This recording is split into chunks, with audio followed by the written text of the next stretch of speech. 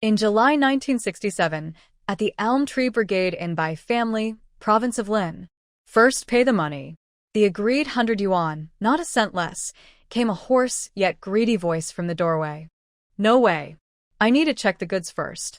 Who knows if she's still after being a child bride for so many years at your place? Responded a male voice. Nonsense. Our Yenliang is a soldier. He wouldn't look at that little bean sprout, let alone touch her. Just disgusting, said Grandma Bai sharply, covering her guilt with her words. The man chuckled lewdly. He hasn't touched her, but that doesn't mean your man and other sons haven't. My money didn't grow on trees. I don't want to buy a second-hand item. If I don't get to check first, I won't pay a single coin. The man had his own plans. Since he was buying her to share with his brother, he was eager to try her out now that he had the chance. Their argument continued, neither willing to give in.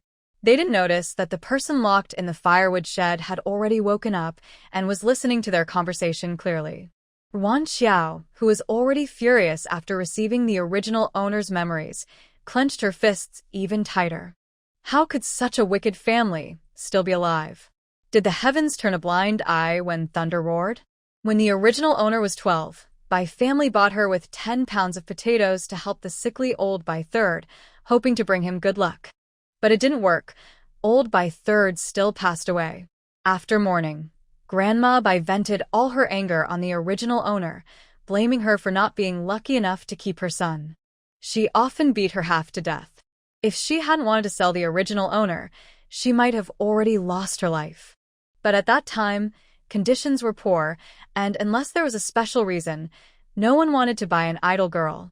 Reluctantly, Grandma Bai kept her around, planning to raise her for a few years until she was old enough to marry and exchange for bride price.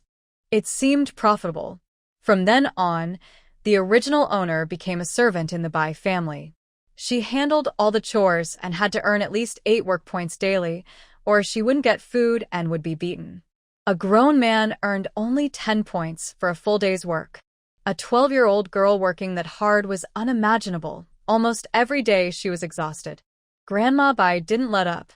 Every night after finishing chores, she had to serve her like an empress, washing her feet and massaging her, before she could go back to the firewood shed to sleep. Even in the coldest winter, because the youngest son, Bai Dianfeng, said he wanted to eat fish, the original owner was driven out to catch fish, and if she couldn't catch any, she wasn't allowed to come back. The original owner had no experience and wore thin clothes. She spent the whole morning on the ice, her hands and feet freezing stiff, but she didn't catch a single fish. Afraid she wouldn't be able to explain herself, she knelt on the ice to look below, but her hand slipped and she fell into a hole in the ice. If kind villagers hadn't found her in time and rescued her, her body might have been carried away by the water. The Bai family didn't care whether she lived or died, and even thought she was a trouble. They didn't even want to give her a bowl of water to drink. Once, she had a high fever that lasted half a month before she recovered, almost losing her life. Such incidents happened many times. After living a tough life for 2 years, she grew up and her beauty gradually appeared. Despite being malnourished from hunger and long hours of work, her body was thin like straw, but her good foundation showed.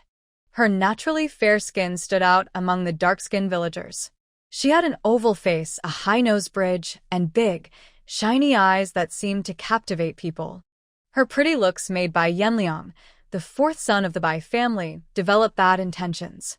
With his smooth talk, he convinced the elderly Bai woman.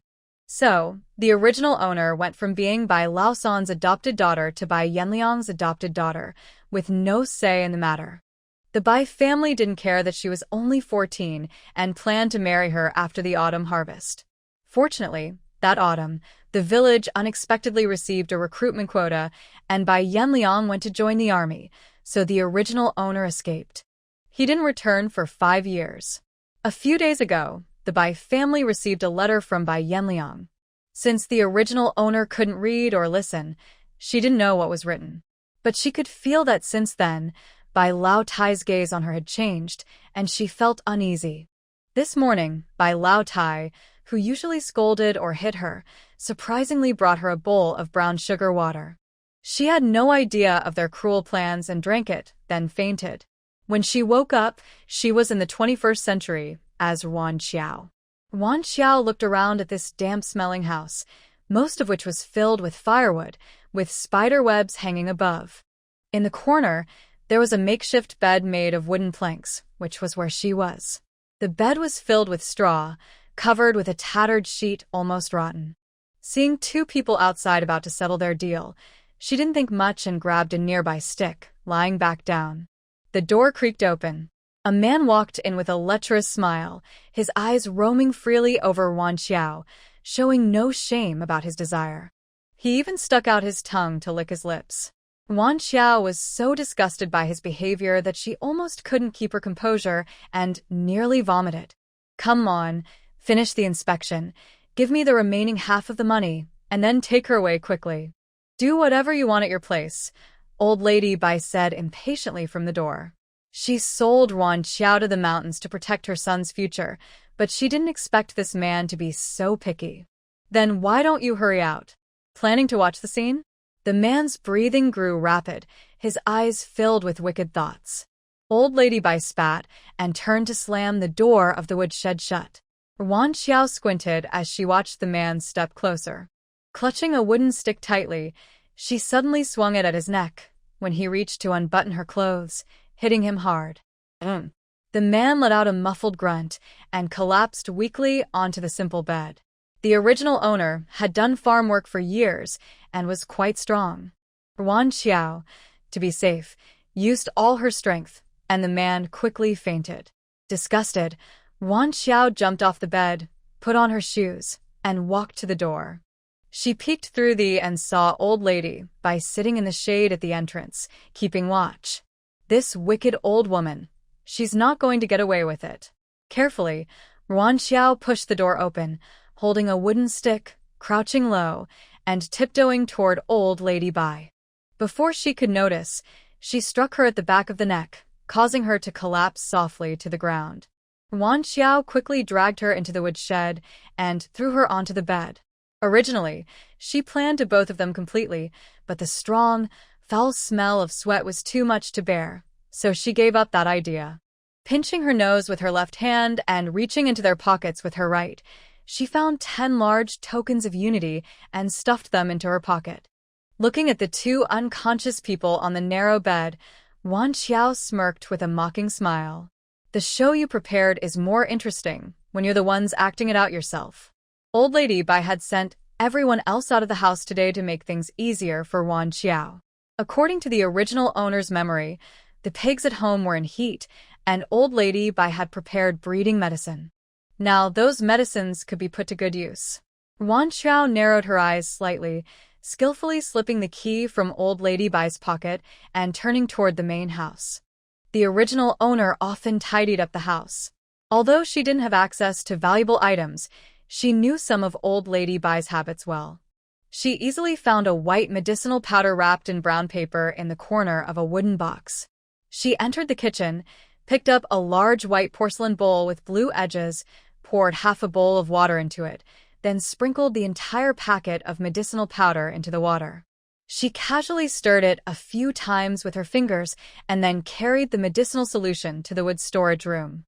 The two people on the bed were still dizzy. Ruan Qiao pinched their chins and forced the medicine into their mouths. One took half each, fair and just, without favoring either side. After finishing, she left the wood storage room without stopping. If she stayed any longer, she might really get her eyes dirty. But Ruan Qiao was still very kind.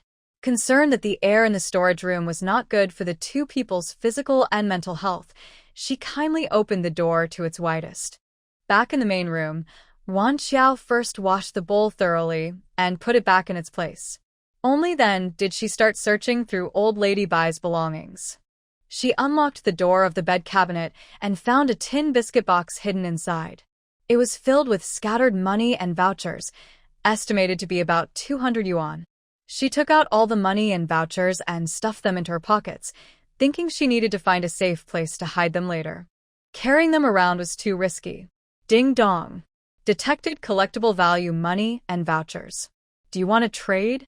A crisp mechanical voice sounded in her ears, followed by a transparent light screen appearing before her eyes. The words time and space trading mall hung brightly at the top. Ruan Qiao studied it carefully and found that this mall functioned similarly to apps like Taobao. You could buy and sell items, and there was even a food delivery option. Additionally, there was a mall warehouse about the size of a small bedroom, roughly 100 cubic meters. The items stored inside remained perfectly preserved, with no worries about spoilage.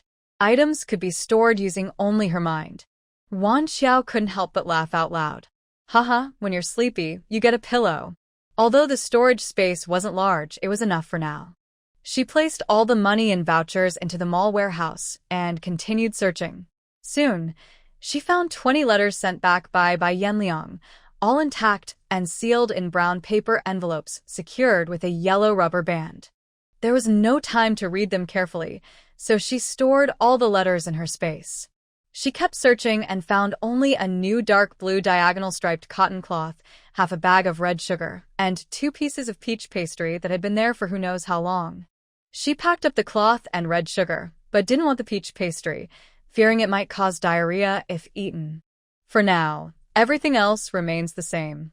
She locked the door and left the main house. In the shed, sounds of someone making noises could be heard, an elderly woman in her 50s and a lecherous man with a face full of pimples. Imagine that scene. It made Ruan Qiao's skin crawl. A mischievous smile appeared in Ruan Qiao's eyes. Such an exciting performance.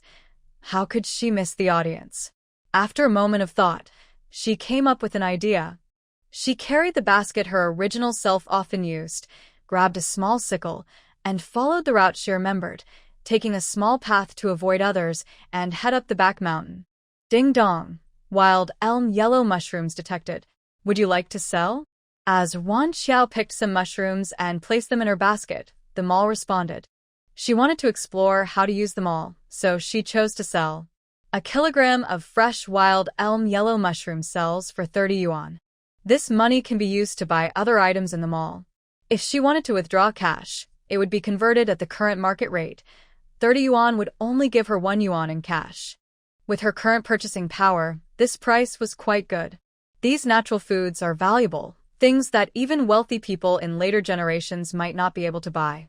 Thanks to this golden finger, she could live a comfortable life in this resource-scarce era. All the frustration of facing these troublesome issues after traveling through time was instantly gone. Having understood the mall's rules, Ruan Qiao temporarily set it aside. She took out Bai Yanliang's letter, wanting to understand why Grandma Bai suddenly wanted to sell the original owner. Her intuition told her it was definitely related to Bai Yanliang.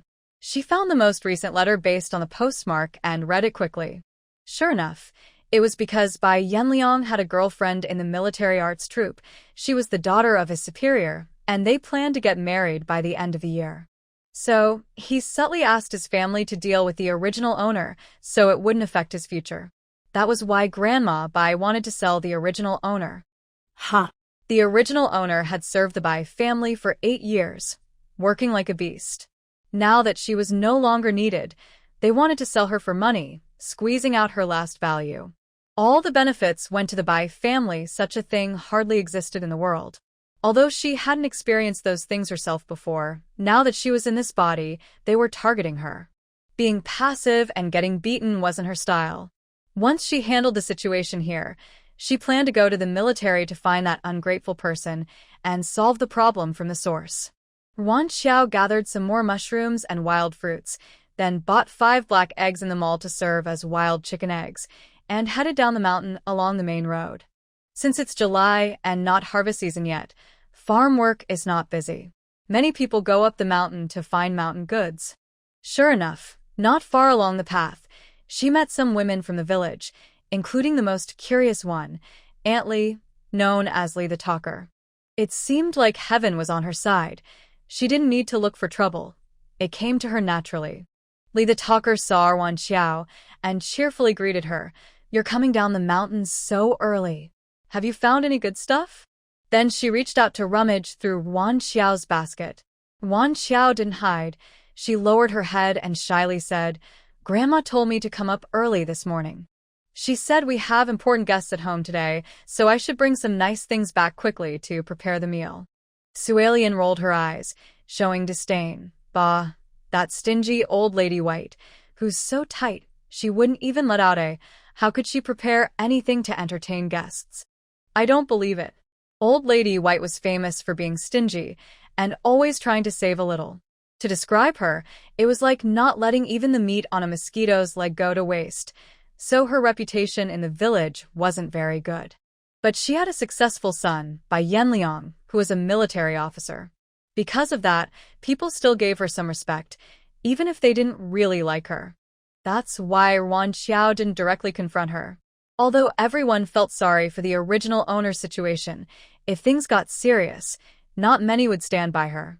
No one wanted to offend the officer's family over a minor servant girl. I don't know who Grandma is entertaining. She sent everyone out early this morning and is acting all secretive, Ruan Qiao said, seemingly unaware that something was wrong. She shyly shrank her neck and said, Aunties, Grandma told me many times to prepare good food for the guest. I need to go back quickly. Go back quickly, so you don't get scolded again, Li the talker said, her eyes flickering with gossip. She casually added, Who's this important guest? Why isn't there a man at home to entertain them? The women exchanged glances, sensing the gossip. Well, I just remembered, I haven't fed the chickens at home. I need to go back. Oh, I haven't washed my clothes. I need to go do that first. I need to go to the bathroom. They all made up poor excuses and hurried down the mountain. Ruan Qiao kept an eye on what was happening behind her until she heard hurried footsteps approaching. She slightly curved her lips. It's a done deal. Grandma Bai, soon you'll taste the consequences of your own actions. Ruan Qiao, how are you here? Suddenly, a sharp voice made Ruan Qiao almost slip and fall. A woman, about 30 years old, blocked her way. She had thin eyebrows knitted together and a sharp look in her eyes. Ruan Qiao immediately recognized her as Li Hongju, the wife of Bai's eldest son, who often bullied the original owner. This woman not only refused to do any housework, but also went so far as to make the original owner wash clothes stained with her period. Ruan Qiao pretended to be innocent and replied loudly enough for others to hear, Sister-in-law, I went up the mountain early this morning. My mother-in-law asked me to find some good food to entertain guests. Look, I even found a wild egg. Nonsense. Today, clearly. Realizing she almost said the wrong thing, Li Hongju's face changed quickly, and she hurriedly stopped herself. But her eyes were fixed on Ruan Qiao. By now, she should have been sold, so why was she still on the mountain? Did she escape using some trick? But that didn't seem right. If she escaped, she would have run far away. Why was she still in front of everyone? Confused, Li Hongju looked Ruan Qiao up and down. Seeing her still timid and hesitant, she wondered if she was overthinking. Today was clearly the day Li Motzi was coming to pick someone up, and she was the one who arranged it herself. She couldn't be mistaken. What exactly went wrong? Li Hongju was anxious and eager to go home and see what was happening. She turned around to leave. After a few steps, she suddenly stopped, turned back, and grabbed Ruan Qiao's hand, speaking with an unarguable tone. Come back with me. Even if she sold Ruan Qiao, she could get some benefit. She absolutely couldn't let her run away. Ruan Qiao obediently followed Li Hongju back, planning to go and see what was going on. While pulling her, she secretly slipped Grandma Bai's key into Li Hongju's pocket when she wasn't paying attention. Behind them, Li Kuaiyue and Sualian, among others, watched the two sisters-in-law's actions clearly. Seeing Li Hongju in such a hurry, they became even more convinced that there was a big secret involved. They were excited and quickened their steps, eager to rush to the Bai family to find out what was happening. Along the way, many people saw their urgent expressions and asked curiously about the reason. Li Kuaiyue didn't know exactly what was happening, but felt there was some gossip worth watching. She just wanted to join in the fun. Someone asked her what was wrong, but she couldn't say anything clear. She just casually replied, "It's nothing." But her face was full of excitement, which didn't look like she was okay. Sometimes, people's curiosity is so strange. The more they hide and refuse to tell, the more curious others become and want to know the truth. So, they walked all the way to the Bai family, followed by more than 20 curious onlookers eager to see the excitement. Ruan Qiao was glad everyone in the village knew about this, so she didn't bother hiding it. Not only was the door to the firewood shed open, but the main gate of the yard was also wide open. Maybe the medicine was too strong, because as soon as they entered the yard, they heard two people shouting excitedly in a way that couldn't be described. The women who had come along were all married and had families. Hearing such sounds, they immediately understood what was happening. After the surprise, everyone hurriedly pushed into the yard, afraid of missing the first news. Li Hongju wanted to stop them, but it was too late. She angrily shouted, "Everyone get out!" But no one listened to her. Those who were quick enough already rushed to the door of the firewood shed. "Big sister-in-law, what's going on? Why are they all rushing into our house?" Ruan Qiao blinked innocently and asked deliberately, almost making Li Hongju angry enough to puff up her cheeks. "Oh heavens, old Lady Bai is so old, yet she's still sneaking around. How shameless. It's disgraceful." Someone nearby was shouting about how shameful it was, but no one avoided it. They all stretched their necks to look inside. They looked and chewed their lips, commenting on the scene. The spicy words made even Ruan Qiao, a person from the 21st century, blush. Li Hongju's face turned pale with fright.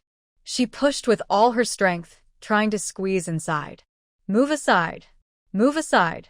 Ruan Qiao watched from behind, smiling happily because she believed in the idea that every cause has an effect. She thought, since this is such a big scene, it's a pity if no one sees it. Her eyes rolled, and she suddenly had an idea. She pinched her thigh hard, making her cry with tears in her eyes, then let out a loud "ah," and started crying. What should we do now?" Ruan Qiao looked helplessly at the door of the firewood shed, then suddenly seemed to remember something. She shouted, "Find the old man. Yes, such a big matter needs his decision." Without looking back, she ran out of the yard. She ran while shouting, "Old man, hurry home. Something big has happened at home." She kept crying and shouting loudly, so anyone hearing her, whether to help or just to see the excitement, all rushed to the Bai house. More and more people gathered. She kept running and shouting loudly, afraid that others wouldn't hear her, her throat almost sore from yelling. When they finally found the old man in the fields, even the village dogs knew that something was wrong with the Bai family. The old man, with a stern face and hollow, fierce eyes, stared angrily at Ruan Qiao, as if he wanted to scold her. "Why are you shouting like that?" Ruan Qiao bent over, supporting her knees with one hand and clutching her chest with the other, gasping for breath. After a moment, she spoke with a crying tone, "Grandpa, please go home. Something big has happened at home." "Nonsense. What could possibly happen at home? Women are just short-sighted and talk too much over trivial things," the old man snapped, glaring at Ruan Qiao. He said there was nothing wrong, but he hurriedly started walking back. He didn't understand why Ruan Qiao was still in front of him at this time, but he knew that the plans they had made earlier must have changed. He didn't ask what had happened because he was afraid Ruan Qiao, being honest, might say something she shouldn't. Family matters should stay private, no matter what. They had to be dealt with at home.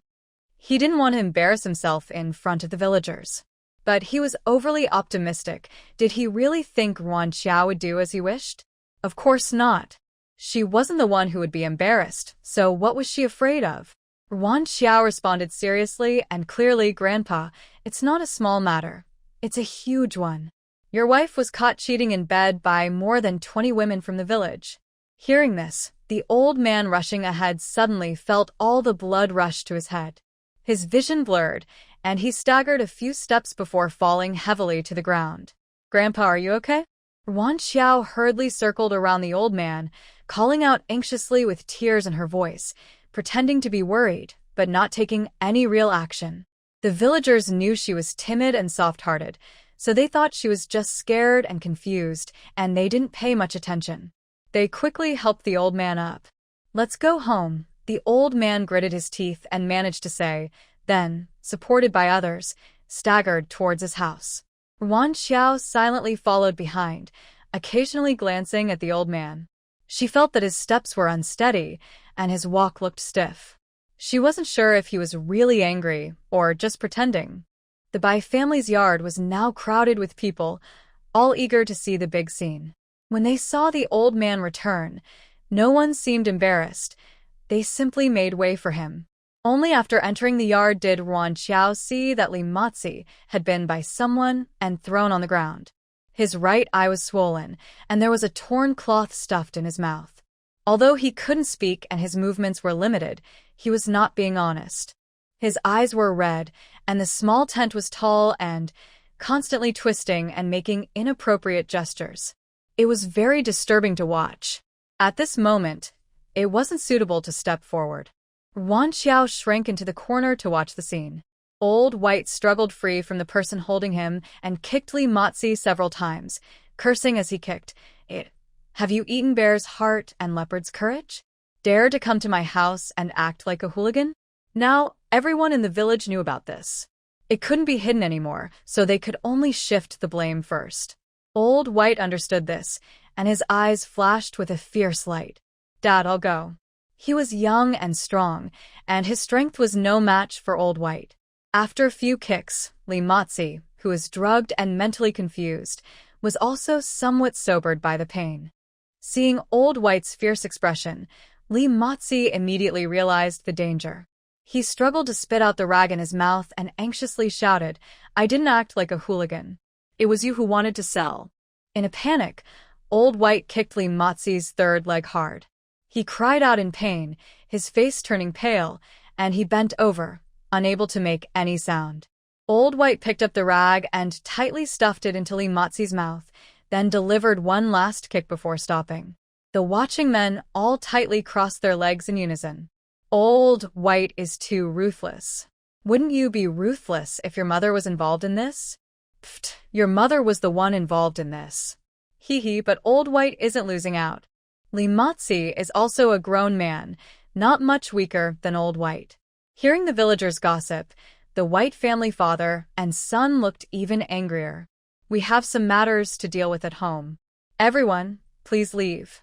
After saying this, Old White saw that no one moved even a step and was so angry he almost wanted to kill. But under everyone's watchful eyes, he could do nothing. Helpless, he had to walk over to the squad leader and whisper, Squad leader, if this gets out, it will definitely affect our team's reputation. Please, let everyone disperse. We can handle this privately. His words carried no room for negotiation, but rather sounded like giving orders.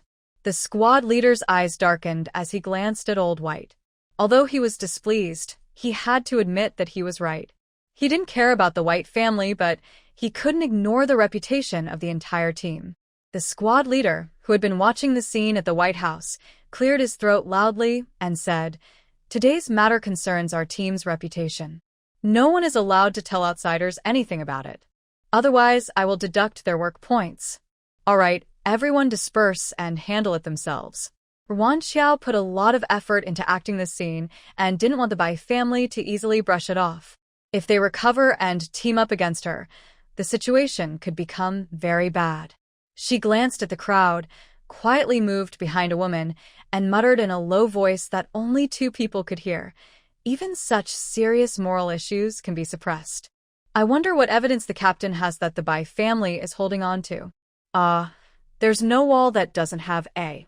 He's so biased, but he's not afraid of being reported to the committee and losing his captain position. Chen Xiui looked at Ruan Qiao in surprise, noticing she kept her head down and didn't even look this way, as if her earlier words were just her imagination. But she wasn't stupid and was sure she hadn't misheard. Ruan Qiao's words were definitely meant for her. She couldn't understand why the gentle, soft-spoken Ruan Qiao would say such things today, but she knew this was her husband's chance. Being used as it didn't matter. If they removed the captain, her husband wouldn't have to be vice-captain anymore. Chen Xiui straightened her chest, stepped forward, and said firmly, No, the old lady Bai and that man are caught in the act in broad daylight. Many eyes saw it, and they can't deny it. Engaging in inappropriate relationships and moral corruption seriously damages our team's reputation. If we don't punish them, what if someone else does the same in the future? Captain, are you going to ignore it? In this new society, everyone is equal. If someone makes a mistake, they should be punished. Captain, you won't cover for the Bai family, will you? Vice Captain Tian Dajiang immediately stepped forward to support his wife, saying, Captain, my wife is right. You can't encourage this kind of bad behavior. The punishment must be given. You don't want everyone in our team to have such immoral thoughts, do you? As accusations piled up, the captain felt angry inside. He didn't care about protecting anyone. If the Bai family knew his weakness, he wouldn't care about their fate. But this was a good chance to deal with the Bai family. As for Tian Dajiang, daring to embarrass him publicly gave him many opportunities to get back at him later. In an instant, the captain's mind was full of plans. He pretended to be troubled and looked at Old Bai, saying, The people's voices are loud, and I have no choice. Then he turned around and announced loudly, Let's handle this according to everyone's wishes. We will parade and criticize Old Bai and her lover. But I still say, village matters should be solved among ourselves. No one should cause trouble outside and embarrass the team. At this moment, everyone's sense of collective pride was strong, and they had no objections to this decision. Several women who didn't get along with Grandma Bai, after talking to the team leader, rushed into Grandma Bai's house to catch her. Grandma Bai's medicine was still working, so she couldn't move and was pressed down by her two daughters-in-law, humming softly. The women didn't care much and pulled her to leave. Li Hongjiu and Lu Chunhua couldn't stop them at all. A group of people pushed Grandma Bai and Li Matzi toward the drying yard. Seeing that the situation was getting worse instead of calming down, Grandpa Bai's anger surged, and he suddenly collapsed in the yard. Dad. Grandpa Bai's eldest and second sons, along with Li Hongjiu and Lu Chunhua, all shouted together and rushed to him. Ruan Qiao sat back, crossing her legs and watching. Grandpa Bai's face was crooked, saliva kept flowing, and he was trying to say something but couldn't speak clearly. It looked like a or similar illness deserved all of it. Grandpa Bai pretended to be lively every day, but he was actually the worst in the family. He only pretended to be good so Grandma Bai would get angry, hiding behind to act innocent. Someone kind-hearted shouted, What are you waiting for? Hurry and send him to the community health clinic. Eldest son Bai Lao ordered second son Bai Er to get the horse cart, then said to Li Hongjiu, Go to Mom's room and get the money. As Bai Er took a few steps, he stopped, glanced at his wife, and signaled her to go with him to get the money. Ruan Qiao saw their little moves and couldn't help but smile secretly. Go ahead. Soon they'll start fighting again. Li Hongjiu understood immediately and rushed into the crowd that hadn't gone far, grabbing Grandma Bai and searching for the keys. They searched her entire body, but couldn't find them. Mom, where did you put the keys? Dad is waiting for help. Grandma Bai couldn't hear her. She only felt hot and uncomfortable all over. Earlier, Li Hongjiu had touched her, making her feel itchy and a bit pleasant. Before she could do anything, Li Hongjiu stopped. She struggled to pull Li Hongjiu, wanting to continue that feeling or perhaps wanting more. Li Hongjiu felt ashamed today and didn't want to deal with her mother-in-law. She tried to pull her hands away forcefully. Coincidentally, Grandma Bai's hand accidentally caught on Li Hongjiu's pocket. With a rip, the pocket, which wasn't very sturdy, tore open, and the keys fell out. Lu Chunhua quickly picked up the keys from the ground, holding them in her hand, and mocked, Sister-in-law, it turns out Mom's keys have been hidden by you all along. You're really good at acting. If their father-in-law hadn't suddenly fallen ill, the family's money would definitely have been stolen by Li Hongjiu. Li Hongjiu feels she is more wronged than Do-yi. She frowns and explains, I really don't know how the key ended up in my pocket. Yeah, right. Lu Chunhua rolls her eyes dismissively. Burning paper on the grave. Are they fooling ghosts? Old White doesn't want to keep making a joke of himself, so he shouts loudly enough. Hurry up and get the money. Neither sister-in-law trusts the other. They go together to the main room to look for the money. After a moment, they come out with serious faces. Li Hongju walks over to Old White and says sadly, "Mom, there's not a single penny in the cabinet." "How is that possible?" Old White stares in disbelief. Although the fourth brother doesn't send money often, over the years they saved a lot of work points, at least 100 or so yuan, and also the bride price for two sisters. How could there be no money at all? Did you check everywhere? We searched the bed, the cabinet, even the smallest places, but found nothing. Li Hongju frowns, wondering if Old White might have hidden the money somewhere else. But with her current distracted state, she can't get any answers besides her desire for a man. Lu Chunhua stands expressionless nearby, her eyes sweeping over the couple. She suspects that the family's money has been taken by Old White and his wife, who are pretending to be innocent. White's second brother rushes back on the horse-drawn cart and sees the three members of the White family standing foolishly in the yard. Old White is lying on the ground, ignored. "Big brother, help Dad onto the cart and hurry up." The crowd around hasn't dispersed yet. They help lift Old White onto the cart. White's second brother whips the horse and sees Old White still standing there unmoving, so he urges, "Hurry up and go."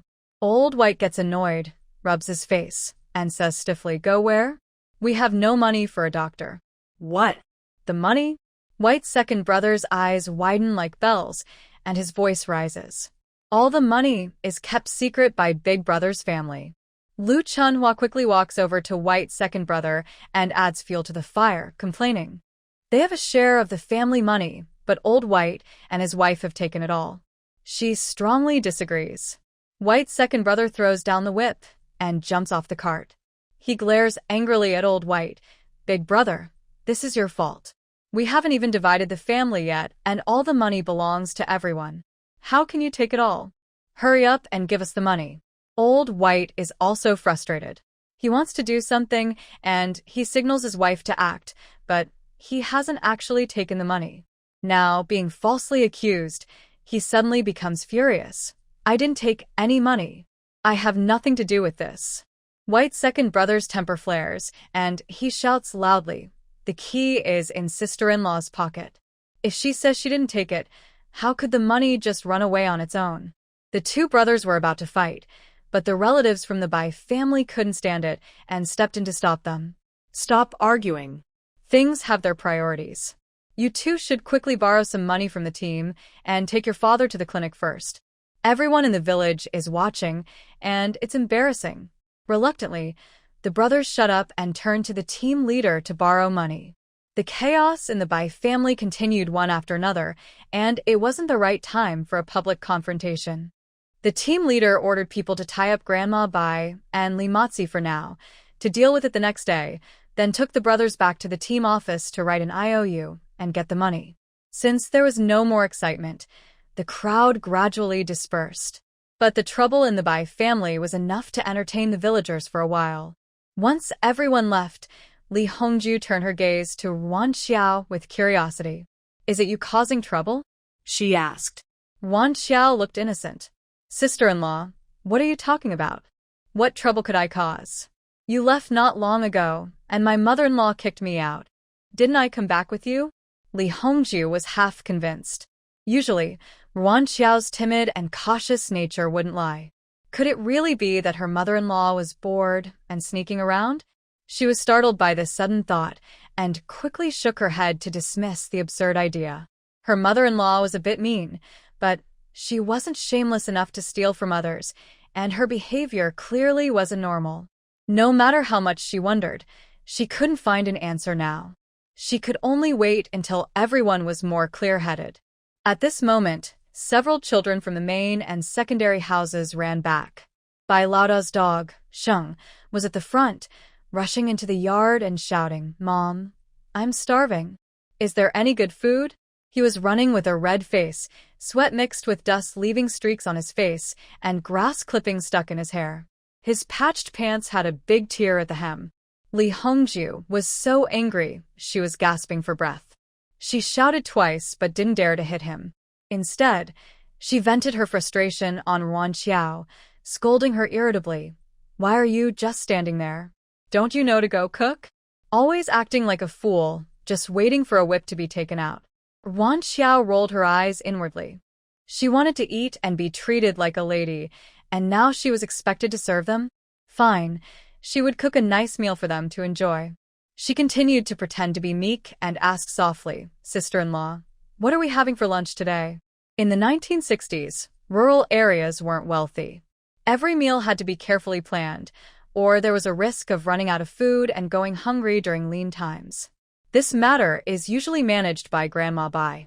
She takes out the grains needed for each meal and then doesn't interfere until the food is ready, at which point she distributes the portions.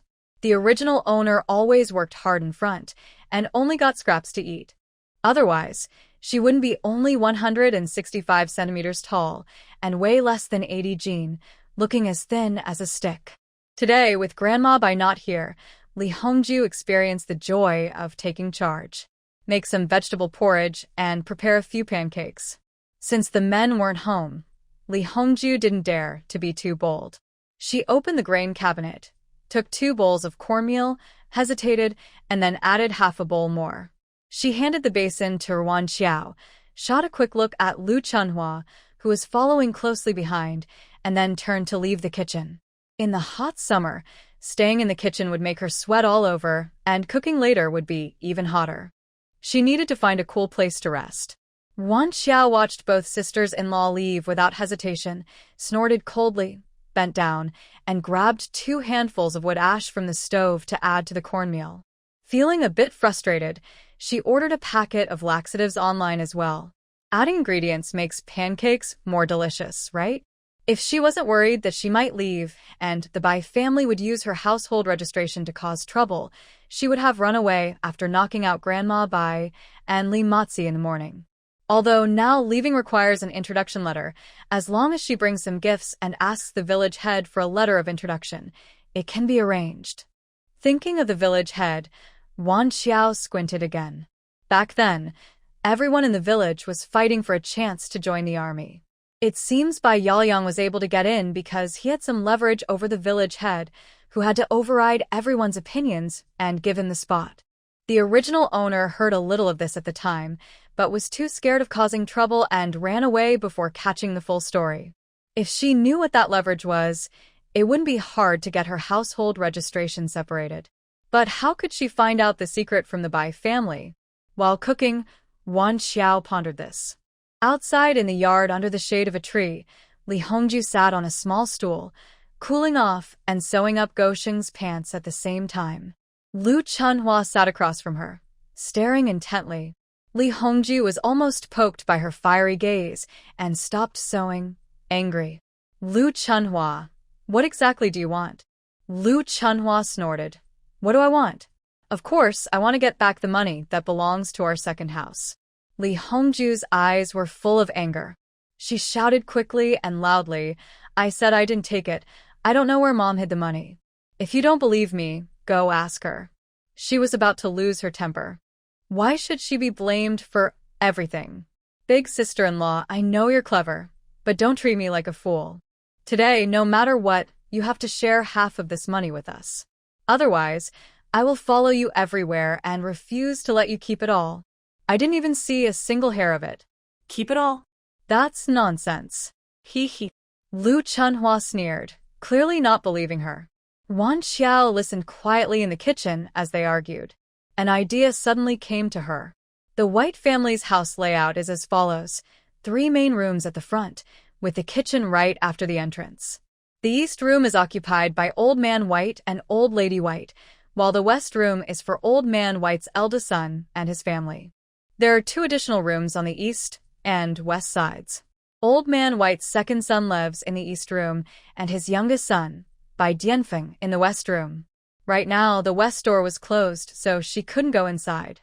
She quietly slipped a small coin under the door, leaving most of it outside. Anyone paying attention could easily see it. Lu Chunhua was a clean person, which was a good trait. Many villagers thought that not having dirt on your hands meant you were clean. Lu Chunhua always washed her hands before meals, and the water jar was right at the door of the west room on her right. When she went to fetch water and wash her hands, she would likely notice the coin. She didn't believe Li Hongju could explain it away. Li Hongju, as the eldest daughter-in-law, believed that the main household should have the biggest share of the family's belongings. Lu Chunhua had long been dissatisfied. Now, she suspected that the main household had taken all the money from the White family. With this suspicion, they were bound to argue. Ruan Qiao's beautiful, peach blossom eyes flickered with a smile. The more chaotic the White family was, the better. That way, they wouldn't have time to trouble her. Once she got what she wanted, she would leave quickly. The White family, huh? Let them play on their own. Although Ruan Qiao knew how to cook, she was using the old-fashioned stove for the first time. By recalling the original owner's memories, she managed to cook the meal, though she ended up looking dusty and dirty. Big sister-in-law, second sister-in-law, dinner is ready. Where shall we eat today? She spoke timidly, lowering her head and clutching her clothes, imitating the original owner. Usually they ate in the East Room, but today Old Man White and Old Lady White had something to do. Ruan Qiao didn't dare to decide on her own, so asking was proper. Li Hongju rolled her eyes and snorted. Where we usually eat is where we eat today. No need to ask. After saying that, she turned and went into the house. Lu Chunhua followed closely behind. Ruan Qiao deliberately lagged behind, slowly moving forward like an ant. Just as she reached the door, she saw Lu Chunhua holding a dime, looking angry as she asked, "Big sister-in-law, what's going on?" Li Hongju frowned, wondering when she had carelessly lost that dime at the door. Her thoughts seemed guilty in Lu Chunhua's eyes, who was sure she had hidden money in a hurry and dropped that dime without realizing it. Lu Chunhua's anger suddenly exploded. "Ha! I knew all the money in the house was hidden by you. You won't admit it, but the evidence is right here. What more excuse do you have?" She pocketed the dime and pushed open the door to the West Room, rushing inside. "What are you trying to do?" Li Hongju saw things were getting out of hand and hurried over to stop her. Although she didn't take Old Bai's money, she also kept some secret savings. She wouldn't let Lu Chunhua rummage through her things. Lu Chunhua only cared about the money. Seeing Li Hongju desperately trying to stop her made her even more sure she had hidden the money. "Get out of my way. I want to take back what's ours." "You're talking nonsense. The money isn't with me. What are you trying to take? If it's not with you, then what are you blocking me for? Let me search, and I'll find out if it's there." Both of them were used to farm work, strong and evenly matched. One tried to go in, the other blocked her. They pushed and shoved, their anger rising. Then they started fighting. "You scratched me, I pulled your hair," and they kept cursing each other. Ruan Qiao hid at the door, secretly watching the scene, clenching her fists and quietly muttering, "Fight hard. Pin her eyes. Strangle her. Get lost, you useless waste." Gosheng pushed past Ruan Qiao and rushed inside. He then grabbed Lu Chunhua's arm and bit her hard. "Ah!" Lu Chunhua cried out in pain, swung her arm, and Gosheng was thrown aside, hitting a stool. "F you! How dare you hit my son?" Li Hongju was heartbroken and fought back fiercely, her nails caked with black mud scratching Lu Chunhua's face. Ruan Qiao rubbed her sore arm, annoyed, and glared at Gosheng. This kid was too light with his punches. Li Hongju and Lu Chunhua rolled around on the ground for a while, exhausted before they stopped fighting. One had messy hair, the other had scratches all over her face. This was a fight with no winners, only losers. Lu Chunhua spat bitterly. "This isn't over." Li Hongju snorted. "If it's not over, then it's not over. Who's afraid of whom?" They both got up from the ground, brushing dust off their clothes. Then she saw Ruan Qiao standing blankly at the door, and Lu Chunhua became very angry. She didn't know she came to help, but she ended up scratching her face painfully. Lu Chunhua glared and angrily said, "Are you a dead person? Don't you know how to come and help?" Ruan Qiao lowered her head and said, I don't dare." Even if she dared, she wouldn't help because she would rather not help than risk getting hurt. "Useless, you're nothing," Lu Chunhua cursed, then went to wash her hands and eat. She couldn't help but feel angry inside, but she swallowed it down. "Don't bother eating lunch today. Just go hungry." Ruan Qiao was happy to hear that. Was there really such a good thing? She hadn't planned to eat that meal anyway, so she didn't need an excuse now. Whether the food was seasoned or not, she didn't want to eat the bland, greasy stuff that looked unappetizing. Her only hobby in modern times was eating, and she had even learned to cook well because of it. If there were no mall, she would have to eat even the worst food to survive. But now that she had them all, she didn't want to suffer eating coarse grains that hurt her throat. Still, she had to pretend to be normal and not let them notice anything was wrong. Ruan Qiao pouted and looked at Li Hongju with a pleading expression. Li Hongju avoided her gaze and pretended not to see. Although Ruan Qiao ate the least, saving her portion meant they could eat a little more. Whether Ruan Qiao would starve or not didn't matter to her. Li Hongju and Lu Chunhua silently agreed on this. Ruan Qiao pouted, lowered her head, and walked out, but she was secretly smiling inside.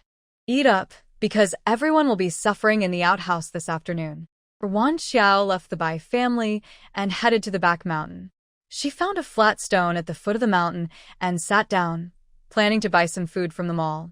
People need food, especially when hungry. She was feeling anxious.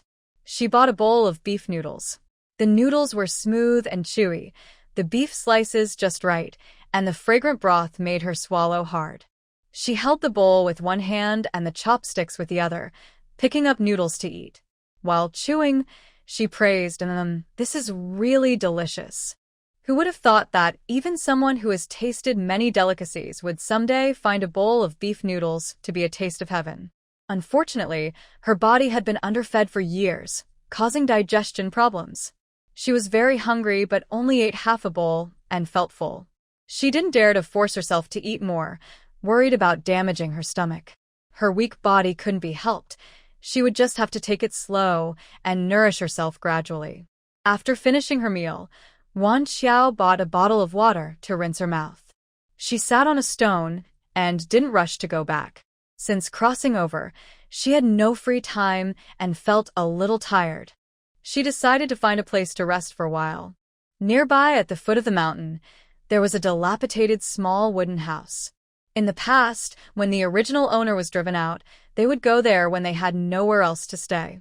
Following her memory, she walked along the small path to the wooden house. As she approached, she heard a voice inside that made her face flush and her heart race. Could it be some secret couple? Ruan Qiao's forehead darkened. Was she having a bad day? Why did she keep encountering such things? She hadn't solved her own problems yet and didn't want to cause trouble. She quietly stood up to leave. Suddenly, she heard a slightly charming voice inside say, "You impatient ghost. What are you in such a rush for?" A man's rough breathing mixed with some anger said, "How can I not be in a rush? I miss you so much." My brother doesn't seem to be thinking straight. Wasn't it his idea to borrow the seed? Now he's watching closely. You're mine now. Does sleeping together a few times matter? Besides, he's not good enough. Don't you want to? Hey, I still have something important to tell you. The eldest is already 16. It's time to arrange a marriage. You're his biological father, so you can't just favor your own family members. Don't worry, they're all my children. I won't ignore them. Let's not talk about that now. Focus. All right, you impatient ghost. Look at how eager you are. Hearing the voices clearly, Ruan Qiao felt like thunder was crashing in her head. No way. Could it be? Such a big secret, and she had just stumbled upon it so easily. She looked back at the tightly closed door and quickly left. Once she was somewhere safe, she sat on a stone and carefully thought about what she had heard. If she hadn't misheard, that man's voice was the captain. That woman, was she his sister-in-law? Wow. Playing such tricks? Oh my God, she seemed to have discovered some incredible secret. With this evidence, she wouldn't need to worry about the Bai family anymore. Ruan Qiao happily thought, feeling energized and no longer tired. Earlier, when collecting things, she was afraid of alarming the others, so she didn't put her household register into the warehouse. After all, she was a thief now. Who would steal an useless household register? She didn't want to go back earlier to avoid dealing with them. Now, she needed to take out the household register. Then, she would find the captain to get a letter of introduction and proof, so she could separate her household registration and leave this place for good. Li Hongxia and Lu Chunhua weren't in the yard. Only Go Sheng and a few children were there. Dog Sheng saw Ruan Qiao and raised the wooden stick in his hand, glaring fiercely at her. You good for nothing, where did you go? Did you put medicine in the food? The other children gathered around, copying him. The younger ones didn't even speak, just threw a clump of dirt at her. Ruan Qiao sidestepped to avoid it. Her expression grew colder, bit by bit. This was why she didn't hesitate to use medicine on them, because the Bai family was rotten from the start. When the original owner arrived at the Bai family, Dogsheng was only 2 years old. These children were mostly raised by her.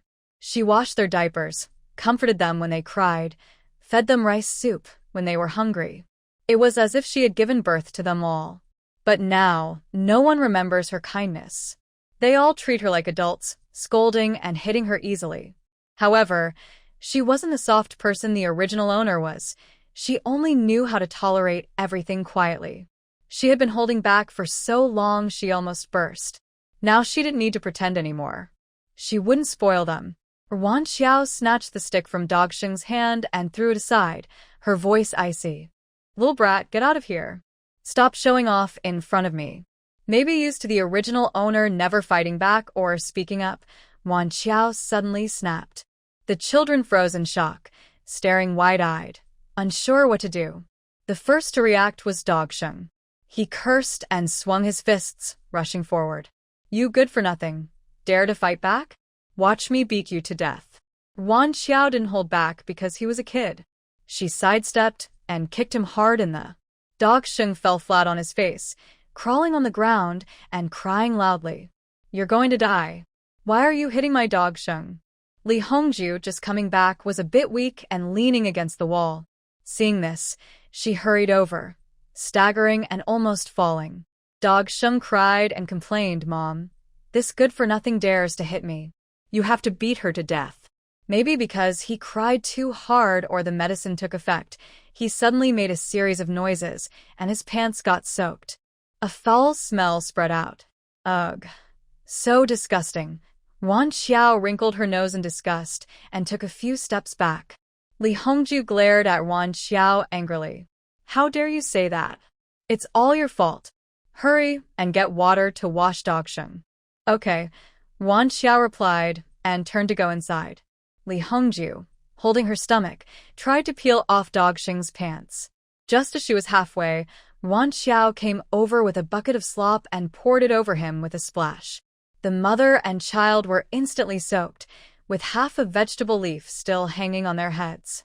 Although it was the hot summer now, being poured with a full bucket of cold water made both of them shiver. Li Hongju usually relied on her fiery temper to bully the original owner. She had never been so humiliated before. You're out of your mind. You shameless dog. I will beat you to death today. She shouted angrily, acting like a madwoman, ignoring everything else. She suddenly stood up and lunged forward with fierce determination. Ruan Qiao disliked the bad smell coming from her, so she stepped back 2 steps. Li Hongju, already weak from diarrhea, lost her footing when Ruan Qiao moved away and fell to the ground in a sorry state. Big sister-in-law, you don't have to bow so deeply to admit your mistake. Ruan Qiao crossed her arms and smiled playfully, her irritating attitude making Li Hongju even angrier. Admit your mistake? You little girl really deserve a good lesson. Li Hongju ignored the pain in her knees and quickly grabbed a nearby broom, then viciously swung it toward Ruan Qiao. Ruan Qiao didn't just stand there foolishly. She ran away quickly. Stop right there. You dare to run? Ruan Qiao rolled her eyes. Standing still to get hit was stupid. She ran to the door of the west wing, quickly grabbed the iron shovel standing there, and slammed it back fiercely. The original owner always got beaten before. Today, she was going to fight back. She didn't care if the shovel's blade would cut someone. She used all her strength to strike back. Wherever she hit, Li Hongju was the unlucky one. In this village, they were all family, so as long as no one died, the police wouldn't be involved easily. People say kindness invites trouble, and seeing Ruan Qiao's reckless fighting style, Li Hongju, initially furious, started to feel fear. She kept stepping back. Are you crazy? Ruan Qiao's eyes were cold. Yeah, I've gone crazy because of you all. You bully me and treat me like I'm not human. Living like this is pointless. I might as well take one last shot before I die. Beat one to get my money's worth, and I'll earn one more. She kept hitting with the shovel, which accidentally struck Li Hongju's hand holding the broom. Ah! She cried out in pain and let go. Seeing Ruan Qiao's fierce look, she dared not curse anymore and turned to run away. Ruan Qiao raised the shovel and chased after her. While running, she shouted, "Come on, fight me if you dare." The yard at the Bai family's house isn't small. The two of them ran around most of it, and Li Hongju saw Lu Chunhua leaning against the corner wall. She looked like she saw a savior and rushed over. Hurry, hold on tight. Pulling and tugging, but who can resist a shovel? She was also afraid. Lu Chunhua didn't say a word and ran away with a kick. In her hurry, she ran in the wrong direction and bumped into the other person. With a loud bang, they both fell on their backs. Ruan Qiao couldn't help but smile a little. How did these two timid and cowardly people manage to bully the original owner so badly? Thinking about it, she didn't waste any time. Ruan Qiao swung her shovel and started hitting them like whacking moles. Their fierce look scared them so much that they forgot to fight back. They curled up on the ground, covering their heads and rolling around, crying out for mercy. When Ruan Qiao was tired, she stopped. She leaned her shovel in front of her and panted, resting her hands on the handle. Though a little tired, seeing the two disheveled sisters-in-law on the ground made her feel very satisfied. She finally vented her anger. Lu Chunhua struggled to sit up, rubbing her sore arm where she was hit, grimacing and asking, "Ruan Qiao, what kind of mood are you in today? I didn't do anything to you. Why did you hit me too?" Whether she deserved it or not, the fight was over. And just because she didn't provoke her today didn't mean she hadn't before. Ruan Qiao didn't want to bother with her. If she couldn't understand, she could just keep it to herself. She turned around and coldly looked over at the children in the yard. They shivered in fear, not daring to make a sound. Gosheng's pants were still at his knees, and his legs were covered in muddy water from the splashing, making her feel sick. Ruan Qiao almost vomited. Only after Li Hongju left did she slowly get up from the ground. She was hurt everywhere, especially her ribs, and even breathing hurt. The pain made her angrier. When had she ever suffered such humiliation? She didn't dare before, but now she could finally curse out loud. This unlucky thing, she's really turned red. When the head of the family comes back, I'll break her legs. She supported herself against the wall, panting heavily. Her body hurt, but she couldn't ignore Gosheng. She could only walk slowly over. After a few steps, her stomach started growling loudly, and her intestines hurt as if twisted tight. The gate was about to close, and she couldn't hold it anymore. Li Hongju clutched her legs and covered her with one hand, awkwardly rushing to the toilet. Lu Chunhua saw her and couldn't help but laugh out loud. But laughter turned to trouble. After a few laughs, she couldn't hold it anymore. She also ran to the toilet in the same awkward way, unbuttoning her waistband while running. "Big sister-in-law, hurry up." Li Hongju was already in a bad mood.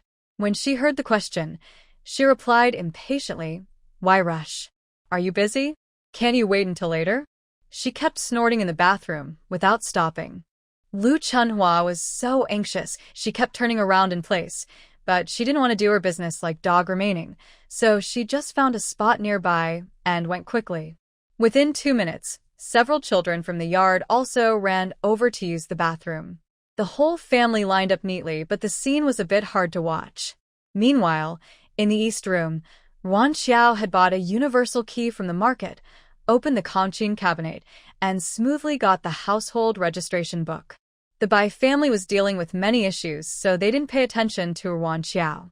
She went straight to the village head's house. The village head's house was in the center of the village, a rare brick and tile house. Next to it was the house of the village head's older brother, separated by a wall about a meter high. It was very convenient. She could climb over the wall without even opening the gate. "Ruan Qiao, why are you here?" The village head's wife was washing clothes. When she saw Ruan Qiao, she quickly wiped her hands. "Annie, I need to see the village head about something. Is he at home?" She smiled awkwardly. "Isn't it about handling your mother-in-law's matter? He's at the team office and hasn't come back." Ruan Qiao frowned slightly. She wondered why they still needed to handle her grandmother Bai's issue. Was the village head making an excuse for his own affair? She nodded without showing her feelings. "Then you go ahead, Andy. I'll go to the team office to find the village head." Seeing the village head sitting at his desk, leaning back with a relaxed smile, Ruan Qiao secretly despised him. Now he looked respectable, but he still couldn't control his own waist. She wasn't a hero, so she didn't care too much. She just wanted to do her own thing well. She didn't want to waste time pretending with the village head and directly said, "Village head, I want to separate my household registration and also need an introduction letter." The village head acted as if he hadn't heard. He leaned back in his chair, took a few sips from a porcelain cup, and lazily lifted his eyelids. He said casually, "Separate household registration? Our village doesn't have that rule. You can't be independent without splitting the family registration." Ruan Qiao smiled slightly, pulled out a chair, sat down, and said meaningfully, "Village head, there are always exceptions. Just like Bai Yeliang got that one special recruitment spot, right?" The team leader immediately sat up straight, his eyes becoming sharp. "What do you mean by that?" Ruan Qiao also sat up straight, meeting his gaze directly, neither flinching nor avoiding, and spoke more clearly. "It means exactly what you think, team leader. I am also a victim. You should know what kind of life I've been living all these years, right? If you hold resentment toward the Bai family, I am on the same side as you, so there's no need to be so cautious around me. I have no ill intentions. I just don't want to serve the Bai family anymore." The team leader squinted, studying Ruan Qiao carefully. After a long pause, he said, "Bai Yeliang went to join the army because he was capable. The village approved it, and I have nothing to say about that. You're the daughter-in-law of the Bai family, but Bai Yeliang isn't married yet. I can't approve that request." Ruan Qiao smiled slightly. "The country has long banned arranged marriages. You know very well whether my household registration was transferred to the Bai family is legal or not. It was just exploiting loopholes because the household registration system was not yet perfect. If she strongly demanded to abolish arranged marriages and went to the commune to complain to the Women's Federation, it could be resolved. But if she did that, eventually her family might hear about it. Ending the Bai family marriage and returning to her original family would only mean being sold again, falling from one danger into another. She didn't want to spend all her time dealing with difficult people. She planned to quietly resolve the issue and then go to the island, where no one could reach her. Ruan Qiao knew the team leader wouldn't easily compromise, so she directly said, like the surrogate situation, although it was for the sake of continuing the family line, if it caused trouble, it could also lead to moral issues, don't you think? After she finished speaking, the team leader's expression darkened further, and his face looked grim. Ruan Qiao smiled indifferently. "I told you, we're not enemies, and I don't mean to threaten you. At most, we're just partners. So, team leader, you really don't need to be so guarded around me.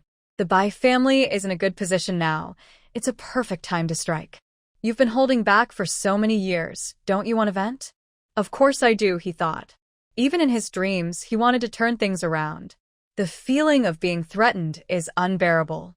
But with the Bai family holding his leverage and Bai Yeliang moving forward, he couldn't act rashly. Now, hearing Ruan Qiao say this, he felt a flicker of hope.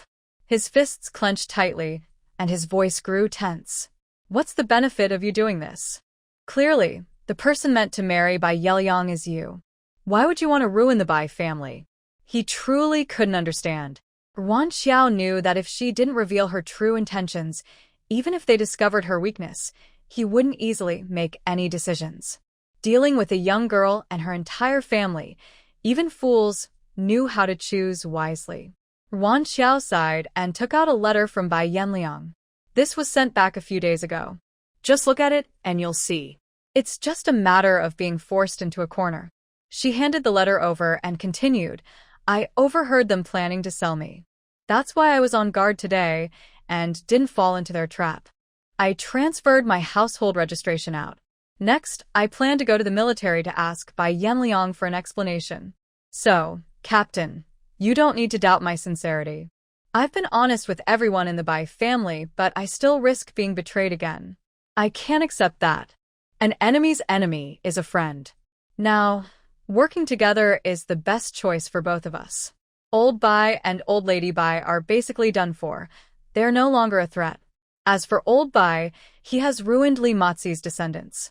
Do you think the Li family will cause trouble if they find out?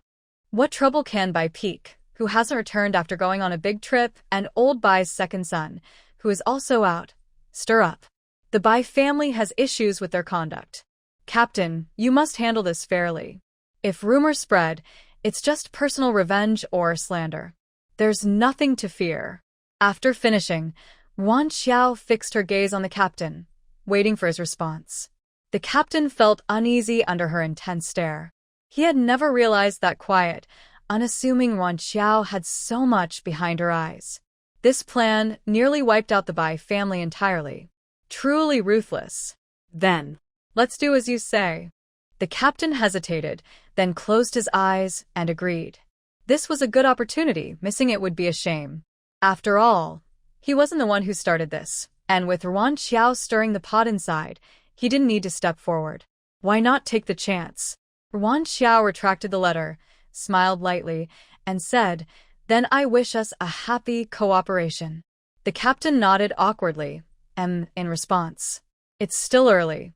Captain, do you want to go to the commune now to transfer my household registration?" The captain wanted to say, "Why rush? We can do it in a few days." But seeing Ruan Qiao smiling at him sweetly, he couldn't speak. For some reason, even though she was smiling, he felt a chill in his heart. It was strange. He had lived for decades, yet he felt intimidated by a young girl. He almost blurted out a refusal, but the words turned around in his mouth. "Then let's go now." Ruan Qiao smiled brightly. "Thank you, Captain." It was about 10 miles from Yushu Brigade to the commune, on a sandy dirt road that would take over an hour to walk. The squad leader's family has a bicycle, and Ruan Qiao quietly feels lucky she doesn't have to walk along Route 11. But after experiencing the bumpy ride, she realizes sitting on the back of a bicycle isn't much more comfortable than walking. The squad leader also knows the household registration officer and has a proof from the team, so it was easy to separate the household registration. Ruan Qiao looks at the new household registration document and smiles happily, finally having one thing settled. The squad leader purses his lips and hesitates before asking, "When do you plan to go see Bai Yanliang?" "By the day after tomorrow at the latest." Ruan Qiao thinks for a moment and gives her answer. "Squad leader, hurry up with your work. If I hear any news from the Bai family, I can pass it on to you. Even after the household registration is separated, it still belongs to the Elm Tree Brigade, so if anything happens in the future, the squad leader will need to provide a proof. It's better to keep some distance now, so future meetings will be easier. Moreover, this crafty old man is holding her travel permit but hasn't issued her a household registration, which is just a way to control her and stir trouble for the Bai family. Does he really think she can't see through that? Since the Bai family has oppressed her for so many years, she wants to see their downfall. It's better to go along with his plan. The squad leader nods with satisfaction. Just as they are about to head back, they meet Bai Lauda and his group. Ruan Qiao quickly puts away both household registration books. The Bai brothers sit in a cart, looking listless. Seeing Ruan Qiao and the squad leader, they ask with confusion, "Why are you here?" This time, the squad leader reacts quickly and rushes to say, "Ruan Qiao is worried about your dad. She's asking me to bring her to check on him." "How is your dad doing?" Old Bai from the cart seems worse than when he first fell ill, his mouth crooked, eyes slanted, and his hands very shaky. It's unclear if he's conscious. He just keeps his eyes closed, looking extremely pale. Bai Air sighs deeply, full of helplessness, and says, "The doctor said he is bleeding in his brain. The local clinic can't treat it, so we need to go to a big hospital. But where will the money come from? All the family's savings have been secretly taken by the older brother. Even if they had money, They couldn't spend it all on medical bills. How could they go on living? With no other options, they had to bring him back home. Hearing this, the squad leader's face almost breaks into a smile. He tries hard to suppress the upward curl of his lips, causing his face to twitch and distort. Does that mean your dad will be paralyzed forever? The brothers hang their heads silently. Neither of them responds, which is taken as agreement. The doctor said that going to a big hospital might not guarantee full treatment, so why waste money on it? Just go home and endure it. It's all part of life. On the way back to Yushu Brigade, Bai's family was very quiet. Not even a single child's figure could be seen. Where are they? Where did everyone go? Old Bai shouted loudly, but no one came out. When he and his second brother managed to carry Old Bai into the East Room, Li Hongju finally supported herself against the wall and came out slowly. Seeing her, Old Bai was truly startled. What happened to you? Your face is as pale as a ghost. Don't mention it. Not only me, but everyone in the family, except Ruan Qiao, has diarrhea. We're all almost exhausted and can't get up. Li Hongju's voice was weak and tired. She even went crazy at noon and hit me and my second daughter-in-law. My ribs still hurt from it. Old Bai frowned and looked at Ruan Qiao, feeling that something strange was happening today. Could all this be her doing? Does she have such courage? His eyes darkened, and he spoke in a deep voice. Did you cause all these things today? Thinking carefully about everything from the beginning, it all started to spiral out of control after Ruan Qiao wasn't taken away by Li Matzi. Although it's still unclear what exactly went wrong, all the signs of trouble seemed to point to Ruan Qiao. She must be the problem. Ruan Qiao smiled faintly and calmly adjusted her sleeve. What my big brother is saying, I don't understand. The household registration and introduction letter were settled, and Ruan Qiao no longer wanted to hide her true nature. Pretending to be someone else is too tiring and makes her feel oppressed. You don't understand? Old Bai's forehead veins bulged, and he said through gritted teeth, Did you drug my mother? Did you spread the news to the whole village that it was you?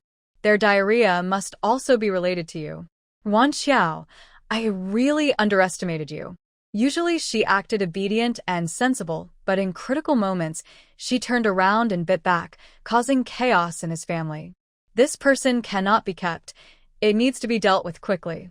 Ruan Qiao showed an indifferent expression. Since my big brother has already accused me, and I say it's not me, you won't believe it anyway.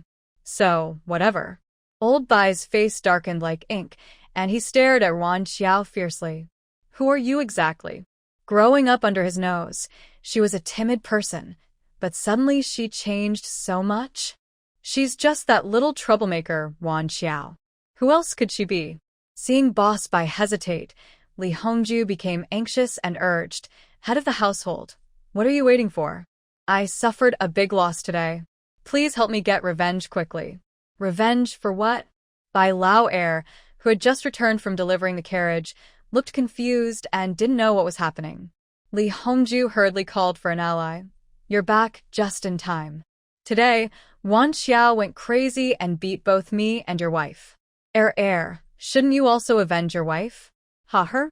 A person who can't even make a proper fuss. How could she bully you too? Bai Lao Air shook his head, not believing it. Go ask your wife if you don't believe me.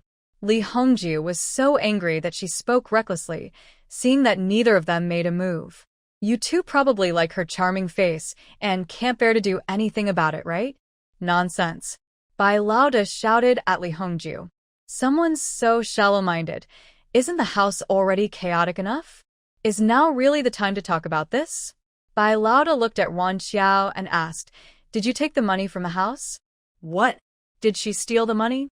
Bai Lao Air and Li Hongju both spoke at the same time, turning their eyes toward Ruan Qiao. Ruan Qiao remained calm and composed, not panicking at all. Catching a cheating couple, catching thieves, and seizing stolen goods. Why would Big Brother say I stole the money without proof? There's no one else but you little troublemaker. It's all your fault that I was falsely accused and even fought Lu Chunhua. Li Hongju was so furious she lost her temper. Thinking about the stressful day, she didn't care what she was holding and threw it out directly. Ruan Qiao was prepared, and dodged to the side. The object hit Lu Chunhua, who had just entered the house. Unlucky Lu Chunhua, upon entering, was hit and blood started flowing from her nose. Li Hongju, are you crazy? Having accidentally hurt someone, Li Hongju shrank back, feeling guilty, but immediately became tough again when she remembered that Ruan Qiao had taken the money. The money was stolen by that troublemaker. I wanted to hit her, not you. What? Lu Chunhua, regardless of whether her nose was bleeding or not, quickly wiped her nose and asked Ruan Qiao, "Did you really take all the money?" Ruan Qiao sneered without answering Lu Chunhua directly. Instead, she said to Bai Lauda, "Big brother is really calculating. He secretly took the family's money and didn't say a word, and now he's framing me so he can keep it all." After speaking, she turned to Bai Lau'er and Lu Chunhua with a look of sympathy. "Second sister-in-law, don't forget what happened at noon."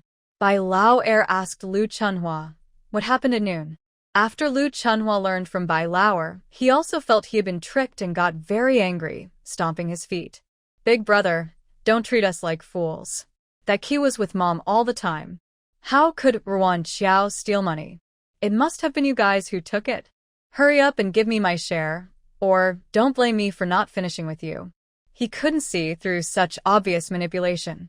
With such a foolish younger brother, Bai Lauda's chest rose and fell heavily with anger. Come out here.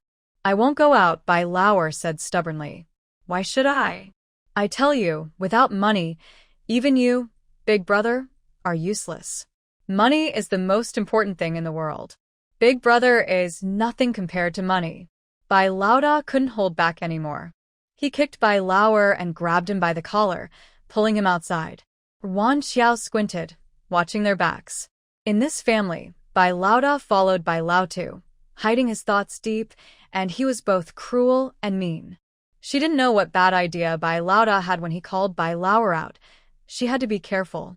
Because of the midday stomach upset, the two didn't dare to ask Ruan Qiao to cook dinner again. They were afraid that if Ruan Qiao cooked, they wouldn't be able to get up from bed. The sister-in-law too dragged their tired bodies, each cooking and tending the fire. Ruan Qiao didn't eat with them.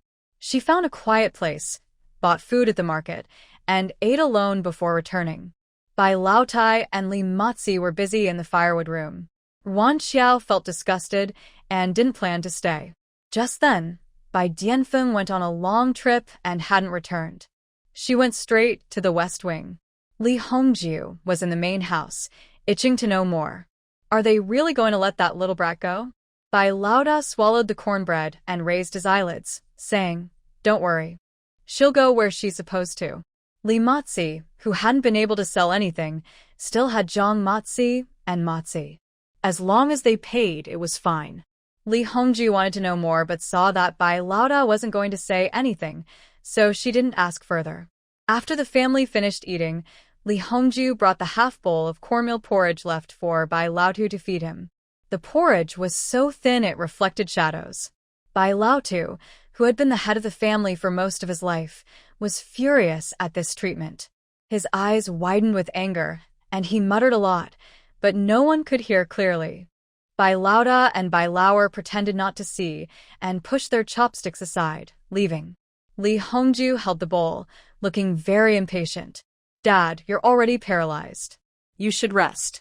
Eating more makes you more. We have to work every day. There's no time to take care of you." Now, she couldn't command Ruan Qiao anymore. The work was left to her and Lu Chunhua. Disgusting and smelly, it's enough to make someone sick. Li Hongju thought this way and decided not to feed the half-bowl of porridge anymore. Anyway, going hungry for a while wouldn't kill her. Old Mr. Bai watched as the half-bowl of porridge moved away from him. He called out for a long time but no one responded, so he had to accept it and closed his eyes. In July, the weather was hot, and everyone was sweaty. Washing in the countryside was not easy. Ruan Qiao heated some water, locked the door to the west room, washed her hair, and wiped herself down. The original owner only had 2 sets of clothes, changing them throughout the year, patched over patches. Now, since it was hard to buy new clothes, after washing herself, she had to wear the obviously too small outfit again. She also washed the outfit she wore today and hung it on the clothesline in the yard. Late at night, feeling drowsy, she sensed movement at the window. She immediately woke up, clutching the stun gun she bought in the afternoon. Soon, two figures climbed through the window and headed straight for Ruan Qiao. Prepared for such an event, Ruan Qiao was faster. She turned on the stun gun's shock mode, holding one in each hand, aiming at the two people and pressing the buttons. Although it couldn't knock them out completely, it was enough to slow them down temporarily. Taking advantage of this brief moment, Ruan Qiao struck each of them with another stick, knocking them out. She then quietly let out a breath of relief. In July, the weather was too hot to sleep with the windows and doors closed. She didn't trust the Bai family members. She didn't want to sleep, but she was so tired she fell asleep unknowingly. Fortunately, she didn't sleep too deeply, or the Bai brothers might have succeeded. Angrily, Ruan Qiao kicked the ground, but in the dark, she wasn't sure if she hit someone. She planned to store the intruders in the warehouse and find a time tomorrow to take them to the mountains to let them fend for themselves. Unfortunately, the warehouse was not suitable for holding living things. Ruan Qiao gave up that idea. Late at night, she didn't dare go up the mountain. After thinking for a while, she found no good way to punish them. She bought a packet of laxatives from the store and split it in half, giving each of the two a dose. The whole family would be in order. Then she opened the door and dragged the intruders to the toilet. They were two grown men, and she had a hard time dragging them. She was careful and made some noise, but Li Hongju and Lu Chunhua didn't come out to check. They probably thought she was asleep or that she had been taken away. At this time, the rural toilet was just a big hole dug in the ground, covered with two wooden planks, very simple. Sometimes, when squatting, your legs would go numb. When you stood up, you had to be very careful, or you might fall in. This made it easier for Ruan Qiao. She pushed the two people to the edge, then, afraid of splashing herself, grabbed a long stick and pushed them down from a distance. When Ruan Qiao returned home, she didn't sleep. She listened carefully for any sounds outside. She didn't care whether the two were dead or alive. She just wanted to see if they would get sick from eating so much in the cesspit and then come up. But maybe because they were dizzy, they didn't move after a long wait. Her sleepiness returned, and she yawned several times, her eyelids fighting to stay open. Suddenly, she smelled a foul odor that almost made her. Ruan Qiao covered her nose and mouth, then leaned out the window to look outside. It was already dawn, so she could see clearly. Bai Lauda and Bai Laudi were covered in dirt and mud, walking and vomiting as they went. Red Jew, come out quickly. Afraid of waking the neighbors, Bai Lauda spoke softly, knocking on the window. Over in the east wing, Bai Laudi was doing the same. Li Hongju and Lu Chunhua came out one after the other. Seeing how messy they looked, they couldn't help but gasp in surprise. Bai Lauda lowered his voice and scolded, "Don't shout. Do you want the whole village to come see the joke? Hurry up and give them some water to wash up." Li Hongju and Lu Chunhua carried water in buckets from the water jar to the backyard. When that wasn't enough, they went out to fetch more water. Inside the house, they couldn't see what was happening in the backyard. Ruan Qiao thought for a moment, then put on her shoes and went outside. Bai Lauda and Bai Laudi were standing in the backyard vegetable garden, soaked from head to toe. On the ground, faint bits of fluff and white wriggling things could be seen. Ruan Qiao stood far away with her arms crossed, her tone full of glee. "Oh, big brother and second brother, not sleeping early in the morning, coming to water the vegetables?" Bai Laudi saw Ruan Qiao, his eyes red, and he was about to rush over and hit her. "Don't be impulsive," Bai Lauda held him back firmly. "Big brother, let go. I want to beat her up." Bai Lauda gritted his teeth and said, "And then what? Make the whole village laugh at us when we go out?" Was he angry? He wanted to kill Ruan Qiao, but now he couldn't do anything. His eyes showed killing intent. He had underestimated this woman. Today's events would come back to him 100 times worse. He had wanted to sell Ruan Qiao before, for the future of the fourth brother and to get some money. But now he had changed his mind. He wanted to imprison her, tame her like an animal, and torment her day and night to vent his hatred. White Boss's gaze made Ruan Qiao shiver with fear. She clearly saw the hatred in his eyes. Ruan Qiao couldn't help but sneer inwardly. It's truly only okay for officials to do as they please, but common people can't even light a lamp. They had bullied the original owner for so many years, and she was just taking a small revenge. Why is she now unable to bear it? That day was destined to be anything but peaceful. White Boss and White Second had finally washed up and returned home, but not long after, a group of people stormed into the White family's house. All were strong men in their 20s, holding wooden sticks. They entered the yard without a word and started smashing things.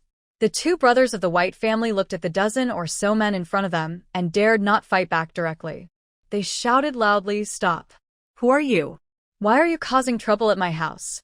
The man leading the group had a fierce face, a cruel look in his eyes, and a scar faintly visible under his right eye patch, which made him seem very intimidating. "What are you doing?" "I'm here to seek justice." The one-eyed man kicked over a water bucket beside him. The water spilled out and rolled far away until it was stopped by the wall. He crossed his arms with his stick and said fiercely, "White family, you really are bold. Dare to secretly harm my brothers? Do you think we're easy to bully? When did I harm you? Who exactly are you?" White Boss's forehead veins bulged as he shouted angrily. He was already angry from something that happened last night, and now someone mysterious and unreasonable was causing trouble. Did they think he was a pushover? Li Hongjiu, looking awkward, tugged at White Boss's sleeve and whispered, "He's Li Dahu, Li Mozi's brother." White Boss's anger caught in his throat, unable to go up or down. He glared back at Li Hongjiu and complained, "What kind of people are you finding? They look like bandits." Li Hongjiu thought to herself, "Isn't it because you all want to sell more for a better price? That's why she found the Li family. These two brothers, one Mozi and one one-eyed man, are fierce and scary, so everyone is afraid of them. That's why they can't get married. Ordinary families can't afford so much money. Both of you stop arguing and tell me quickly, how do we settle this?" White Boss bit his lip, thinking that under these circumstances, fighting was definitely not an option. If they caused a fuss and everyone in the village knew that the White family was selling Ruan Qiao, it would be embarrassing for him. Although he was very reluctant, he had to admit that compromise was the only way. After weighing the pros and cons, he spoke in a deep voice, "Ruan Qiao is in the West Room. You can take her directly." The one-eyed dragon didn't appreciate it at all. "That woman was bought with our money. Of course I want to take her away. I'm talking about my older brother's matter. If you ruin him, how are we supposed to settle this?" Boss Bai didn't expect the one-eyed dragon to cling to this issue. He didn't think he did anything wrong yesterday. Now, the situation is more important than face.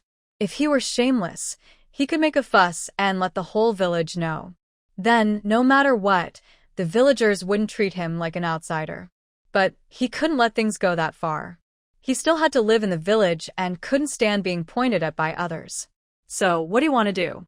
"Compensate," the one-eyed dragon said, his gaze sweeping from top to bottom, stopping at Bai Laoda's stomach, and he spoke darkly, "Or let me take her back." "You." Bai Laoda clenched his fists in anger, wishing he could hit him right away. He took deep breaths, then pointed to the West Room. "The money is with that woman. Whether you can get it depends on your skill." Ruan Qiao watched the whole process inside the house and gained a new understanding of Bai Laoda's shamelessness. Knowing she couldn't avoid it, she simply opened the door and came out. Big Brother really knows how to divert blame. She walked to the middle of the yard and stood to the side of Bai Laoda and the one-eyed dragon, forming a triangle. Ruan Qiao looked calm on her face, but her tone was sarcastic. People say that after becoming they still want to pretend to be upright. Big Brother wants to keep all the money for himself, but pushes all the blame onto me, a woman? If the person can't find the money, will they just accept it? What a clever plan. It didn't matter that the Bai family's money was taken by her. As long as she didn't admit it, no one could control her. Plus, Bai Lao heir suspected Bai Laoda, so his days wouldn't be easy either. Ruan Qiao tilted her head toward the one-eyed dragon, speaking as she moved toward him. "Comradely, I don't know what the Bai family told you, but I want to remind you, this is a new society. Human trafficking is illegal. When she was just one step away from the one-eyed dragon, she stopped and looked directly at him without fear, speaking in a voice only the two of them could hear. If you try to force me to go with you, I might not escape, but I can promise I will find a way to kill you. I mean what I say. She spoke each word slowly, but her expression was very serious. No one would doubt her determination to do so. Comradely, you're trying to bring back a ticking time bomb. In the end, you'll lose both people and money, and even risk your life. It's better to cut your losses now. If you want compensation, think it over. After saying that, Ruan Qiao stepped back. One-eyed dragon looked very upset. He had never been threatened like this before. For some reason, he trusted this woman he had just met a few minutes ago. If he tried to take her back, she might find a way to hurt him. Although this woman was very beautiful, if he had to stay alert even while sleeping, it was better to forget it. Women are all the same, whether the lights are on or off. After thinking it through, the one-eyed dragon raised his stick and pointed at Big Boss Bai. Stop wasting time and pay up. Big Boss Bai almost spat out blood in anger. He couldn't understand why, after a few words from Ruan Qiao, the one-eyed dragon changed his mind. Li Hongju was very anxious and jumped out to say, "We have no money. Our family really has none. You should find Ruan Qiao. She stole all the money." The one-eyed dragon lost patience and waved his hand. "Brothers, go in and look for yourselves." More than a dozen men responded and rushed into the house. Big Boss Bai and Li Hongju hurried inside to stop them. On the other side, Big Second Bai's house wasn't safe either. 3 or 4 people went in and started rummaging around. Only Ruan Qiao stood in the yard, raising her eyebrows with a smile in her eyes. "Ruan Qiao, what's going on? Who did your family offend?" The neighbors had already heard the noise, but didn't dare to come out boldly when they saw the dozen or so men with a fierce attitude. They just watched from the side. Now that the men had gone inside, they peeked out and asked Ruan Qiao. Ruan Qiao looked a little wronged and said, "I don't know either. It seems my older brother owes money. They came to collect, and my brother blamed everything on me, saying I took all the family's money." Bah! How could Big Boss Bai be so unkind? We all know he's honest. How could he do such a thing? The main character's years of hard work and dedication hadn't gone to waste. She had earned a good reputation in the village. Without her saying much, everyone in the village believed her. Ruan Qiao wanted to say more and give Big Boss Bai some advice. He was proud and didn't want to lose face, so she refused to give him that. But before she could speak, loud crashing sounds came from inside the house, followed by Li Hongju's piercing cry. Ruan Qiao smiled apologetically at the neighbors and quickly walked toward the window of the main house's west room to see what was happening inside. Through the window, she saw chaos inside. Li Hongju was tightly grabbing One-Eyed Dragon's arm, desperately trying to take something away. Meanwhile, Big Boss Bai was blocked by the men brought by One-Eyed Dragon and couldn't go forward to help. Additionally, some people are searching around inside the house, throwing things everywhere. Ruan Qiao guesses that these people are looking for the money Li Hongju hid, or else she wouldn't be so desperate to get it back. The house isn't big, and since the One-Eyed Dragon brought many people, soon the entire house was turned upside down. The east room wasn't spared, but they didn't find any money there. A group of people came out of the house, with Li Hongju following behind, crying and shouting like crazy, trying to catch the One-Eyed Dragon. "Give me back the money. That's my money." The One-Eyed Dragon looked impatient and kicked hard at her. Ah! Li Hongju screamed and fell to the ground, clutching her right side ribs, her face twisted in pain. "Why are you hitting people?" Bai Lauda, who had followed, shouted and helped Li Hongju up. The One-Eyed Dragon snorted coldly and said dismissively, "It's just a little money, not worth much. That crazy woman wanted to steal it, so I had to hit her." "What? Did you really find the money?" Bai Lauer and Lu Chunhua, who had been hiding in the corner, weren't afraid anymore after hearing this. They immediately stepped forward, pointing at Bai Lauda and his wife, shouting, "Ha! It's really you two greedy people who hid the money. Brother, you lied to me yesterday. No, you have to give me my share." "Give me my share?" That money isn't even ours. What money? Tell me clearly. The two families argued more fiercely over the money, almost coming to a fight. Ruan Qiao, not afraid of danger, moved closer to the one-eyed dragon and muttered to herself. TSK, TSK, TSK, even brothers, huh? It's just so. Fake brotherhood. Really disgusting. The one-eyed dragon looked at Ruan Qiao with a dark face, feeling like she was implying something. Ruan Qiao didn't look at him and kept talking. Pretending to be kind is really disgusting. If they really cared about brotherhood, how could they turn against each other over a little money? If anyone dares to hurt my brother, I will pay them back 100 times. Hurt one finger, I'll break 10 of his. Hurt a leg, I'll break 3. The one-eyed dragon frowned. Before he could understand her words fully, the two couples from the Bai family started fighting. Ruan Qiao wisely took a few steps back to avoid getting caught in the fight. Her prediction was very accurate. Not 2 minutes later, Bai Laoda swung his stick and hit the one-eyed dragon's leg. Now things have really escalated. The one-eyed dragon is not a calm person, and he still hasn't settled his score with the Bai family. After being hit again, he didn't think twice and rushed forward to fight. His followers saw him start fighting and immediately joined in, causing chaos. Ruan Qiao stepped back, watching as the one-eyed dragon struck Bai Laotai the leg. With that force, she seemed to hear the crisp sound of bones breaking. Once the fight was almost over, Ruan Qiao pretended to be panicked and ran to find the squad leader. Squad leader, Li Mozi's brother, led a group of people to the Bai family and is beating up their members. Big brother, sister-in-law, second brother, and second sister-in-law are all hurt and can't get up. Please come quickly, or something bad will happen. The squad leader understood what Ruan Qiao meant. It was almost over, and it was his turn to step in. The villagers had beaten up outsiders in the village, and as the leader, he couldn't stay silent. He gathered some people and hurried to the Bai family. When he arrived, the fighting had already stopped, and the two sides were clearly separated.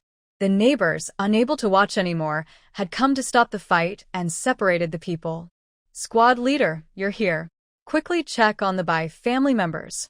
The squad leader pushed through the crowd and saw the 4 Bai family members lying on the ground.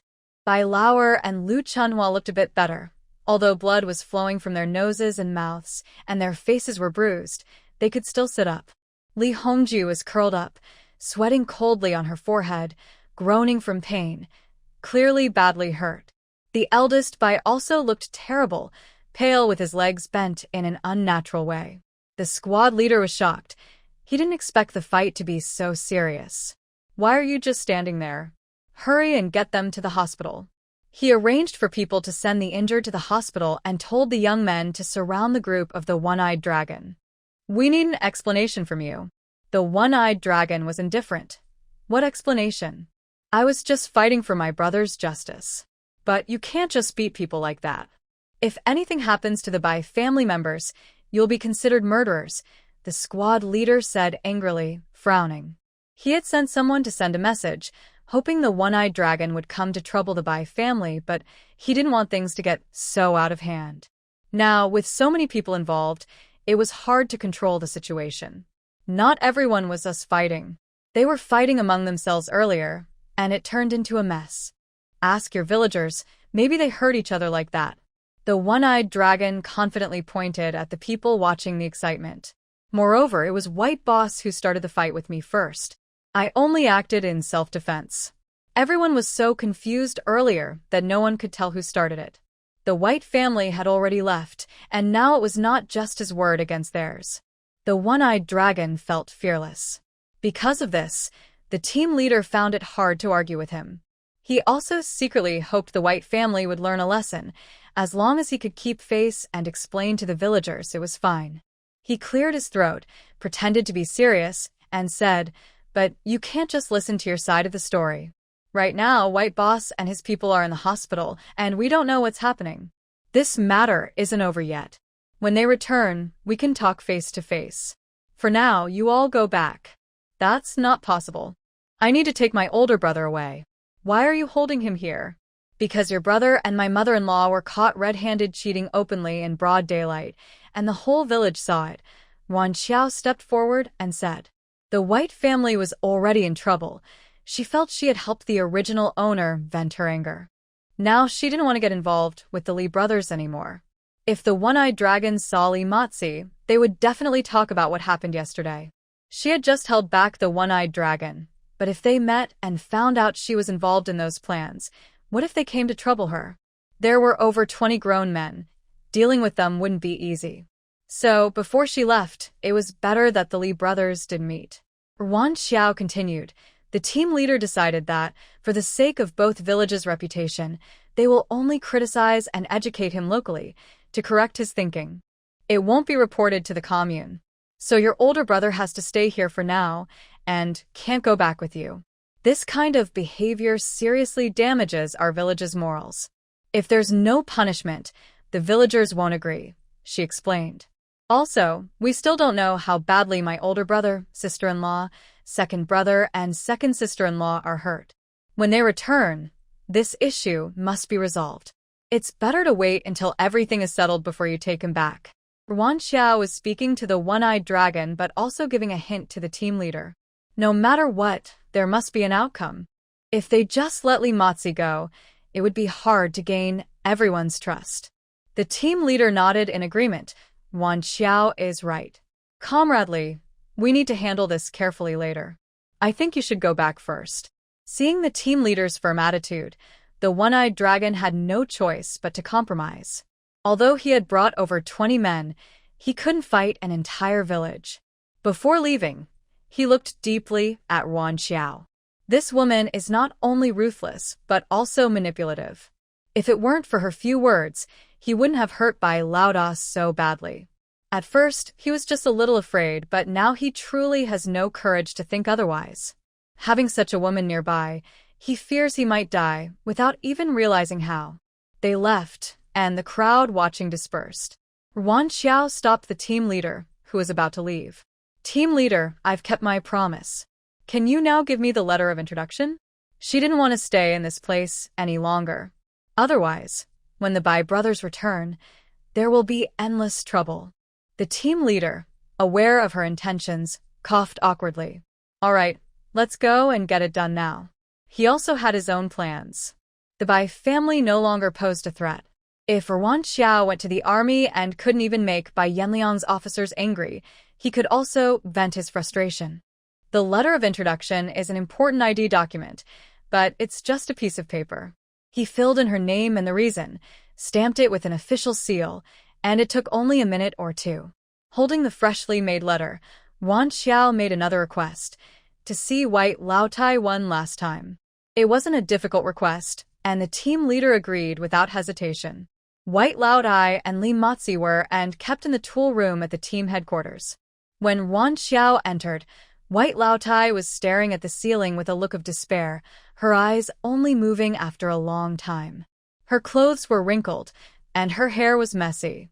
Even in such a state, her sharpness couldn't be hidden. Ruan Qiao looked down at her condescendingly, like she was looking at an ant. White Laotai, how do you feel? Hearing Ruan Qiao's voice, White Laotai's eyes shot over with deep hatred. You dare to come? Ruan Qiao smiled proudly, mocking her.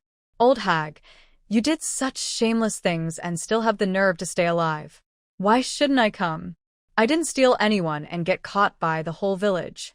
People do bad things, and heaven sees. You probably didn't think the karma would come back to you?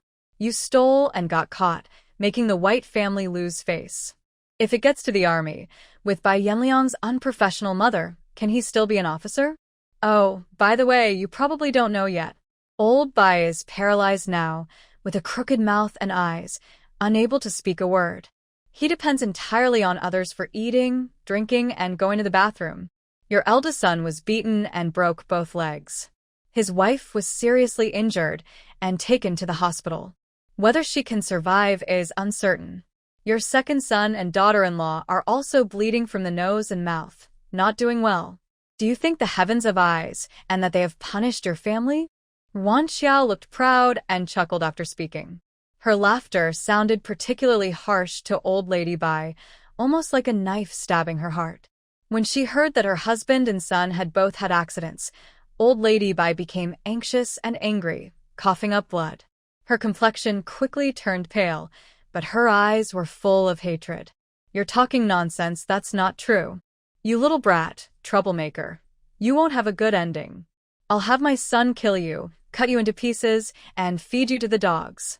You and that little girl, I should have sold you long ago, so you could be ridden by thousands every night. Old lady Bai spat and cursed nonstop. TSK, still have energy to curse? Looks like you haven't learned your lesson yet. Ruan Qiao squatted in front of old lady Bai, wearing a wicked smile. Was the breeding medicine yesterday making you feel so good? You said I mixed White Lao Da and Lu Chunhua together, and White Lao Air and Li Hongju together, then fed them both this stuff. Do you think their brothers will turn on each other? Ruan Qiao stroked her chin as if pondering something, then nodded and continued. I think it's a good idea. Brothers swapping wives. It'll be quite a show. Let's do it. When the Bai family's morals fall apart and they become corrupt, they'll all have to go to reform school. The remaining kids, I'll play with them slowly. Whether I send them up the mountain to feed wolves or push them into the river to feed fish depends on my mood. I want to make your Bai family completely broken, with no descendants left. Old lady Bai's eyes turned bloodshot, her breathing rapid, her lips trembling but unable to speak. Finally, she fainted with a roll of her eyes. Bah, so useless. Just a few words and she fainted. Ruan Qiao took out a piece of paper, cut her finger, and pressed her fingerprint on it. Then she moved to Li Mozi's side. Although he closed his eyes kept moving, clearly pretending. Ruan Qiao didn't bother exposing him. She also pressed his finger on the paper and left. Captain, I've done all I can. What happens to the Bai family in the future depends on you. She believed that after being threatened for so long, the person would have a chance to strike back. The captain wouldn't be soft. Before leaving, Ruan Qiao returned to the Bai house and took away the only 2 sets of clothes belonging to the original owner. Out in the world, dressing a little worse is safer. The house was so messy it was hard to walk, but perhaps because people at this time valued food so much, the Bai family's grain was still well preserved. Ruan Qiao unceremoniously entered the warehouse and smashed 2 pots on the stove, making a big hole. Now she felt better. When Ruan Qiao arrived in the county, she learned that Huaxian County had no train station and she would have to go to the city to take the train. Traveling these days is really inconvenient. But since she was already here, she wanted to visit Big Bai and see how they were doing. Earlier, she had asked at the commune health clinic, but their injuries were too serious, so they were sent directly to the county hospital. The county hospital was just a small 3-story building. When Ruan Qiao arrived, she overheard villagers discussing their condition. Doctor, what does this mean? Will Big Bai be disabled in the future? Didn't you hear? He has a shattered bone fracture and nerve damage. He probably won't be able to stand again. Oh my goodness. What did the Bai family do to offend someone? One person stopped mid-sentence, remembering the current campaign against old customs, and quickly covered their mouth, swallowing the rest of the words. Then they said directly, Old Bai is paralyzed, Big Bai can't stand up anymore, Li Hongju broke a bone and injured her lung, and Old Bai's second son, and Lu Chunhua have internal bleeding, even the lightest ones. The group exchanged glances. Although they didn't say it outright, their thoughts were surprisingly the same. They all thought the Bai family must have done something bad to anger heaven. Ruan Qiao didn't know what they were thinking. Anyway, she was happy to hear this result. Since they had done something wrong, they had to face the consequences. Without lingering, Ruan Qiao left after hearing the news and headed straight to the city. She arrived at the city around 4 or 5 in the afternoon, feeling a bit dizzy from the bumpy ride. She planned to eat at a state-run restaurant first, then find a guest house to rest for the night. As she was walking, she suddenly heard a loud crashing sound ahead. Break everything. These are capitalist things, all poison, and must be completely eliminated. The passionate voice was accompanied by the crisp sound of porcelain breaking. Ruan Qiao was startled. Her heart skipped a beat. That voice sounded so familiar. It seemed to be Bai Dianfeng's voice. Since last year's large campaign in Beijing, Bai Dianfeng had been out of contact. Could he have stayed in the city after returning? Ruan Qiao was suspicious and curious. She quietly approached the yard and peeked inside. What she saw shocked her. 5 or 6 people were forced to kneel on the ground, their expressions numb. A group of young soldiers was frantically smashing various items in the yard. Porcelain, furniture, books. Everywhere was a mess of broken pieces. Ruan Xiao's gaze fell on the person shouting the loudest, who was indeed Bai Dianfeng. He confidently criticized the others, but his eyes kept sneaking glances at the young girl. If she hadn't encountered him, it wouldn't matter, but since she did, well, it's time to settle the score. She didn't know how many bad things this guy had done outside, but he definitely had bad intentions toward the original owner. Relying on the original owner's gentle nature, Bai Dianfeng would sometimes touch her when no one was around, frightening her so much that she looked like a scared mouse whenever she saw him. One day, after drinking with his friends outside, Bai Dianfeng, drunk, sneaked into her room late at night with bad intentions. During her struggle, she pushed him, causing him to hit his head and wake up the Bai family. Without asking what really happened, Grandma Bai accused her of seducing Bai Dianfeng and beat her badly. Bai Dianfeng added fuel to the fire, exaggerating the story. That night, she was beaten so badly that she couldn't get up for 3 days. Everyone knew what was really going on, but no one cared about her well-being. Quick, let's go. Bai Dianfeng and the others dragged the people out, pushing and shoving roughly, occasionally kicking them. Ruan Qiao followed from a distance, watching as they entered the committee building. She waited behind a big tree across the street. Not long after, Bai Dianfeng and a few others came out, arm in arm, heading straight to the state-run restaurant. Fearing Bai Dianfeng would recognize her, Ruan Qiao didn't dare go inside. She could only wait outside, buying a bun from the market when she was hungry. They ate and drank at the restaurant until nearly 8 o'clock, then staggered out a little drunk. Brother Feng, should we take you home?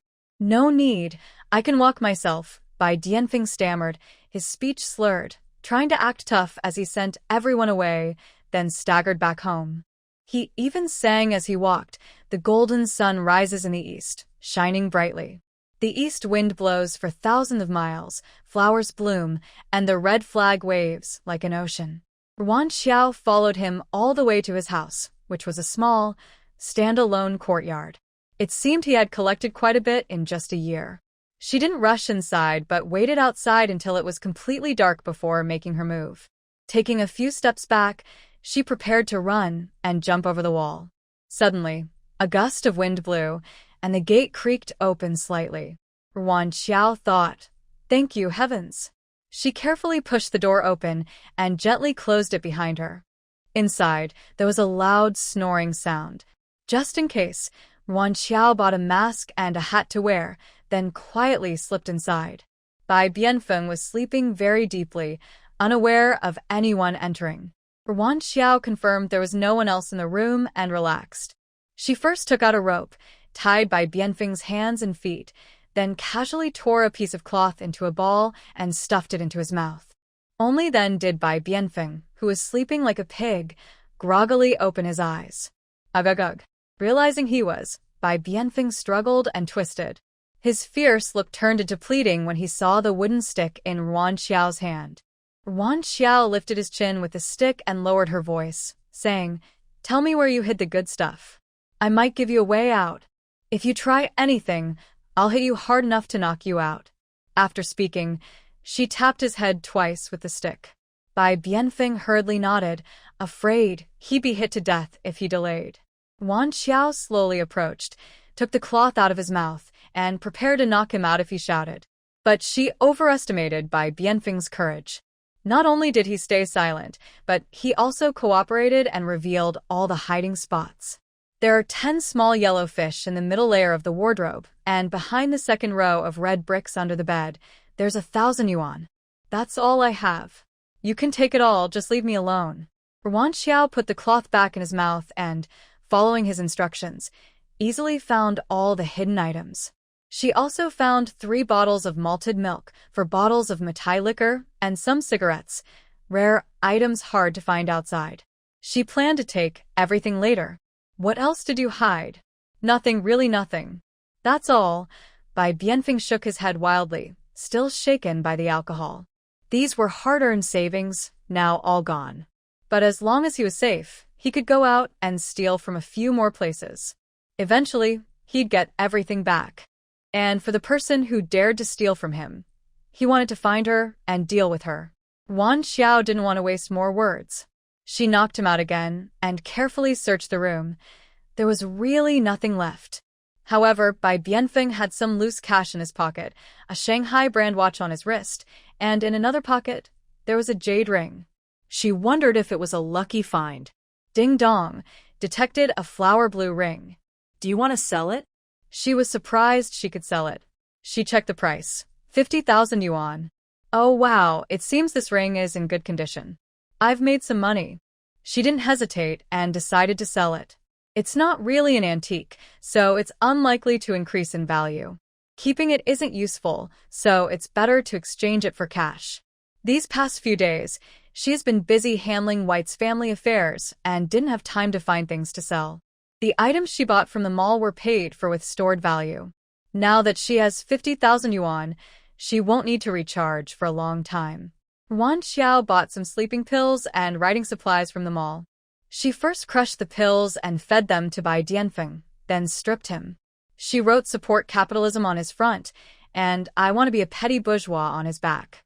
Under the cover of night, she took him out and left him on the busy street in front of the committee building.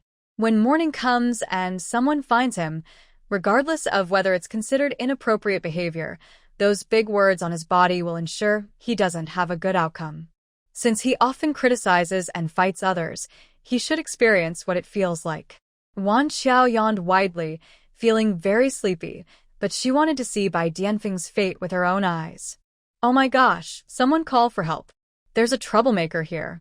A loud voice shouted, waking Ruan Qiao from her nap behind the wall. She rubbed her eyes and looked through the gap in the fence.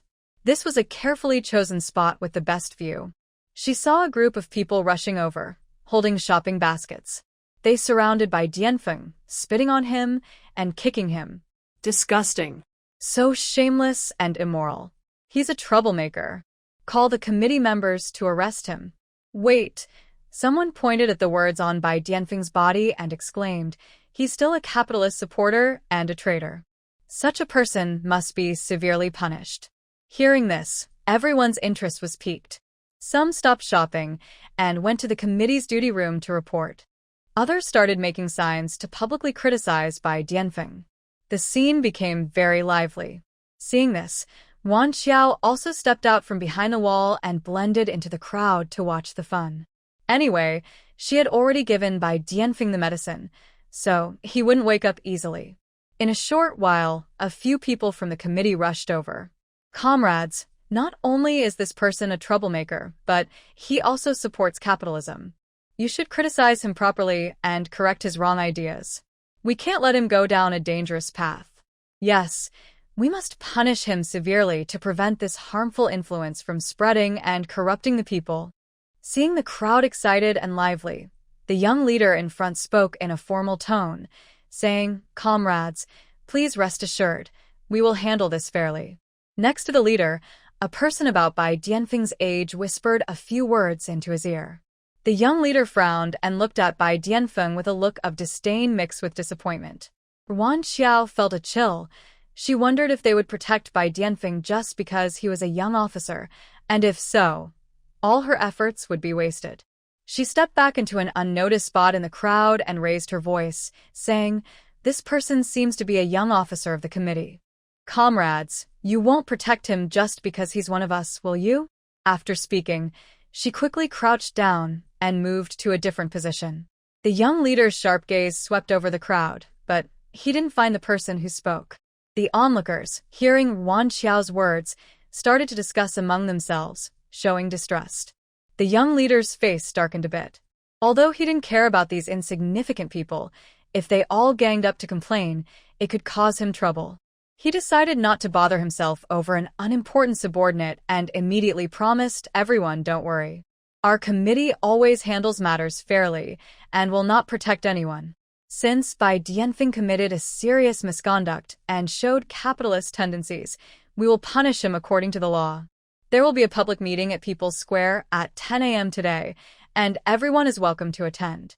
He then signaled his subordinates to take Bai Dianfeng away. Hearing the young leader's assurance, the crowd had little to say and all agreed to attend the public meeting on time. Ruan Qiao also left with the crowd. She ate a bowl of wonton at a state-run restaurant, then found a guest house near People's Square to stay. Later, she bought an alarm clock at the mall, set the time, and went straight to sleep. When the alarm rang, she suddenly sat up, feeling a bit dazed. She had been very tense these days and hadn't rested well, feeling extremely exhausted. It wasn't until she heard the loud noise outside that she gradually woke up. It was time for the public criticism of Bai Dianfeng. Ruan Qiao washed her face with water to refresh herself, then left the guest house. At this time, supplies were scarce, and even city residents were not very well off, so there were no cases of people throwing rotten eggs, but there were plenty of rotten vegetable leaves and small stones. Ruan Qiao didn't push forward but listened to Bai Dianfeng being sentenced to 10 years of re-education through labor, and then left. Based on the current sentencing standards, Ruan Qiao thought the punishment was quite light. Perhaps the committee members had been lenient. She exchanged her food coupons and meat vouchers for white steamed buns and braised pork, storing them in the warehouse. Then, Ruan Qiao went to the train station to line up for tickets. Southern Province? There's no such place. Are you sure you're saying it right? The ticket seller's words made Ruan Qiao pause. How could there be no Southern Province? It should be. Oh, wait. After thinking carefully, she realized she had made a mistake. Currently, Southern Province has not been established as a separate province. It is part of Guangdong Province. Comrade, sorry, I was wrong. I want to go to the southern city in Guangdong Province. There are no direct trains to the southern city. You need to transfer at Yangcheng. There's a train this afternoon. Do you want a ticket? Ruan Qiao nodded. Comrade, could you please ask how long it takes to get to Yangcheng? She smiled politely, speaking courteously. The ticket seller was not impatient and replied, "It takes about 60 hours. If there are any emergencies on the way, it might be later. The exact time can't be guaranteed." That's understandable, considering it's over 3,000 kilometers, with stops for coal and water and possible passing trains. But sitting on a hard seat for so long might be very uncomfortable. When Ruan Qiao handed over her letter of introduction, she also slipped the remaining 2 unused cloth tickets between her fingers and handed them to the window, politely asking, "Comrade, could I buy a sleeper ticket?" She had already checked. Ordinary people could buy hard sleeper tickets at this time, but because there are few soft sleeper cars, they usually require connections, and soft sleepers are only for certain levels. Ruan Qiao was clueless. She knew no one, so she could only try her luck. She softly asked, "Comrade, please help me." The ticket seller opened the letter and noticed the difference in the cloth tickets inside. After 2 seconds, she quickly pressed with her left hand and slipped them into her pocket. Then, she casually took out a cardboard train ticket from one of the small compartments in front of her, fiddled with an abacus, calculated the price, and quickly announced 21.5 yuan. The ticket seller looked at Ruan Qiao's clothes and felt a bit nervous, worried she might not have enough money for such an expensive ticket. Did she need to return the 2 cloth tickets? Fortunately, Ruan Qiao simply handed over the money without hesitation, so she didn't have to worry. The ticket seller took the money and handed the ticket to Ruan Qiao. They exchanged smiles as if nothing had happened and went back to their own tasks. Holding that small cardboard ticket, Ruan Qiao finally felt at ease. Although she would be on the train for over 60 hours, having a sleeper was definitely better than squeezing into a hard seat. Thinking about living on the train for such a long time, she needed to prepare. Otherwise, she would have nothing and face problems eating and drinking. Ruan Qiao found a quiet corner in the mall and bought a green canvas tote bag, toiletries, a porcelain teacup, and an aluminum lunchbox. She also prepared a pound of peach cookies and 10 boiled eggs. After some thought, she bought a few cucumbers and tomatoes. Feeling ready, she packed everything into her bag along with her patched-up set of clean clothes. She knew traveling in this era was very inconvenient, but She didn't expect that trains would be as crowded as during the spring festival travel rush. Many people crowded at the door, unable to get on the train. Some threw their luggage through the window, and others climbed in through the window directly. Fortunately, she had a hard sleeper ticket. The door between the hard sleeper and hard seat cars usually stayed closed, so boarding was not as crowded. The hard sleeper car had 6 beds in a small space, 3 on each side, divided into upper, middle, and lower berths. The lower berths were relatively spacious, but the middle and upper berths felt very cramped. Sitting on the upper bunk made it hard to sit upright, giving a very oppressive feeling. Ruan Qiao, living in the 21st century, usually traveled by plane or high-speed train. She had never ridden this kind of old-fashioned train before and was seeing this layout for the first time. Her ticket was for the upper bunk, which was a bit inconvenient. But it also had advantages, like avoiding the trouble of others sitting on the lower bunk. There were no ladders between the upper and lower berths, only small steps on the side walls. She carefully stepped onto the small step, holding onto the bunk railing for support, and climbed up to the upper berth. Using her tote bag to hide herself, she had bought an old-fashioned peony-patterned bedsheet from the mall.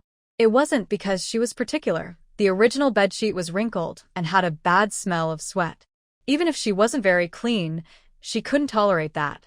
After making her bed with a new sheet, Ruan Qiao finally felt comfortable enough to lie down. As the train made a clattering sound, clang clang, she gradually fell asleep. She hadn't rested well these past few days. With the unstable situation at the White family gone, even though the car was noisy, it didn't disturb her peaceful sleep. Her mind relaxed, and her body grew tired.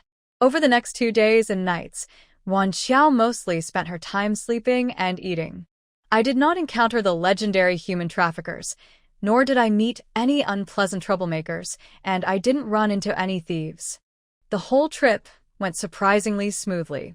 This might be because of the sleeper car I was in. The cars on each side are not connected and can only be opened with a key from staff, which effectively prevents the people in the hard seat area from wandering over. Most people who can afford sleeper tickets are of certain social standing and are unlikely to cause trouble because of their status. I arrived safely in Yangcheng. As soon as I got off the train, I went straight to the ticket office to buy a train ticket to Nanshi. To Nanshi? You need to take a boat for that. You should buy a boat ticket at the dock.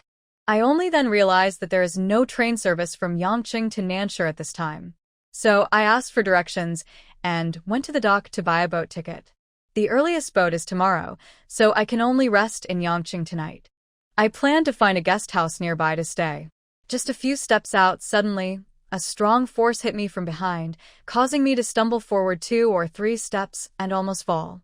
I finally steadied myself, but before I could get angry, I was tightly grabbed around the neck by a strong arm. "Don't come any closer," the man shouted, making my ears ring. I couldn't see his face, but I saw that the person chasing us was a police officer in uniform. My heart sank. Obviously, the man behind me was a criminal, and I, unfortunately, had been kidnapped. I just arrived and already ran into this bad luck. Who did I offend? The police officer on the other side quickly stopped and raised his hands, speaking gently to calm the situation. "Calm down. Don't hurt innocent people. Stop the nonsense. Stay there and don't move." The man behind me not only ignored the warning but also pulled out a small knife and pressed it against my neck. I originally planned to find a chance to use my stun baton, but now I didn't dare to move rashly. After all, my neck isn't as hard as a knife. If he trembled and accidentally hurt me, I'd be dead for sure, and it would be so unfair. My mind raced quickly, trying to think of a way to escape. The man holding me clearly didn't care about my feelings and kept dragging me backward toward the door. In modern times, I was just an ordinary person from a relatively wealthy family. How could I have experienced something like this? My legs were weak, and my hands trembled, but I tried to speak softly and negotiate. "Comrade, I'll cooperate with you. Can you please keep the knife a little farther away?" "Shut up." The man snapped harshly, his attitude extremely bad. He didn't loosen his grip on the knife and even pressed it tighter. Afraid of angering him, Ruan Qiao didn't dare to say anything more, but She didn't give up on trying to save herself. She desperately recalled the few self-defense moves her friend had taught her. Suddenly, a clear sound came from behind, like something breaking. The attacker instinctively looked back. At this moment, Ruan Qiao followed the movements she remembered. She forcefully pushed the attacker's elbow forward with her right hand, trying to keep the knife away from her neck. Then, she grabbed his wrist with her left hand, aiming to slip out from under his armpit.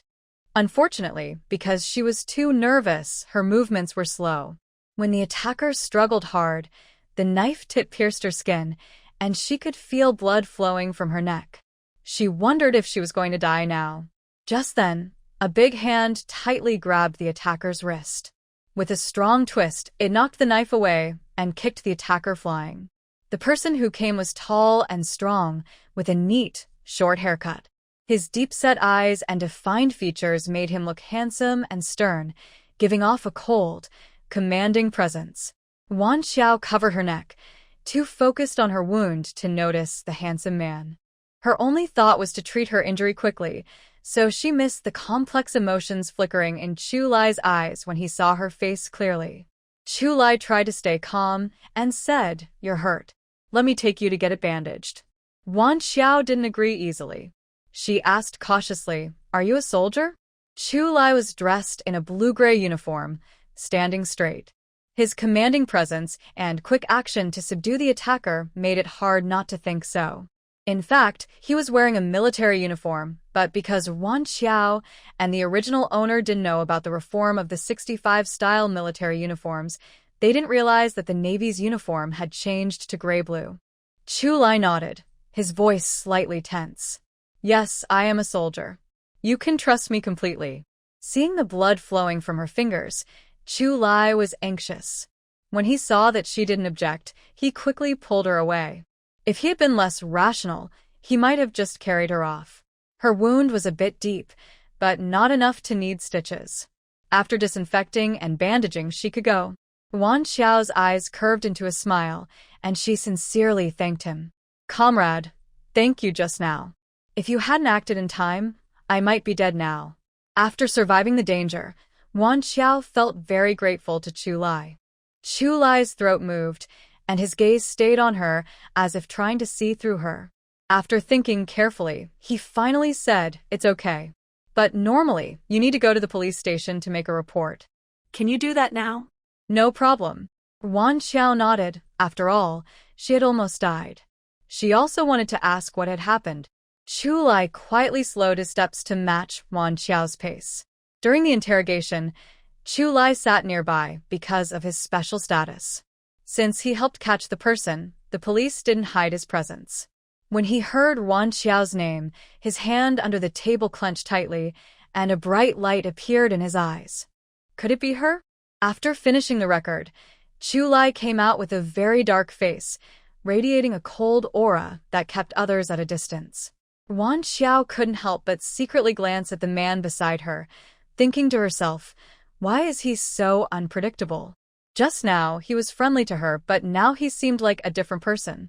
She hadn't provoked him, so it was really strange. She quietly moved a little farther away from him. Chu Lai, lost in his own thoughts, noticed her small action and immediately felt a bit more angry. They had met again in a different time and space, but why was he always a step too late? Was heaven playing tricks on him? Even though he was furious inside, he didn't want to lose his temper at her. He forced himself to hold back his feelings and said, I serve in the island military unit. Tomorrow, you should come with me. Hearing this, Ruan Qiao frowned, ready to refuse. But Chu Lai spoke first. When the boat arrives in Nanshur, you'll need to transfer to another dock to catch a boat to the island. You're new here and unfamiliar with the place. If you miss the boat, it will be very troublesome. No matter what, since they had met, he couldn't just leave her alone. He wanted to personally send her to another man, but it made his heart ache terribly. Ruan Qiao hesitated but finally nodded, saying, All right then. Thank you, Comrade Chu. She truly didn't know how to get to the island military unit, so having someone to guide her was always better. No trouble at all. Chu Lai struggled internally, but couldn't help asking, What's your fiancé's name? Maybe I know him, and I can take you directly to him. Oh, his name is Bai Yanliang, Ruan Qiao replied openly.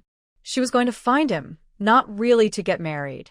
Whether Chu Lai recognized him or not, spreading the news that Bai Yanliang was unfaithful wouldn't be a bad thing in the military. Who did you say? Chu Lai stopped in surprise, turning to look at Ruan Qiao.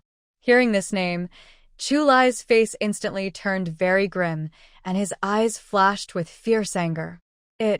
How dare Bai Yanliang bully the person he cares about so much? Ruan Qiao didn't expect him to suddenly turn around. Before she could react, she was pulled into his embrace. Chu Lai's chest was hard and firm, making her nose sting and tears well up in her eyes. She took 2 steps back, holding her aching nose, and said with a bit of grievance, "What are you doing?" Sorry, I didn't mean to. Did I hurt you?" Chu Lai quickly apologized, softening his voice. He instinctively wanted to reach out and help her rub her nose, but thinking about their current relationship, he quickly lowered his hand. "It's okay, it's my fault for not paying attention while walking," she said, not holding on to the matter. Chu Lai looked at the girl in front of him, her hair turning gray and her bones thin, her eyes calm but with waves of emotion. God gave them another chance to meet. Since Bai Yanliang doesn't cherish it, he shouldn't blame him for taking her. Decisions are made in a moment, but when facing the girl he likes, Chu Lai couldn't help but feel nervous. His hand, hanging by his side, clenched into a fist unconsciously. "How about I treat you to a meal as an apology?" From the moment he confirmed she was the girl he liked, Ruan Qiao, to learning she had a fiancé, and then discovering her fiancé was a bad person, one piece of news after another, like thunderclaps, making his mood fluctuate wildly. Though he appeared calm on the surface, inside he was already turbulent, with his heartbeat almost racing out of control. "You saved me, so I should treat you to a meal," Ruan Qiao said, a little embarrassed. "But I don't have a ticket. Maybe you pay and I pay?" She didn't expect this to happen. She usually eats whatever she wants at the mall without preparing tickets. It was her oversight. "All right, let's go," Chu Lai said with a smile that couldn't be hidden, agreeing decisively. As long as he could have a meal with Ruan Qiao, who paid didn't matter. Anyway, in the future, all his money would go to his wife. Ruan Qiao watched as Chu Lai's face, which was gloomy earlier, suddenly brightened like a sunny day, and he smiled so brightly. Is this person really sick? Chu Lai seemed very familiar with the area. Not far from where they were, he found a nice-looking state-run restaurant. Before ordering, Chu Lai carefully asked, "Do you have any food you can't eat?" Ruan Qiao shook her head and smiled. "I love all the delicious food." "Okay, I'll just order what I see," Chu Lai said. Then he went straight to the window to talk to the waiter. Ruan Qiao was a bit confused. When she was in Lin province, she also went to a state-run restaurant. Didn't they serve whatever you wanted to eat? Could you order dishes? Or is this place different from Lin province? Before she could think further, Chu Lai had already finished ordering and was paying. Seeing this, Ruan Qiao hurried over, grabbing Chu Lai's hand as he was about to pay. She said firmly, "We agreed I would pay. If you do this, I can't eat this meal." She didn't want to take advantage of others without reason. Ruan Qiao was so focused on paying that she didn't notice her hand was still tightly holding Chu Lai's. At this moment, Chu Lai's ears had already turned slightly red. He gently withdrew his hand, coughed softly, and said quietly, "Then you pay." They then found a seat by the window. Suddenly, Ruan Qiao remembered Chu Lai's strange reaction when he heard Bai Yanliang's name earlier. She tentatively asked, "Do you know Bai Yanliang?" Mentioning this name, a trace of dislike and disdain flashed in Chu Lai's eyes.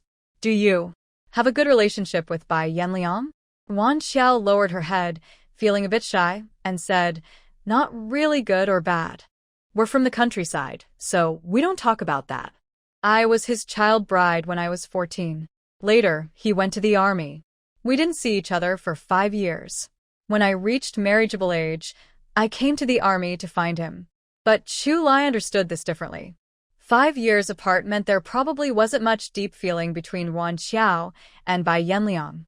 Thinking about how Ruan Qiao held his hand earlier and the calluses on her palm, he could tell she had just crossed over not long ago.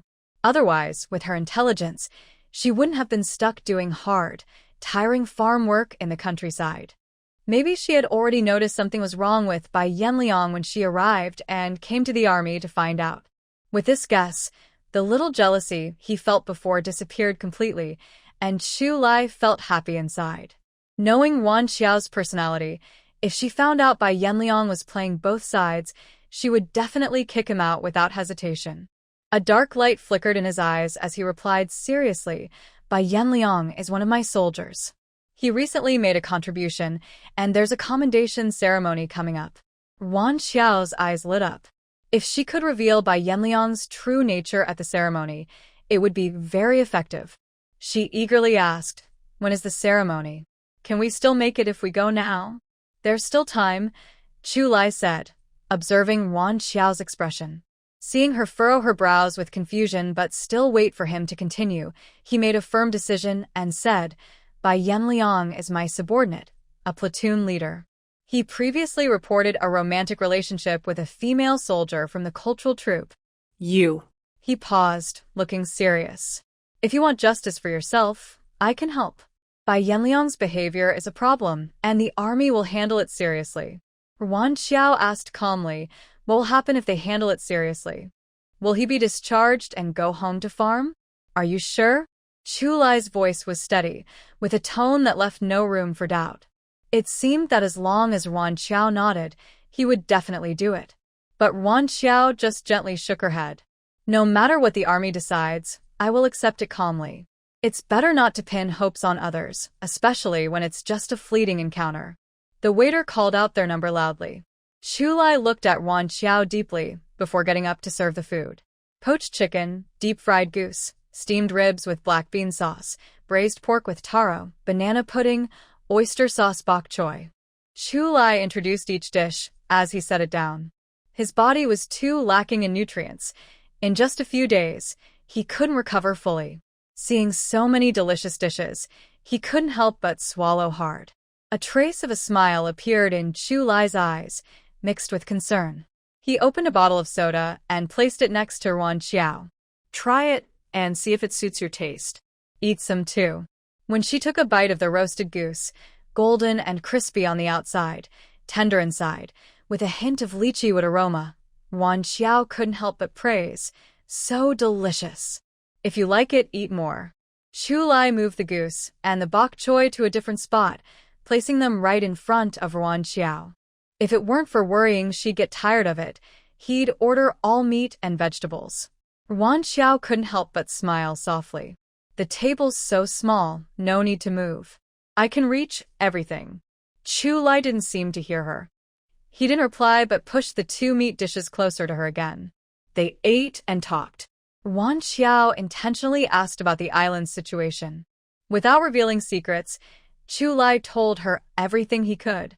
Sunlight streamed through the window, illuminating their profiles. Chu Lai looked at the girl across from him with gentle eyes, creating a warm and beautiful scene. It felt like time stood still, and the moment was especially tender.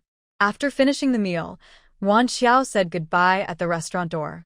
Her eyes held a gentle smile, perfectly measured. Comrade Chu, see you at the dock tomorrow. You haven't found a guest house yet, have you? It's not safe for a girl to stay out alone. Why don't you come stay with me at the military district guest house? We can leave together tomorrow. No, it's fine. I'll find a nearby guest house to stay in. Although she felt that Chu Lai was a decent person after a short time together, she knew to be cautious. It's better to stay careful when out alone. Seeing her refuse, Chu Lai didn't insist. I'll take you to the guest house. That way, I can find you if something happens. This reason was hard to refuse. There are 2 guest houses nearby. Chu Lai took Ruan Qiao directly to the better one. It's a 4-story guest house with a smaller building as a restaurant, designed with a corridor in the middle and rooms on both sides. Chu Lai used his military ID to open a suite with a bathroom. If she opened it herself, she could only get a regular single room. Rest first. I'll come back tonight to have dinner with you, Chu Lai said, handing her the key and then leaving quickly, his long legs moving fast, not giving her a chance to refuse. Hey. Ruan Qiao withdrew her arm, thinking she'd pay for the room tonight. The room was about 15 or 16 square meters, with a single bed against the wall, 2 single sofas near the window, and a small coffee table between them. On the table was a porcelain tea tray with a red peony thermos and 2 white ceramic cups. What she liked most was that she could take a shower in the bathroom. Feeling she was almost done for, she immediately locked the door and took a shower. Meanwhile, Chulai left the guest house and went straight to the post office to call his friend. Hey, what's the win today that made you think of calling me? A relaxed voice came from the phone. Chulai frowned, not wanting to hear his nonsense, and cut straight to the point. Help me find someone. The person Chulai was asking about was definitely not an ordinary person. Even though they joked around, he couldn't delay the important matter. Si Jingming immediately straightened up. Who? What's the situation? It's not what you think. Chulai briefly explained Ruan Qiao's situation and warned, you go investigate at the Yushu Brigade yourself. I need to know her real situation. Si Jingming felt more and more suspicious, with a hint of reproach in his tone. Chulai, what's going on? Why are you so interested in a girl? Don't forget, you also have a marriage agreement with my sister. I tell you, if you betray my sister, I won't let you go. If he couldn't beat him, he'd fight for his sister's justice. At worst, he'd bring his older brother to beat Chulai up. Your sister hasn't even shown her shadow yet. Anyway, I already said that the engagement was just a joke. I never acknowledged it. Don't bring that up again. Let's get to serious matters. Do you really need to beg like this? Listen. Ding, ding, ding. The call was already disconnected. Si Jingming held the phone in shock for a moment, then cursed loudly. Chulai it. Still feeling angry, Si Jingming crossed his arms and paced around his office several times. He drank the tea in his cup quickly and then slammed the cup onto the table. I'll personally find out who Ruan Qiao really is. Chulai strode out of the post office confidently, not worried at all. Seeing Chulai's carefree attitude, Si Jingming knew he was always serious when it came to important matters. He wasn't planning to investigate Ruan Qiao secretly. The army would verify her identity and background. If there was anything against her, knowing early could help him support her. Thinking of Ruan Qiao, he remembered her patched-up clothes and her worn-out shoes almost showing her toes. Chulai didn't stay long. He went back to the military district to exchange some tickets, then canceled his room at the military guest house and headed straight to the department store. He bought floral short sleeves, a striped shirt, black pants, and leather sandals, anything that looked good. Then, he went to the cosmetics section. The sales assistant told him about Pecoin, Daxian, and Wanzizian, which are skincare products. He didn't know the differences, so he just bought all of them. He also bought some snacks in the food section. When he left the department store, his hands were full of bags. He headed straight to Ruan Qiao's guest house and rented a simple single room. When it was almost dinner time, he knocked on Ruan Qiao's door.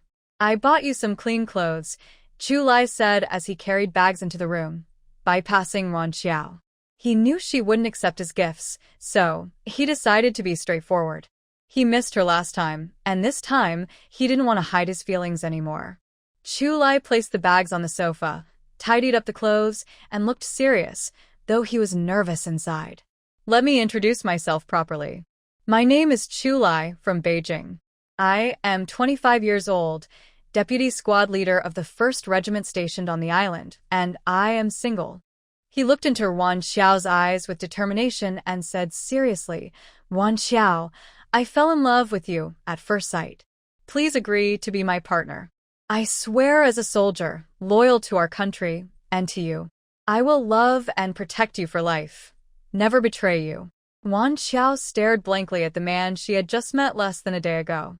Isn't it said that people of this era are very reserved? Why does she find this man so straightforward? Besides, love at first sight is usually based on appearance. She admits her body is decent, but due to long-term malnutrition, she hasn't even recovered half of her previous beauty.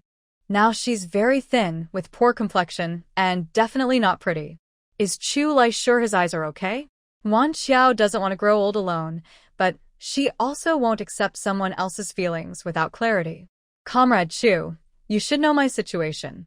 So far, Bai Yanliang is still my fiancé. I know, but he is currently dating someone else, which is also a fact. I haven't lied to you. Someone who is indecisive about love isn't worth trusting for life.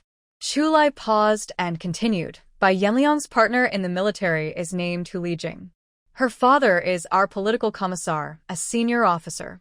To be honest, between you and Hu Lijing, Bai Yanliang would definitely choose the one who benefits him more, Hu Lijing. So, you should consider yourself more carefully. I like you. I am still Bai Yanliang's leader. I look better than him, hold a higher position, and earn more money. Marrying me means you can follow the military, completely leaving the Bai family behind. And in the future, when Bai Yanliang sees you, he will respectfully call you sister-in-law. Wait a moment. Ruan Qiao interrupted, pointing at herself. With my appearance you like me? What do you like about me? Chu Lai nodded without hesitation. Yes, I like you. I like you as a person. I like everything about you. He silently added in his heart, as long as it's you. I like any kind of you. In both lives, I only like you. Ruan Qiao pressed her forehead and sat at the corner of the bed.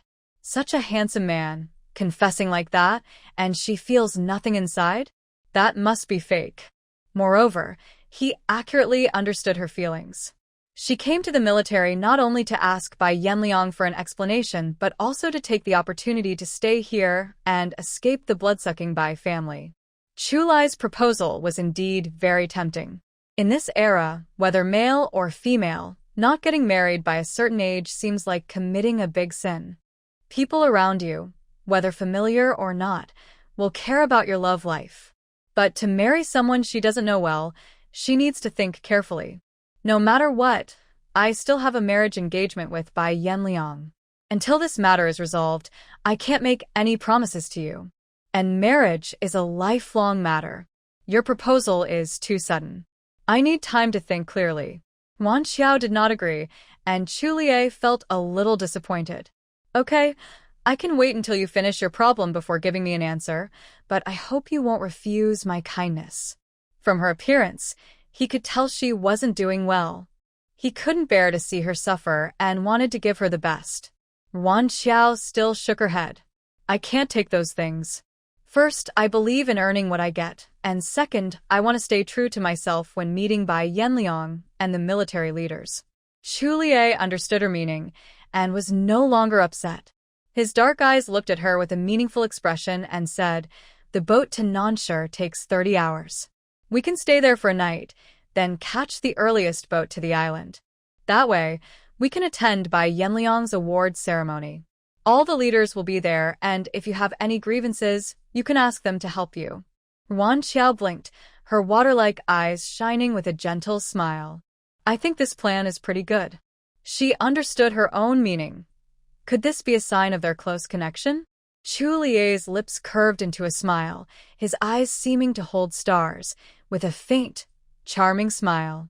It's okay if he doesn't like her for now. He is confident he can win her love. At the Taiga warehouse dock, it was bustling with activity. Ships were docked, workers were busy moving cargo, their muscular arms bulging with veins, sweat running down their faces and dripping onto the ground. Hurrying travelers, carrying large and small bags, waited to check tickets and board the ships. Chu Lie walked on the outside, protecting Ruan Qiao from being bumped, and casually asked, "Do you get seasick?" Without thinking, Ruan Qiao replied, "No." Only after speaking did she realize something was off. She, who had never even been to the commune, how could she know whether she would get seasick? She bit her lip, her gaze anxious as she looked at him. Chu Lie sighed and whispered, "Being with me, you can say anything you want. When we get to the military, you need to be careful. Most rural people who haven't seen much in the world find everything new and ask many questions." He just wanted to remind her because she seemed too calm and indifferent. The military will verify identities, and if she acts too strangely, it could raise suspicion. Thank you. Ruan Qiao expressed her gratitude, then lowered her head and didn't say much. She had relaxed too much and lost her usual caution. Her identity was fine, but it's better to avoid unnecessary trouble and suspicion. As the whistle sounded, the Hongwei ship set sail. With Chu Lie there, Ruan Qiao didn't have to worry about anything. After the meal, the fruit was prepared and brought to her, making her feel quite embarrassed. You don't have to do this. I'm not a child. Chu Lie raised his eyebrows and smiled at her. I don't need you to respond to what I do. Being able to take care of someone you like makes me happy. Hearing such a straightforward confession again, Ruan Qiao suddenly felt her heart beat faster, and her cheeks started to warm. This topic was no longer suitable to continue, so Ruan Qiao awkwardly changed the subject and asked about life on the island. After staying in Nansha for one night, the next morning, Ruan Qiao was awakened by knocking on the door. She quickly got up, dressed, and tidied her hair before walking over to open the door. Chu Lie looked gentle and kind. Wash up a bit. I'll wait for you downstairs. After breakfast, we'll take the boat back to the island. The timing is just right. Okay. Ruan Qiao nodded and hurried to freshen up. The boat back to the island was smaller than the Red Guard, and it rocked quite a bit. Chu Lie was worried that Ruan Qiao wouldn't adapt well. He kept a close eye on her, but this time, he didn't take care of her as carefully as before. Instead, he kept a serious face and maintained more than 2 meters distance from her.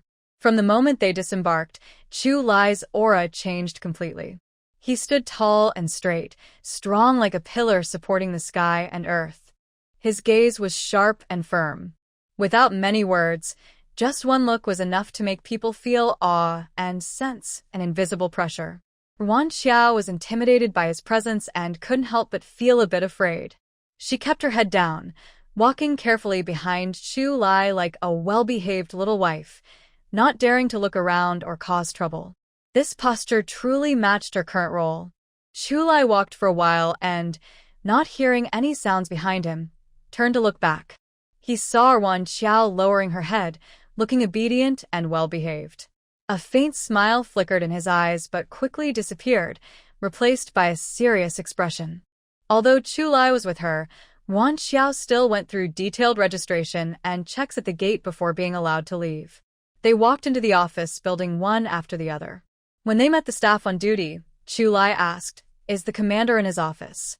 Reporting to Deputy Commander Chu, "Today is the award ceremony. The leaders are in the auditorium." Chu Lie nodded and said seriously to Ruan Qiao, "Wait here for a moment. Bai Yanliang should be receiving his award now.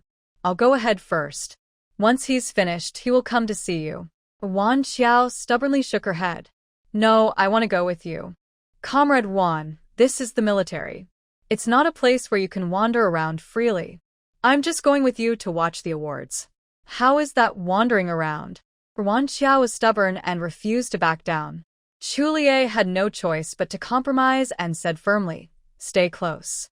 If you dare to wander off, be careful I'll treat you as a suspect and arrest you." The duty officer was stunned, never having seen anyone argue so confidently with the cold-faced judge of death. Who is this brave person?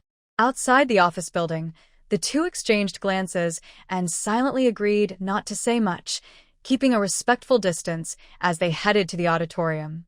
On the way, people they met would greet Chu Lie politely, while curious eyes focused on Ruan Qiao. Ruan Qiao walked straight past without flinching, knowing there would be more onlookers later. For now, this was just a small show. When they entered, Bai Yanliang was wearing a sash and was about to receive his medal and certificate from the leader. "Wait a moment," Ruan Qiao suddenly shouted and quickly ran to the front. Pointing at Bai Yanliang, she angrily said, "Comrade leader, someone who abandons his fiancée to start a new relationship with bad morals and improper conduct, why are you still praising him?" Her words were fast and urgent, but clear enough for everyone to hear. People below couldn't help whispering and discussing. Bai Yanliang looked at Ruan Qiao from below, his pupils trembling. How did she get here? He gritted his teeth and said through clenched jaws, "Ruan Qiao, this is not a place for making trouble. We can talk about this later." "How am I making trouble? Do you dare say I'm not your fiancé? Or are you still single in the army?" Ruan Qiao was fearless, her eyes fixed on him. Today, she was determined to expose his true nature. Bai Yanliang, if you don't give me an explanation today, I'll report this to the central authorities and demand justice. I've already escaped death once. I don't care about my life anymore. Commissar, whose eyes shot like knives at Ruan Qiao. Comrade, no matter what the issue is, you can report it through proper channels. Why did you rush in and interrupt the award ceremony? What's your purpose? I don't know what proper channels are. All I know is I traveled thousands of miles to see him, and now I must get a clear answer.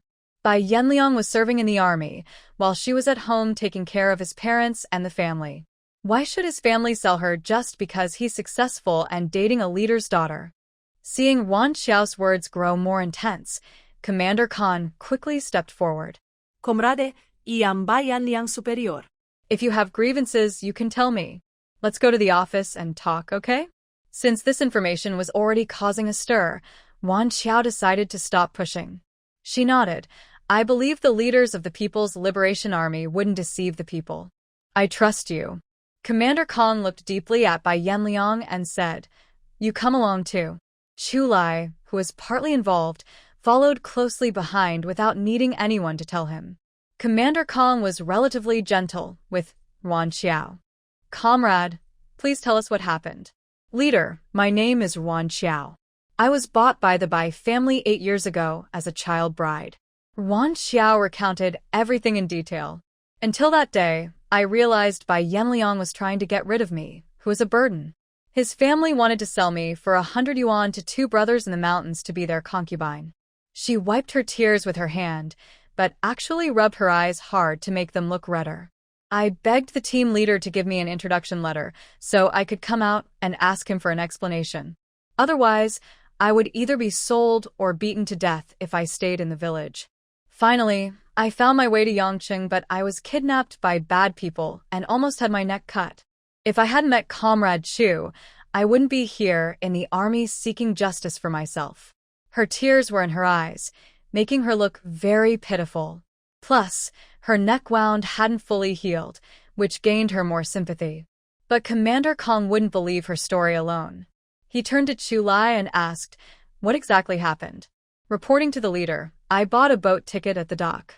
I happened to encounter police chasing a criminal. The criminal used a knife to hold Ruan Qiao hostage.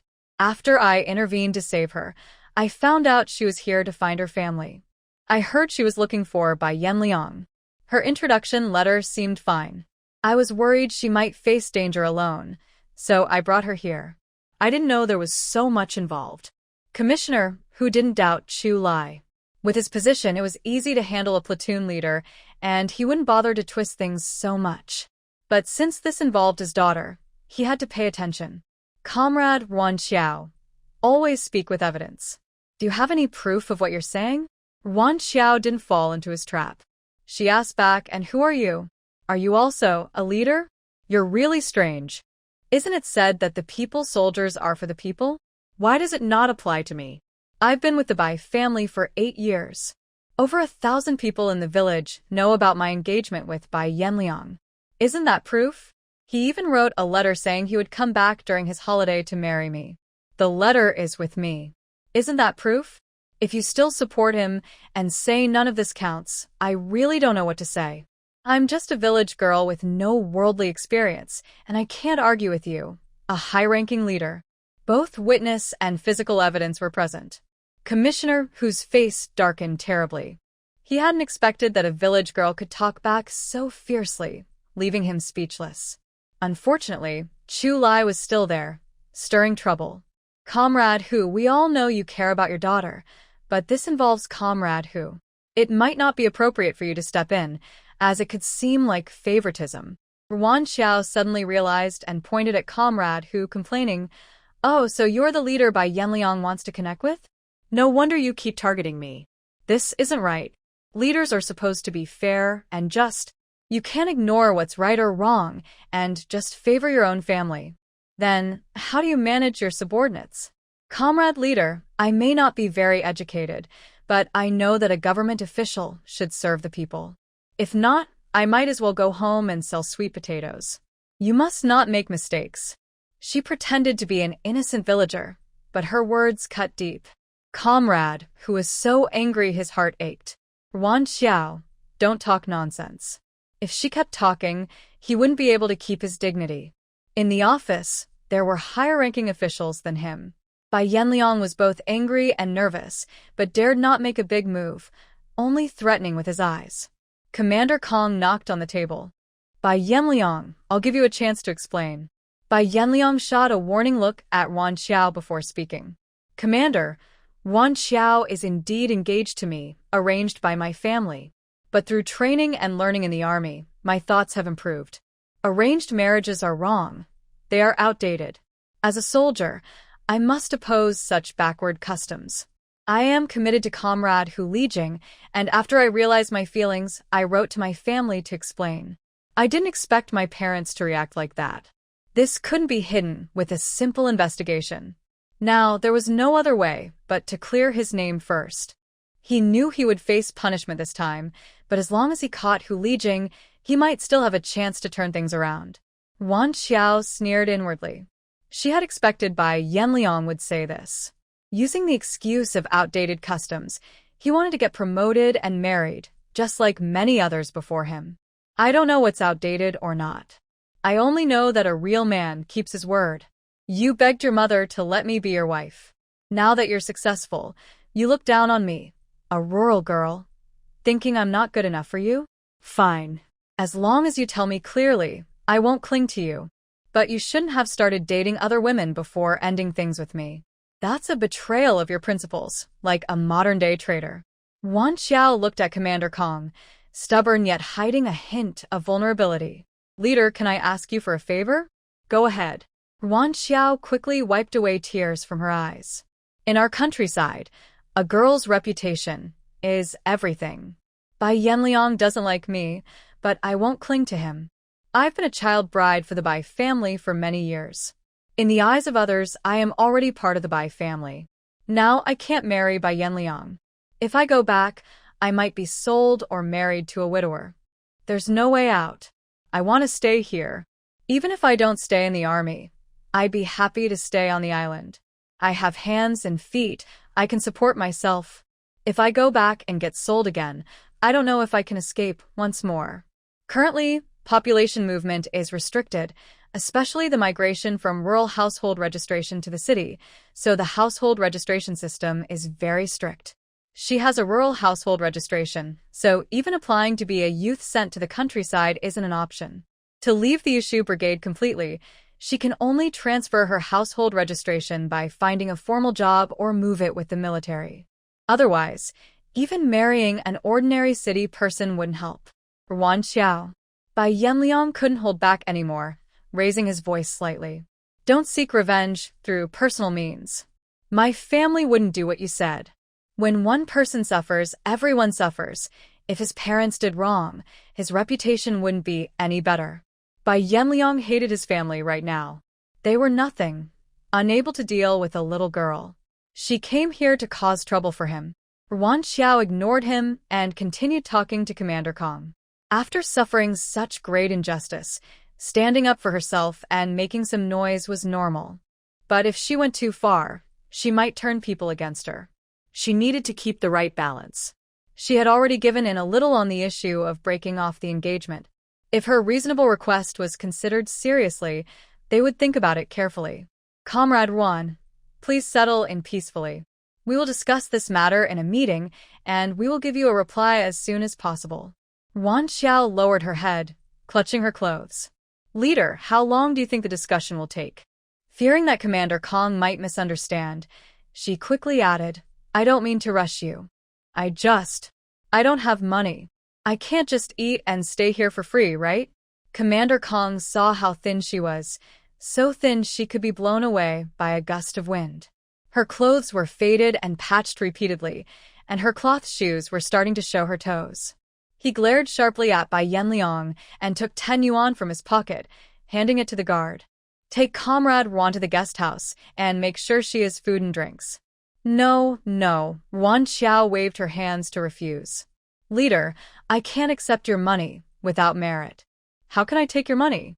I believe the organization will investigate quickly and give me a fair answer. I will wait at the door. Chu Lai quietly watched Ruan Qiao perform, never knowing she had a talent for acting. Take this money and use it. If you need more, just ask me. Bai Yanliang took out a handful of money from his pocket and handed it to Ruan Qiao without counting. Although his monthly salary increased to 52 yuan after his promotion, after deducting meal expenses, he only had about 30 left. He didn't have much savings from eating out, shopping, watching movies, and buying gifts with Hu Lijing, but now he had to be generous. Otherwise, his impression with the supervisor would be worse. This time, Ruan Qiao didn't hold back. Bai Yanliang owed her. Just wait, she would make him pay back even more. Chu Lai was about to poke a hole in Ruan Qiao's money pocket. Even a scoundrel's money doesn't smell bad. He was much richer than the scoundrel, and he would give everything to his wife later. Commander Kong spoke up. Chu Lai, your team leader isn't here. As the team leader, share your opinion.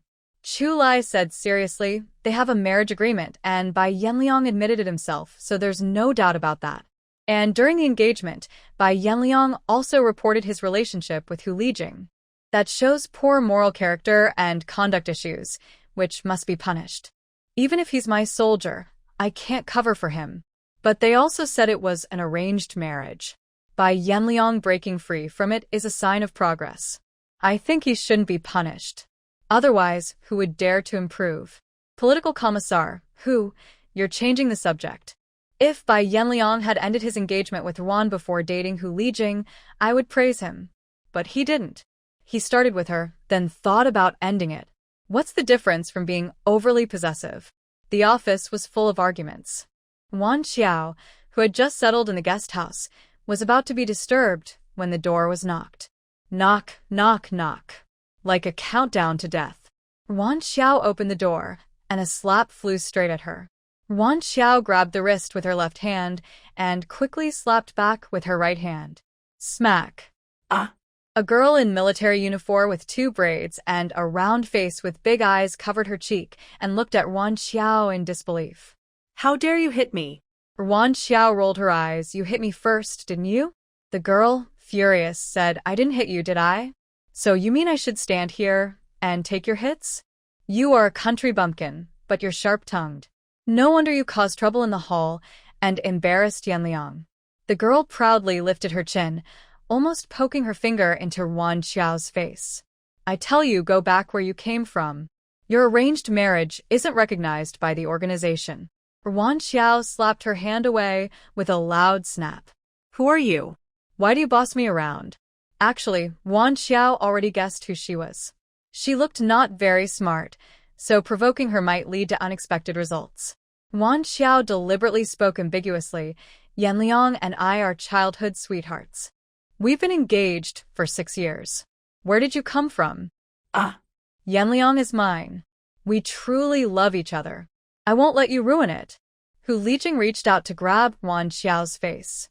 Ruan Qiao turned aside, grabbed her hair, and pulled her down, then kicked her leg out to trip her. Hu Lijing lost her balance and fell to the ground. Ruan Qiao took the chance to straddle her and started hitting her. When she heard footsteps in the corridor, Ruan Qiao quickly stood up, frantically ruffling her hair until it looked like a messy nest. Hu Lijing was stunned, not understanding what was happening. Seeing Ruan Qiao get up, she thought her chance had come and tried to grab her hair again. To make the scene more realistic, Ruan Qiao intentionally didn't dodge Hu Lijing's attack. When Commander Kong, Commissar Hu, Chu Lai, and their group arrived, they saw Hu Lijing hitting Ruan Qiao. Commander Kong frowned and shouted loudly, "This is outrageous. Let go now." Hearing his voice, Hu Lijing instinctively released her grip and pushed Ruan Qiao away, looking guilty. Because she lost her balance, Ruan Qiao fell backward. There was a desk behind her. If she fell, her head would definitely hit it. At that moment, Chu Lai quickly rushed into the room, catching Ruan Qiao just before she fell. He glanced at the people outside, and a cunning look flashed in his eyes. Then, he skillfully twisted his body and used a little force to pull her down, causing both of them to fall to the ground together. Coincidentally, he was underneath, and she was on top, their lips pressed tightly together. They looked into each other's eyes. Ruan Qiao's mind went blank, and she could only hear her heartbeat. You guys are acting like hooligans in broad daylight. Hu Lijing, the fool, suddenly appeared again. Shut up, Commander Hu glared angrily at his daughter, who was not paying attention. Ruan Qiao was startled by the sound and quickly scrambled to get up from Chu Lai. She steadied her pounding heart and looked at Commander Kong first, speaking assertively. Is this the army's decision? They send someone here, and without a word, they hit me, trying to make me give up and protect Bai Yanliang's reputation? Commander Kong looked unhappy but explained calmly, Comrade Ruan, you misunderstood. We are disciplined soldiers. Protecting the country and the people is our duty. Soldiers never hurt civilians. Ruan Qiao pointed at Hu Lijing. What about her? Isn't she a soldier? I don't even know who she is. Why does she knock on the door and hit me? This time, Ruan Qiao was very firm and showed no signs of backing down.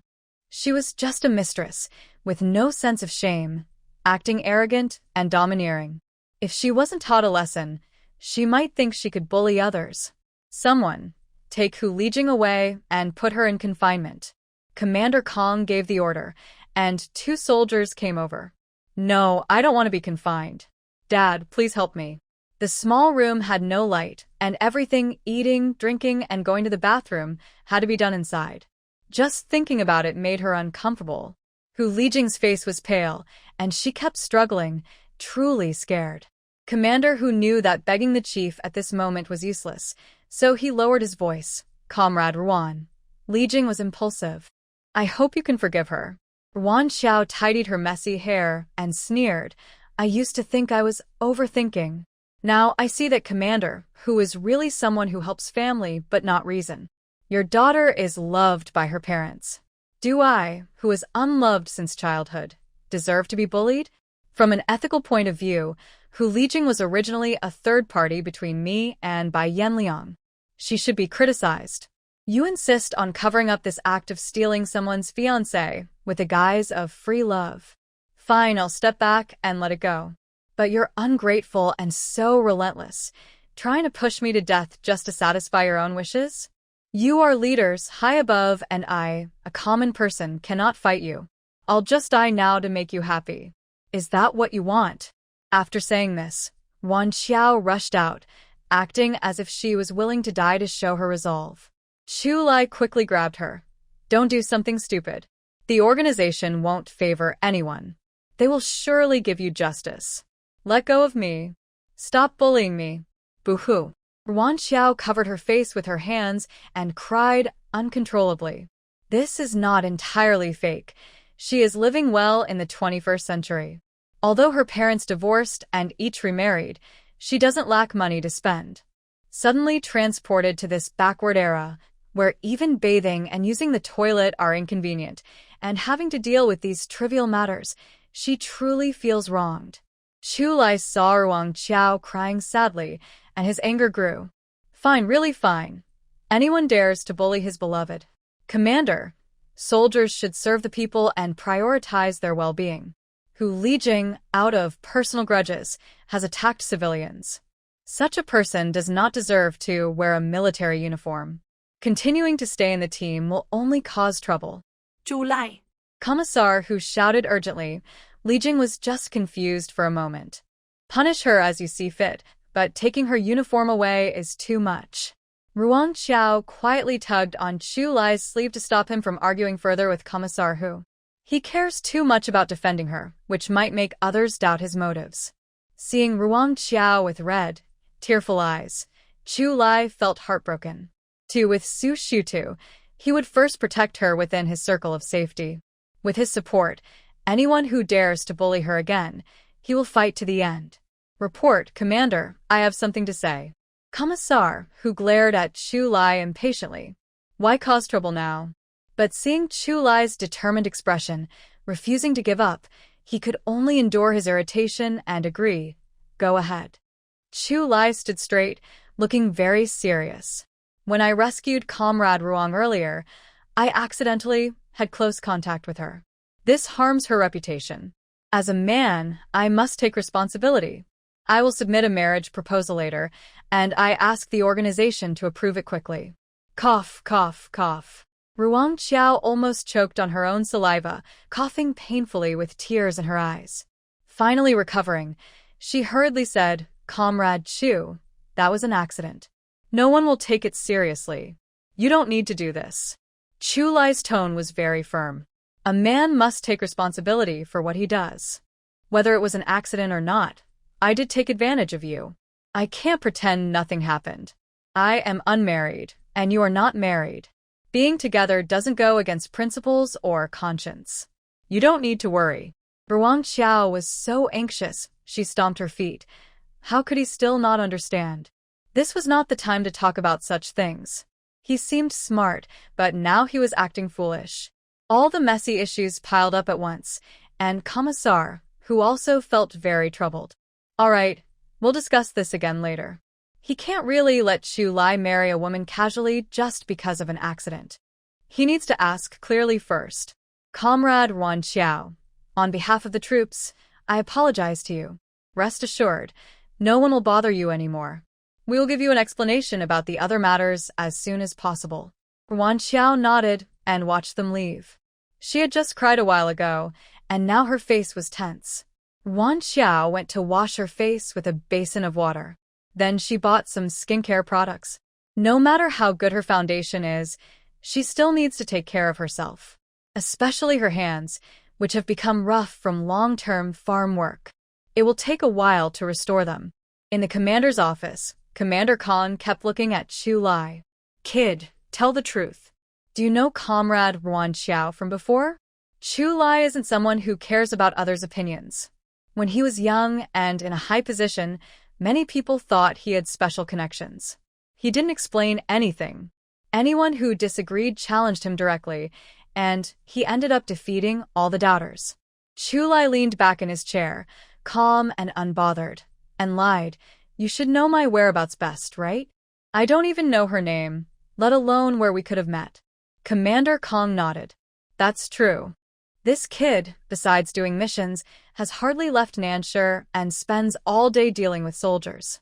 So, are you really planning to marry her? I find it hard to believe. Before, you were cold to everyone and women who liked you were scared off. Now your family wants to introduce you to someone, and you haven't gone home for 5 years. Are you really serious about getting married? Is he really serious? They've been thinking about it for 2 lifetimes. Chu Lai not dead. Ruan Qiao has worked diligently in the countryside for 8 years, taking care of the Bai family's parents. That shows she's kind-hearted and grateful. When she found out Bai Yanliang had a new lover and was being sold, she didn't foolishly keep enduring. Instead, she bravely fought back. Although she caused a stir in the army, it was only because she had been bullied too much and had to stand up for herself.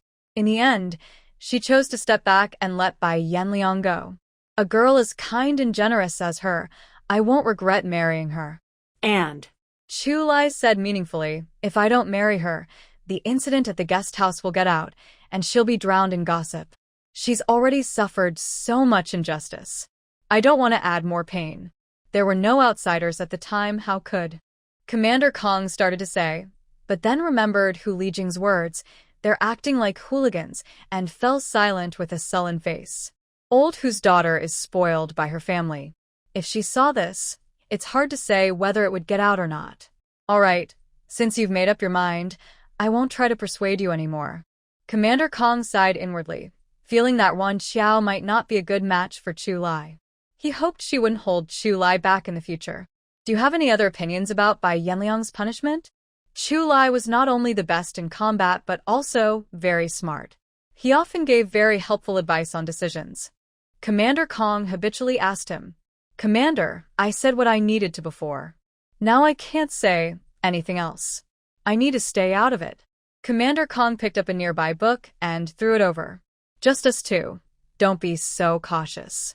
Say what you need to say. Chu Lai easily caught the book, flipped through it casually, then threw it aside. You told me to speak, so I will. Stop wasting time, and just say it. We didn't finish discussing earlier, but Bai Yanliang's behavior must not be tolerated. Otherwise, Everyone in the family will be caring for their parents at home, and there will be a gentle, understanding person around. What will happen to our troops then? Of course, we can't wrongly accuse our comrades. Those who need investigation will be investigated.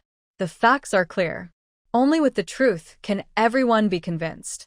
Chulai looked calm on the surface, but in his mind, he replayed his phone call with Si Jingming from last night. There was Ruan Qiao's involvement in the Bai family matter, which showed she was cautious and hadn't left any evidence behind. He wasn't sure if Si Jingming had finished handling things. He planned to call and confirm later. Commander Kong felt suspicious, thinking Chu Lai wasn't holding back well. Aren't you the biggest protector of her? Why are you being so formal with Bai Yanliang? He remembered once during a competition between two groups, his soldiers were defeated by a sneaky trick. He went to challenge the other group leader, openly confronting him until they fought until both were bruised. He then returned and trained his soldiers even harder, criticizing them confidently on the battlefield. Enemies won't fight fair. Will they say please before killing you? Losing is losing, no excuses. If you lose, it means you didn't train enough. He trained with them every step of the way, following every drill, and in the end, even when the soldiers were so exhausted they could fall asleep walking, they never complained. Chu Lai snorted coldly. I've already done my best to be fair and just. Clearly, Ruan Qiao was wronged. If I have to protect her, I will. There's nothing more important than a wife to a scoundrel. He walked a few steps to his desk and sat down. Commander, may I borrow some paper and a pen? Long Commander Kong opened the drawer and took out a script, then pulled out a pen from his pocket and pushed it over. What are you going to do? Chu Lai didn't lift his head. He unscrewed the pen cap and started writing. Writing a marriage report. When you investigate this matter, you can also do a background check on Ruan Qiao. Long Commander Kong was speechless with anger.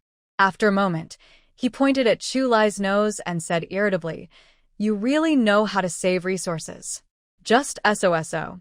After leaving the office, Chu Lai went straight out of the military zone to the post office to make a call.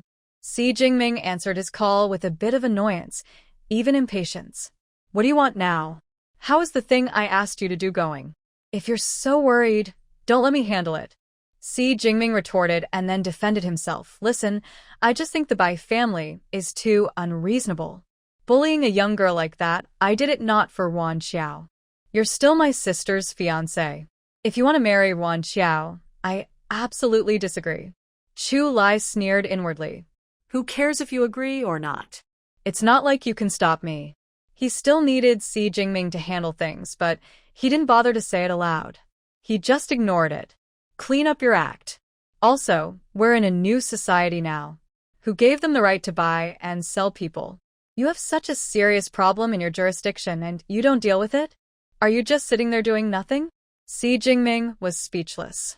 What a big pot he was being handed. As a city bureau chief, how could he know what was happening in a squadron below?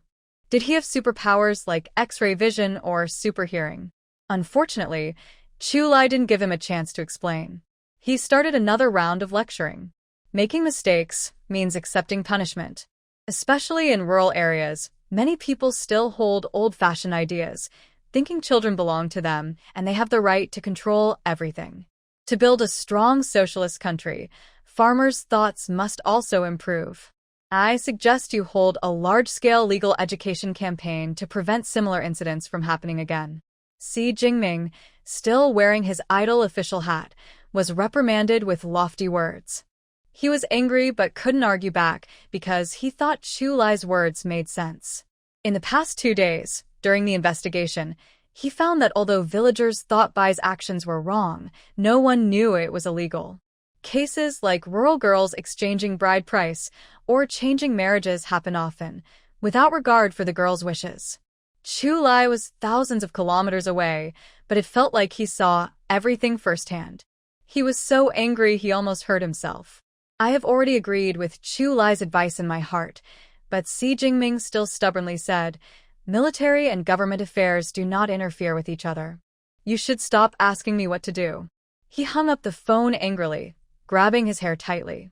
As for selling Ruan Qiao, Old Man Bai and Old Lady Bai are the masterminds, while Old Boss Bai and Li Hongju are accomplices. Old Man Bai is paralyzed, and Old Lady Bai is so angry she is barely alive. Old Boss Bai is disabled, and Li Hongju has broken ribs and a punctured lung, causing chest fluid buildup, and is currently hospitalized. Are they just to be kept around as decorations? Or should we first catch Old Second Bai and Lu Chunhua, who are protecting them? They are less injured and can be sent to labor camps.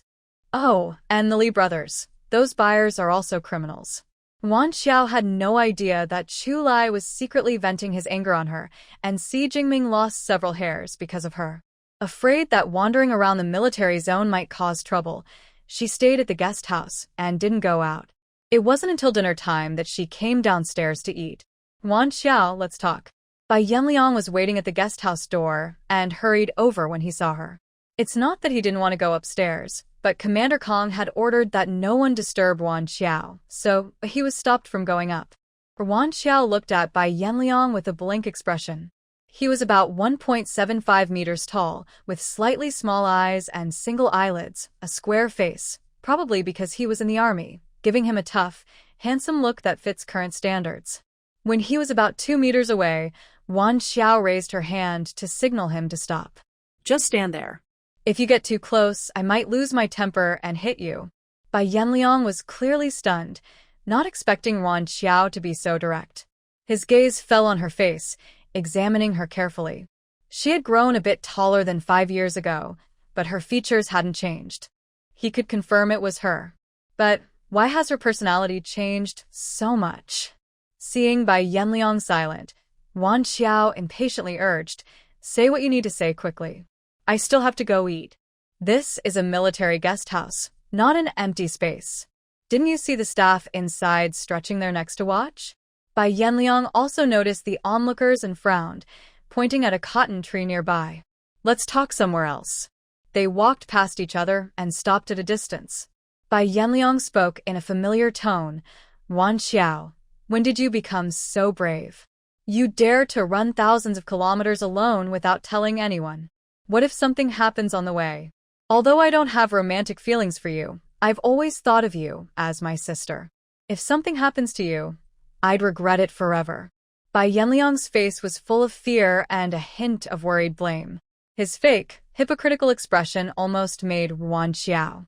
She frowned, looking irritated. "Speak plainly. What do you want from me?" "I don't have time to argue with you." Bai Yanliang choked, unable to continue his prepared emotional plea. He forced a stiff smile and tried to coax her. "I really don't know what my parents did. They must have misunderstood me. Tomorrow, go explain to Commander Kong and the others. After all, we've been friends for many years. You don't want to see me punished, right?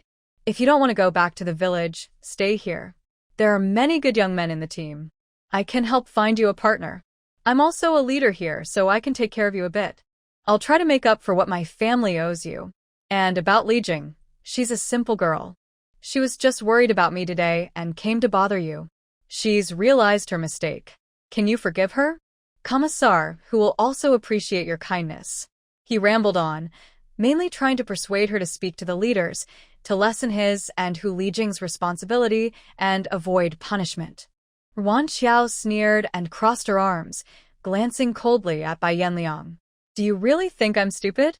Just after I finish telling you my grievances, you turn around and deny everything. Do you think I'm playing you for a fool? Bai Yanliang, stop with your little tricks. Your words are full of nonsense, and I don't buy your act. You'd better spend your time figuring out how to solve your problems." Ruan Qiao took out a piece of paper from her pocket, actually from the warehouse, and held it out for Bai Yanliang to see from a distance. "Your mother has already admitted that she was acting under your orders. If I give this to Commander Kong, what do you think will happen?" Seeing what was written on the paper, Bai Yanliang could no longer pretend. He glared fiercely at Ruan Qiao, grinding his teeth as he asked, "What exactly do you want to do?" Ruan Qiao slowly folded the paper and put it into her pocket, then glanced at Bai Yanliang. "Since we know each other, I'll let you go this time. You can buy back this confession with 500 yuan. You're robbing me. I didn't do anything to deserve this," Bai Yanliang shouted angrily. Ruan Qiao nonchalantly shrugged. "Who knows? Just leave it to Commander Kong to judge. Anyway, your mother has already signed her fingerprint. This confession detailed how Bai Yanliang, aiming to marry the leader's daughter, ordered his family to sell Ruan Qiao. It wasn't entirely false accusations. Bai Yanliang's letter to his family, though not explicit, carried the same meaning. Now, Ruan Qiao has openly told others about it. Are you buying or not? Just give a clear answer. Bai Yanliang was furious. He didn't have 500 yuan, and even if he did, he wouldn't give it to that shameless woman, Ruan Qiao. He squinted, forming a cruel plan in his mind. Isn't Ruan Qiao the type to complain? What if she is a liar and a flirt? Would others believe her words then? Later, he planned to find a chance to take back the confession letter, and everything would be over. Okay, I'll buy it, but I don't have that much money now. I'll borrow some. It's not good if others see this. Wait for me over there. Bai Yanliang pointed to a row of houses ahead. That's the supply and marketing cooperative. They've finished work, so it's easier to talk. Looking in the direction he pointed, there was a row of red brick houses. On the left was the cooperative, on the right was the grain station. There was a backyard enclosed by a wall with a few more houses, maybe storage rooms. That place was spacious in front, with no cover, but the situation behind was hidden. Ruan Qiao looked at him deeply, nodded, and said, Fine, 500 yuan, not a cent less. Then she turned and walked away. Just as she turned the corner, she bumped into Chulier, who was standing still like a sculpture.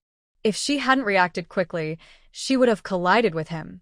Why are you so unpredictable? Chulia looked in the direction of Bai Yanliang.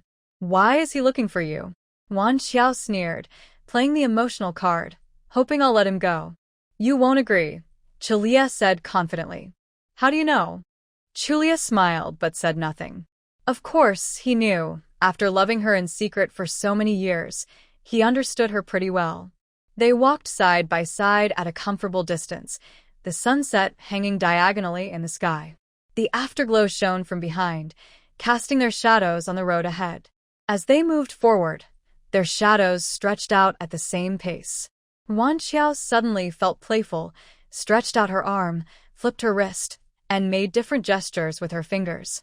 Chulia's eyes softened with affection. I've already filed the marriage report. The background check and process will take some time.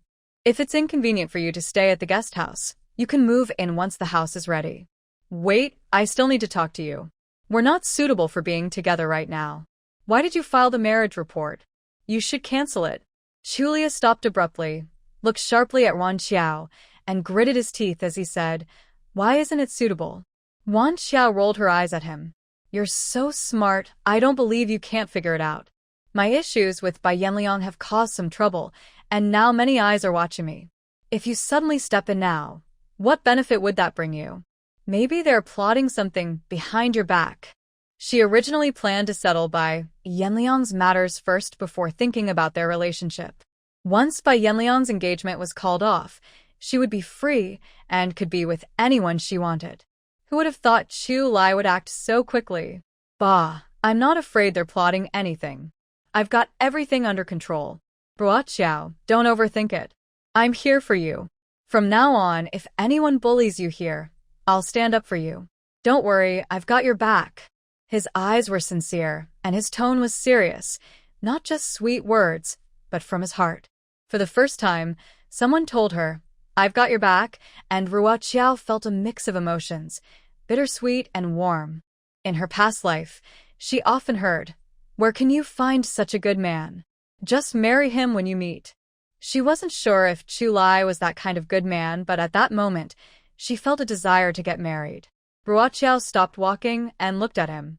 Do you have a childhood sweetheart, a fiancé, a secret crush, or someone you like? Chu Lai's dark eyes were deep. The only person I like is you. Once again, he confessed, and Ruan Qiao felt as refreshed as drinking cold soda in the summer. Cool and sweet, very wonderful. She couldn't help but smile, her eyes curved like crescents, and a faint blush spread across her fair cheeks. She lowered her head slightly, gently playing with her hair near her ear, and teased, I'm serious when I talk to you. Be serious too. Seeing her charming look, Chu Lai's eyes were full of affection. Why wouldn't I be serious? I'm just answering your question. I've always kept myself pure and haven't had messy relationships. But my mother once joked with her good friend about arranging a marriage for me and the baby in her belly. That was during the Liberation War. Aunt Jo, a doctor, was exhausted from rescuing injured soldiers and went into early labor. Later, the camp was hit by artillery, and when Aunt Jo woke up from her coma, the baby was gone. No one knew whether the baby was alive or dead. They've been searching for years, but after 20 years, it's not easy to find someone. Jingming, who works as a police officer, mainly aims to find a sister, so he's moved around using family connections over the years. Unfortunately, they've found nothing. I've never even seen that child, and both families know that the joke about the marriage arrangement was just that, a joke. I'm telling you this just to prevent misunderstandings and to keep you from learning it from others. Ruan Qiao nodded sincerely and said, I hope that child can live well somewhere. Back in the day, everyone who went to the battlefield was a hero. Without them, we wouldn't have the peaceful life we have now. She wouldn't hold a grudge over this. Chu Lai was anxious, so, do you agree to our marriage? Has she agreed? They acted first and told her later, leaving no chance for her to say no. But overall, Chu Lai was a good match for marriage. There are more than 10 years before the reform and opening up policy, and since she lives in this era, she has to follow the current rules. Instead of worrying about marriage later, choosing Chu Lai now seems better. If the army can't solve her household registration issue, Chu Lai's place could be her backup. Marriage is like a big gamble. If she wins, she gains lifelong happiness. If she loses, she has the courage to accept it. Ruan Qiao carefully looked at Chu Lai. His handsome face reflected her image in his deep eyes. Despite his cold and tough aura, he looked gentle like a boy next door. Loving a man like that shouldn't be hard, right? Let me be clear first. We haven't known each other long, and I don't really understand you, so I can't say I have feelings for you. But I believe marriage is a sacred thing.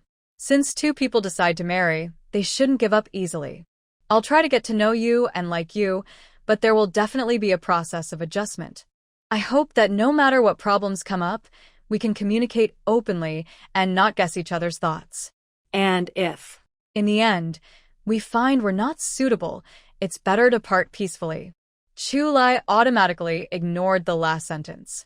He only knew that Ruan Qiao agreed to their marriage, and he grinned happily, acting silly, completely different from his usual wise and heroic appearance. Ruan Qiao scolded him. Did you even hear what I just said? I heard. Don't worry. Except for things that can't be told in the army, I won't hide anything from you. Let's go eat now, or there won't be anything left later. Don't let yourself get too hungry. His smile, from the corners of his eyes to his brows, couldn't be suppressed, making Ruan Qiao feel inexplicably happy too. They walked and talked as they went. You mentioned the house. What's that about? With my rank, I could have my own place already. I used to be single and lived in a dorm, so I didn't need a house. Today, I applied for one, and there's an available apartment. Commander Kong approved it directly. I chose a relatively quiet yard, although the location is a bit remote. The house hasn't been lived in for a long time and needs some cleaning and fixing up. Wait until you come tomorrow to see it, and tell me how you want to tidy it up. Ruan Qiao nodded silently. Unintentionally, they will be staying in that house for a long time, so it needs proper cleaning. But recently, it's not suitable for her to get involved in this matter. Let's wait until we finish dealing with Bai Yanliang. It's not urgent for these couple of days. Chu Lai understood her worries and silently cursed Bai Yanliang again. No, delaying his wedding is not good. He needs to train Bai Yanliang properly, or he won't be able to ease his anger. Although he felt a bit annoyed, Chu Lai wouldn't show a bad attitude toward Ruan Qiao. He nodded and said, I'll quickly tidy up the basic cleaning, and the rest is up to you. Ruan Qiao doesn't know what dating is like for others.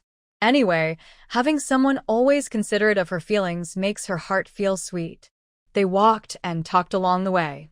By the time they reached the cafeteria, the food was already gone. Chu Lai Flawen.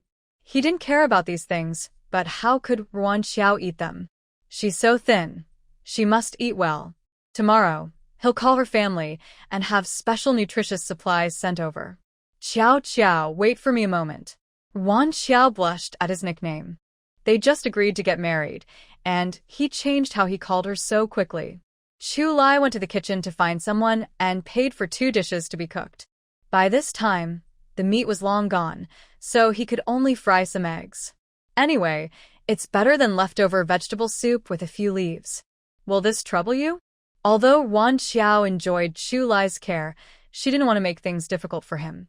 It's just a meal. She can manage. If needed, she could secretly cook something herself later.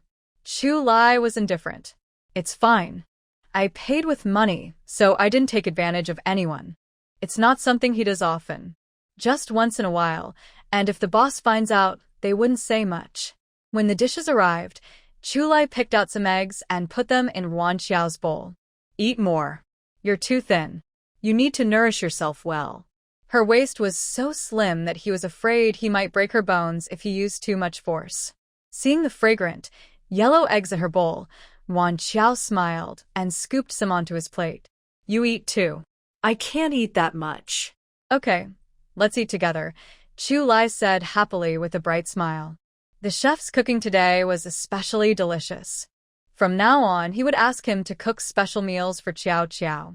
After dinner, Chu Lai took Ruan Qiao to the guest house. Go inside, he said, watching her go upstairs before leaving. Ruan Qiao glanced over at the supply and marketing cooperative, but didn't see Bai Yanliang.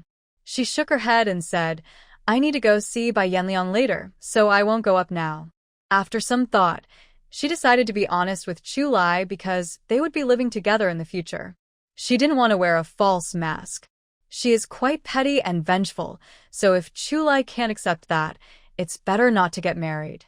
Chu Lai frowned, and his smile faded a bit. It's almost dark.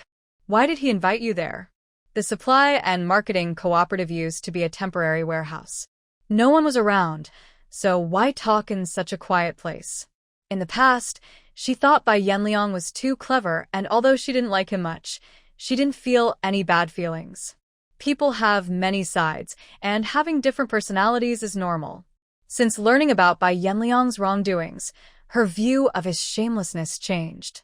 A person's character determines how they act. Chu Lai felt Bai Yanliang had bad intentions. Let's talk over there, she suggested.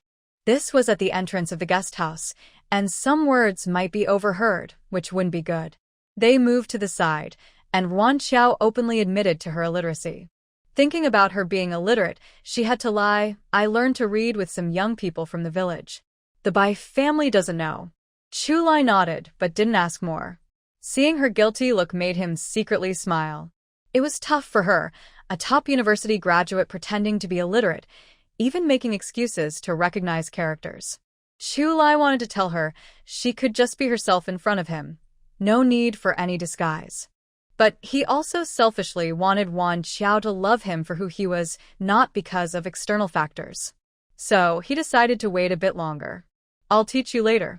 You're so smart, you'll learn quickly, he said. Ruan Qiao looked at him, unsure why he was so confident. Suddenly, a mosquito buzzed near her ear. She instinctively waved her hand but missed. Chu Lai moved quickly, clapping his hands, and the mosquito was gone. There are many mosquitoes here. Later, I'll bring some insect repellent for you, he said thoughtfully. He hesitated for a moment and then added, Bai Yanliang is very scheming. I don't think he'll honestly use money to buy a confession letter. He probably has other bad plans. Maybe you shouldn't go. Let me handle this. Worried she might misunderstand, he explained, I'm not trying to control you. I'm just worried about your safety. Ruan Qiao shook her head. She wrote the confession herself and was okay with secretly threatening him. But if it became public, a thorough investigation would reveal many flaws. She used this to threaten Bai Yanliang, confident that he wouldn't dare to cause trouble for his own future. However, if Chulia got involved, the outcome might change. I just want Bai Yanliang's money. You might have other concerns about going to him. I'll handle this myself. If you're worried, secretly watch from the shadows. Don't come out until the critical moment. I also want to see if he has other motives.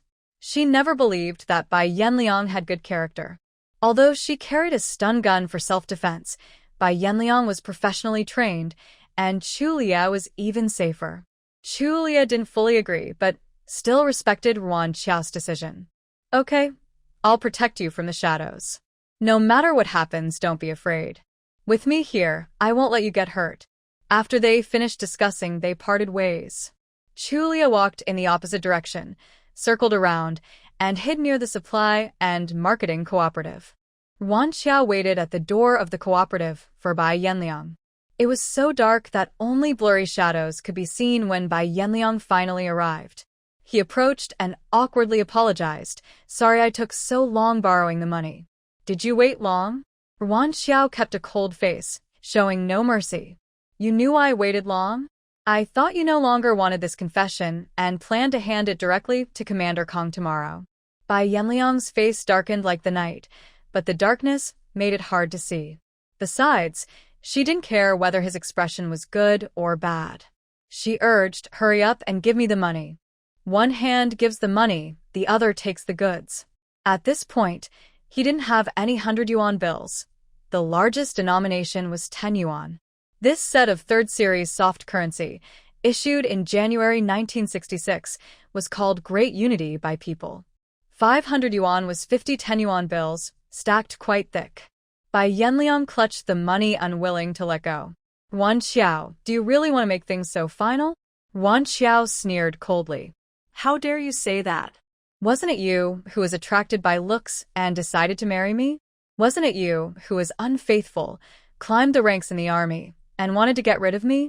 Are all these things forced on you by others with a gun? If you become a womanizer, don't pretend to be upright. Who are you to criticize me? Fine. Since you're heartless, don't blame me for being unfaithful. He spoke through clenched teeth, loosening his grip on the money as Ruan Qiao took it away. At the same time, he also reclaimed the confession letter. After confirming it was correct, Bai Yanliang tore the paper into pieces, carefully pocketing the fragments instead of throwing them away, planning to discard them later in the latrine. His voice was cold and slightly crazy. No one can be my obstacle. Ruan Qiao, you only have yourself to blame. After speaking, he quickly struck with a hand knife on Ruan Qiao's neck. Ruan Qiao didn't have time to react and fainted softly. Chu Lai, hiding in the dark, wished he could rush out and tear Bai Yanliang apart, but remembering Ruan Qiao's instructions, he held back his anger and continued to watch carefully. Bai Yanliang carried Ruan Qiao and placed him on the wall. Then he easily jumped over the wall and took Ruan Qiao down. He pried open the supply store's warehouse, brought Ruan Qiao inside, and tied him up. Perhaps his plan had succeeded, and Bai Yanliang couldn't help but feel proud. Ruan Qiao, oh Ruan Qiao, you say you're not honest and stay in the village, but you run so far to report me?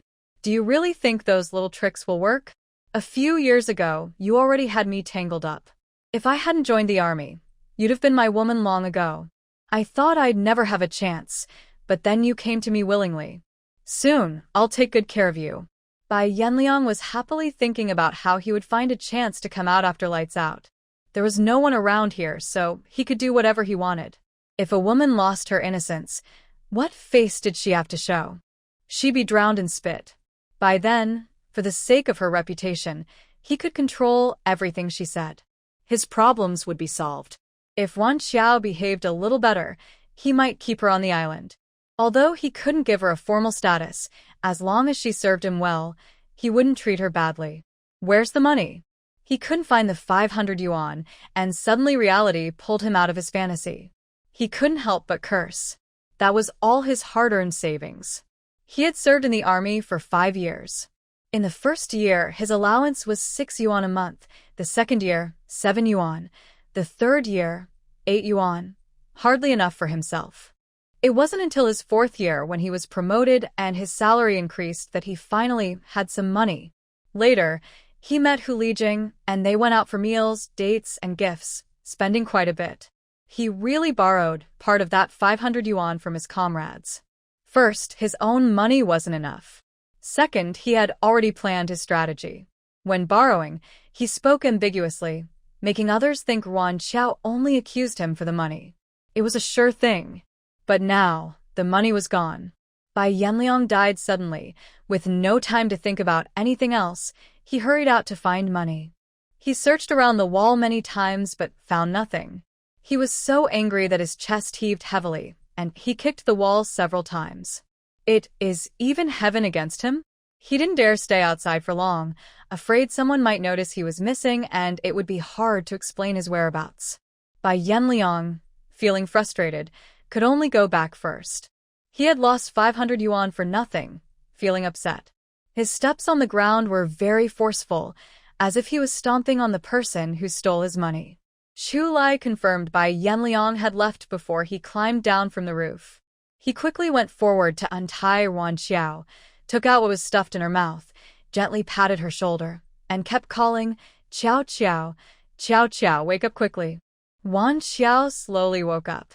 The warehouse was very dark, so she couldn't see anything clearly, but having Chu Lai nearby gave her a strong sense of safety.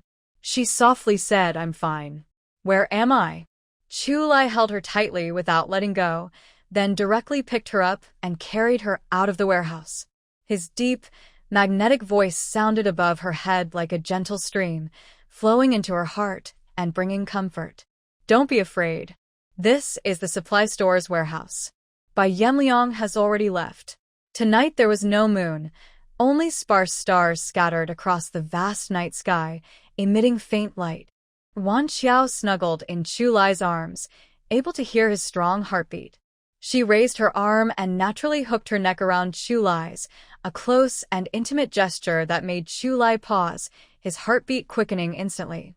Unaware of this, she slightly twisted and adjusted herself to what she thought was a comfortable position. Chu Lai's breathing grew faster, his body tensed because of her small movements. His walking became a little awkward, and he subtly lifted Ruan Qiao higher. Ruan Qiao looked up and softly said, "With you here, I'm not afraid." When Bai Yanliang struck her on the back of her neck with his hand, she felt no fear at all.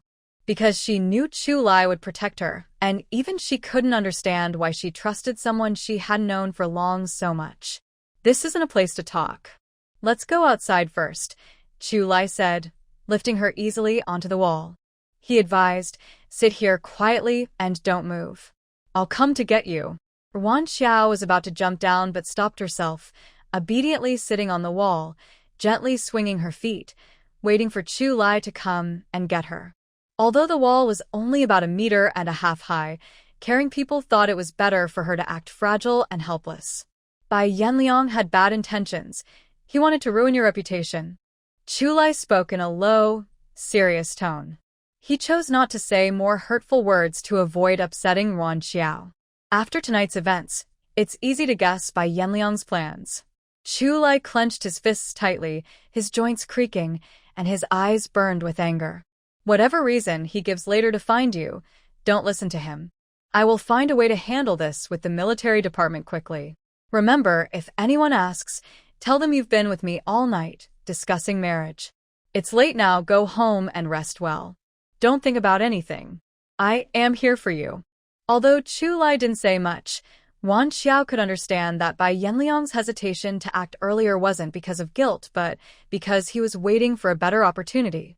She worried Chu Lai might do something reckless out of anger, so she gently held his sleeve and whispered, "Don't risk your future over a scoundrel. He doesn't deserve it." "All right, I'll listen to you," Chu Lai replied softly, his tone gentle, and his commanding presence softened.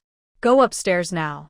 Watching Ruan Qiao go up, Chu Lai turned around, his face regaining its stern look, and strode toward the family area. At Master Kang's house, his wife was gossiping with him. "Old Kong, is Chu Lai really going to marry that Bai Yanliang's adopted daughter? Isn't that kid very picky? He doesn't even look at girls from the arts troupe or the health clinic. Why would he like a girl from the countryside?" Master Kong frowned at this, feeling something was off. Why are you talking like that? "We've only been eating for a few years, and you've already forgotten your roots? What's wrong with a girl from the countryside? We haven't even washed the mud off our pants yet, and we're not better than anyone else." Kang's wife rolled her eyes and glared at him. "Why are you yelling at me? I was just asking out of curiosity. Why are you making such a fuss? Master Kong snorted. Anyone listening would think you're overthinking. Be careful what you say next time. This is at home, with no outsiders. Can I say what I want here? Kang's wife argued, though she was already accepting Master Kang's suggestion. She wasn't trying to cause trouble. She was simply curious about Chu Lai's plans to marry. In the past, many girls from the arts troupe and the health clinic shyly approached Chu Lai, but he seemed blind to them, not even glancing their way. Did Chu Lai ever accept a confession? The exact words he said were, I, Chu Lai, dedicate my life to the country. I am ready to sacrifice at any moment. I've never thought about getting married or having children. Being a wife is impossible. Being a comrade in arms is more realistic. Your fighting spirit is a bit weak. How about we practice together? Listen, is that even human speech? He is someone who has won first place in the military competition every year in the entire army district. Who could beat him? If I can't pursue her, I might get beaten up. Where would I put my face? Many young girls give up just from fear and frustration. Now, Chu Lai wants to marry a rural girl. Who wouldn't be curious? Sister Kang's status is obvious, so she can't gossip openly. When she asked her husband, she was scolded, which made her feel upset. She decided that tomorrow at breakfast, she would add an extra spoon of salt to old Kang's bowl, so salty it would make him miserable. Ding dong. The doorbell rang. Sister Kang glanced at the clock on the wall, wondering who could be visiting so late. She hoped it wasn't something urgent from the team. She quickly slipped on her slippers and went to open the door. Chu Lai? Why are you here so late? When the liberation of the South Island happened, the 4th Field Army fought there. Later, it was merged into the Central South Military District, now called the Yangcheng Military District. So, many officers and family members from the Northeast are in the unit. Sister Kang, being from the South, speaks with a Northeastern accent. Sister-in-law, I have a favor to ask. Sister Kang moved aside to let him in, smiling. What's the favor? Just say it. When Commander Kang heard it was Chu Lai, he also came out holding a teacup, walking with a steady step. What's the matter that makes you come here so late and so anxious? Chu Lai was straightforward. He found a chair and sat down, saying directly, Sister-in-law, I want you to help me find a matchmaker. Commander Kang almost spat out the sip of water he was drinking and glared at him angrily. Don't make mistakes. We just filed the marriage report today. Who do you want to marry now? Why is it that a marriage that takes so long to happen suddenly blooms all at once? Marrying Ruan Qiao. Who else could I marry? Chu Lai was unhappy with Commander Kang's suspicion and retorted, Do you think I'm Bai Yanliang? Sister Kang rolled her eyes at her husband and then asked excitedly, What do you want to do? She was very curious about Ruan Qiao, especially since Chu Lai, this big block of wood, was moved. Sister-in-law, you've probably heard about Ruan Qiao's situation, right? She's had a hard life, sold by her parents as a child bride, working as a servant in the Bai family. Bai Yanliang has found someone new in the army. Hu Lijing caused trouble at the guest house, not only beating her but almost causing her to fall and hurt her head. When I helped her, something unexpected happened and I have to take responsibility. She's suffered a lot of unfair treatment. I want to marry her properly, without any gossip or rumors. So, I want to ask sister-in-law to help me propose tomorrow. We can't skip the formal steps. In just a few words, she portrayed Ruan Qiao as a helpless, bullied girl, making people feel sorry for her. Sister Kang felt uneasy after hearing this. Hu Lijing's child was spoiled by her parents, often very pampered. This was mainly their fault, but she didn't expect that she would dare to go to the guest house to cause trouble. She agreed wholeheartedly, saying, Since you've thought it through, sister-in-law, I'll be your matchmaker. Don't worry, I'll go tomorrow morning and make sure everything goes smoothly.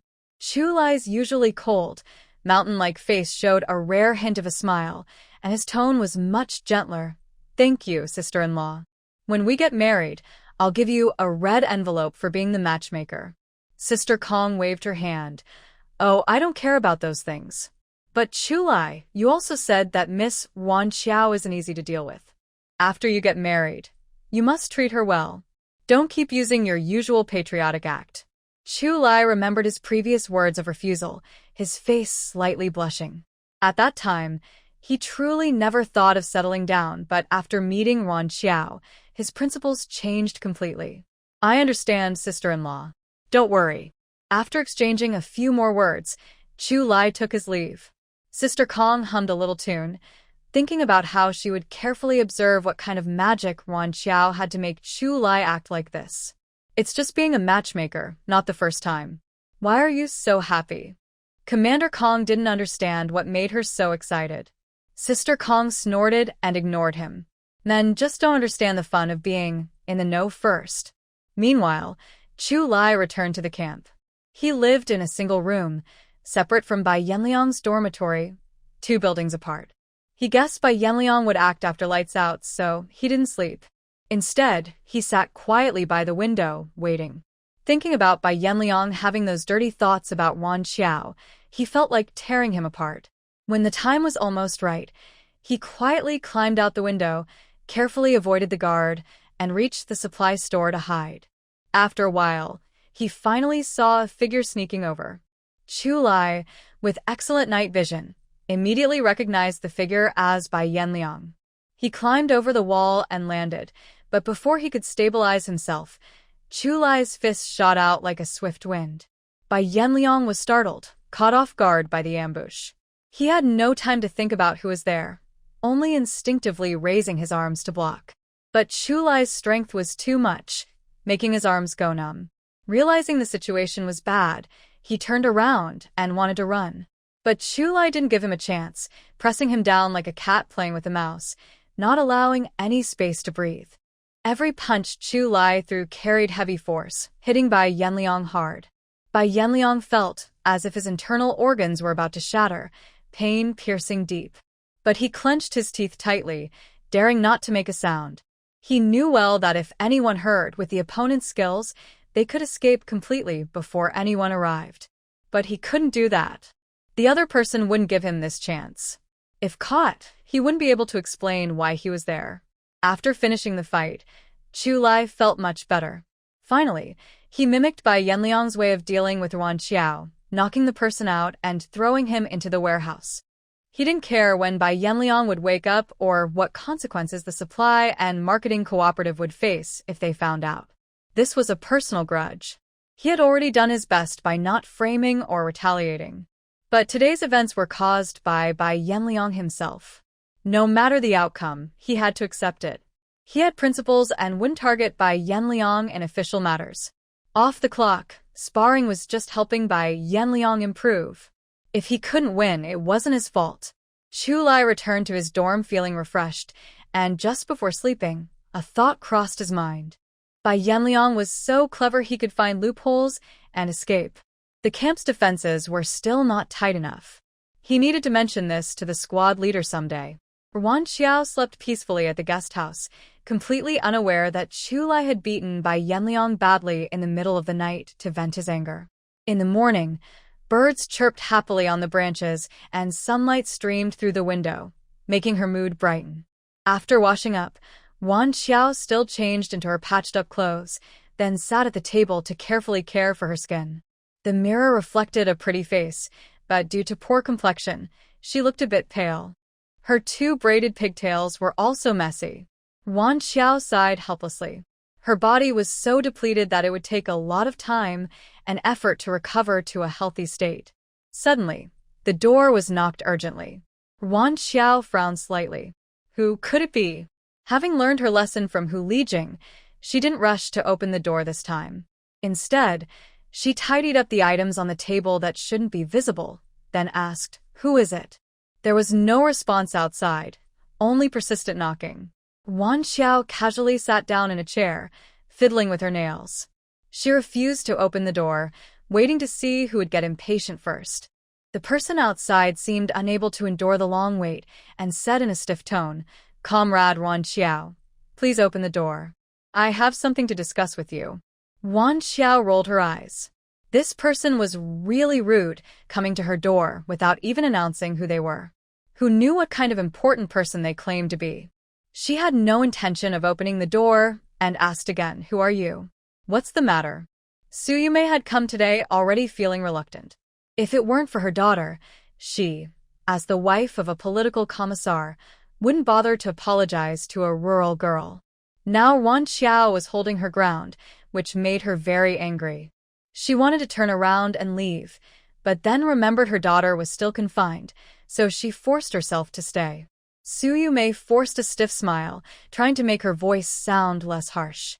"Comrade Ruan Qiao, I am Hu Lijing's mother.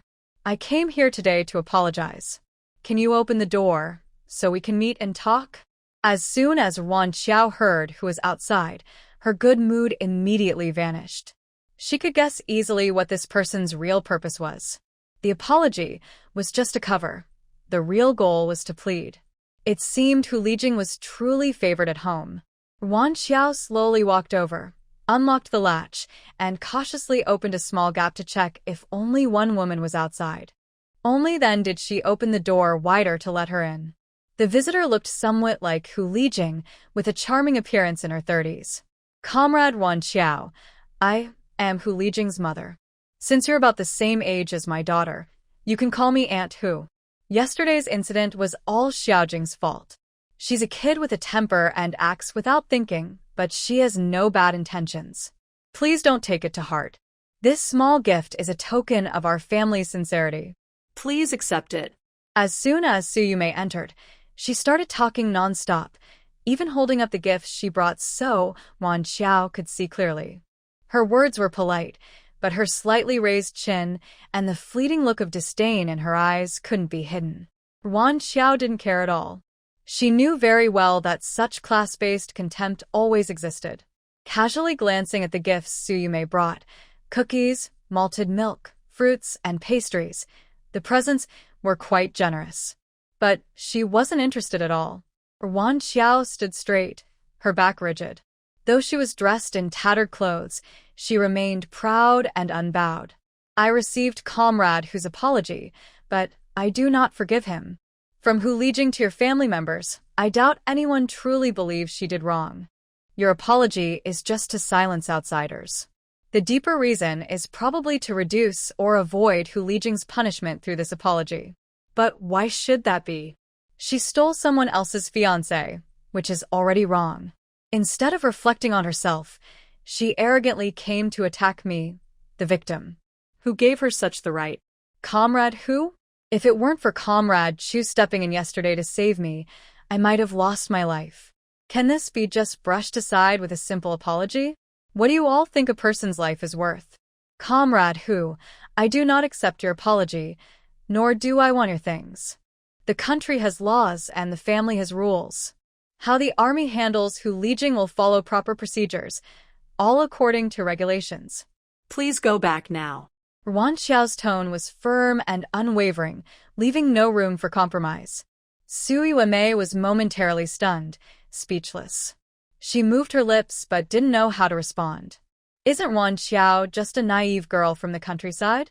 How can she speak so logically and confidently? Suyume couldn't help but look at Ruan Qiao again. She did have a good appearance, especially those bright, lively eyes that seemed to captivate people's spirits. But she was dressed in torn clothes, and her hands were rough, obviously used to farm work.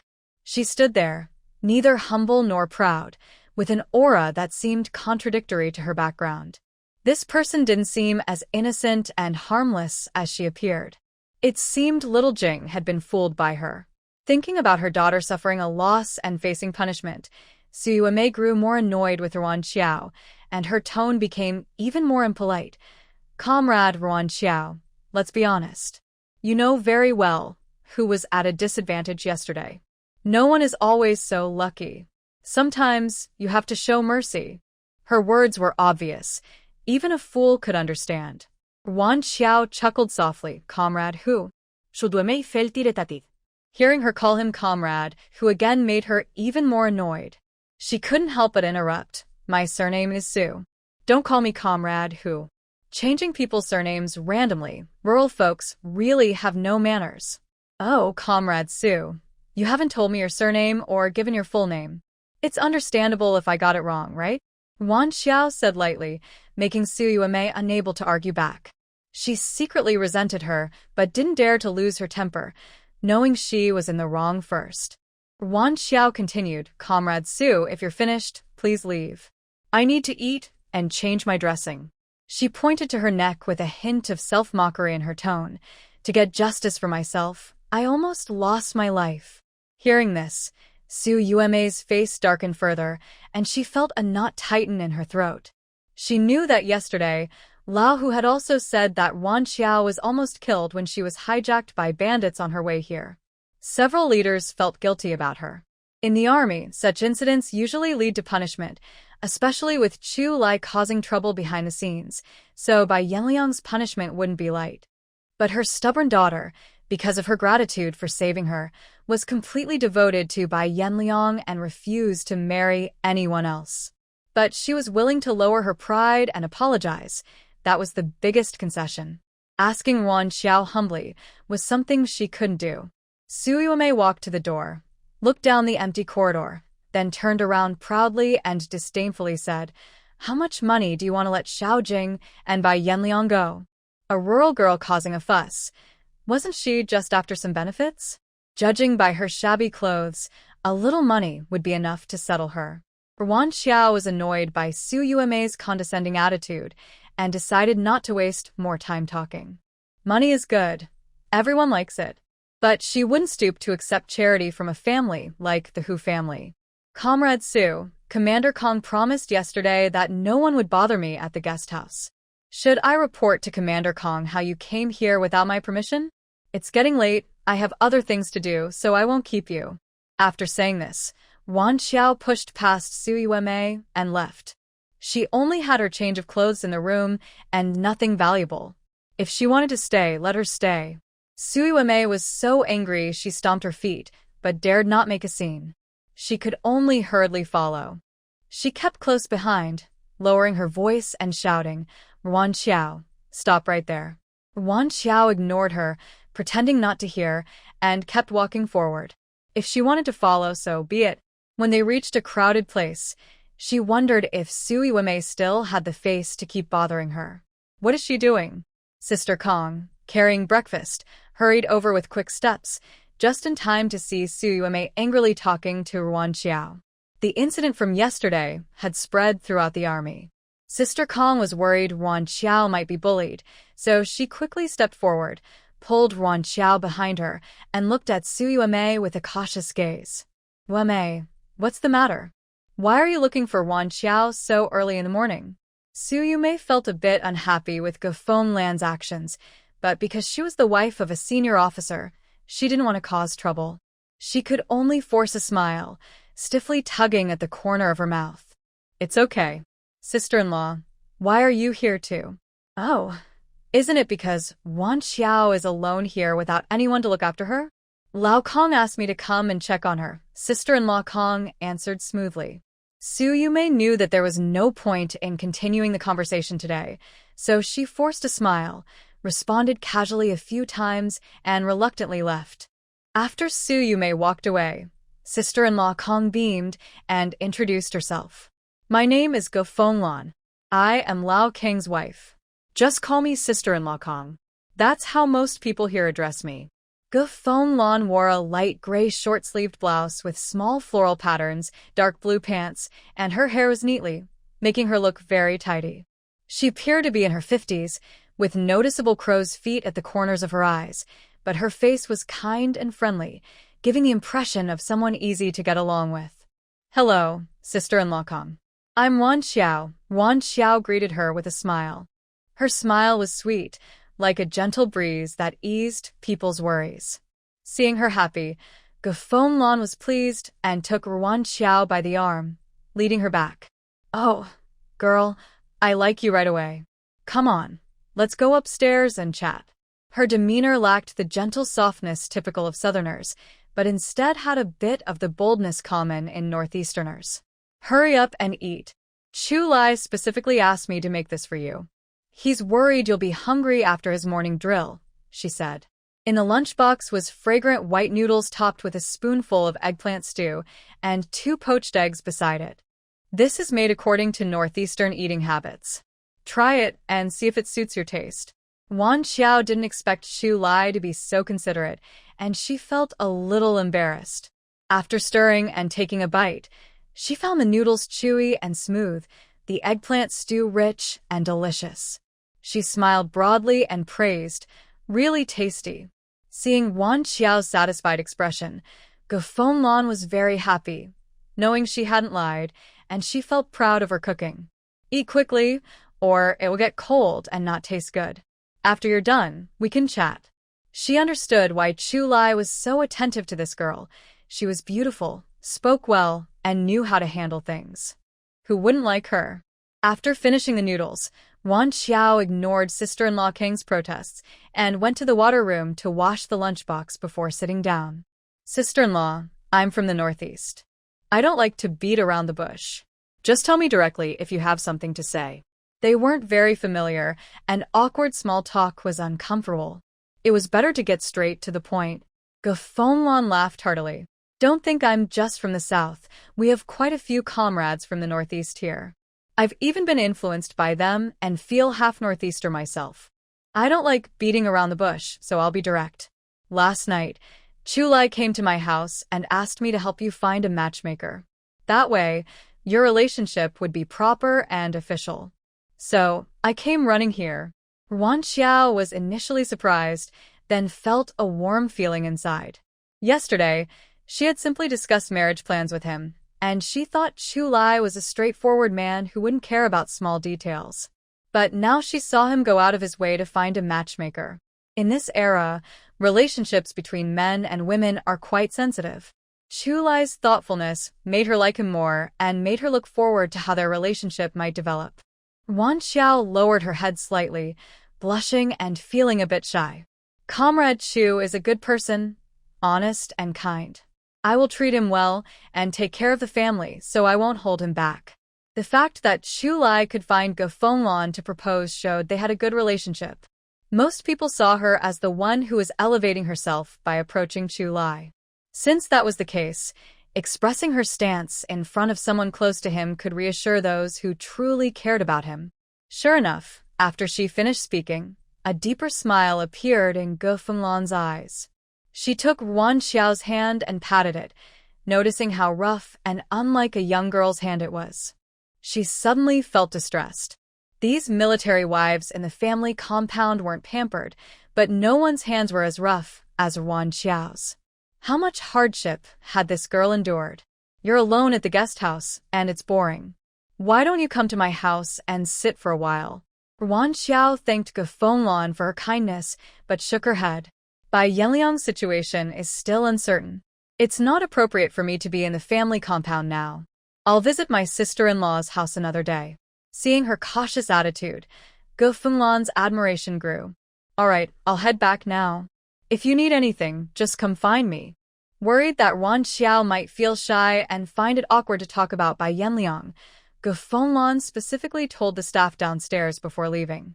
Ruan Qiao was concerned that unresolved issues with Bai Yanliang and her relationship with Chu Lai might cause trouble for him. But Chu Lai didn't see it that way. In the end, the truth can't be hidden forever. With the wedding hall and guest house making noise, rumors were already flying everywhere. Instead of letting people guess and spreading false stories, he decided to guide public opinion himself. After finishing his morning training, he quickly took a shower, wolfed down breakfast, and headed straight to the family compound to find Lan. Knowing she went to the guest house, I deliberately waited in a crowded place to meet her. Salze, did you go to find Ruan Qiao to propose? How did it go? Did she agree? The family members who were chatting while doing handwork suddenly fell silent, all ears listening carefully. Lan was also caught off guard by Chu Lai's move, but she quickly regained her composure and gave him a disapproving look. You little rascal, earlier you looked at the girl like she was a fierce beast, now you're worried. Though she was about to criticize, Lan played along and said, that girl Ruan Qiao has very good manners. She said that you only had the accident yesterday because you were trying to save her. She can't blame you for that, it wouldn't be fair. I persuaded her many times, and she finally agreed, but she also said she's from the countryside and might not be a good match for you, so you should think carefully. Their back and forth painted Ruan Qiao as a reasonable, kind, and understanding girl. Yesterday, Hu Lijing caused a big fuss at the guest house and was put in confinement. This was no longer a secret in the courtyard. But what exactly happened in the middle was still unclear. Now that the topic came up, someone boldly asked, "What exactly happened yesterday at the guest house?" Everyone was eager to hear Ge Fenglan's response, and no one dared to ask Chu Yanwang. Unexpectedly, Chu Lai spoke up. He summarized simply, "It was just that Comrade Ruan was pushed and fell. When her head was about to hit the table, I was anxious to help her and accidentally held her in my arms." No one's explanation was as convincing as his, since he was involved. Everyone understood what really happened, so no one would criticize Ruan Qiao behind her back. People looked at each other, exchanging glances, each with their own thoughts. Some felt that since he held her, he should take responsibility. Others thought in an emergency, there shouldn't be so many rules. But no one was foolish enough to argue openly in front of Chu Lai. After all, it wasn't their place to decide. Someone suddenly clapped their thigh and said, "Oh my, I saw Su Yume leaving early this morning with some things. Maybe she went to apologize?" Huh. Whether it was an apology or a plea, who knows? Hu Lijing, spoiled and self-centered, had been like that for a while. Relatives who didn't hold a higher position than her father usually ignored her, speaking with their heads held high. Now they seemed to have hit a nerve. I think Hu Lijing deserved to be punished. Luckily, that girl was saved by Chu deputy group. Otherwise, who knows what could have happened when she hit her head. She finished speaking, and everyone fell silent. A few years ago, a child in the family compound had fallen from a high place and hit the back of his head first. At the time, he said he felt a bit dizzy but had no other symptoms. After a while, he said he was fine and the adults didn't pay much attention. Later, when they realized something was wrong, it was too late to send him to the hospital, and he couldn't be saved. This lesson made everyone extra careful with their children. If a child falls and hits their head, they immediately go to the hospital at the first sign of anything unusual. Chu Lai's goal was achieved, and he didn't plan to stay long. But just as he was about to leave, he saw a hotel staff member hurriedly running over. "Madam Kong, you should go check. Comrade Ruan looks pale and is sweating all over. I don't know what's wrong." Everyone saw a flash of black moving quickly, and Chu Lai had already run away, like an arrow shot from a bow. Ge Fenglan was very anxious. She hurriedly asked as she walked, "Wasn't she fine just now when I left? How did something happen in such a short time?" The staff wiped the sweat from his forehead and nervously replied, "I don't know either." It was the cleaning staff who noticed something was wrong. "I came right away to find you." When Chu Lai arrived in a rush, he saw Ruan Qiao curled up on the bed, her face so pale there was no blood, and her lips were clenched tightly, almost bleeding. Qiao, don't be scared. What's wrong? Are you feeling uncomfortable?" Chu Lai's mind went blank. He completely lost his judgment and stood helplessly by the bed, cold sweat running down his back. He had never been this scared even when he was shot. Seeing Ruan Qiao in so much pain that she couldn't speak, he suddenly snapped out of it and realized he had to take her to the hospital immediately. "Don't worry, I'll take you to the hospital now." He carefully picked up Ruan Qiao, kept reassuring her not to be afraid, but his hands trembled uncontrollably. Ge Fenglan and a few other women saw this and quickly moved aside to clear the way. Chu Lai ran all the way to the hospital with Ruan Qiao in his arms. He grabbed a doctor and rushed her onto a bed, shouting, "Hurry up, check her. Why does she hurt like this?" The doctor saw that Ruan Qiao needed urgent treatment and didn't mind Chu Lai's roughness. "Comrade, I'll do a quick check now. Just nod if you feel uncomfortable." The doctor gently pressed on Ruan Qiao's appendix area and asked, "Does it hurt here?" Ruan Qiao endured the severe pain and struggled to say 2 words through clenched teeth, "Menstrual pain."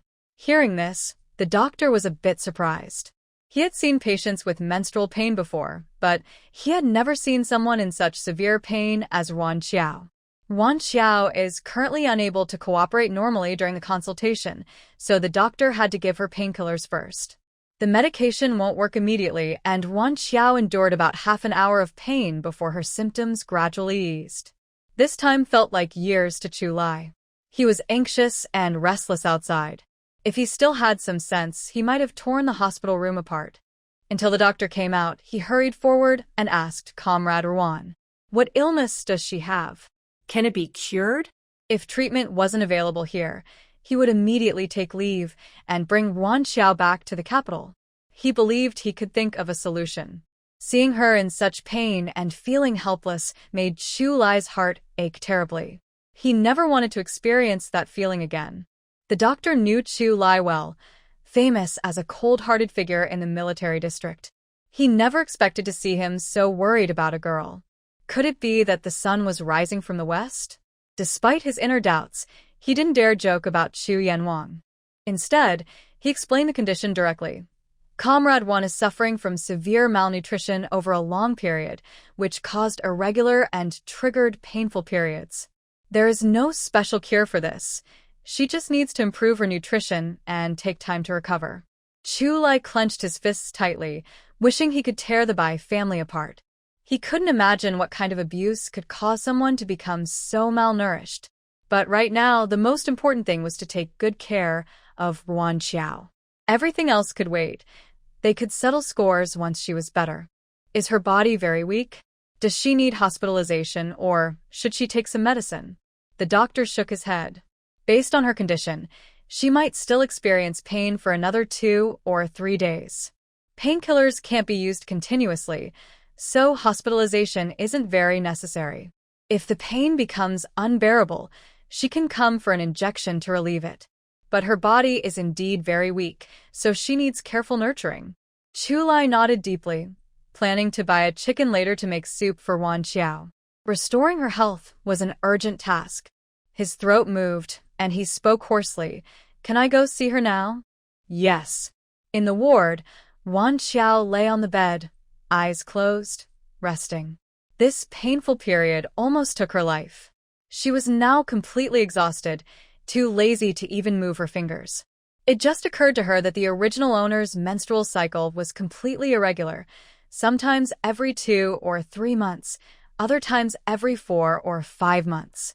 The only thing in common was that each period was so painful she felt like she might die. Ruan Qiao couldn't help but think again about the white family members and curse them inwardly. It's all their fault. During this special time, many traditional Chinese medicine practitioners have been affected, and she wasn't sure if she could find a good TCM doctor to help her regulate her health. She really didn't want to go through such painful episodes every month. Chu Lai gently pushed open the door and entered the hospital room. His eyes immediately fell on the weak person on the bed. She looked pale, her face lacking color, with damp, messy hair sticking to her forehead from sweat, making her look a bit disheveled. Chu Lai felt as if an invisible hand was squeezing his heart, tightening slowly, causing a dull ache. He walked softly over and gently brushed her hair aside with his fingers. When Ruan Qiao opened her eyes, she saw Chu Lai looking at her with deep concern, and her heart was struck hard. She slightly curled her lips into a faint smile, her voice weak and tired. "I'm fine. Resting will make me better." "Yes, take good care of yourself in the future," Chu Lai replied. Ruan Qiao thought he was just agreeing with her, but she didn't expect him to follow through thoroughly. Everyone around now knew that Chu Yanwang doted on his wife excessively. Ruan Qiao supported herself with her arms to sit up, but Chu Lai quickly helped her, treating her as if she were a fragile treasure. His tone was full of concern. "Rest well. What are you trying to do by sitting up? Go back home. You can't stay in the hospital forever," she said. Her period pain wasn't severe enough to require hospitalization, so why was she still here? Besides, hospitals aren't exactly nice places. Chu Lai disagreed. "Rest a little longer. Your health is the most important. Don't worry about what others say." "So, what if she's hospitalized?" "His wife's health comes first. Anyone who tries to interfere will face consequences." "I'm really fine." "Resting at home is the same. Besides, I don't like the smell of hospitals," she insisted. Medical conditions are not great now, and this hospital isn't large, let alone having private rooms. If more patients come later, it would be noisy. Better to go back to the guest house for peace. Ruan Qiao insisted, and Chulai had no choice but to agree. He helped her sit properly and squatted down to help her put on her shoes. Don't. I can do it myself. Ruan Qiao reached out to stop him. Although they had agreed to get married, they weren't very familiar with each other yet, and she felt a bit embarrassed to be served like this. Chulai held her hand in his palm, looked up at her, and his dark eyes held emotions Ruan Qiao couldn't understand. Qiao, we're going to spend our whole lives together. You need to get used to my presence, he said, then lowered his head to continue with what he was doing. To act pitiful, Ruan Qiao still wore the same clothes and shoes as she did back in the countryside. She hadn't changed at all. Black cloth shoes with laces. The toes are barely covered by a thin piece of fabric. She isn't even wearing socks, and since Chulai is holding her foot, she feels a bit uncomfortable. Chulai carefully ties her shoelaces and then helps her get off the bed. Later, I will ask Sister Kong to help take care of you. If you need anything, just tell her. They are not married yet, so if he keeps staying close to Ruan Qiao, others might gossip. He doesn't care about the gossip, but he doesn't want Ruan Qiao to be talked about. Ruan Qiao moves her lips, wanting to say there's no need for such fuss, but the pain is really intense, so she doesn't complain. Yes, after these few days, I will thank Sister Kong properly. Ruan Qiao feels unwell and walks slowly. Chulai slows his pace to match her. He moves carefully, cursing silently in his mind. In this twisted era, even bringing his wife home requires many considerations. They must get married soon. Just as they reach the door, they bump into Gofenglan, who is hurriedly carrying a cloth bag. Seeing that Ruan Qiao still looks weak, she asks worriedly, "Can she walk now? Shouldn't we observe her a bit longer?" She was also quite frightened earlier, and for the first time in her many years, she saw menstrual pain so severe. Ruan Qiao whispers after the painkiller shot, "There's not much else we can do for now. It's easier to go back here."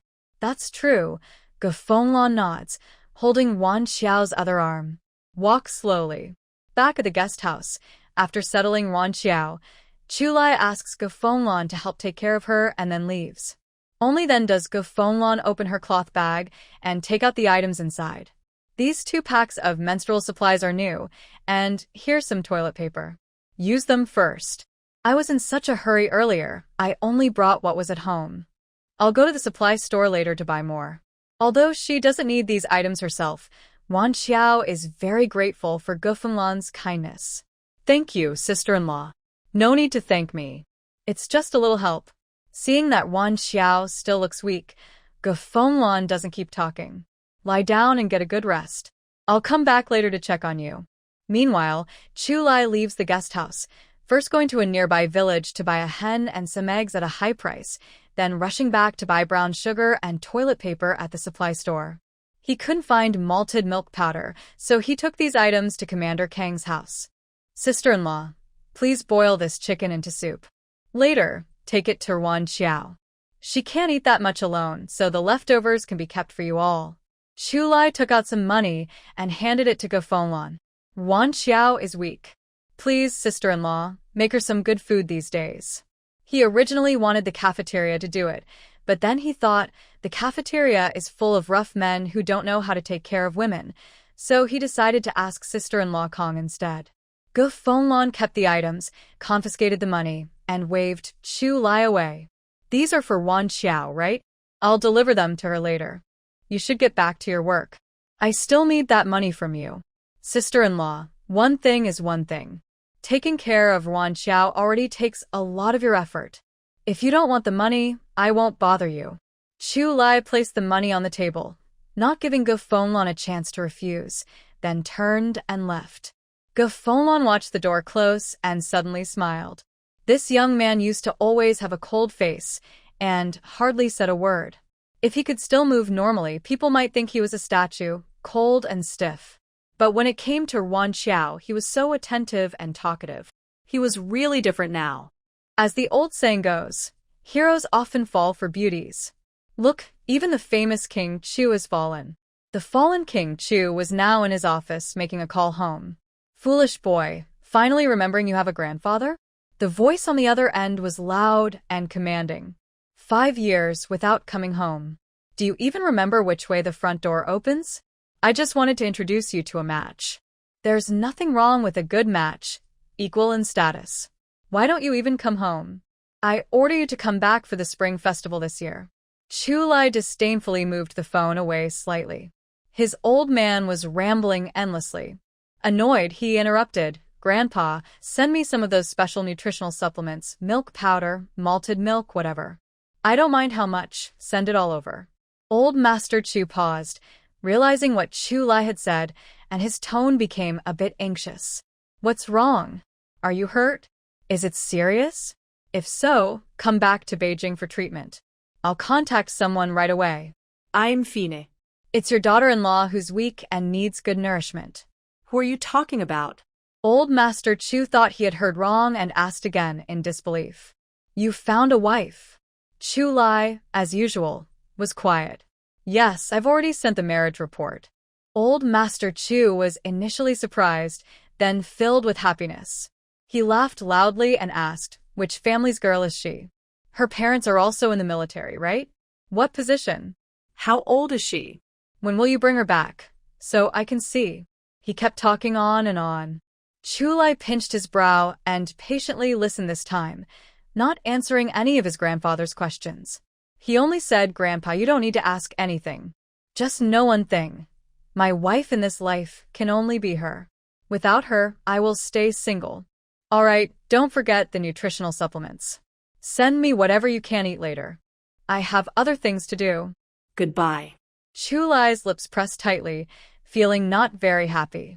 If the old man hadn't shown some sincerity, he wouldn't have bothered to answer this call. He wasn't short of nutritional supplements.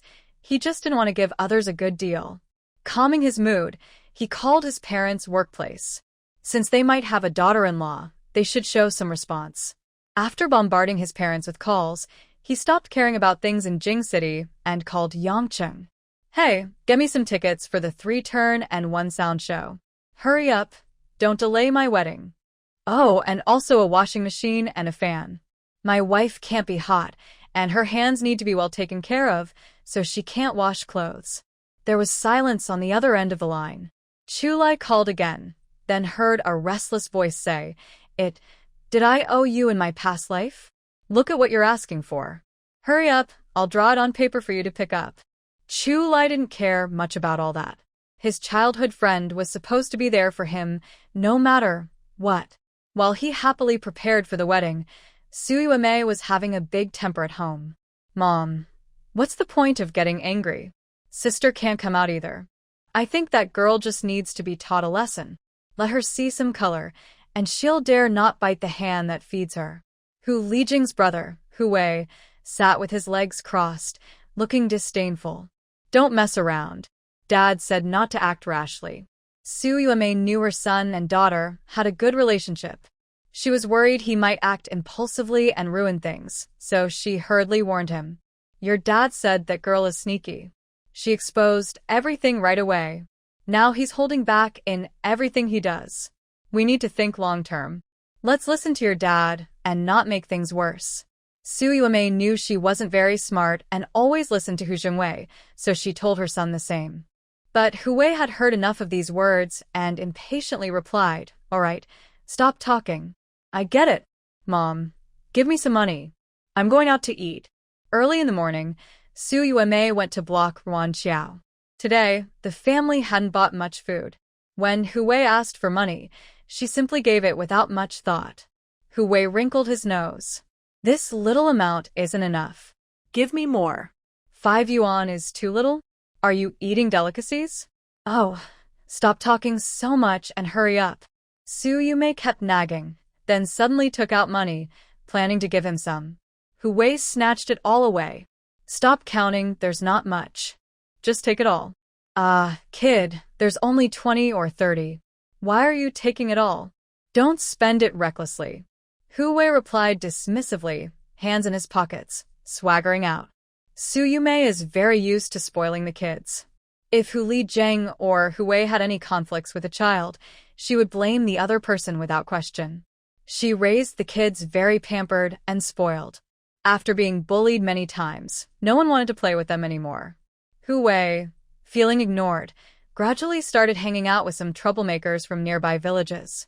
He had money to treat them and often gave them snacks, so they all liked to flatter him. This made him feel very proud. Brother Wei, just tell us what to do. We'll definitely handle it well. Yeah, just say the word, and we'll go through fire and water for you. After drinking a lot, the troublemakers showed their loyalty while drunk. Hu Wei pounded the table. Good, my brothers. When the job's done, I won't forget you. Ruan Qiao didn't know more fools were trying to scheme against her. A hot feeling spread through her body, making her very uncomfortable. Although she secretly bought painkillers after returning, her lower abdomen still ached faintly. This broken body, she wondered how the original owner endured it. Before bed at night, Ruan Qiao bought sleepwear and changed into it.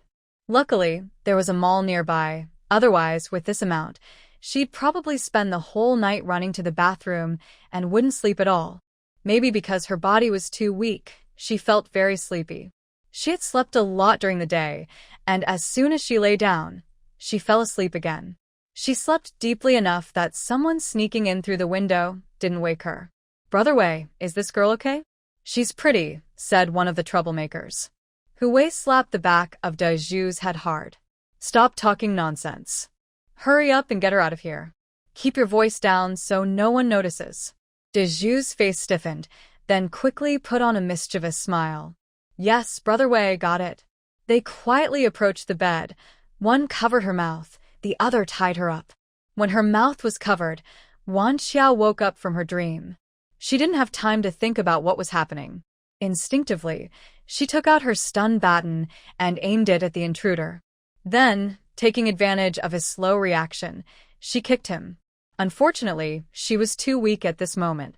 The kick only pushed him back a little and didn't knock him down.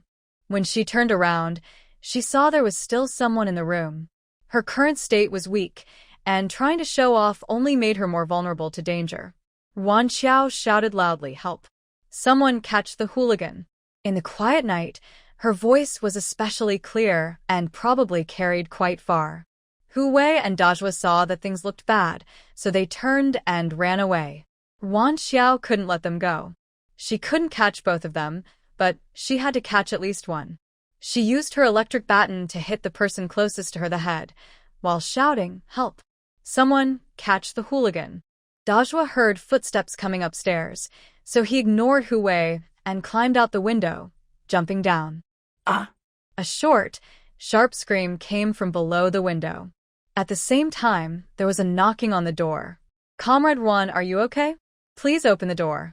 Dong Dongmei was very anxious. The commanding officer's wife had repeatedly told her to take good care of her, and if anything happened, she wouldn't know how to explain. Fearing the person might escape, Ruan Qiao looked around for a weapon but found nothing suitable. She grabbed a porcelain teacup and smashed it twice on the person's head before opening the door. Comrade, you scared me to death. I opened my eyes and saw two people standing by my bed.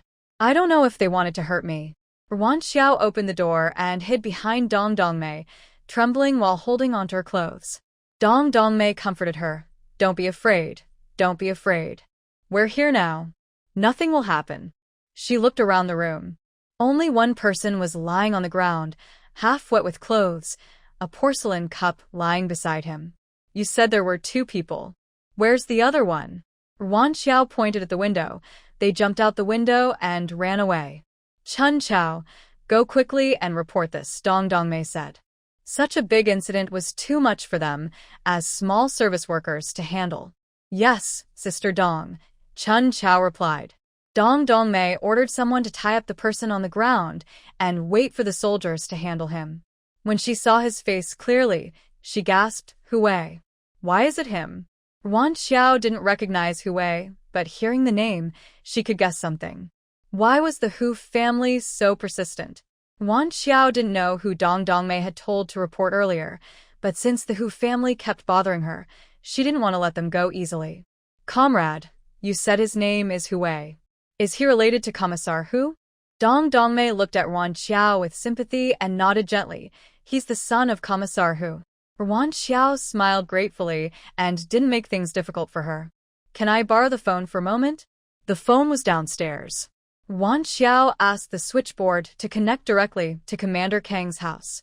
Commander Kang, I'm very sorry to bother you so late. Ruan Qiao first apologized, then said, just now Hu Wei brought people into my room to harm me. I think this matter needs your intervention to resolve. Commander Kang simply replied, I'll be there immediately, and hung up. The military personnel arrived quickly. After Chun Chao reported by phone, the first group stayed at the guest house to guard 2 people, while the others, following the clues provided by Ruan Qiao, started tracking the people who ran away from the footprints outside the window. Soon, Commander Kang and Chu Lai arrived. Commissar, who was a little behind. Chu Lai looked very cold, with a stern face. When he entered, he immediately asked about Ruan Qiao. Ruan Qiao, are you okay? Ruan Qiao reassured him with her eyes but said aloud, when I opened my eyes, I saw 2 men in the room, one covering his mouth, the other trying to tie me up. I was so scared I thought I was in trouble, isn't that right? She was not going to let this go easily, and spoke quite bluntly. Commissar Hu, first your daughter snatched someone's fiancé, and as a soldier, you physically assaulted a civilian. Then your wife used money to bribe others to lessen your daughter's guilt. Now your son broke into my room late at night to kidnap me, with unknown intentions. I ask you, is it okay for your family members to bully civilians and do as they please? Our leader led us in a revolution, overthrowing 3 mountains on our heads. I never thought that now family members of military officers would come to bully ordinary people. Is your family unhappy with the new society, where the common people have become masters, and do you want to be the 4th mountain pressing down on the people? Comrade Ruan, be careful with your words. Commissar, whose face looked very bad. His gaze at Ruan Qiao was almost unable to hide his anger. His voice was cold, with a hint of suppressed rage. I, Hu Qianjin, have fought on the battlefield, killed enemies, and have a heart loyal to the party. I will not tolerate such slander from you. What exactly happened today will be investigated by the military. If Hu Wei is at fault, I will not favor him. But before that, Comrade Ruan, please don't make baseless accusations. Ruan Qiao was fearless, raising her voice slightly. Baseless accusations? Then tell me, which of my words is not the truth? I was feeling unwell today. Since returning from the hospital, I've been resting in my room and haven't left the guest house. Many people can testify to this. Are you suggesting I flew out in the middle of the night to bring your son to my room and falsely accuse him? Reasonable people can go anywhere with their arguments, but those without reason can't even take a step. Your Hu family is bullying too much. I, Ruan Qiao, an ordinary citizen, am here to stand firm against you, the Commissar. After speaking, Ruan Qiao no longer paid attention to him. She turned to Commander Kang and said, Commander Kang, I understand that some individuals' actions do not represent the entire team. I hope you can give me a fair explanation soon, or I will report this to higher authorities. Ruan Qiao tilted her head to observe Chu Lai's expression, wondering if he would support her decision. After all, he still had to work with Deputy Commander Hu was Chu Lai's superior. If Chu Lai chose to let her back down for his own future, she would understand, but she wouldn't continue to develop her relationship with him. A man who sacrifices you once for his own benefit might do it again for bigger gains. She was not inclined to tolerate abuse, and she wouldn't want a man like that. Chu Lai directly stood beside Ruan Qiao, showing his support through his actions. His cold eyes swept toward Deputy Commander Hu. Your family has come to trouble Ruan Qiao several times, just because you're using your influence, Deputy Commander Hu? Even if you didn't order it, your negligence is obvious. How dare you raise your voice here? Are you trying to threaten or intimidate? Chu Lai. Commander Kang, seeing the situation getting worse, quickly stepped in to stop him. Don't speak nonsense. Everything will be investigated fairly. The organization will handle this justly. At this moment, the team that had come to arrest them returned, holding 3 people. Daju's leg was clearly deformed, probably broken when he fell from the window. Ruan Qiao hadn't expected there to be 2 more people ready to assist inside. She felt a wave of fear. If all 4 had come in, she might not have been able to resist. Chu Lai's face looked even worse than hers. If he weren't wearing his uniform, he might have wanted to kill them all. Let's go back to the camp to handle this. Commander Kong glanced at Deputy Commander, who, feeling somewhat dissatisfied. Their leniency with the children had made them lawless, daring to do anything. Although the guest house was outside the camp, it was still under military jurisdiction. There were guards at the gate. Without someone inside to assist, outsiders couldn't get in. Fortunately, they only brought in a few troublemakers, so no major mistake was made. But if one day they were exploited and enemies sneaked in to do something, Old Hu's job would be over. Comrade Ruan Qiao, we'll go back first to clarify the situation. If we need your cooperation, we'll come to find you. You should rest now. After saying this, Commander Kong also felt a bit embarrassed. It was their poor management that caused this incident and frightened a young girl. Sorry, it's our fault.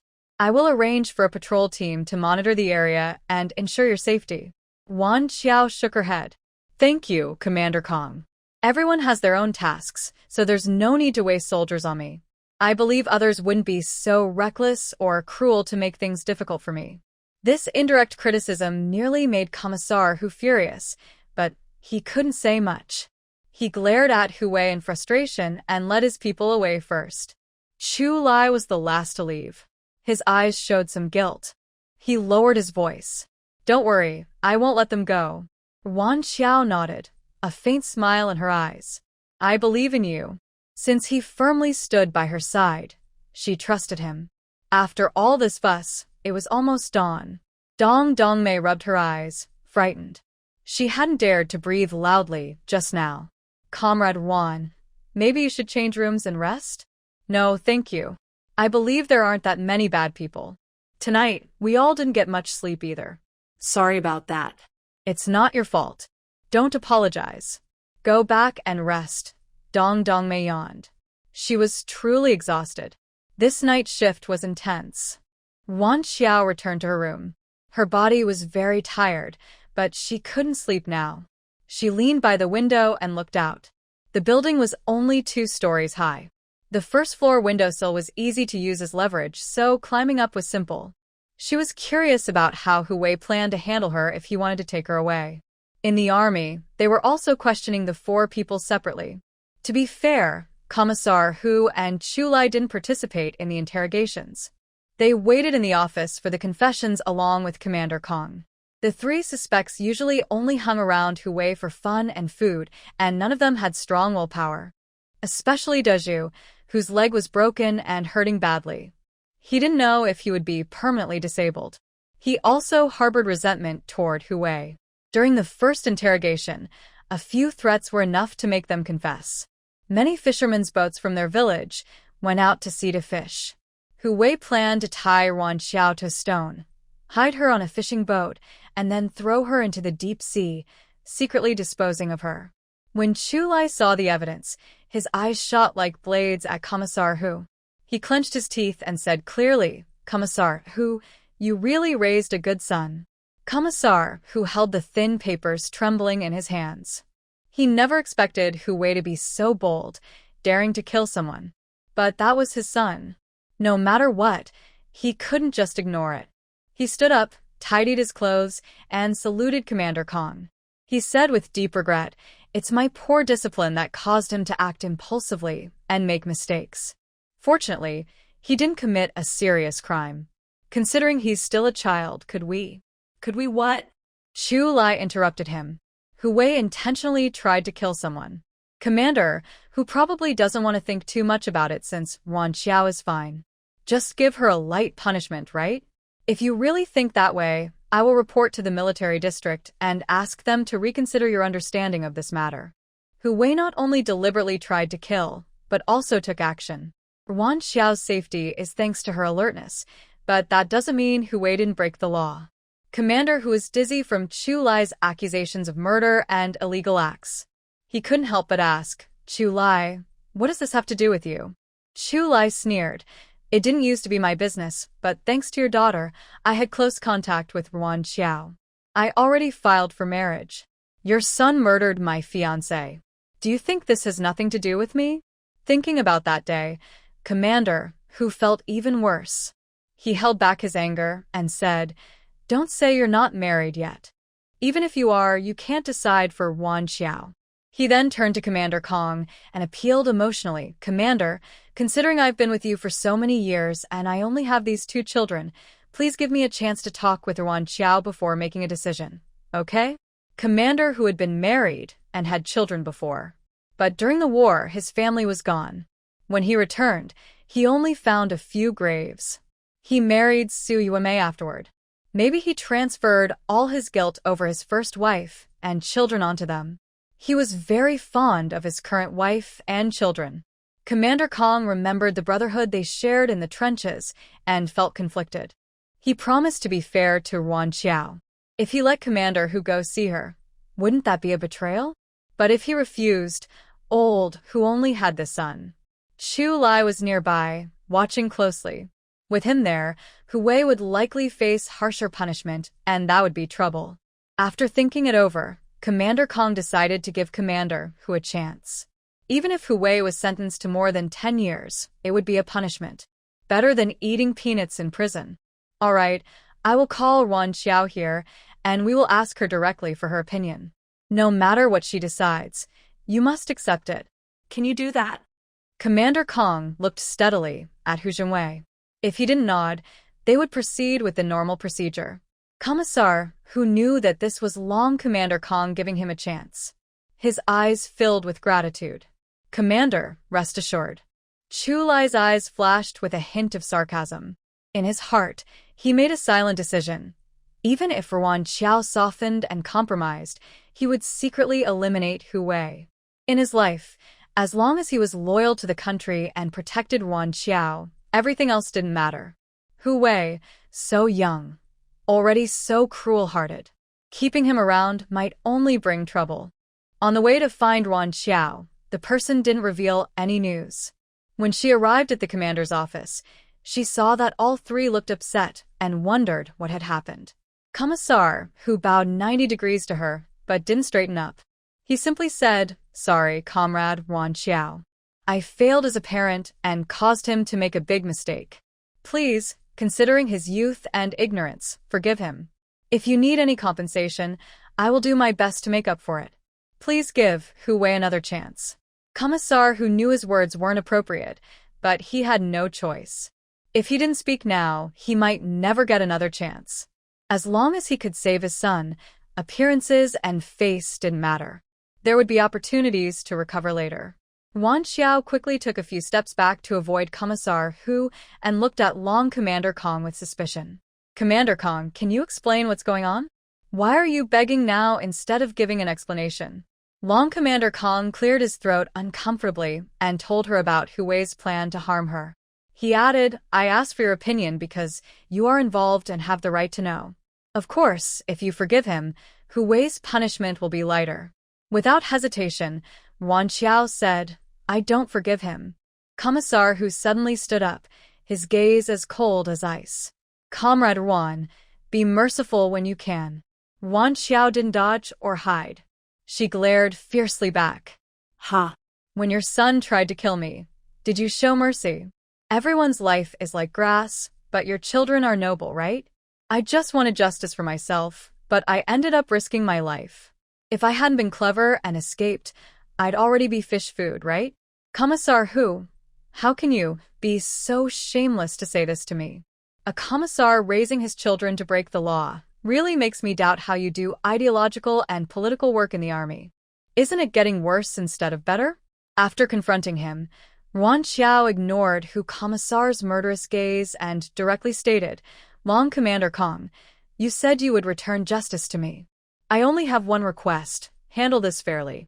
Punish him as you see fit. I won't interfere, and no one should ask me to intervene. That's all. I'm leaving now. I'll see you off." Chu Lai quickly followed behind. The 2 of them walked at a distance in the camp area, not saying a word. Outside the camp, Chu Lai softly comforted her. "Don't be angry. Even if Commissar, who protects Hu Wei, I can secretly get rid of him without anyone knowing. Ruan Qiao suddenly looked up, her watery peach blossom eyes full of worry. She grabbed Chu Lai's sleeve and said nervously, "It's enough that Hu Wei gets the punishment he deserves. Don't do anything foolish. Every action leaves traces. The world is unstable, and I don't want you to get into trouble." Commissar, who has been in the army for many years and surely has connections. His only son would do everything possible to protect him. If Hu Wei gets into trouble, and any clues link back to Chu Lai, Commissar who would definitely retaliate fiercely. Right now, during the big movement, many false accusations and schemes are happening. Who can be completely careful? Chu Lai pursed his lips and reminded her, "Qiao Qiao, have you considered that no matter what punishment Hu Wei receives, we will offend Commissar Hu?" Ruan Qiao's heart tightened. Yes, she had overlooked this point. Many parents think their children are impulsive in these situations. If she wasn't hurt, why couldn't she be more understanding? Even a soldier like Commissar Hu, seeing his son suffer, would inevitably resent himself for not being flexible. Professional skill doesn't determine character. Judging by how Hu's two children behave, Ruan Qiao doubts Commissar Hu's character. Maybe he handles official matters well, but privately, things might be different. Given how much he loves his children, as long as she insists Hu Wei should be punished, this man would definitely be offended. She, a lone commander, wasn't afraid, but Chu Lai was in the army, and Commissar Hu is still his superior. "Chu Lai, I'm sorry. I caused you trouble. Maybe we shouldn't. Better keep those words to yourself." Chu Lai cut her off angrily, saying fiercely, "Never let me hear such words again." His eyes were dark, like a storm gathering.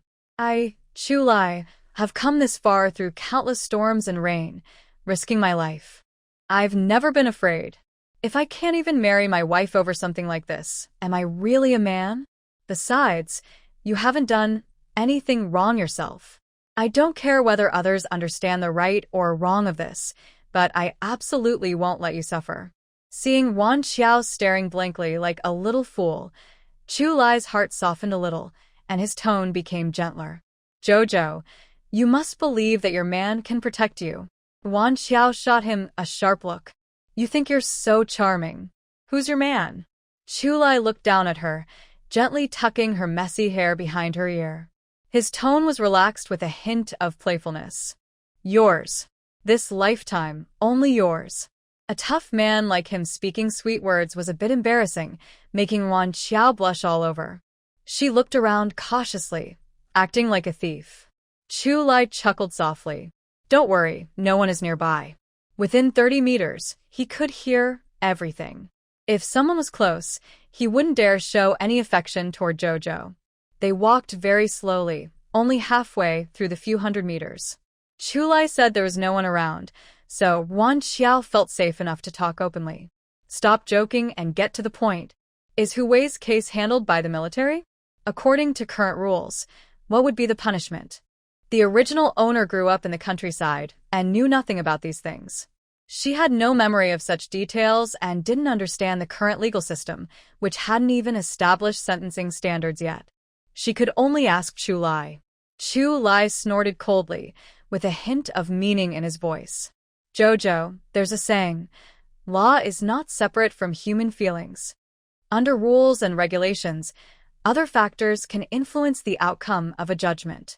But with me here, you don't need to worry. I will make sure Hu Wei is punished." A cold glint flashed in Chu Lai's eyes. If Hu Wei couldn't teach his own child properly, then don't blame others for guiding him on how to be a decent person. Ruan Qiao bit her lip, feeling conflicted and a little guilty. Hu Wei wanted to hurt her, but she couldn't pretend nothing had happened.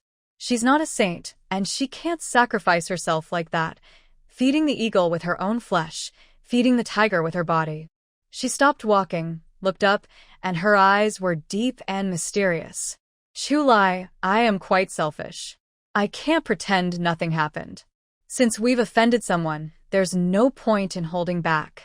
Go easy or go hard. Just do what you think is right. Whatever the verdict, so be it. Hu Wei is no pushover. Just be extra careful with your work from now on." This time, she caused trouble for you, but you stood firmly by my side. No matter what happens in the future, I will always be with you." Chu Lai understood her emotions instantly. He suddenly smiled, his eyes soft and affectionate. "Don't worry, the sky won't fall. Your husband isn't someone to be messed with." Ruan Qiao felt like her heart had a motor, pounding wildly. "Man, why are you smiling so brightly for no reason?" And everyone says Chu Lai is a cold-faced judge, but now he's turning into a romantic poet for her. Ruan Qiao felt her face flush with heat and instinctively covered it, pouting softly. "You don't need to send me anymore. I know the way. You should go back now."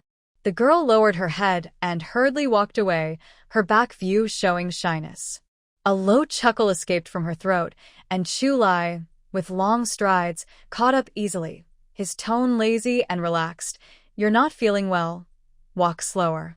For some reason, hearing this made Ruan Qiao even more annoyed, and she quickened her pace. But Chu Lai's big steps, taking 2 for every one of hers, easily caught up. He grabbed her wrist gently and softly said, "All right, I won't tease you anymore. You didn't sleep well last night. After dinner, you can rest. Don't worry about the things others say. Just leave it all to me." Ruan Qiao pouted in defiance and argued, "I'm not as fragile as you think. Besides, I probably won't be able to sleep even if I try. If Su Yuemei knew about Hu Wei, she would definitely come to find her."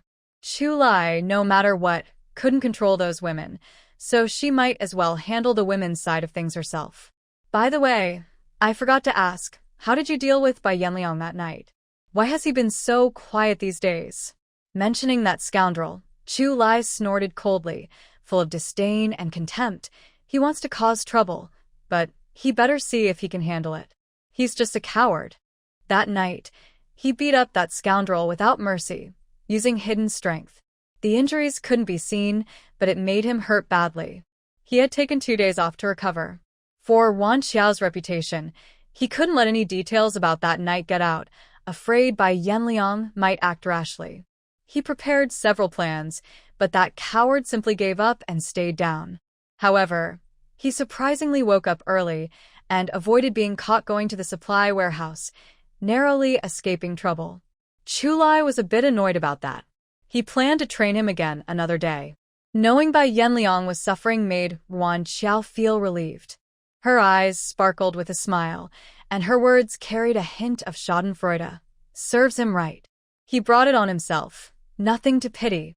The 2 of them walked over 100 meters, taking more than 10 minutes, and neither felt anything was wrong. Meanwhile, Gufenglan, waiting outside the guest house, was anxious and worried. Seeing the 2 figures approaching slowly, she hurried to meet them. "Oh dear, why are you still walking so slowly, as if nothing's wrong? Su Yuemei is inside kneeling and begging you. Maybe you should hide?" Chu Lai's aura suddenly turned cold and sharp as he stepped forward to go inside. Ruan Qiao quickly grabbed him. "What are you going to do?" Chu Lai's expression was stern, and his deep voice carried suppressed anger. "She wants to pressure you. I'll go and get her away. Women's matters. Men should stay out of it." Ruan Qiao pulled hard and said, "Go back to your battlefield. You don't need to get involved in such small things." After driving Chu Lai away, Ruan Qiao smiled at Gufenglan. "Sister-in-law, thank you." They had only known each other for less than 2 days, and Gufenglan's willingness to help her was truly rare. "Ah, I really didn't expect Hu Wei to do this. We're all kids from the big courtyard, growing up together.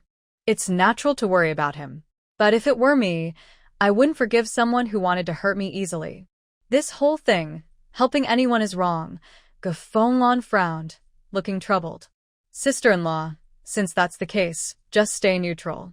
Don't help anyone. Don't persuade anyone. Let's handle it ourselves." Thinking about Ruan Qiao's words, Gufenglan slowed her steps naturally. Ruan Qiao didn't wait for her and went straight into the guest house. At the staircase, Su Yuemei was kneeling properly, constantly begging, "Comrade Ruan, please, Hu Wei is still young and naive. Please have mercy on him. I'll kowtow to you."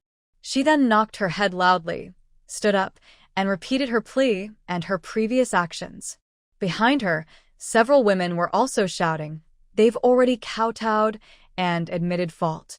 Why is there still no face to see us? Exactly. Why can't they talk face to face? Why hide away? Nothing serious happened. Dong Dongmei was anxious, pacing around. I told you Comrade Ruan isn't here. Why don't you believe me? Because some people live in their own world, only trusting what they want to believe. Ruan Qiao suddenly spoke, startling everyone.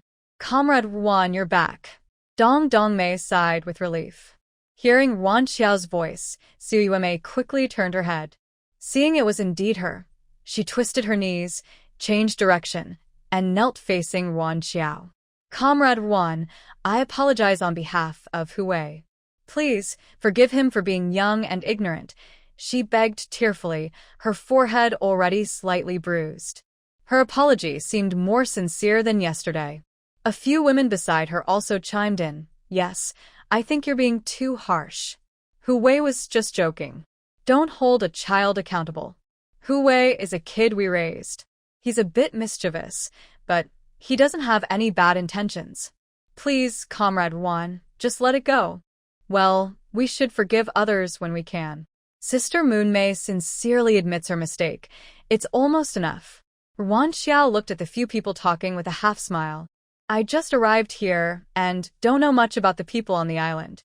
I don't know who belongs to which family. The few women saw Ruan Qiao smiling and talking kindly, thinking she was moved. They immediately puffed up their chests proudly and announced their husbands' positions and titles. Ruan Qiao calmly responded, Oh, so all of you are family members of officials. Then she turned cold and said sharply, I mentioned earlier at the camp headquarters that a political commissar who can teach his children to break the law makes me doubt how he manages the political education in the army. It seems I was right. As family members of officials, your thoughts are so twisted.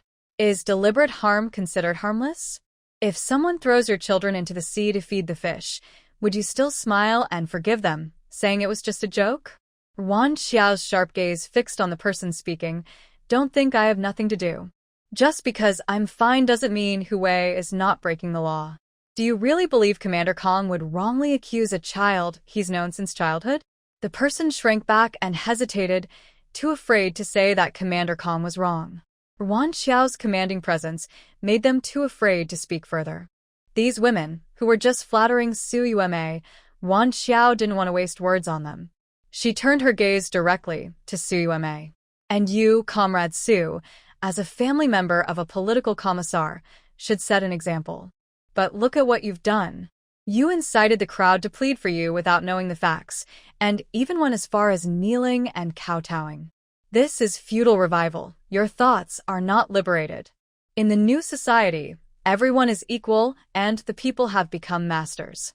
What are you dissatisfied with?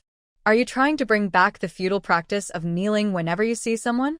Or do you think your kneeling is forcing me not to investigate your son's murder? Otherwise, you accuse me of forcing you to kneel and smear my reputation to hide your own secret motives? Ruan Qiao's words hit like a thunderbolt, making Su Yuemei's face turn pale, and a fine sweat appeared on her forehead. Any of these accusations would be more than she could bear. It might even implicate Lao Hu. She hurriedly stood up, anxiously explaining, I absolutely did not mean that, Comrade Ruan. Please don't misunderstand me. She was anxious to go forward and hold Ruan Qiao back, but because she had been kneeling for a long time, her legs had gone numb and lost sensation. She staggered and fell to the ground with a thud. Seeing this, Ruan Qiao couldn't help but gasp in shock, feeling sorry for Su Yuemei. She helped her up and said sincerely, Comrade Su, I understand your eagerness to see your son, but have you thought about this? Today, he came to kill me over a small matter. If he doesn't realize his mistake now, what about next time? Could someone just say something he doesn't like and he might attack again? If we don't control him now, Hui will only fall deeper into crime. Correcting him now is really the best thing for him. Su Yuemei felt worse than having a fly in her face. Ruan Qiao had finished her kind words, even saying that letting Hui be punished was for his own good. Did she think she was fooling her? Su Yuemei gritted her teeth and said through clenched jaws, So I should thank you for sending my child to reform school? Ruan Qiao waved her hand confidently. No need to thank me. Serving the people is what we should do. Su Yume's chest rose and fell violently. She fought to hold back her urge to hit her. For her child, she endured. She forced a stiff, fake smile and said softly, I know Hui made a mistake this time. I promise I will discipline him better in the future. Please just let him go this once, okay? Just this once. Ruan Qiao shook her head with a smile. Comrade Su, the country has laws, and families have rules. If breaking the law could be excused just by asking, then what are the courts and regulations for? After all this, you're just heartless and refuse to forgive Hui, aren't you? Su Yume's eyes reddened, and anger burned in her eyes. No, I am just doing my duty according to the law. Su Yume suddenly charged forward like she was possessed. You wicked girl, you ruined my child. I'll fight you. Normally, Ruan Qiao would be happy to take the chance to hit Su Yume and vent her anger. But now, she was on her period, and she could only stand here thanks to painkillers. She didn't want to show off. She ran quickly, heading toward the camp, shouting as she ran, help. Commissar, whose wife is trying to kill someone. Her voice was loud and piercing. It was just a fuss. Who couldn't do that? Let's see who ends up losing in the end. When people are angry, their thinking ability drops. Normally, Su Yume would have noticed something was wrong by now. She was full of thoughts about Ruan Qiao causing trouble for Hu Lijing and then coming to harm Hui. She saw Ruan Qiao as her mortal enemy and was determined to catch her. She didn't notice that Ruan Qiao was leading her toward the camp headquarters. Originally, the two places were only a few hundred meters apart. When Ruan Qiao shouted, the soldiers on guard heard her. They looked in the direction of the voice and saw two figures running quickly toward them, one behind the other. Upon closer inspection, these two were still the recent hot topics. They dared not deal with the situation directly and just made a phone call to report it. Commander Kong, who was in a meeting, received the guard's report and was so angry he knocked over his teacup. Comrade Hu Qianjin, your family members are chasing Ruan Qiao and causing trouble. They've already reached the camp entrance. Immediately, come out with me to see what's going on. It wasn't just them in the meeting. Almost all the leaders were present.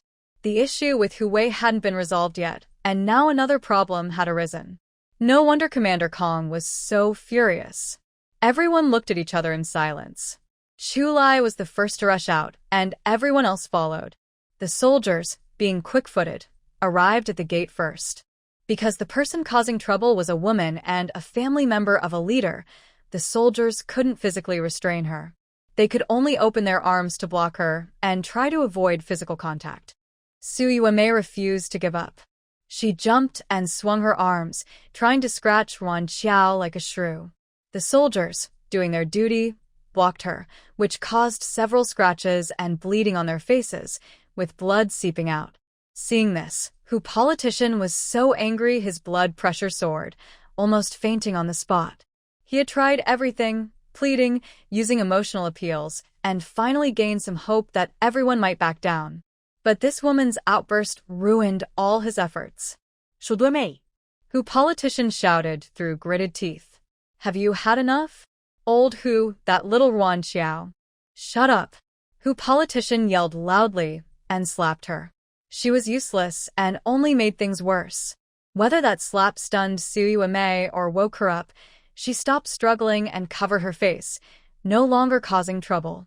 Hu politician turned around and said, Sorry, comrade Ruan Qiao. But Ruan Qiao didn't give her a chance to speak. Her legs buckled, and she sat on the ground, crying out loud. Commander Kong, I've lost all hope for justice. I'm leaving now, or I might lose my life. Boo-hoo. After saying this, Ruan Qiao didn't speak anymore. She kept crying, hiccuping, and feeling extremely wronged. Everyone nearby looked at her with sympathy. Chu Lai's murderous gaze shot at Hu politician. Is this what you wanted? To protect your daughter, son-in-law, and son, you have used every possible method, leaving the real victims with nowhere to turn for help. I haven't, Commissar, Hu said, feeling frustrated. If he had been foolish enough to use such childish tricks, he wouldn't have reached his position. But it's not about fearing opponents who are as strong as gods. It's about fearing teammates who act on their own. Everyone at home is acting on their own, causing delays and making everything worse. No matter what he does, he can't clear his name. Shulai knelt in front of Ruan Qiao, knowing deep down that things weren't as bad as they looked, but seeing her crying so hard made him feel terrible. He gently wiped her tears and softly said, "Don't cry. The leader will stand up for you." Ruan Qiao thought to herself, "I don't want to cry either. I was just pretending." Who knew the chilly water at the mall was so strong? Tears just wouldn't stop. I don't want justice anymore. I don't want to be beaten or hurt. I just want to live well. Why is that so hard? Although her words were broken and shaky, everyone understood her meaning. The Hu family kept causing trouble, and the young girl was too scared after being bullied. Commander Kang's face turned pale, and he didn't ask any more questions. He simply sent people to the guest house to investigate. Shulai, take Comrade Wan to the reception room and let her rest. But even at the guest house, it didn't seem safe. It looked like his orders were being ignored. Shulai helped Ruan Qiao to her feet, brushed off the dust from her clothes, and softly asked, "Can you walk?" Ruan Qiao nodded. She was feeling unwell and had cried a lot, so she was really weak. But with Shulai supporting her, she could at least walk. She had cried so hard just now that she couldn't stop, tears still streaming silently, making her look even more pitiful. How much frustration must she have felt to cry like that? Even Commander Kong, who had seen Ruan Qiao act tough before, thought the same. He could tell if she was truly crying or pretending, and it was clear the girl was really upset. In the camp, they spoke very carefully. Ruan Qiao was worried Shulai would be worried, so she whispered, "I'm fine." Shulai nodded, poured her a glass of water, gently patted her head, and said, "Rest well here," then left. They weren't married, and it wasn't good for them to be alone together for too long. Plus, he needed to see how Commander Kong would handle the situation in the end. If Kong still showed mercy out of old feelings, he wouldn't hesitate to take matters into his own hands and report everything to higher authorities. The people sent to investigate soon returned, giving a full report, including statements from Dong Dongmei and other staff members. Commander Kong slammed the table and said, "Old Hu, look at this yourself. What did Comrade Ruan say wrong? Your spouse's behavior is outrageous, too outrageous. All evidence and witnesses are clear. Even if Commissioner, who had 10 mouths, he couldn't argue. Commander, I'm sorry, it's all my fault. I didn't manage the family well, didn't educate the children properly. What's the use of you admitting fault to me?" Commander Kong snapped angrily. He forcefully pulled the chair, causing its legs to scrape loudly against the floor with a sharp, harsh sound. "Let's focus on solving the problem first. Continuing with the previous meeting, everyone, let's discuss how to handle Hu Wei." Chu Lai spoke first, cold and serious. The Hu family mother and her 3 children repeatedly caused trouble for Ruan Qiao, first attacking then killing. The situation is serious. I suggest executing them directly, as a warning to others. Chu Lai, don't take personal revenge. Commissioner, who was prepared for Hu Wei to be severely punished, but didn't expect Chu Lai to suggest execution right away. Chu Lai was not afraid at all. He tapped his pen on the table to emphasize, although it's attempted murder, Hu Wei has committed a crime and planned everything carefully, even making sure the body can't be found. Such a heinous act. What's wrong with executing him? What other problems are there? The problem is huge. Ruan Qiao is still alive, after all. Hu Wei only made a mistake. Why would it be considered intentional murder? Even if it was murder, attempted murder shouldn't warrant the death penalty. Chu Lai's revenge is too obvious. Commissioner, who had many thoughts but didn't want to argue with Chu Lai. Chu Lai is naturally arrogant, and he comes from a good family with strong abilities. People hate him, but can't find fault with him. Commissioner, who took a deep breath, stood up and said heavily to everyone in the meeting room, Hu Wei made a mistake. I won't cover for him, but I ask everyone to base their punishment on facts. He didn't say more. He straightened his back, saluted solemnly, with tears in his eyes, looking sad and distressed, making it hard for others to watch. Chu Lai sneered inwardly. This old fox, this trick is more effective than 1,000 words. As expected, after discussion, everyone decided to send Hu Wei to re-education through labor for 10 years. This punishment is fairly just according to criminal law standards. But Chu Lai was not satisfied. Why should Hu Wei get a light sentence just because of Commissioner Hu's face? Ruan Qiao is still his wife. If she suffers injustice, how can he accept it? Does he lack face? His eyes froze like ice, gathering into a sharp point. Attempted murder, especially with someone as malicious as Hu Wei, isn't just punishable by death or life imprisonment. 10 years is too light for him. At least 15 years. Or leave it to the local authorities. Although Hu Wei lived in the family area, he was not a soldier. Legally, if he committed a crime, he should be handled by local authorities. But handing him over locally would likely lead to public shaming and criticism, and the military would also suffer embarrassment. Moreover, once handed over, Hu Wei might fall into the wrong hands, and Commander Hu couldn't control the outcome. Even a death sentence wasn't impossible.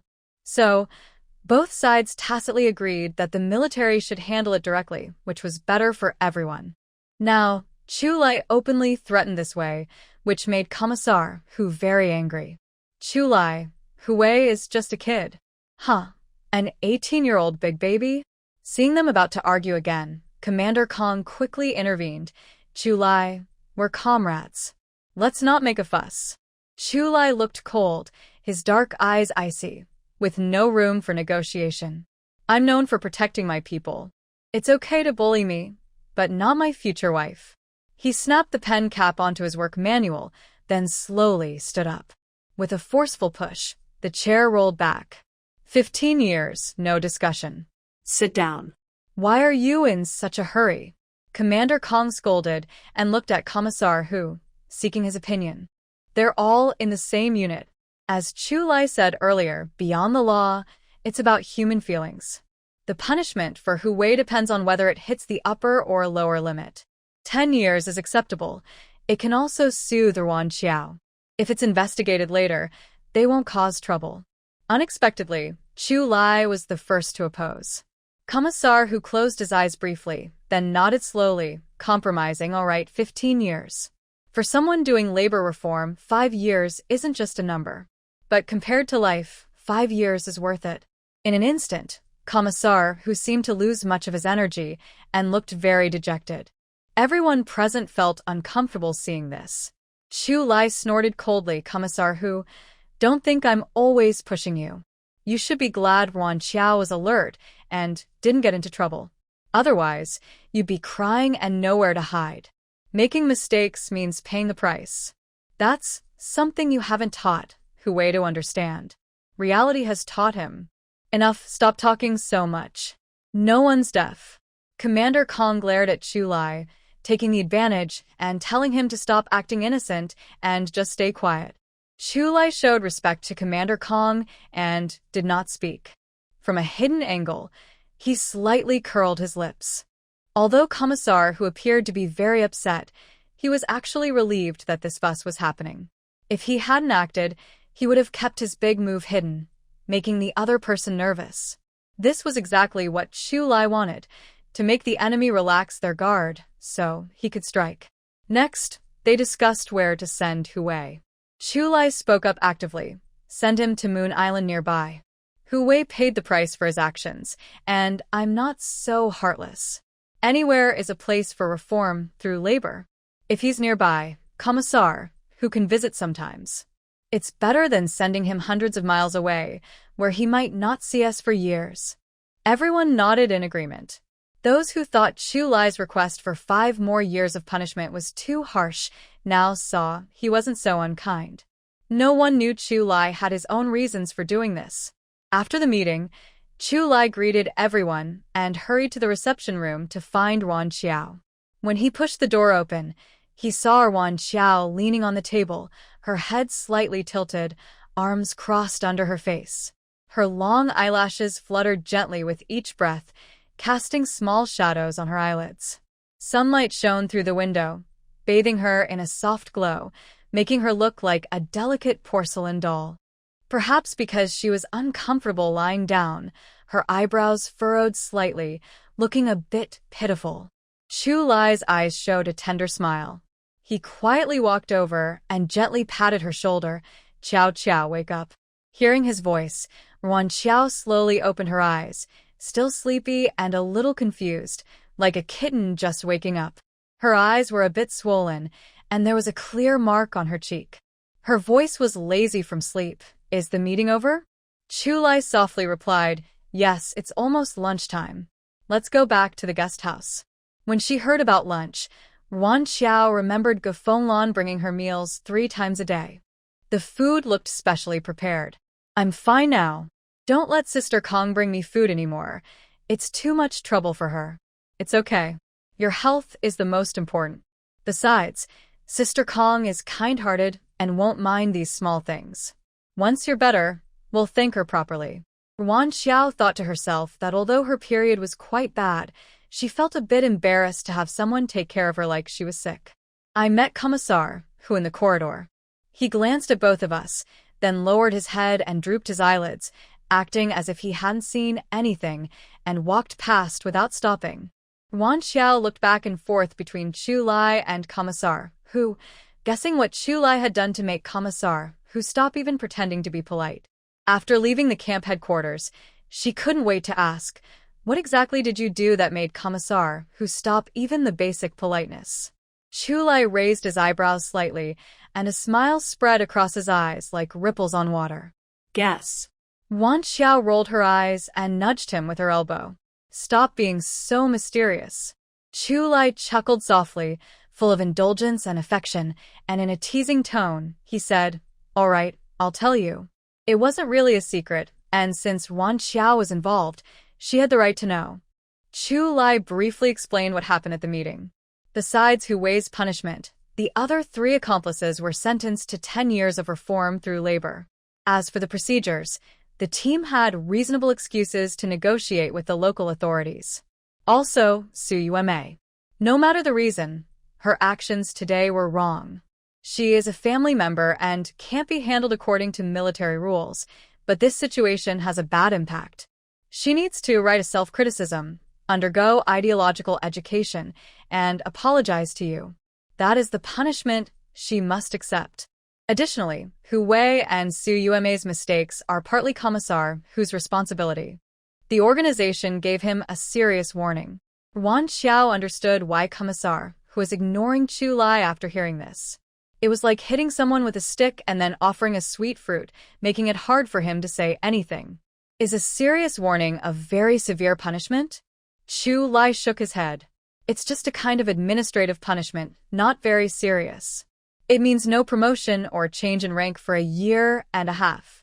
If he violates discipline again during that time, he could face harsher penalties. Ruan Qiao looked at Chu Lai suspiciously. She felt that the last part was what he really wanted to emphasize. Chu Lai smiled and looked at her without saying more. If Commissar Hu behaved honestly, then this matter would be over. But if he still wanted to scheme and seek revenge, don't blame Chu Lai for making sure Commissar Hu suffers the consequences. However, with Chu Lai involved, he wouldn't mention these things to worry Ruan Qiao. When Hu Wei was taken away, Su Yume cried heartbreakingly.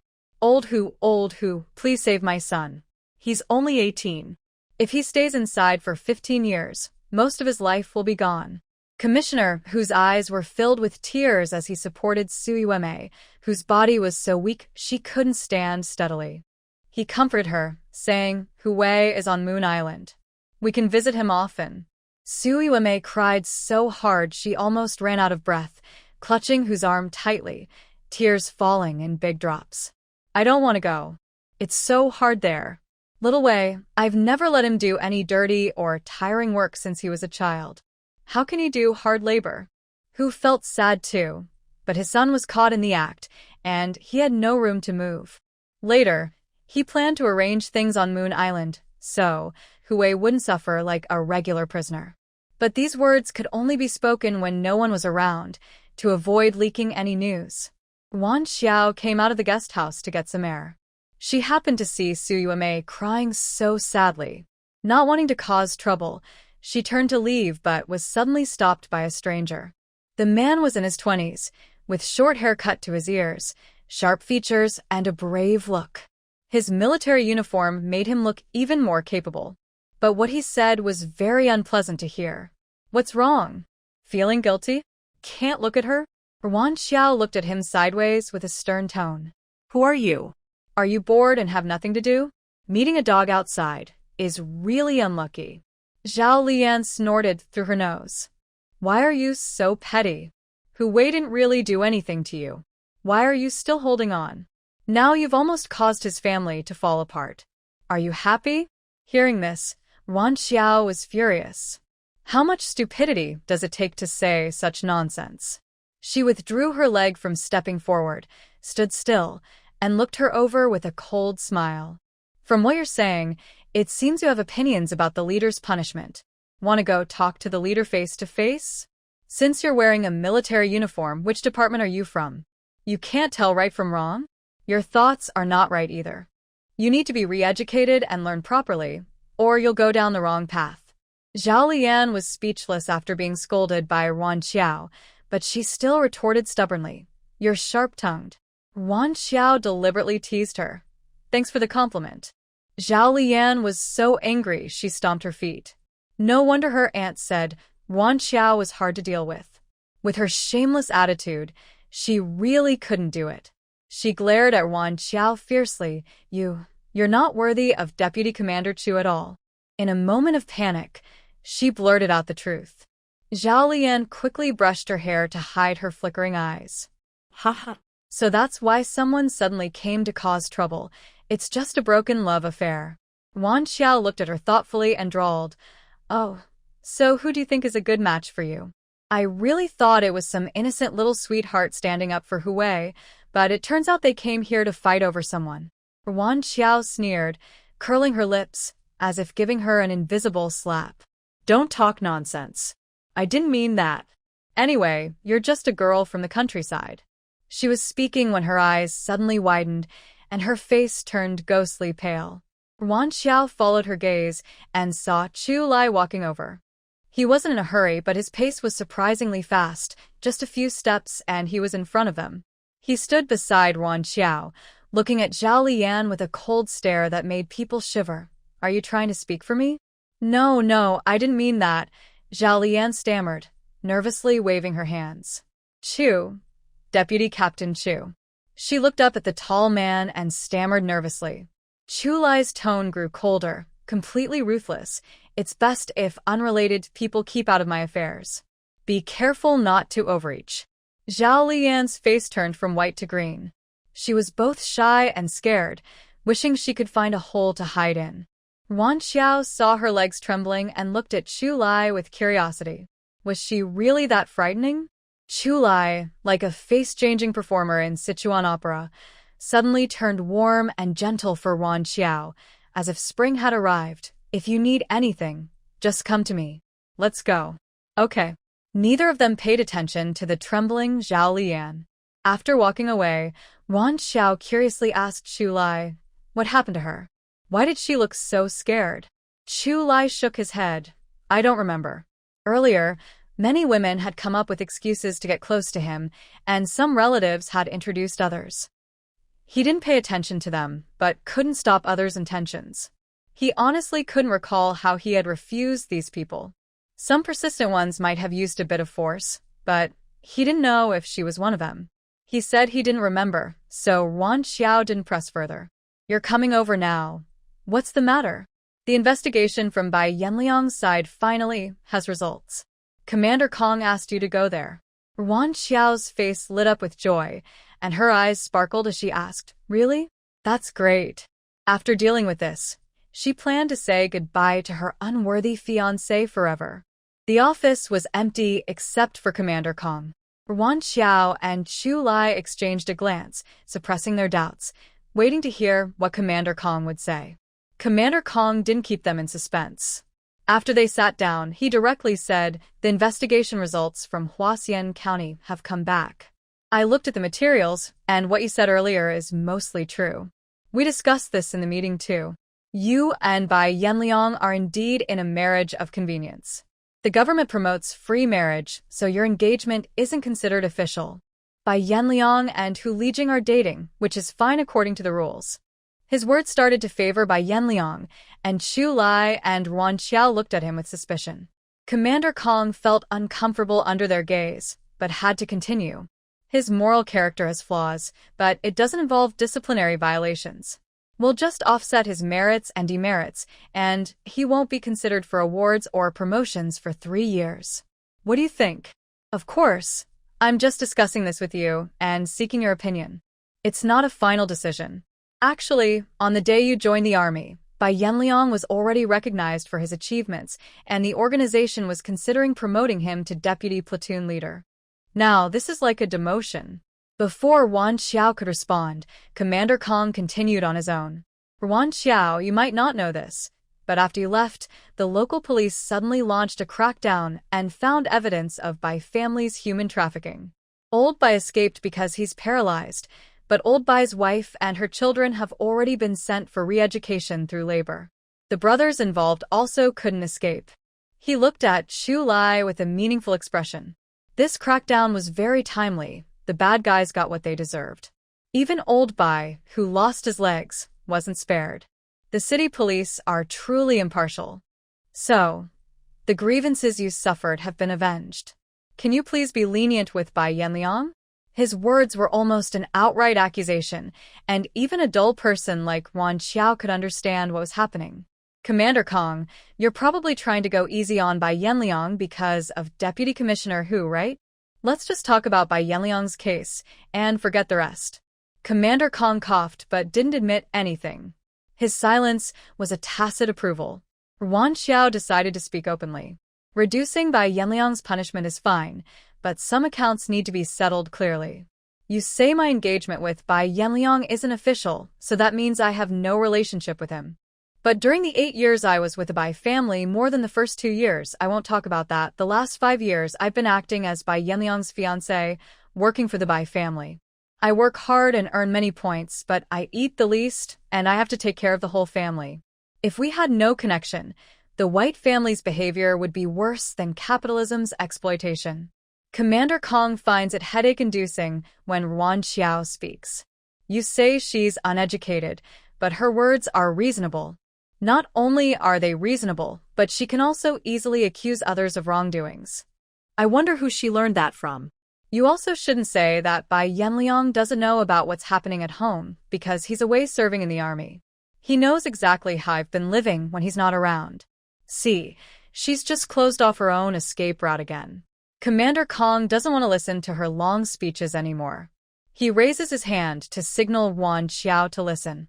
"Comrade Ruan Qiao, just tell us what you want directly. As long as it's not unreasonable, we'll try to meet your needs." Since everything is happening at the same time, old Hu, who just went through a setback with Hu Wei, is now pleading for Bai Yanliang. As long as it doesn't violate principles, we should help if we can. Ruan Qiao nods. "All right, I'll be straightforward.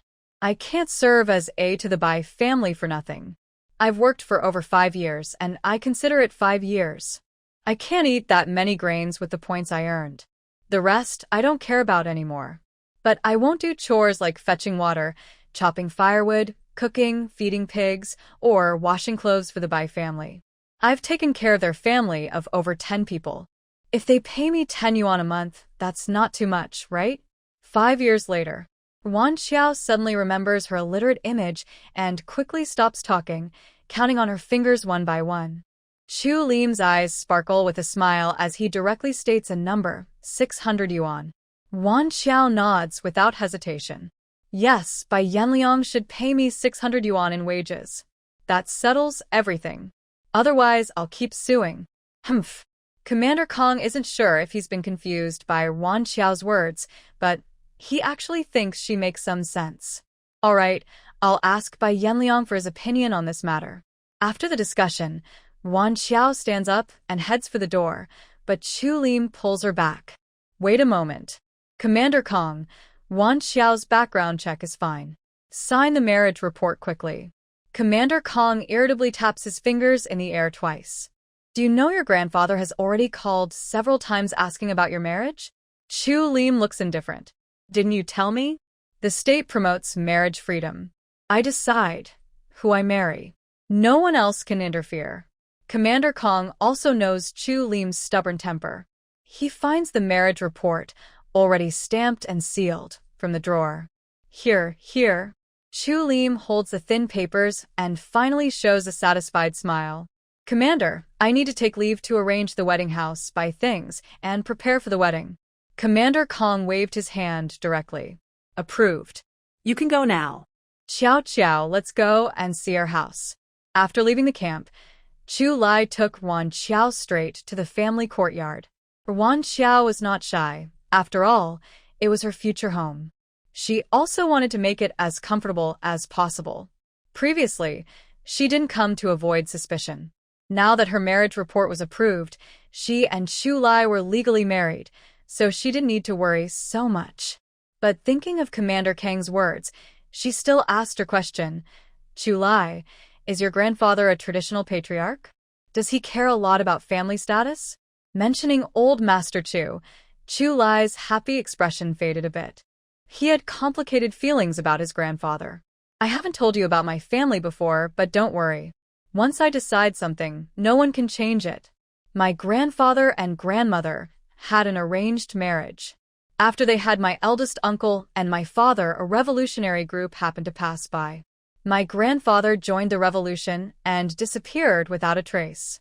Later, when my grandmother was fleeing with my eldest uncle and father, she encountered my grandfather's troops and found out he had remarried. At that time, there were no clear marriage laws. Concubinage was accepted, especially during wartime, when many people lost contact. There were many such cases. But my grandfather liked the woman he married after, and he didn't want her to suffer as a concubine, so he wanted to divorce my grandmother. My grandmother was very traditional and couldn't accept the divorce, so she committed suicide. Ruan Qiao didn't expect such a story.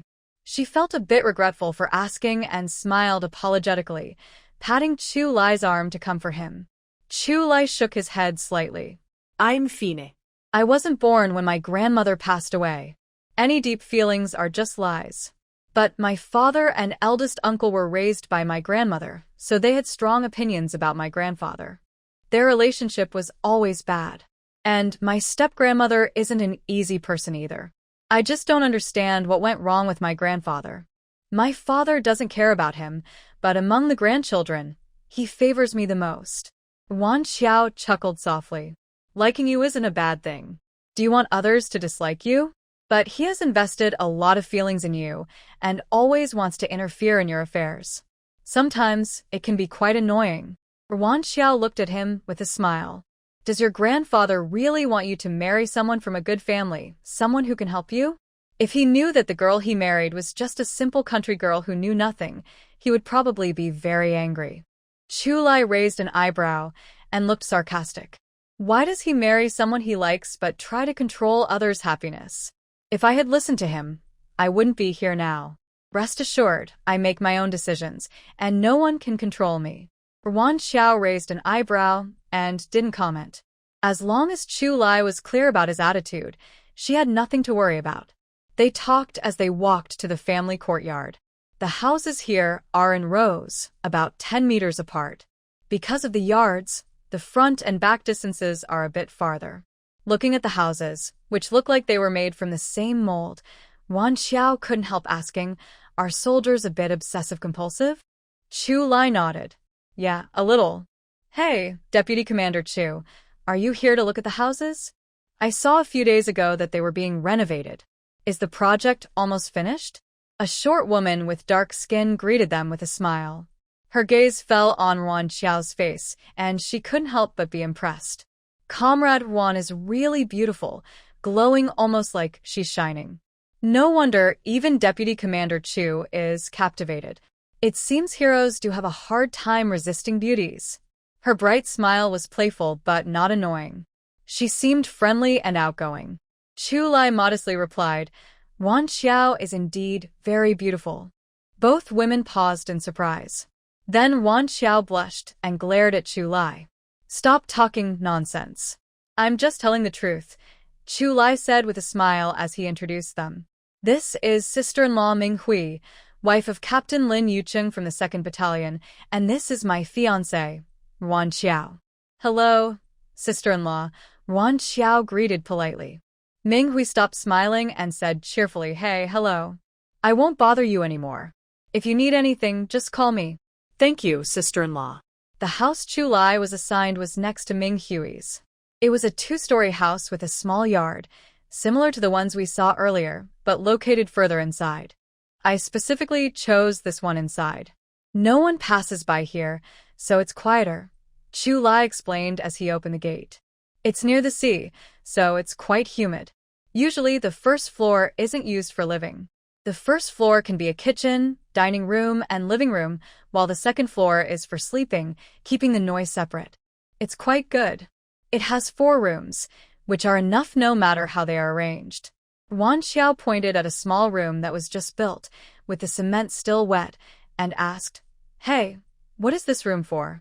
The room was small, only about 5 or 6 square meters. There was a tiny window placed high up, and in the corner, there was something that looked like a pipe. This is a shower room.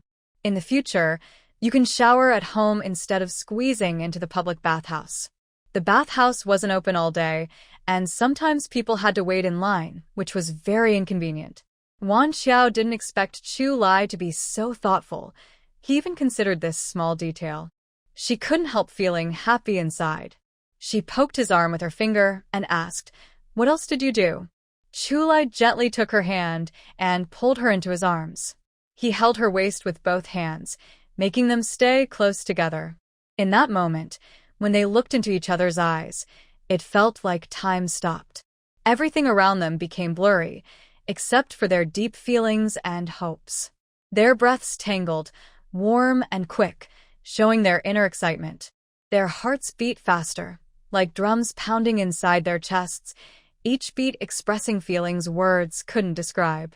Chu Lai slowly moved closer, with gentle tenderness. Ruan Qiao closed her eyes softly, her long eyelashes trembling like butterfly wings.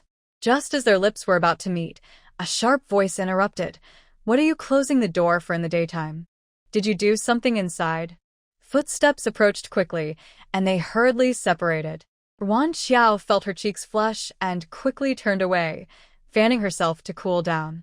Chu Lai's gentle expression turned cold and serious. He strode out quickly. His icy gaze shot at the visitor. Who are you? Why are you here?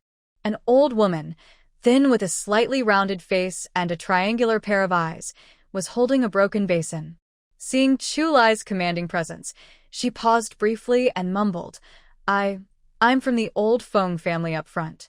I came to get some cement to patch the stove. Feng? Are you Feng Wenqin's family?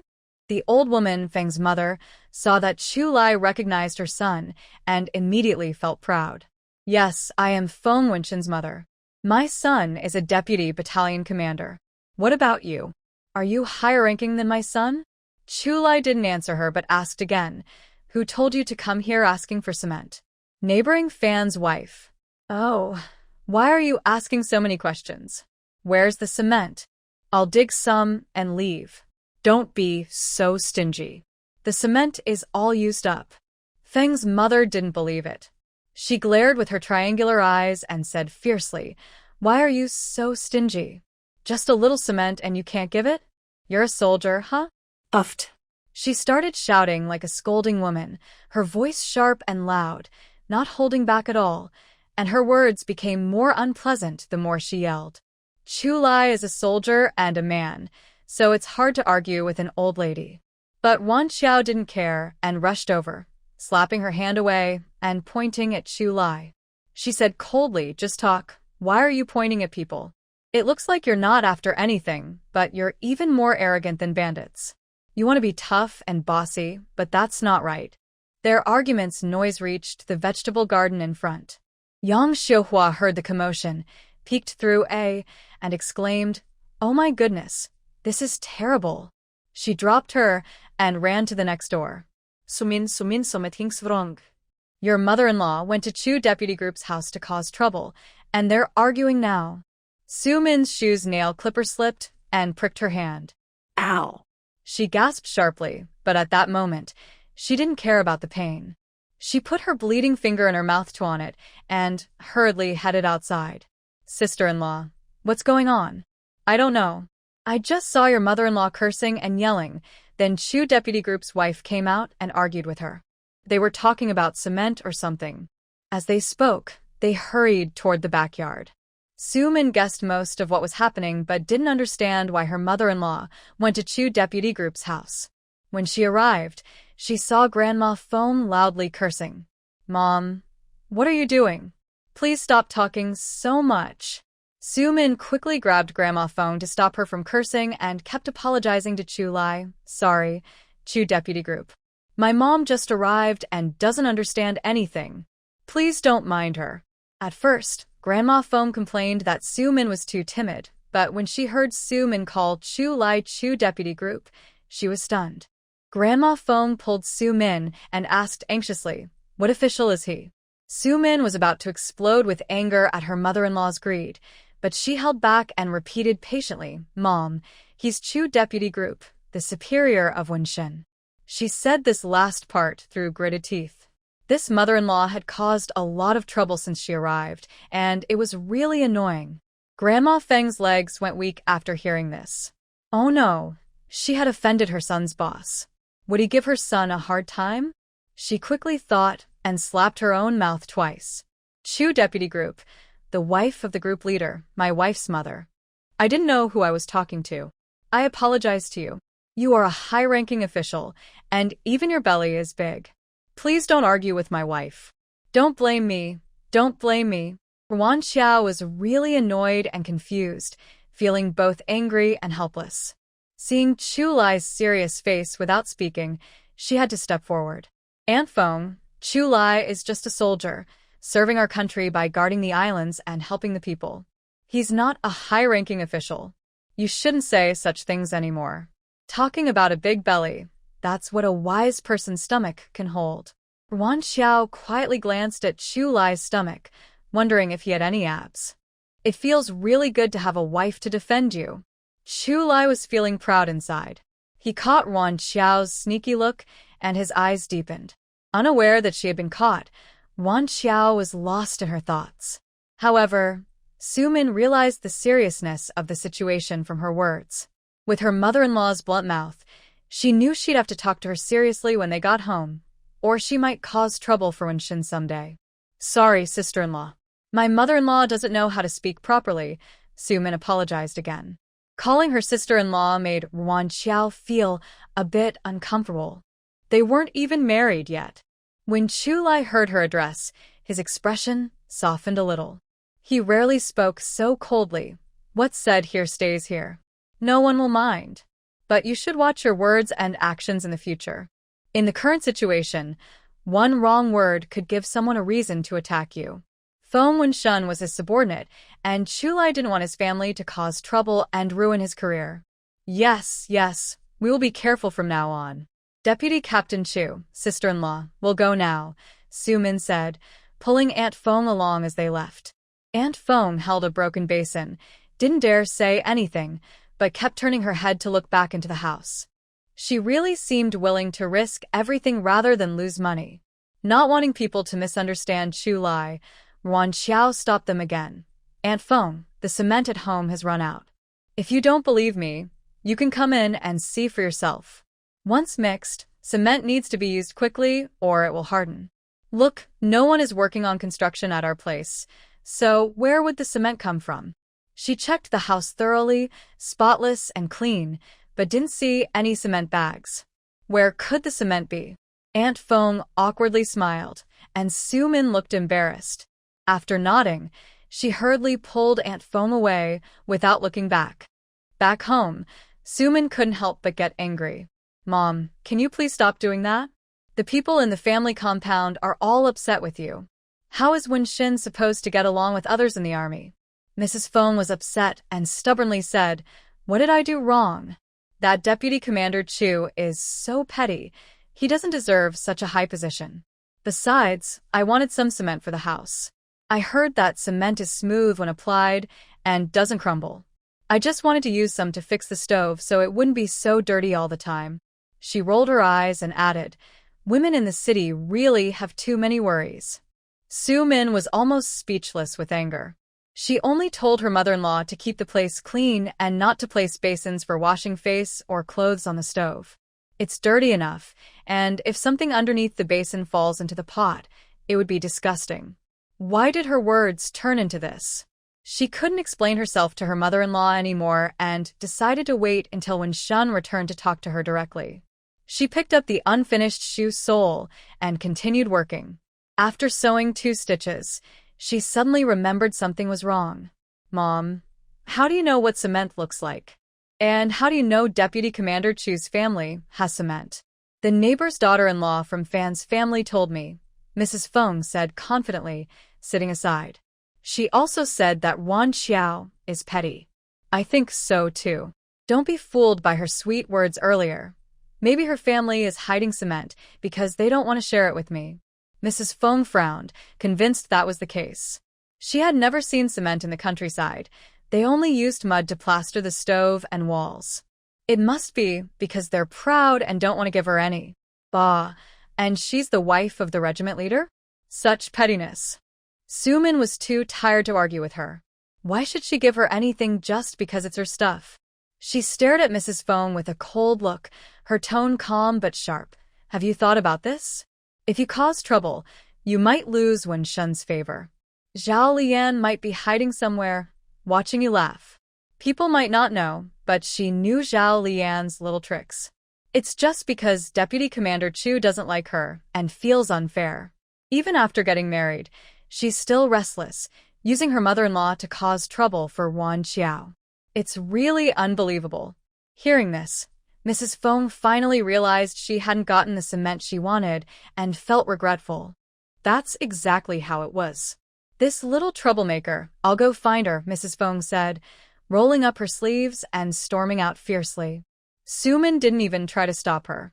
She just felt a pinprick on her scalp and kept sewing the shoe sole.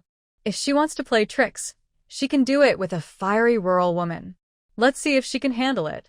Anyway, their husbands are both deputy battalion commanders, in the same group, so there's nothing to fear. As for the neighbors, if things don't go well, they just don't go well. Zhao Lian doesn't want to deal with people like that. Soon, she heard loud shouting from the next door, with Mrs. Feng cursing loudly, each sentence different. At first, Zhao Lian thought she was a city girl and didn't want to argue with an old rural woman, but Mrs. Feng's curses grew worse. The neighbors gathered around to watch the show, and Zhao Lian couldn't hold her pride anymore. She was angry and embarrassed, feeling wronged. Aunt Feng, you ran to Vice Commander Chu's house to ask for something because you wanted to save money. How can you blame me? Bah.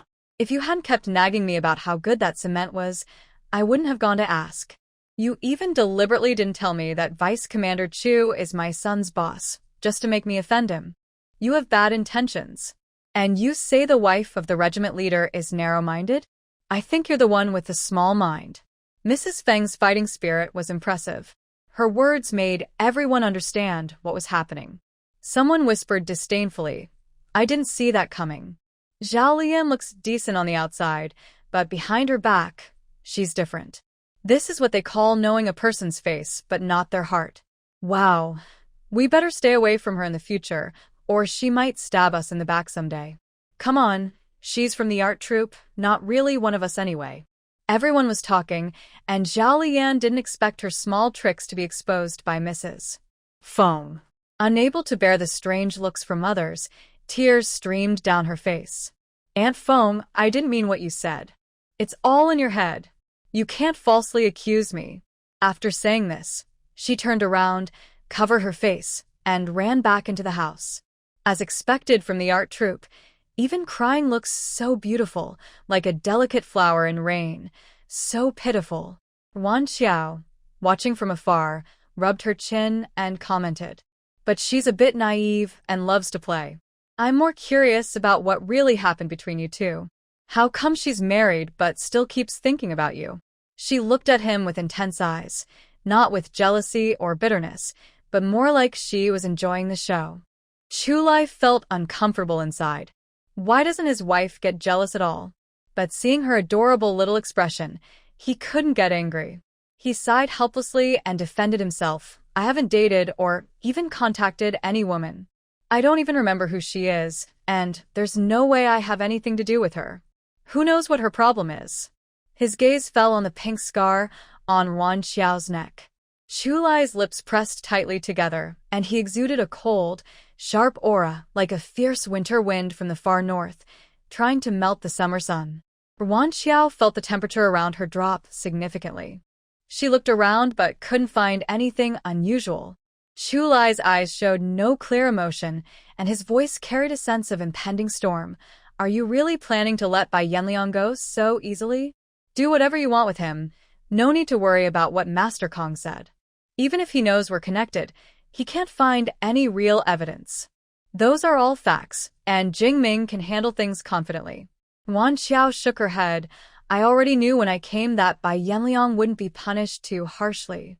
That's why she prepared a confession letter to threaten him and ease her feelings. Yes, we were forced into a marriage, but now there's a new policy.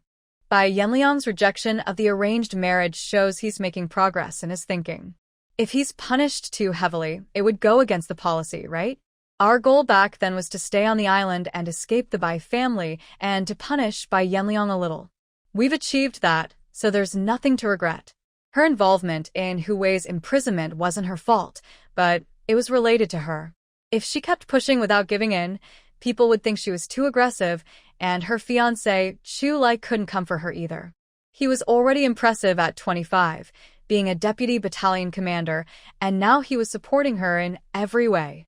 As a married couple, she had to consider Chulai's feelings. Adults' world isn't black and white. Making the most beneficial choice is fine. Ruan Qiao forced a light smile. Besides, I haven't gained nothing. I still got 600 yuan as compensation, right? According to Bai Yanliang's allowance, that should hurt him for quite a while. And she also gained a handsome soldier brother with broad shoulders, a slim waist, and long legs. No loss. When she mentioned compensation, Chulai recalled the missing 500 yuan. In such a short time, Ruan Qiao couldn't hide the money where Bai Yanliang wouldn't find it, unless she had a secret. Having experienced such strange things as time travel, Chulai thought he could accept more oddities now.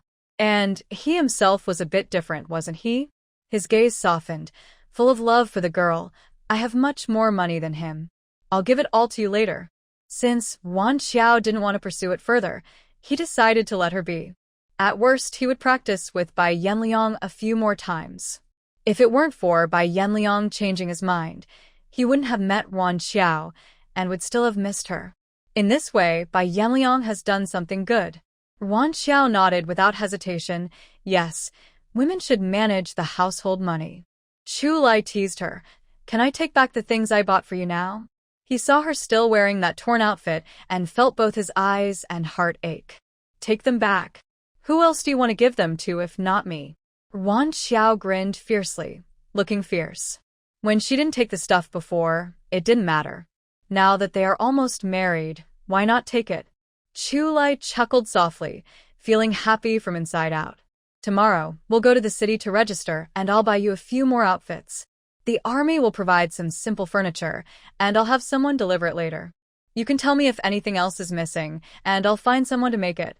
He wasn't sure how things like fans and washing machines were going over at Chengyan's place, so he needed to call and urge them. He was slow and hesitant, not acting like a real man. Ruan Qiao nodded. Okay, since we're missing some things, we can buy them in the city tomorrow while we're there. Setting up a home takes quite a few things. Do we have enough money for all of that? Some small, unnoticeable items could be bought at the mall, but the obvious things had to be purchased through official channels, or she wouldn't be able to explain. Chulai liked her calling it home because it was their home. His eyes held a smile, and his voice was very gentle. There will be some extra money issued after the wedding, and I've lent some of my unused funds to my comrades over the years. When they come back, there will be quite a bit. Don't worry, it's enough. When Chu Lai returned to the military headquarters, he loudly demanded his money back, knocking on each office door. Before leaving, he also reminded them, if you don't have it, go to the logistics office and get next month's advance. Anyway, I need it all tonight. No one can delay my wedding. Commander 1 couldn't help but complain. Is Chu Yanwang possessed? Commander 2 shot him a sharp look. Watch your words. What's possessed or not? Is that even something to say? Commander 1 rubbed his head and chuckled. I'm just too shocked. I feel like our deputy commander actually seems pretty happy about this marriage, not at all like he's being forced. Commander 3 added slowly, I think you're right. The three of them finished their chatter, and then started groaning. They owed Chu's deputy commander quite a few tickets, and they wouldn't be able to gather them all quickly. Commander 3 put on his hat and straightened it, then looked at the others and reminded them, it's not just us who owe tickets to Chu's deputy commander. Later, everyone will go to the logistics office to get their tickets early. The logistics department might not have enough. He was the first to leave the house.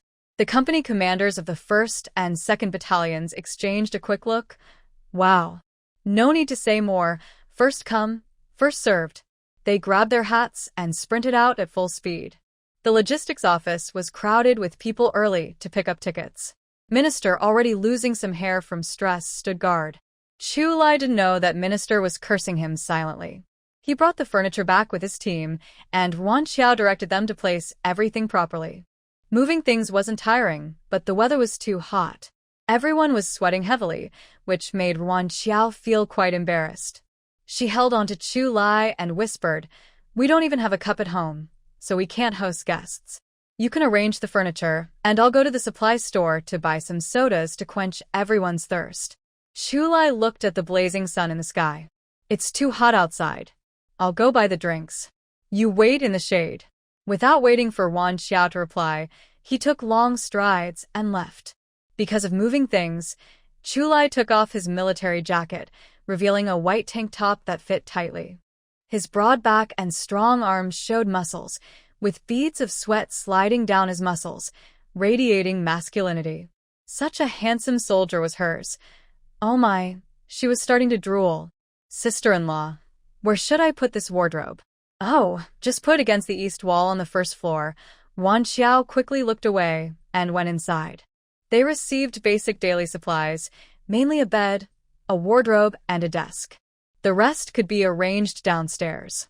Upstairs, besides the master bedroom, Ruan Qiao planned to turn one room into a study and another into a guest room. Another room would stay empty for now, to be a children's room later.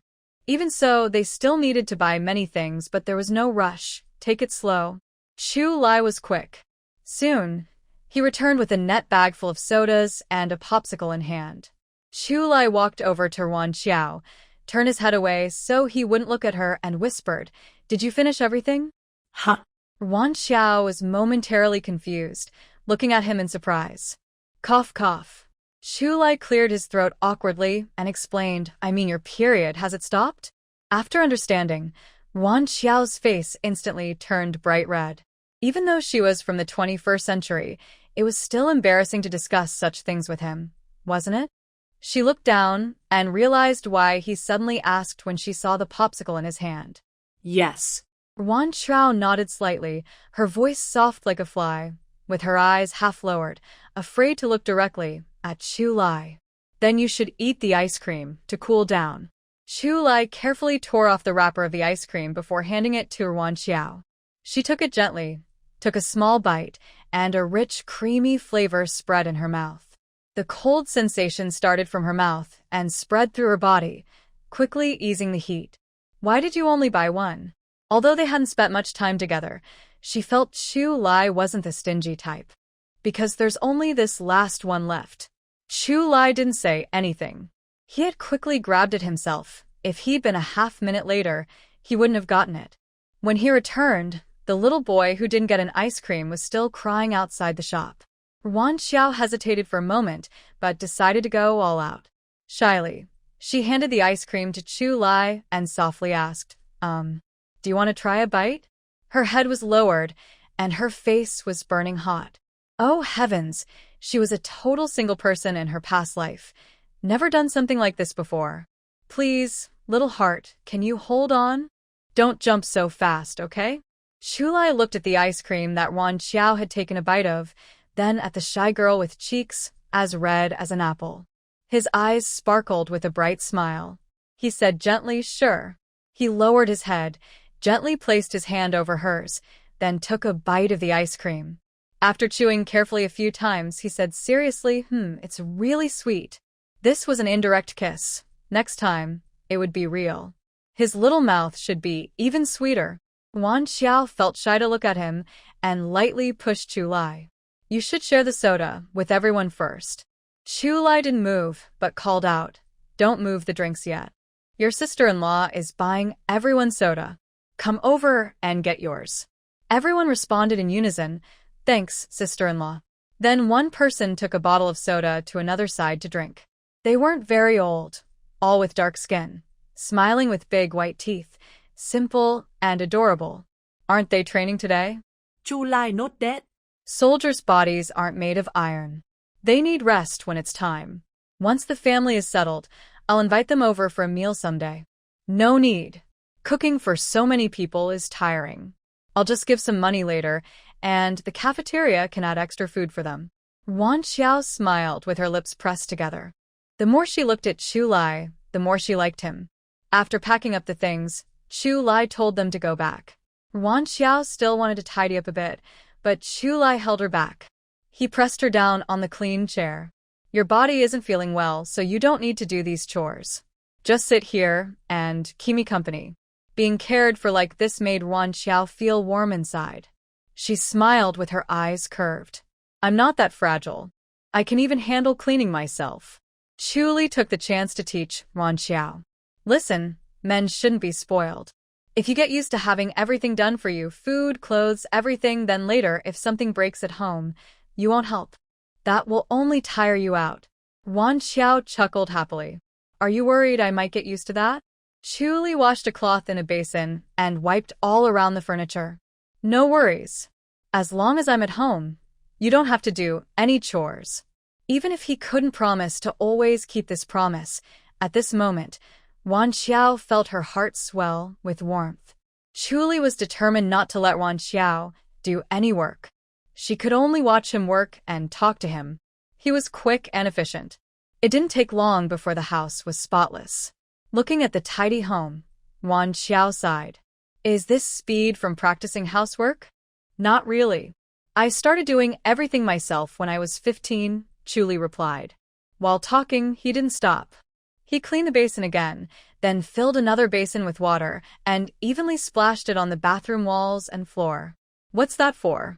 In the morning, the walls and floor were wet. Now they had finally dried, but why was water splashed again? Ruan Qiao really couldn't understand. It's for maintenance, to prevent cracking. It will be fine after a few days. Ruan Qiao nodded, seeming to understand a little. She realized there were many ways to care for a cement floor. Does the backyard toilet need it too? The house they were assigned didn't have a private toilet. It was shared. The one at their place was built by Chuli himself, using materials he bought. Sometimes, Ruan Qiao wondered if her crossing over was arranged by fate just so she could meet such a good man. Chuli was so understanding. Without her saying a word, he fixed the toilet and shower room. Yes, the floor also needs watering.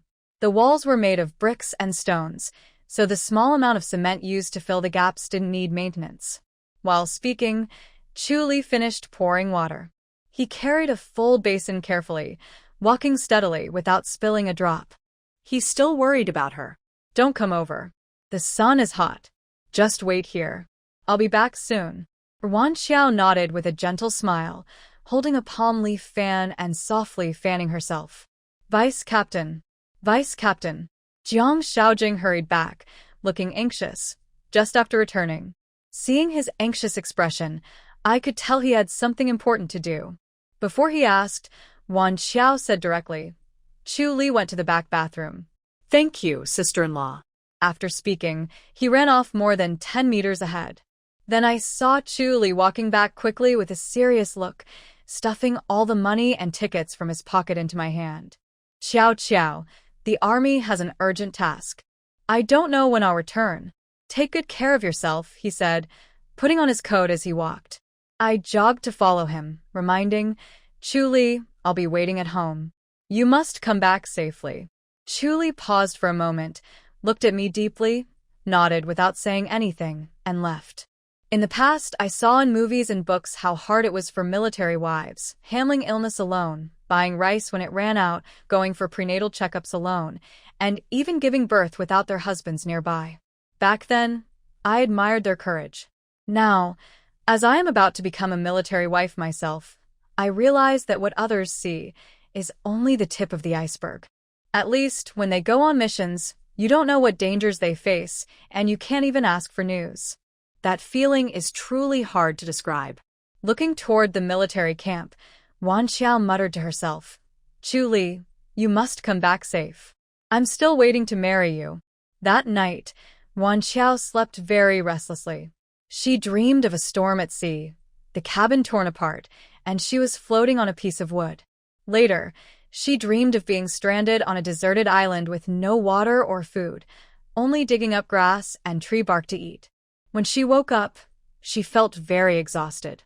After breakfast, Ruan Qiao went to the supply and marketing cooperative. In recent days, Dong Dongmei had been taking good care of her. She planned to buy some candy to thank her, then move out. The supply store here was only for the daily needs of military families, so it wasn't very complete. But they still had oil, salt, soy sauce, vinegar, wine, sugar, tea, enamel basins, and cups, though some large or rare items were missing. Fruit candies cost 1.06 yuan per jean. Ruan Qiao bought half a jean, which was about 1 cent per piece of candy. Dongmei, Chun Chao, thank you for taking care of me these days. Please have some candy, she said, giving each of them a handful, about 6 or 7 pieces. No, I didn't do much. It's just my duty. I can't accept this candy, Dongmei quickly refused. Chun Chao saw this and retracted her hand. You can tell if I've been taking care of you or not, right?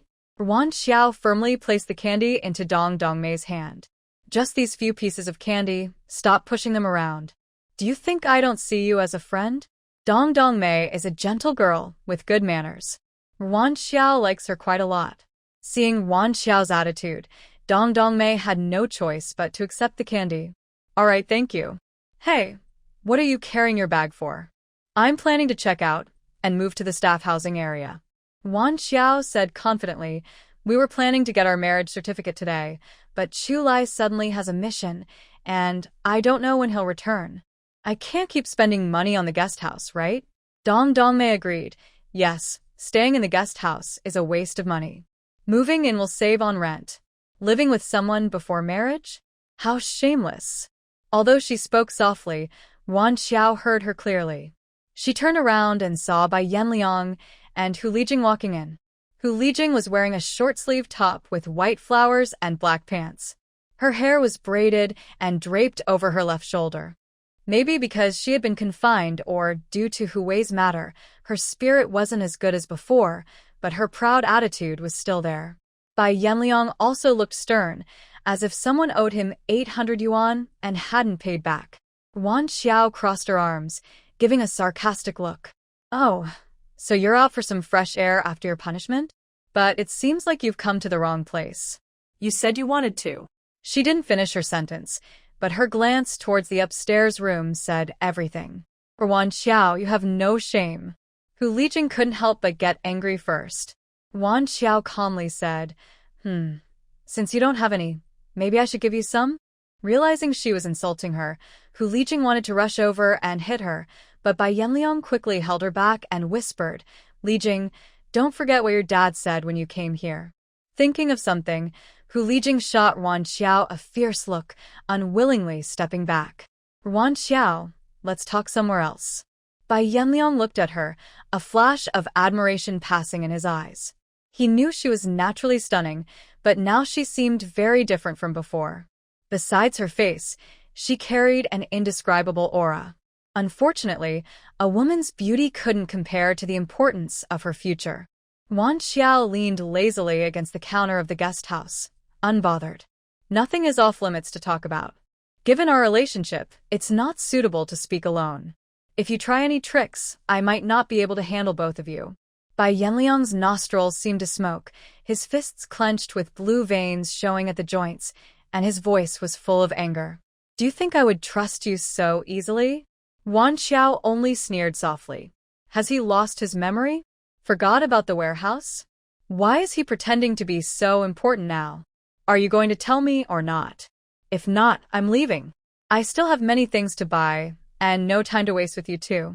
Bai Yanliang endured his anger, constantly telling himself not to lose everything over small matters. He took a deep breath and finally spoke. The conditions you and Commander Kong mentioned, I agree. Take this money, and our business is settled. We won't mention it again. Ruan Qiao agreed, without hesitation. Okay, no problem. She didn't want anything to do with such a bad person. Bai Yanliang didn't give the money directly to Ruan Qiao but said, "Write me a receipt, please." Huh. What's with the big fuss? Pretending to be innocent? Knowing she couldn't read, he still asked her to write a receipt, just to embarrass her publicly. But Ruan Qiao didn't care at all. She turned around and calmly said to Dongmei, "Dongmei, I can't read. Can you help me write a receipt? Just write what I say." Dongmei glanced at them and nodded. Sure. She took out paper and pen and started writing as Ruan Qiao dictated. Because Bai Yanliang refused to acknowledge the engagement with Ruan Qiao but allowed her to serve as parents and brothers of the Bai family for 5.5 years under the pretense of being his fiancée. During this time, Ruan Qiao not only had to earn full work points, but also handle all household chores. Ruan Qiao never took any money from the Bai family. Now that they have broken off the engagement, Bai Yanliang, wanting to avoid exploiting her as a member of the ruling class, specially compensated Ruan Qiao for her labor during this period. At 10 yuan per month, over 5 years, totaling 600 yuan. After receiving the money, both parties have no further relationship. Ruan Qiao used the stamp from the guest house and happily pressed her thumbprint. Then she handed the paper forward. Here, one hand gives the money, the other takes the receipt. This sentence reminded Bai Yanliang of that night when she also said, one hand gives the money, the other gives the goods, but unfortunately, once he handed over the money, he never got it back. He was beaten up and lay in bed for days. Today's 600 yuan was borrowed from the Hu family. If it weren't for this pride, his marriage to Hu Lijing might have fallen apart. Even so, he still heard many harsh words from Su Yuemei, losing face and dignity. And that receipt? That's not a receipt. It's practically a black and white record of his guilt. How did Ruan Qiao become so strong? Bai Yanliang thought a lot, and now felt a strong desire to act. Hurry up, stop dawdling. You're not acting like a man, Ruan Qiao impatiently urged. Bai Yanliang clenched his teeth in frustration. He had no other choice. If he didn't agree to this condition, he might be demoted directly to a soldier. If Chu Lai interfered, he might have to go home and face himself. Now, with the face of Commissar Hu behind him, he had to endure this situation no matter what. Bai Yanliang handed over the money, gripping the receipt tightly, and said gloomily, Ruan Qiao, we'll see about this. Ruan Qiao patted his chest exaggeratedly. Oh, I'm so scared. When you get promoted and rich, remember to give me a break. You. Bai Yanliang was so angry he couldn't speak. He finally walked away with a grim face. Dongmei chuckled softly. I didn't expect you to be so cheeky. Chen Chao looked at the money in Ruan Qiao's hand with envy and muttered quietly, that's quite a bit of money. Ruan Qiao glanced at her indifferently and said, would you be willing to get up at 4 every morning, work outside under the sun all day, come back in the evening to do laundry and cook, fetch water, chop firewood, clean the yard, feed the chickens and pigs, eat only half a meal, and sleep in a shed? That would go on for more than 5 years. Are you willing? Oh, and in winter, you have to go to the river to catch fish for the Bai family. Once I fell into an ice hole and was sick for half a month. The Bai family didn't even buy me medicine, just gave me sugar water, and I managed to get through it. Living here all the time, you might not know how cold northeast winters can be. Temperatures can drop to -40 degrees Celsius. What does -40 mean? It's like pouring a bucket of water outside, and it freezes into ice midair. After speaking, Ruan Qiao looked at Chun Chao again. Do you still think this money is a lot? Chun Chao shrank back and hesitated. I didn't mean anything. Ruan Qiao nodded without paying her much attention and turned to greet Dong Dongmei. I'm leaving now. When you're resting, come find me to play. Passing by the supply store, she bought a few enameled basins and dishes, along with some daily necessities, each item bought in small amounts to manage. She couldn't carry too much at once, so she planned to send it back first and then come again to buy rice, flour, and oil. Hey, you bought so many things. Why didn't you tell me? Gafeng Lan, walking toward her, hurriedly stepped forward to take her bag. Ruan Qiao smiled and greeted him, then said, Chu Lai went on a mission, and I don't know when he'll be back. We have nothing at home, so I thought I'd buy some things myself. Soldiers are all like this. When they go on missions, they have to leave, and they can't worry about home. Ruan Qiao, don't blame Chu Lai. If anything happens, just come to me. Gafeng Lan, who has been a military wife for many years, understands this feeling well. She worries that Ruan Qiao, a young girl just arrived here, might find it hard to handle such situations, so she quickly tries to comfort Chu Lai. Ruan Qiao walks side by side with Gafeng Lan, smiling as she says, It's okay, sister-in-law. Since I chose to be a military wife, I am prepared for this. They go on missions to protect our country, and we stay behind to protect our home. If the home is stable, they can fight on the front lines with peace of mind. I just hope all the comrades on missions return safely. Yes, that's very true. Ruan Qiao, your awareness is impressive. Gafeng Lan can't help but praise her. Old Kong is worried that delaying Chu Lai and Ruan Qiao's marriage might cause trouble. Ruan Qiao feels a bit upset about this. She looks at him. Maybe he's being petty? When she gets home, she plans to copy everything Ruan Qiao said and show it to Old Kong, so he can see the true spirit of a military wife. The fence gate in the yard hadn't been replaced yet, and it was pushed open. The two of them entered the house. Ruan Qiao pulled a chair and invited Gafeng Lan to sit. Sister-in-law, sit down and rest. Sorry, we haven't prepared much at home, not even enough water to offer you a drink. Chu Lai had prepared firewood, but the pot hadn't been bought yet. She couldn't just produce it out of nowhere and cause suspicion. Gafeng Lan didn't mind and smiled warmly. Starting a new home is like that. You have to buy things little by little. Besides, I wouldn't go home to drink water when I'm thirsty. We're in the same yard, just a few steps away. Don't be so polite to me. Chu Lai left you a note, right? If not, I have a few more at home. You can take them and use them first. No need, sister-in-law. Chu Lai left me some money, and I don't have much to do anyway. I'll buy what we need at home first, so Chu Lai doesn't have to worry. That day, Chu Lai left her over 100 yuan, including sugar tickets, cloth tickets, grain tickets, industrial tickets, and more. It's probably not everything he gave, but it's enough. She also doesn't plan to rely solely on Chu Lai. Now, with Bai Yanliang's compensation money, she can openly use it. Once everything is settled, she plans to find a job gradually. No matter when, financial independence is the greatest confidence a woman can have. My sister-in-law, what is the earliest time for the boat to leave this island? I want to go out tomorrow to buy some things, as the supply store doesn't have everything. Just going out for a quick cover, then using some harmless items, should be fine. Gafeng Lan is a bit worried. The boat leaves at 6, but can you go alone? You don't know the city roads, right? No problem. I have a nose and a mouth. I can ask if I don't know something. It's thousands of kilometers from the northeast here, but I haven't gotten lost before. Ruan Qiao's words make Gafeng Lan laugh out loud. That's true. You're quite capable. While they are talking, Ming Hui comes over with a basket. She stands in the yard and calls out, Ruan Qiao, are you at home? I'm here. Sister-in-law, come in and sit. Ruan Qiao replies as she gets up and heads outside. Sister Kong is also here? Ming Hui smiles, first greeting Gafeng Lan, then looking at Ruan Qiao. My son said he saw the sister next door come back, so I thought I'd come over and see. I brought some of my own grown melons for you to try. She hands over the bamboo basket. Ruan Qiao takes the basket, smiling. I won't be polite, sister-in-law. There's nothing at home, not even water to serve.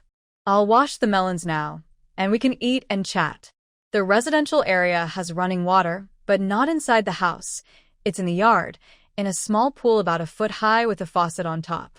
Ruan Qiao places 3 melons into a new enamel basin and carries it to the water pool. She carefully rinses the basin, then puts the washed melons back in. There are no knives or cutting boards, so Ruan Qiao uses a northern style.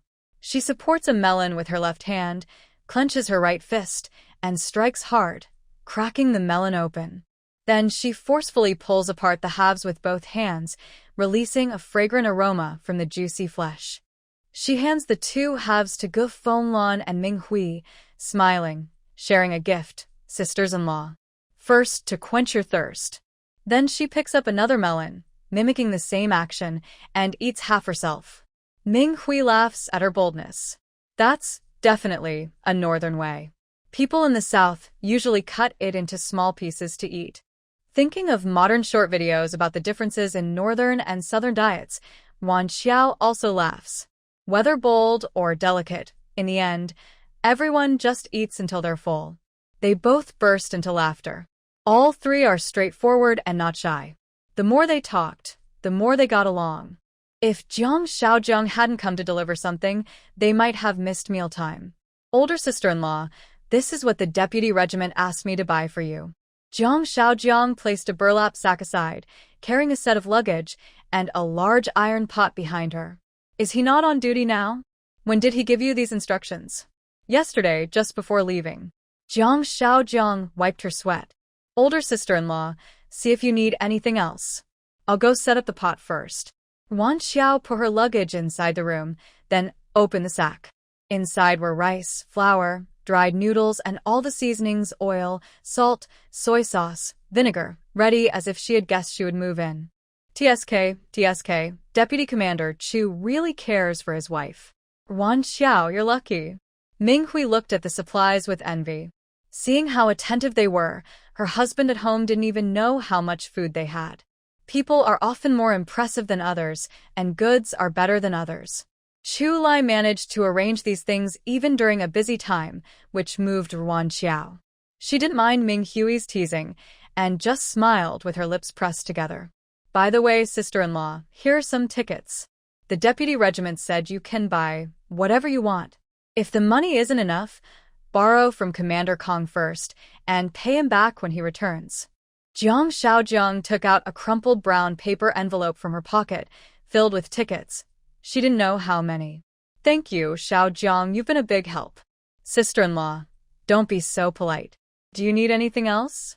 This is already well prepared. No need to trouble you further. Gu Fenglan saw that Ruan Qiao was worried about bothering Chu Lai and explained, Shaojiang is Chu Lai's guard. It's normal for him to help with some daily matters. You don't need to worry too much. Ruan Qiao was truly surprised. But Chu Lai is only a deputy regiment commander, isn't he? According to the rules, only those at regiment level or above can have guards. Exceptions exist.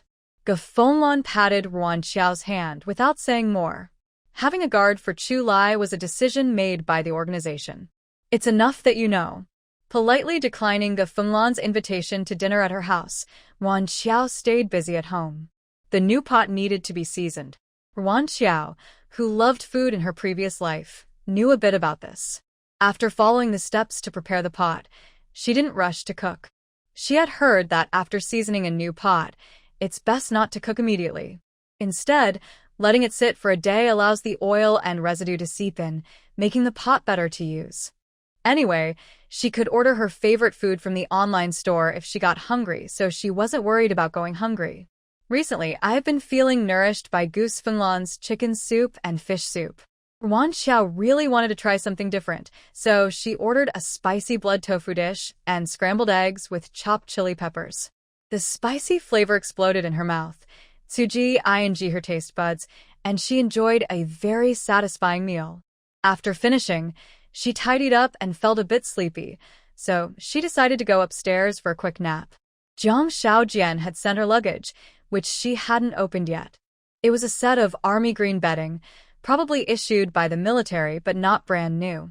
Ruan Qiao guessed that Chulai had asked Jiang Xiaojian to bring her the bedding from a single dormitory because he didn't have time to buy new ones. The thin mattress was laid on the bedboard, and sleeping on such a hard surface was uncomfortable. She wondered if there were any straw mats or similar items for sale, and decided to ask about it when she woke up. Just as she was drifting into a light sleep, she heard noises outside, arguing, shouting, and crying. Ruan Qiao rubbed her eyes and listened carefully, realizing something was happening at Ming Hui's house. She quickly got up, put on her shoes, and hurried downstairs to see what was going on. In Ming Hui's yard, she saw a small boy about 7 or 8 years old crying loudly, with a face covered in tears and mucus. 2 slightly younger girls beside him were trembling in fear, silently crying and not making any noise. Ming Hui was holding a 4 or 5-year-old child tightly. The child's face was flushed, lips purple, and he kept grabbing his neck, looking very distressed. "Sister-in-law, what's wrong?" Ruan Qiao asked anxiously.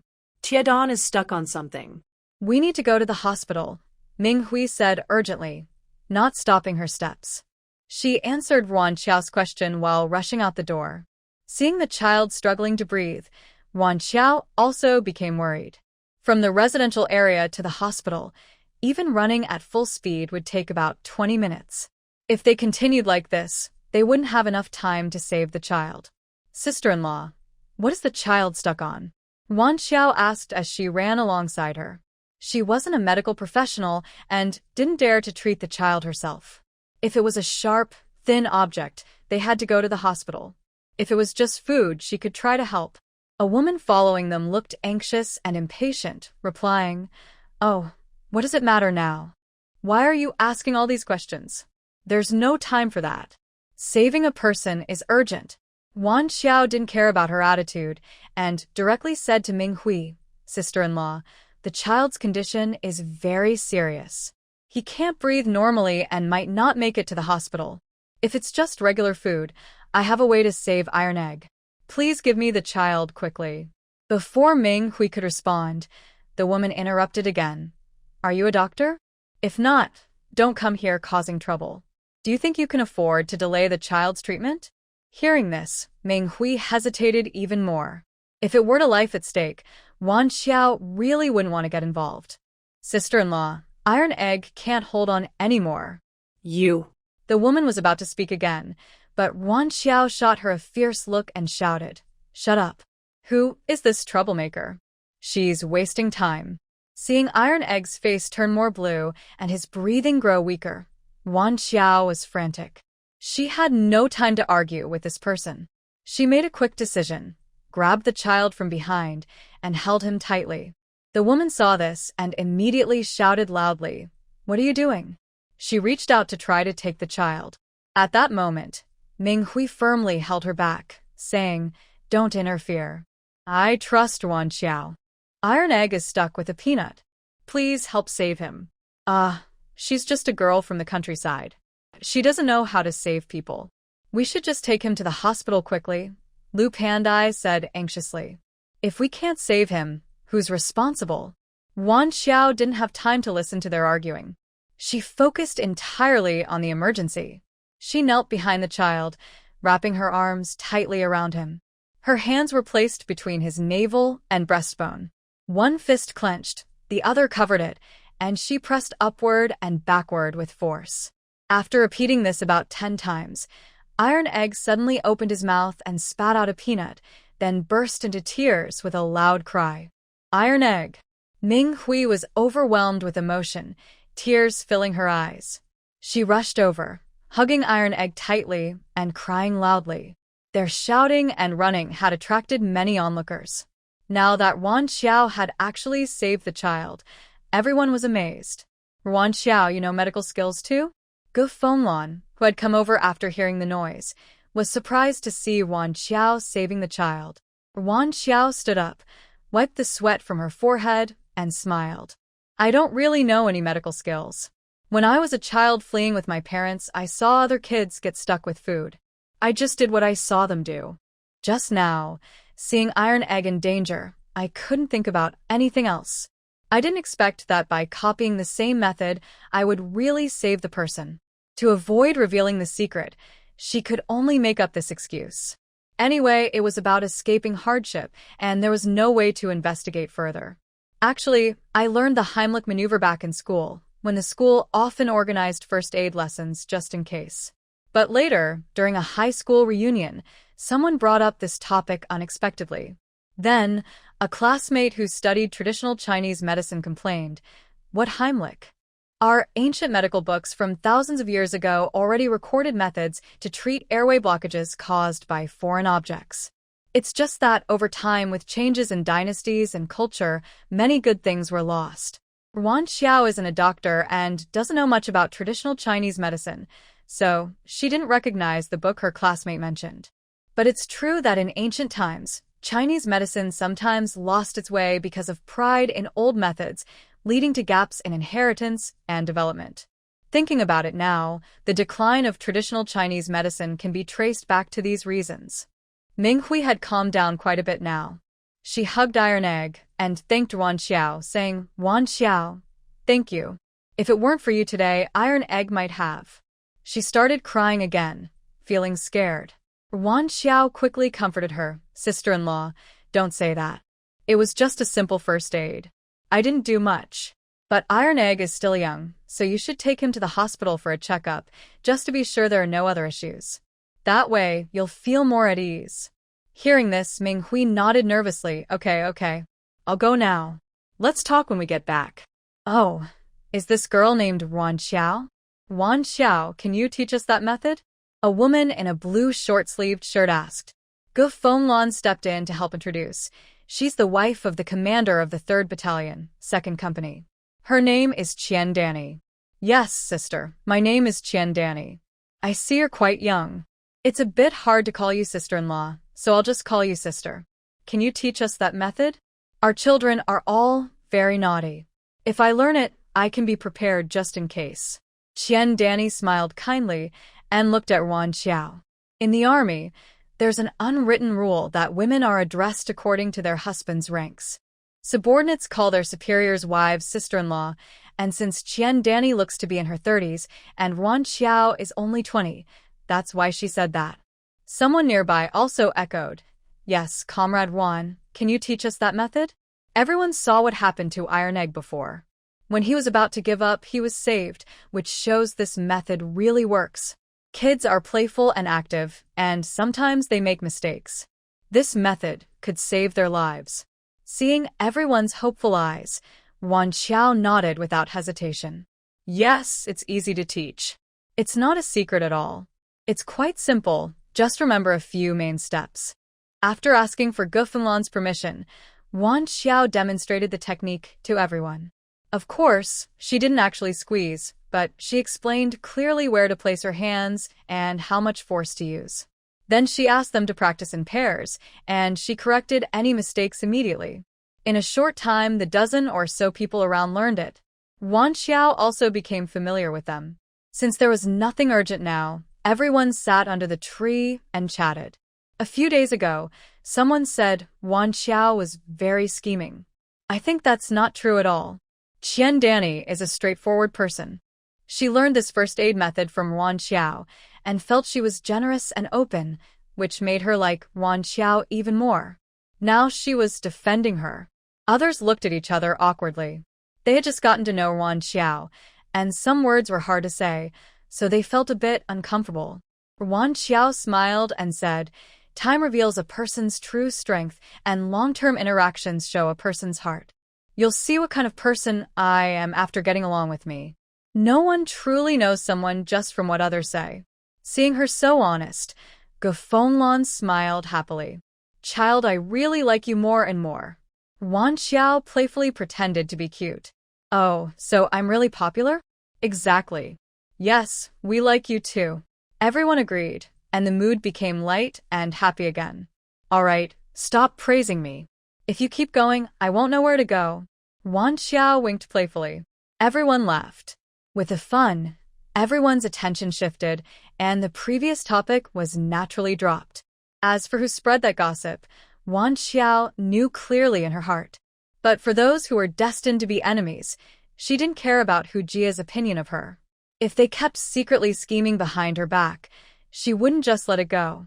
Ruan Qiao smiled and asked, "By the way, I wanted to ask, where can I buy straw mats, sisters-in-law?" There was only a thin mattress on the wooden bed, and it was too hard, making me feel uncomfortable all over. "Why don't you buy a grass mat?" Qian Danny said happily. "There's a villager nearby who makes woven mats that are breathable and comfortable, much better than a grass mat. You can just exchange something for one, no need to buy." After saying that, she gave Ruan Qiao a meaningful look. Now, she couldn't say she was buying. She had to exchange. Ruan Qiao understood and nodded. Got it. "Thank you, Sister Danny. I'll go to the village to exchange one later." Qian Danny was very enthusiastic and immediately pulled Ruan Qiao along. "What are you waiting for? Let's go now. I have nothing to do anyway, and I can show you the way." Faced with such kindness, Ruan Qiao couldn't refuse and could only smile. "All right, thank you, Sister Danny." The nearby village Qian Danny mentioned was about 3 miles from their home, which wasn't far. But rural roads are usually dirt paths with poor conditions.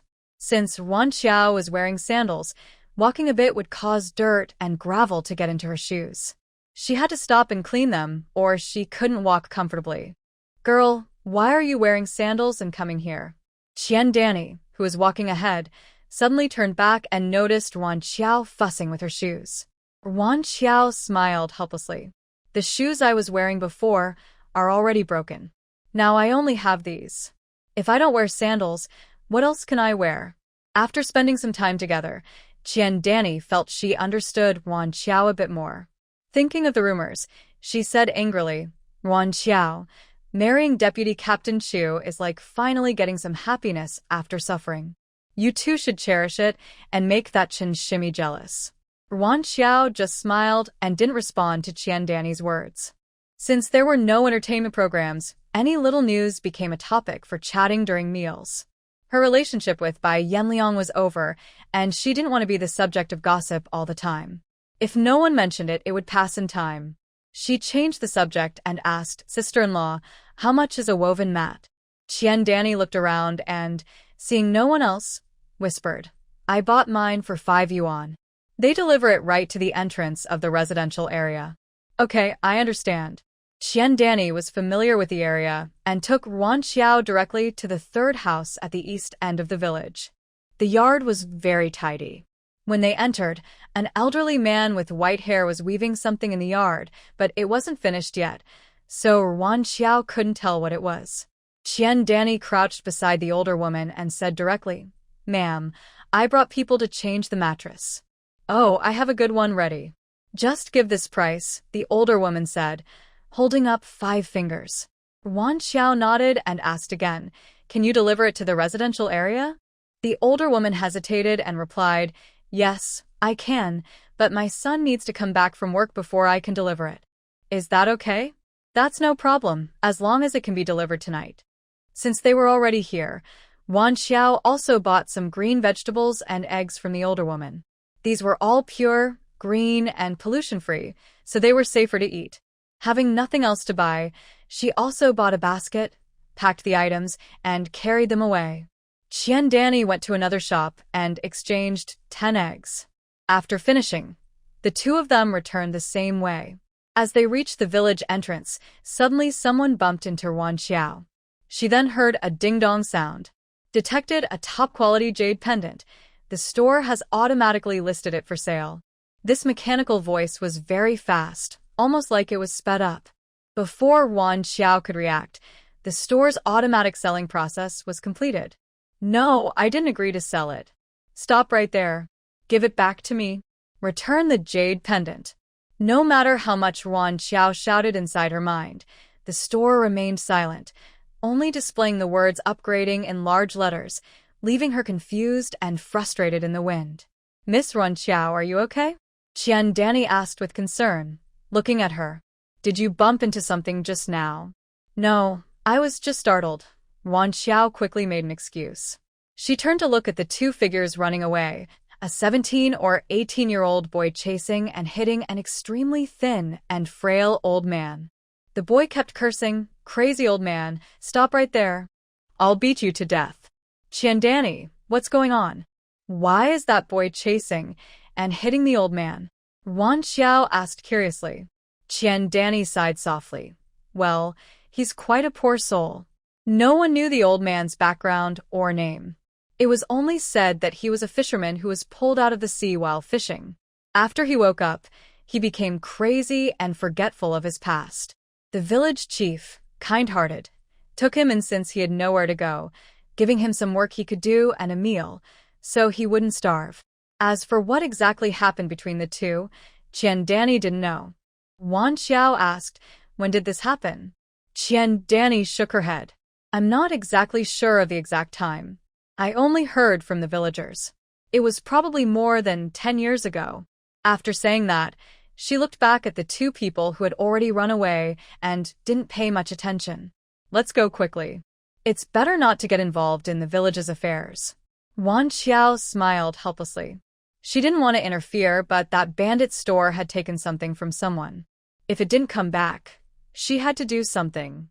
Whether the old man was really crazy or not, the jade pendant was definitely someone else's. She couldn't just take it for nothing. She didn't know what the old man's purpose was in giving her the jade pendant.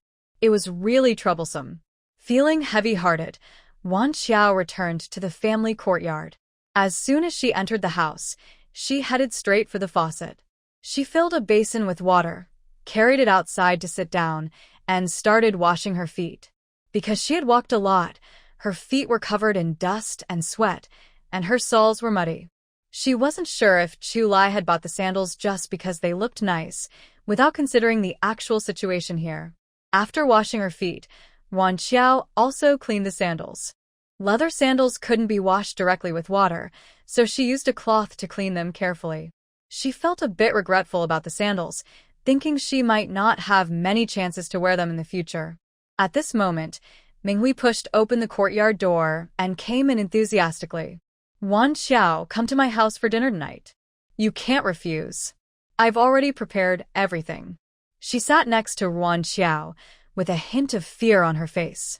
"This afternoon, when we went to the hospital, the doctor said it was thanks to you that you saved him in time. If he hadn't been rescued, it would have been too late.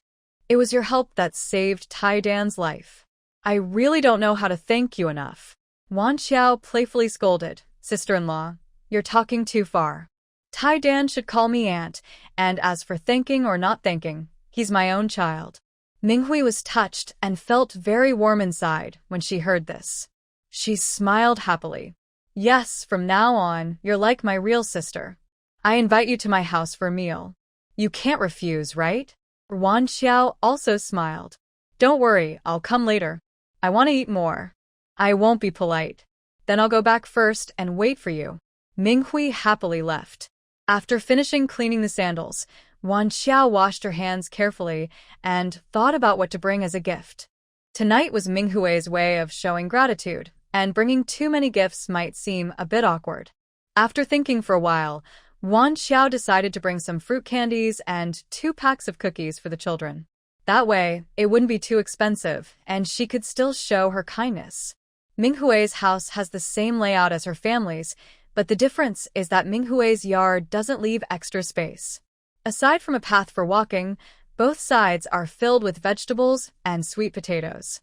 Maybe because Minghui takes good care of them, these plants are lush and healthy, growing well.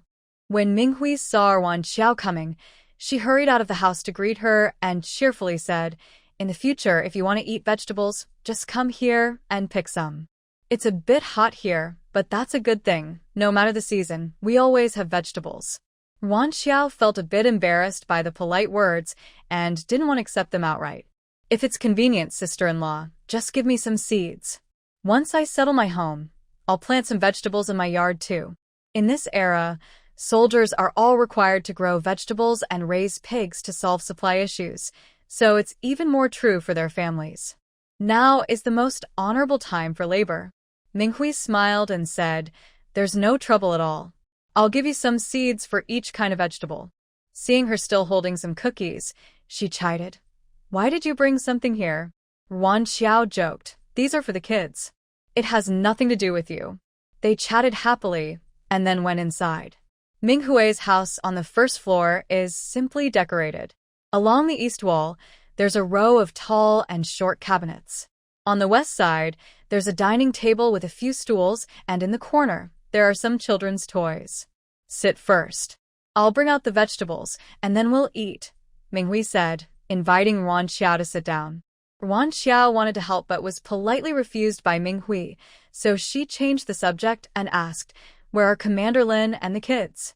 "They should be back soon," Minghui's voice came from the kitchen. Just then, the excited shouts of children outside could be heard. "Mom! Mom!" The two little faces blushed as they ran back, shouting loudly, "Mom! The chicken is so fragrant. Just smelling it makes me drool." Minghui scolded with a smile. "All you know is eating." A man in military uniform entered from outside. He has a square face, determined eyes, and a calm, authoritative presence. Seeing Ruan Qiao, he nodded kindly. Minghui quickly reminded him, "Don't always keep a stern face. This isn't the army, and there are no soldiers here." Then she took the lunchbox from Lin Yucheng and placed it on the table before officially introducing, "This is Vice Regiment Commander Chu's wife, Ruan Qiao. From now on, she's like my sister. And this is my husband, Lin Yucheng." Ruan Qiao politely greeted him, "Hello, Commander Lin." Lin Yucheng, who had been scolded, tried to appear gentler, but perhaps he really didn't like to smile, so his expression looked stiff. "Younger sister-in-law, no need to be polite. I haven't properly thanked you for today yet." Minghui looked annoyé. "Enough, your smile is really creepy. Just stop smiling." A hint of helplessness flashed in Lin Yucheng's eyes. No matter what he did, it seemed wrong. Should he just leave? But honestly, his normal expression looked better than the forced smile.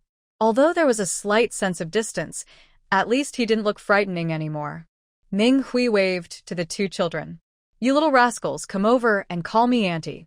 Especially Iron Egg. He's your lifesaver." Stone and Iron Egg hurried over politely. They both said, "Hello, Auntie Qiao."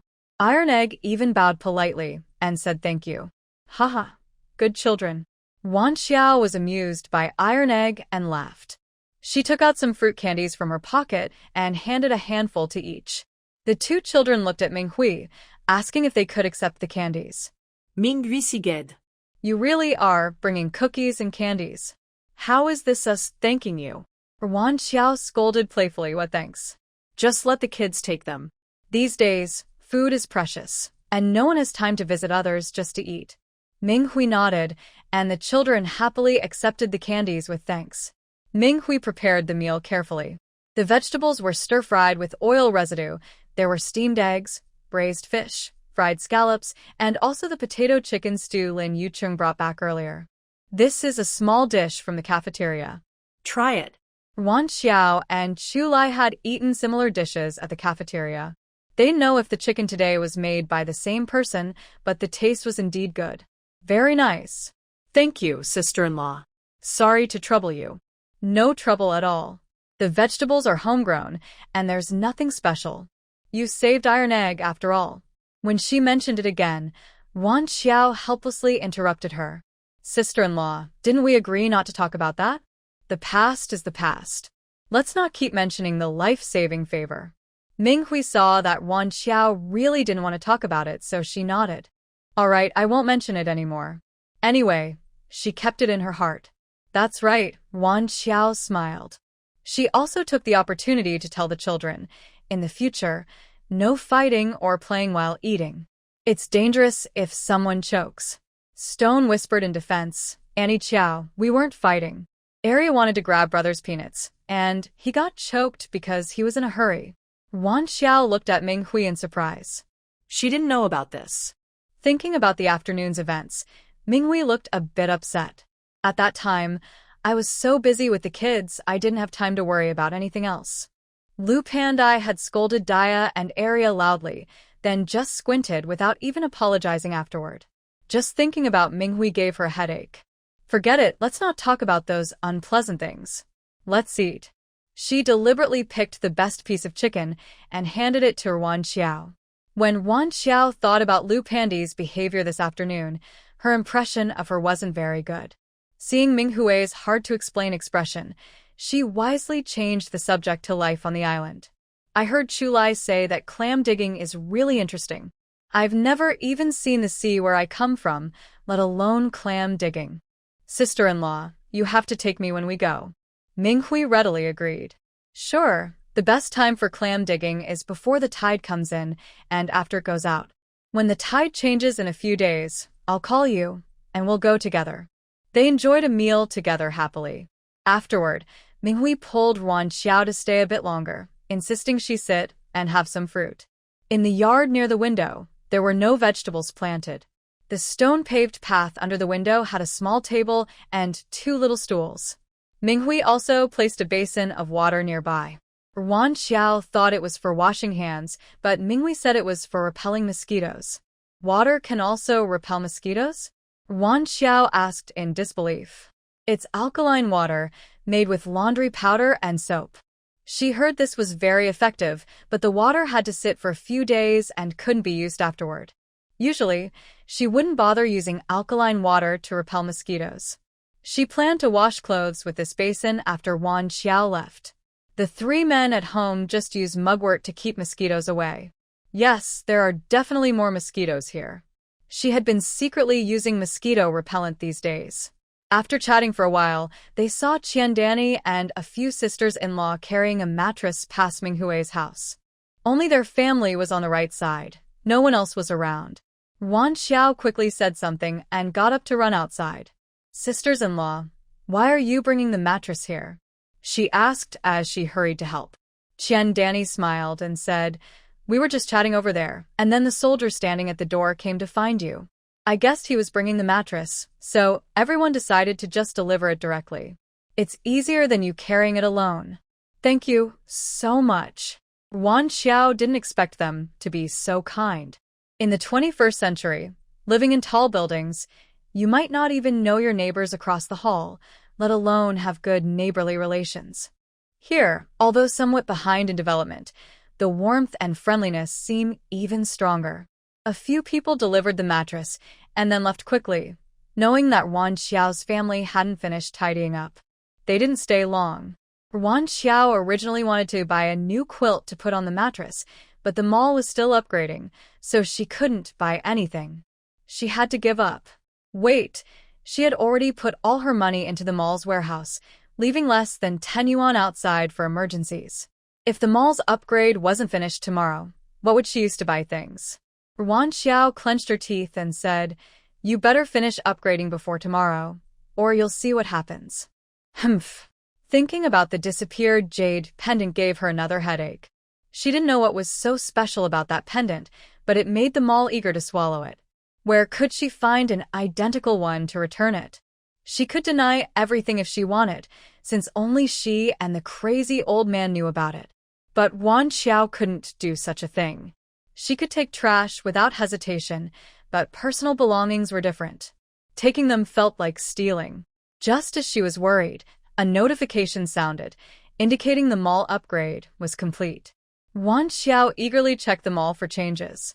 The page looked mostly the same, but there was a new space-time zone with strange item names. Some of the items were called immortal water, strong power pills, healing holy medicine. It all seemed like a scam. The names sounded fake, and the prices were ridiculously high. One pill cost 10,000 yuan, based on 1967 prices, an astronomical price. She didn't have that much money now, so she decided not to think about buying anything for the time being. She checked the warehouse again. Luckily, everything inside was still there. If they had stolen her things too, she didn't care about this broken mall anymore. The warehouse had doubled in size after the upgrade, but it still couldn't hold living creatures, which was a bit inconvenient. Just as she was complaining in her mind, she suddenly felt dizzy and appeared inside the warehouse. After a moment of confusion, she realized she could freely enter and exit the warehouse. She thought about it and found herself back in her room. This upgrade was somewhat useful. At least she could go in and out of the warehouse now. If she ever faced danger, it could be a life-saving tool. She was excited when suddenly the light bulb went out. Ruan Qiao remembered Chu Lai saying that to save electricity, the residential area would turn off power regularly at night. Right now, there was nothing to do for entertainment, and since it was late, most people were already asleep even if there was no power outage. So, whether the power was on or off didn't make much difference to others. Ruan Qiao was lost in thought earlier and got excited about the mall upgrade, so she lost track of time. She hasn't washed up yet. She had no choice but to buy a flashlight to light her way, quickly finish washing, and get into bed to sleep. She sprayed mosquito repellent, but mosquitoes still buzzed around her ears. Ruan Qiao ordered a no-install mosquito net online and crawled inside to feel safe and sleep peacefully. In the morning, sunlight shone on the sea, sparkling like a golden silk cloth. The sea breeze gently brushed her face, carrying a light, salty smell and the scent of the ocean. Ruan Qiao carried a basket to the ferry dock. She saw many people taking the early boat to the island, including some local fishermen. Ruan Qiao, are you going to the city too? As soon as she boarded the ferry, someone greeted her. Following the sound, she saw Chuan Sao. Today, she wore a new white shirt with small red flowers, her hair neatly combed and tied with a red ribbon at the end, clearly dressed up carefully. Next to her was a middle-aged woman, dressed somewhat old but tidy, staring intently at Ruan Qiao. During the few days at the guest house, Ruan Qiao's impression of Chuan Sao was average, but since she took the initiative to say hello, Ruan Qiao didn't want to ignore her. She nodded politely and replied yes. Then she turned her head, pretending to look at the sea view outside. In fact, she was avoiding the woman's scrutinizing gaze, which made her feel very uncomfortable. But the woman, acting familiar, said to Ruan Qiao, "Miss, come sit here. It'll take a while to get to the city. Let's sit and chat." This time, Ruan Qiao didn't even bother to smile politely. She replied lightly, "No need. I'm just here to enjoy the scenery." "The water's not that interesting," the woman muttered, about to say more, but Chuan Sao quickly pulled her back. "Why are you pulling me? That girl looks nice and is well-dressed. She'd make a good wife for your brother. Aren't you familiar with her? Hurry up and tell me what she does." Chuan Sao's face turned pale with fright. She covered the woman's mouth with her hand and whispered, "Mom, stop talking nonsense. That's Vice Commander Chu's wife." Ruan Qiao caught a glimpse of the woman pouting and giving her a sidelong glance, but she didn't say anything further. It was still early in the city. Ruan Qiao first went to a state-run restaurant for breakfast, then headed to the department store to shop.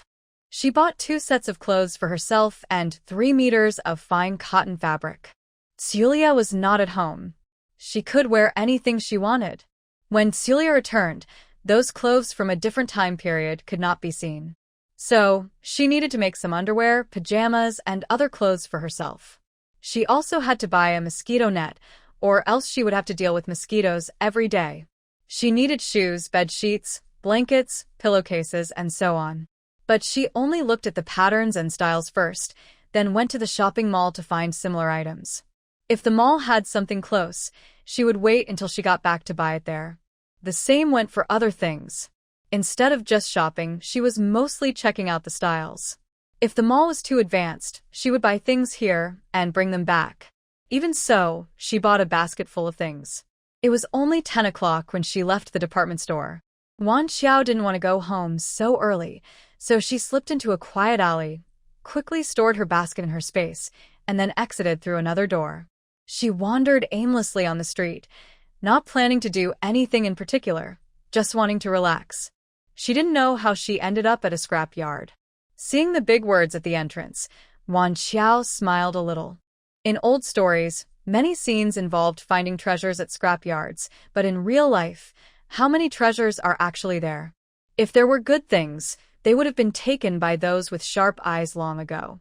She shook her head and was about to leave when she heard the roar of a car approaching. A truck was bringing a load of items into the scrap yard, and the people on the truck were roughly tossing things onto the ground. There were broken cabinets, chairs with broken legs, torn books, shattered photo frames, and more.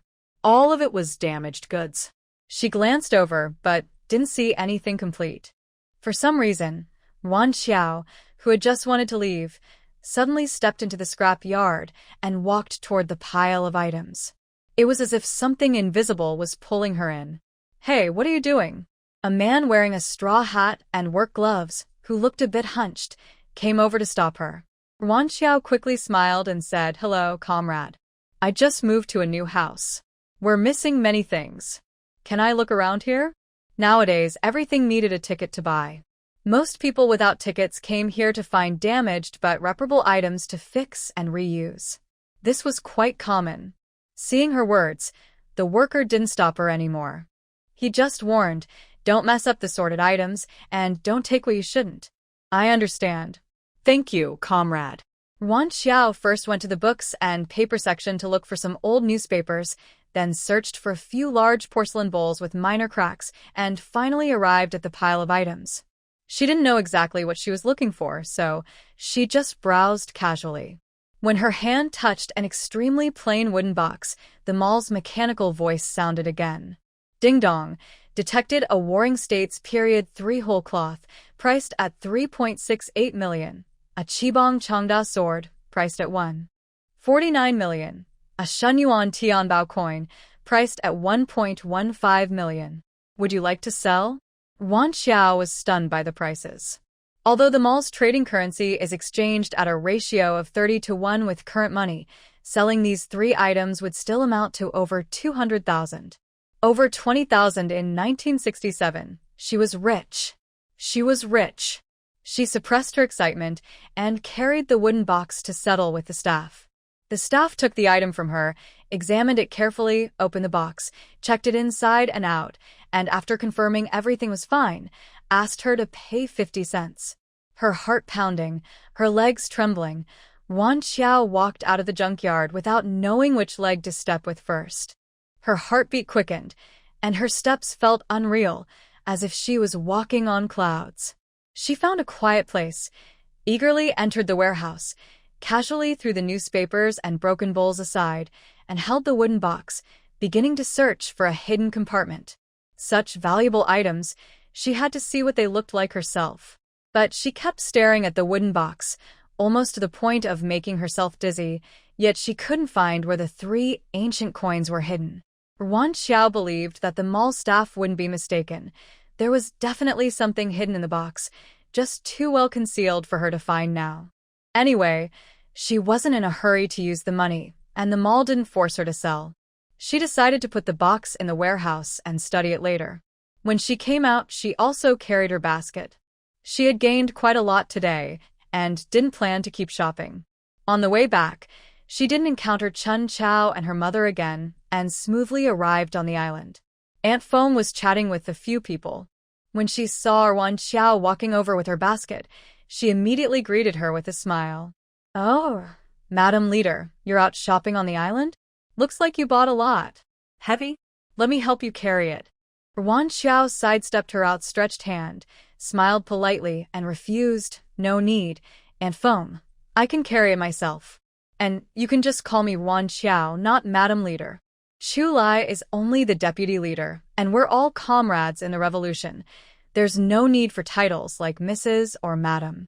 Aunt Feng may not have any bad intentions and probably knows that Chu Lai is Shangji of Fengwenchen, so she might be trying to flatter him a little.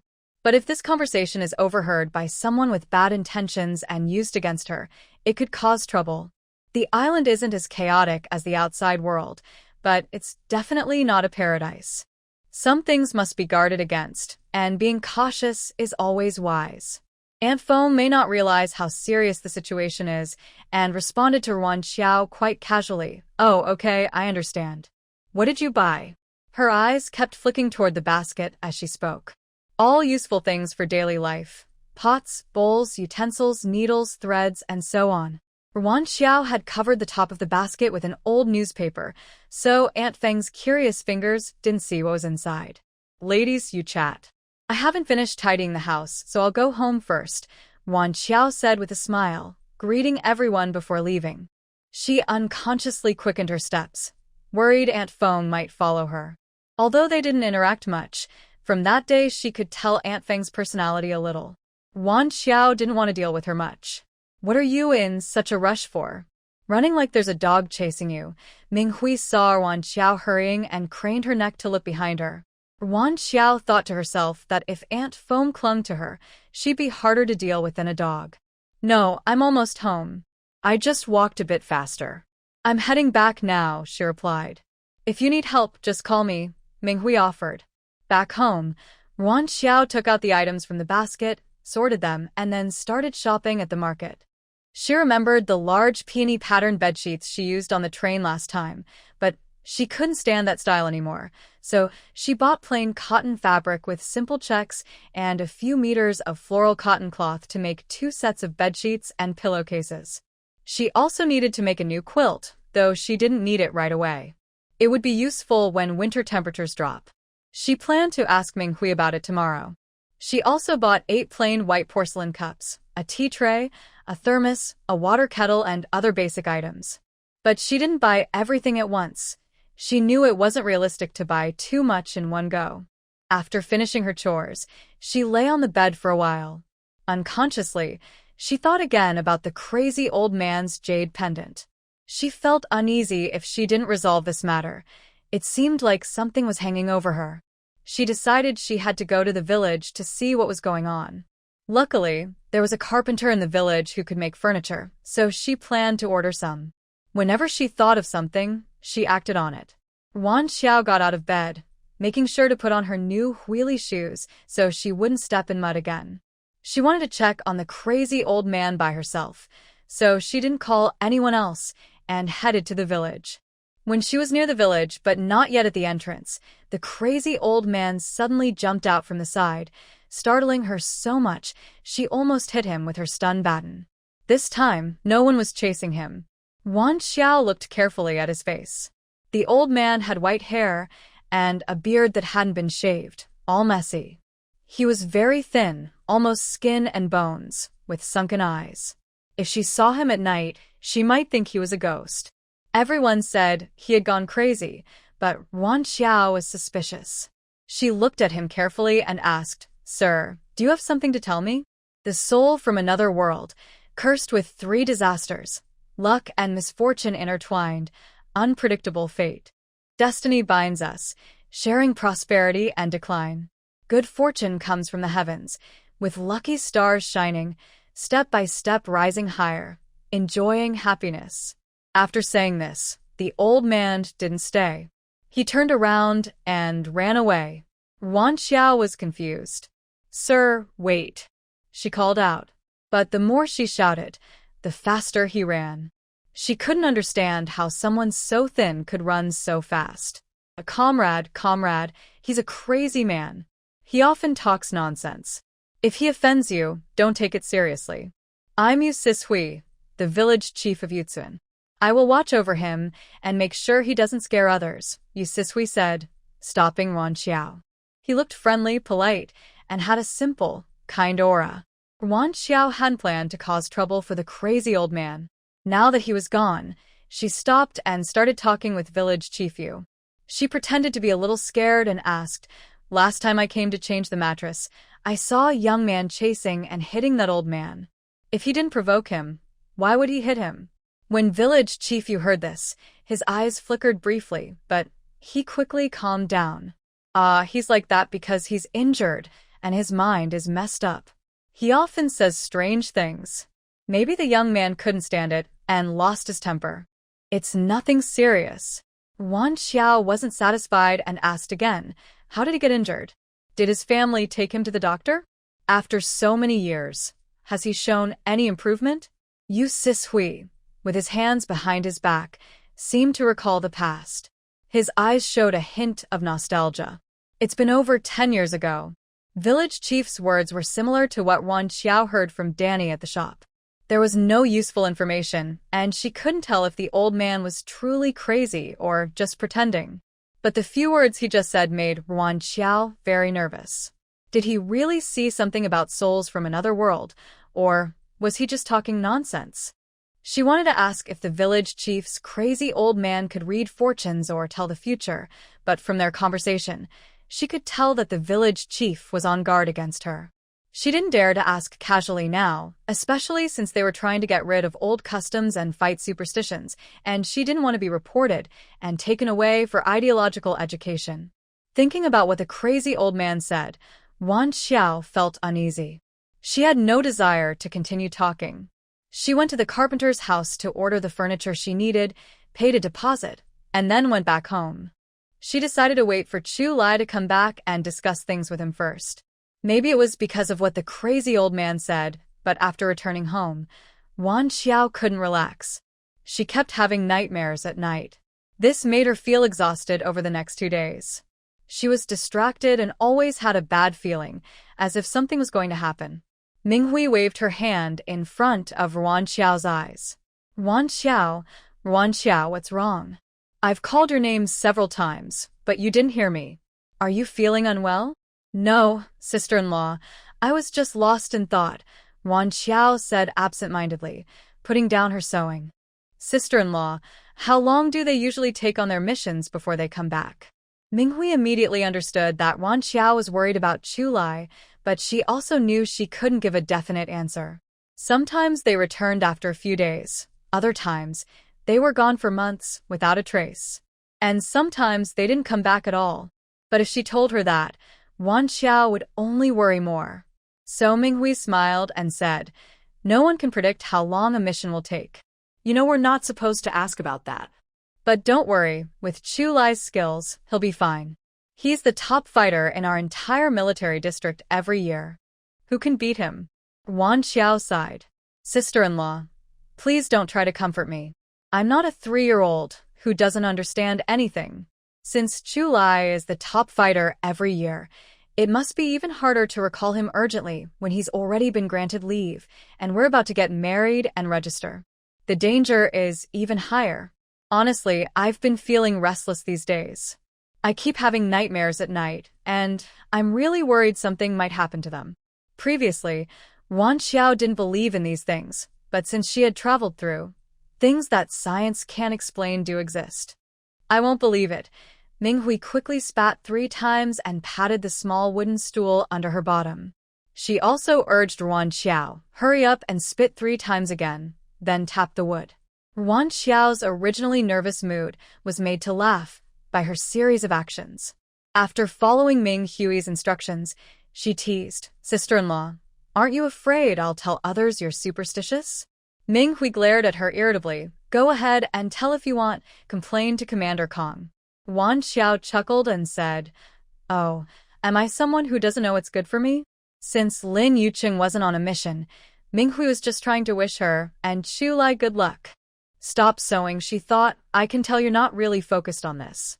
You haven't even finished sewing the bed sheet after so long. Don't hurt yourself with the needle later." Today, there was a small tide, and since the tide was about to go out, she decided to take her to the beach to relax and enjoy the sea. "Don't worry, Chu Lai and the others will definitely come back safe." Ruan Qiao felt a little guilty. She was distracted partly because she didn't know how to sew these things. Although she had the memories of the original owner, it was like watching a movie. Her eyes understood, but her hands hadn't learned. The main reason was that she lived in the 21st century and didn't need to sew anything herself. Even if a button fell off, she would just send it to the dry cleaner to fix it. When did she ever use a needle? Sewing skills, she really didn't seem to be good at it. Like hiding evidence, Ruan Qiao quickly folded the unfinished bed sheet and put it away. But she suddenly remembered she forgot to buy things for beachcombing. "Sister-in-law, what do I need to bring for beachcombing? I haven't prepared anything." "It's too late to prepare now. Just use mine. Things like an iron bucket, gloves, a shovel, and tongs," Ming Hui said, glancing at her feet. "But you don't have rain boots, which isn't good. The rocks will be wet later, and if you wear these shoes, you'll get soaked." Ruan Qiao hurriedly said, "I have rain boots. I bought a pair last time I went to the island." "All right, then change into your rain boots and come find me. I'll pack some things and we'll leave now." Ruan Qiao ran back home quickly, bought a pair of the most common rain boots from the store, and put them on before heading to Ming Hui. Ming Hui was also ready, each holding a bucket in her hands, filled with tools for beachcombing. Ruan Qiao quickly stepped forward to take a bucket and asked with a bit of excitement, "This is my first time collecting sea treasures. What kind of things can I find?" "Some snails, shellfish, oysters, octopuses, and so on.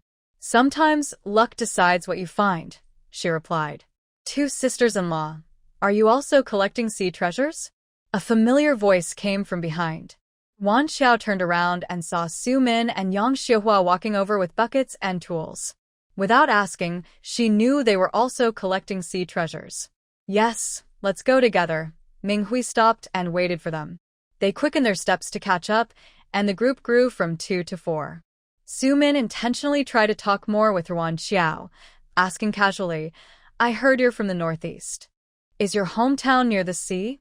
Ruan Qiao shook her head. "No, we're inland. There's no sea nearby, but there's a big mountain behind our village.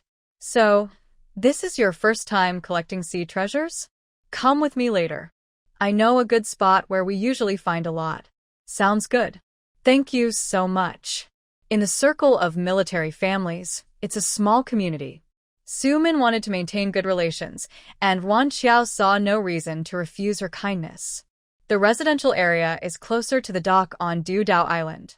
To collect sea treasures, they need to go to Tuten Beach, which takes about 20 minutes on foot. When they arrived, many people were already at the beach. Ruan Qiao was lucky. As soon as she reached the sand, she found a sea creature she couldn't name. "Look, sister-in-law, what do you think I found?" She was happily examining her find when suddenly water splashed her in the face. She looked confused at everyone, then at her object, unsure whether to throw it away or keep it. Minghui burst out laughing. "That's a cat's eye snail. It can squirt water. Be careful, just squeeze the water out." She came over to teach her how to handle it. The cat's eye snail usually rests in the sand during low tide.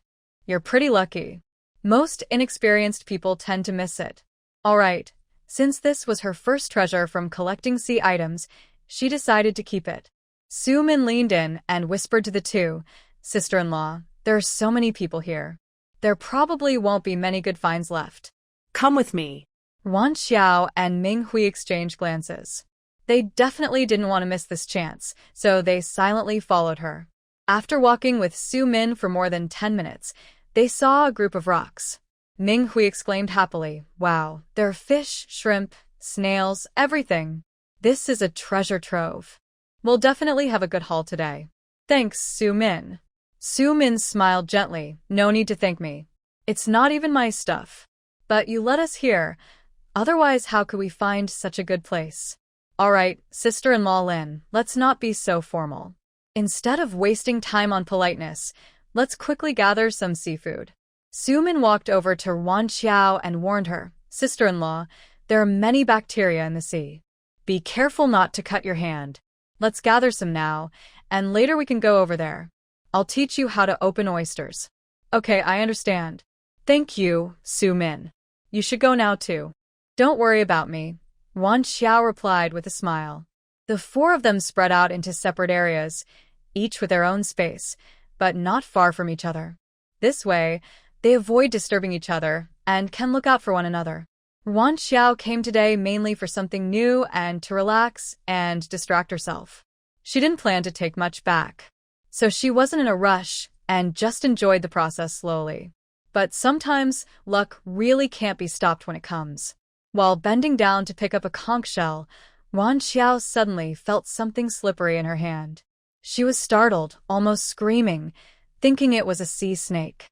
Upon closer look, it was actually a large eel, about 70 or 80 centimeters long. Ding dong, detected a wild eel, selling price 188 per jean. "Do you want to sell?" "Yes." Without hesitation, Ruan Qiao chose to sell. Not making money would be silly. Following her choice, the eel hiding in the crevice of the reef was sent to the marketplace, weighing about 7 jean. She didn't expect to make a small fortune from a day at the sea. Ruan Qiao suddenly felt energized and started gathering seafood like crazy. No matter if it was conchs, sea urchins, or small, she picked up everything she saw and put it into her bucket. When it was almost full, she would sell it in the marketplace. Although these items weren't expensive, ranging from 10 to 20 or 30 yuan per jean. Every little bit counts. Even small earnings are money, and who would complain about free gains? By the time Ruan Qiao had already listed 3 batches, Su Min and the others came over with half a bucket of seafood, calling her to go open oysters. The reef was covered with dense oysters, making anyone with a fear of crowded spaces feel uneasy. Yang Shihua couldn't help but sigh. Wow, so many. My husband loves these. Today, he can eat his fill. Suddenly, a phrase flashed through Ruan Qiao's mind. Overwhelmed by information, a man's gas station, a woman's beauty salon. If really ate his fill, could Yang Shihua handle it tonight? Ahem. Realizing what she was thinking, Ruan Qiao blushed secretly. Was she being a bit too flirtatious? Sister-in-law, look, just push the shovel from this support point. It's very easy. Su Min said as she skillfully demonstrated to Ruan Qiao. After prying open a few oysters, she carefully explained the details. Pay attention to the angle and strength, then it will be easy to open them. Ming Hui, who was nearby, saw Su Min actively building a good relationship with Ruan Qiao, and wisely stayed back to avoid interfering. However, when Ruan Qiao started to pry the oysters herself, she still approached cautiously. Be careful. Don't be too greedy on your first try. Whatever you manage to open is good. We live by the sea, so there will be many chances to go clam digging later. Got it, sister-in-law. Don't worry, you go ahead and do your thing. Prying oysters isn't really hard. As long as you learn the right method and practice a bit, you'll get better over time. At first, Ruan Qiao wasn't very skilled, using the wrong force, and her wrist felt very tired after a few oysters. She only mastered it after opening about 10 oysters, but she didn't want to continue. Wild oysters aren't as big as farmed ones, but they taste much fresher. Since Chu Lai wasn't home, these were enough for her to eat alone. Later, she planned to gather more to take back. She couldn't just stand around without doing anything, so she went to pick up sea snails and stone. After a while, Ming Hui called out, "Time's almost up. We should head back." Their 3 buckets were nearly full. Ruan Qiao had secretly sold quite a bit at the market, leaving only half a bucket, which was a normal first-time harvest. After this clam digging experience, Ruan Qiao, Su Min, and Yang Shihua became more familiar with each other. On the way back, their conversations were more relaxed and natural. All 4 of them had a good harvest, and their faces showed happy smiles, but the good mood didn't last long at home. They coincidentally met Zhao Liyan and Hu Lijing at the gate of the residential area, both returning from work. They were arm in arm, walking and chatting happily, looking very close. Ruan Qiao didn't feel like greeting them and simply walked away. But some people just like to cause trouble. Hu Lijing noticed Ruan Qiao's muddy rain boots and the water bucket she was carrying, and her eyes flashed with disdain. She deliberately mocked loudly. "Humph, stealing so much hard-working money from others, and now you're starving and going clam digging?" Ruan Qiao stopped and shot her a sarcastic look. "I thought your dad already taught you how to behave, but I see you're still so stupid." Hu Lijing, do you want me to explain why Bai Yanliang needs to compensate me right here?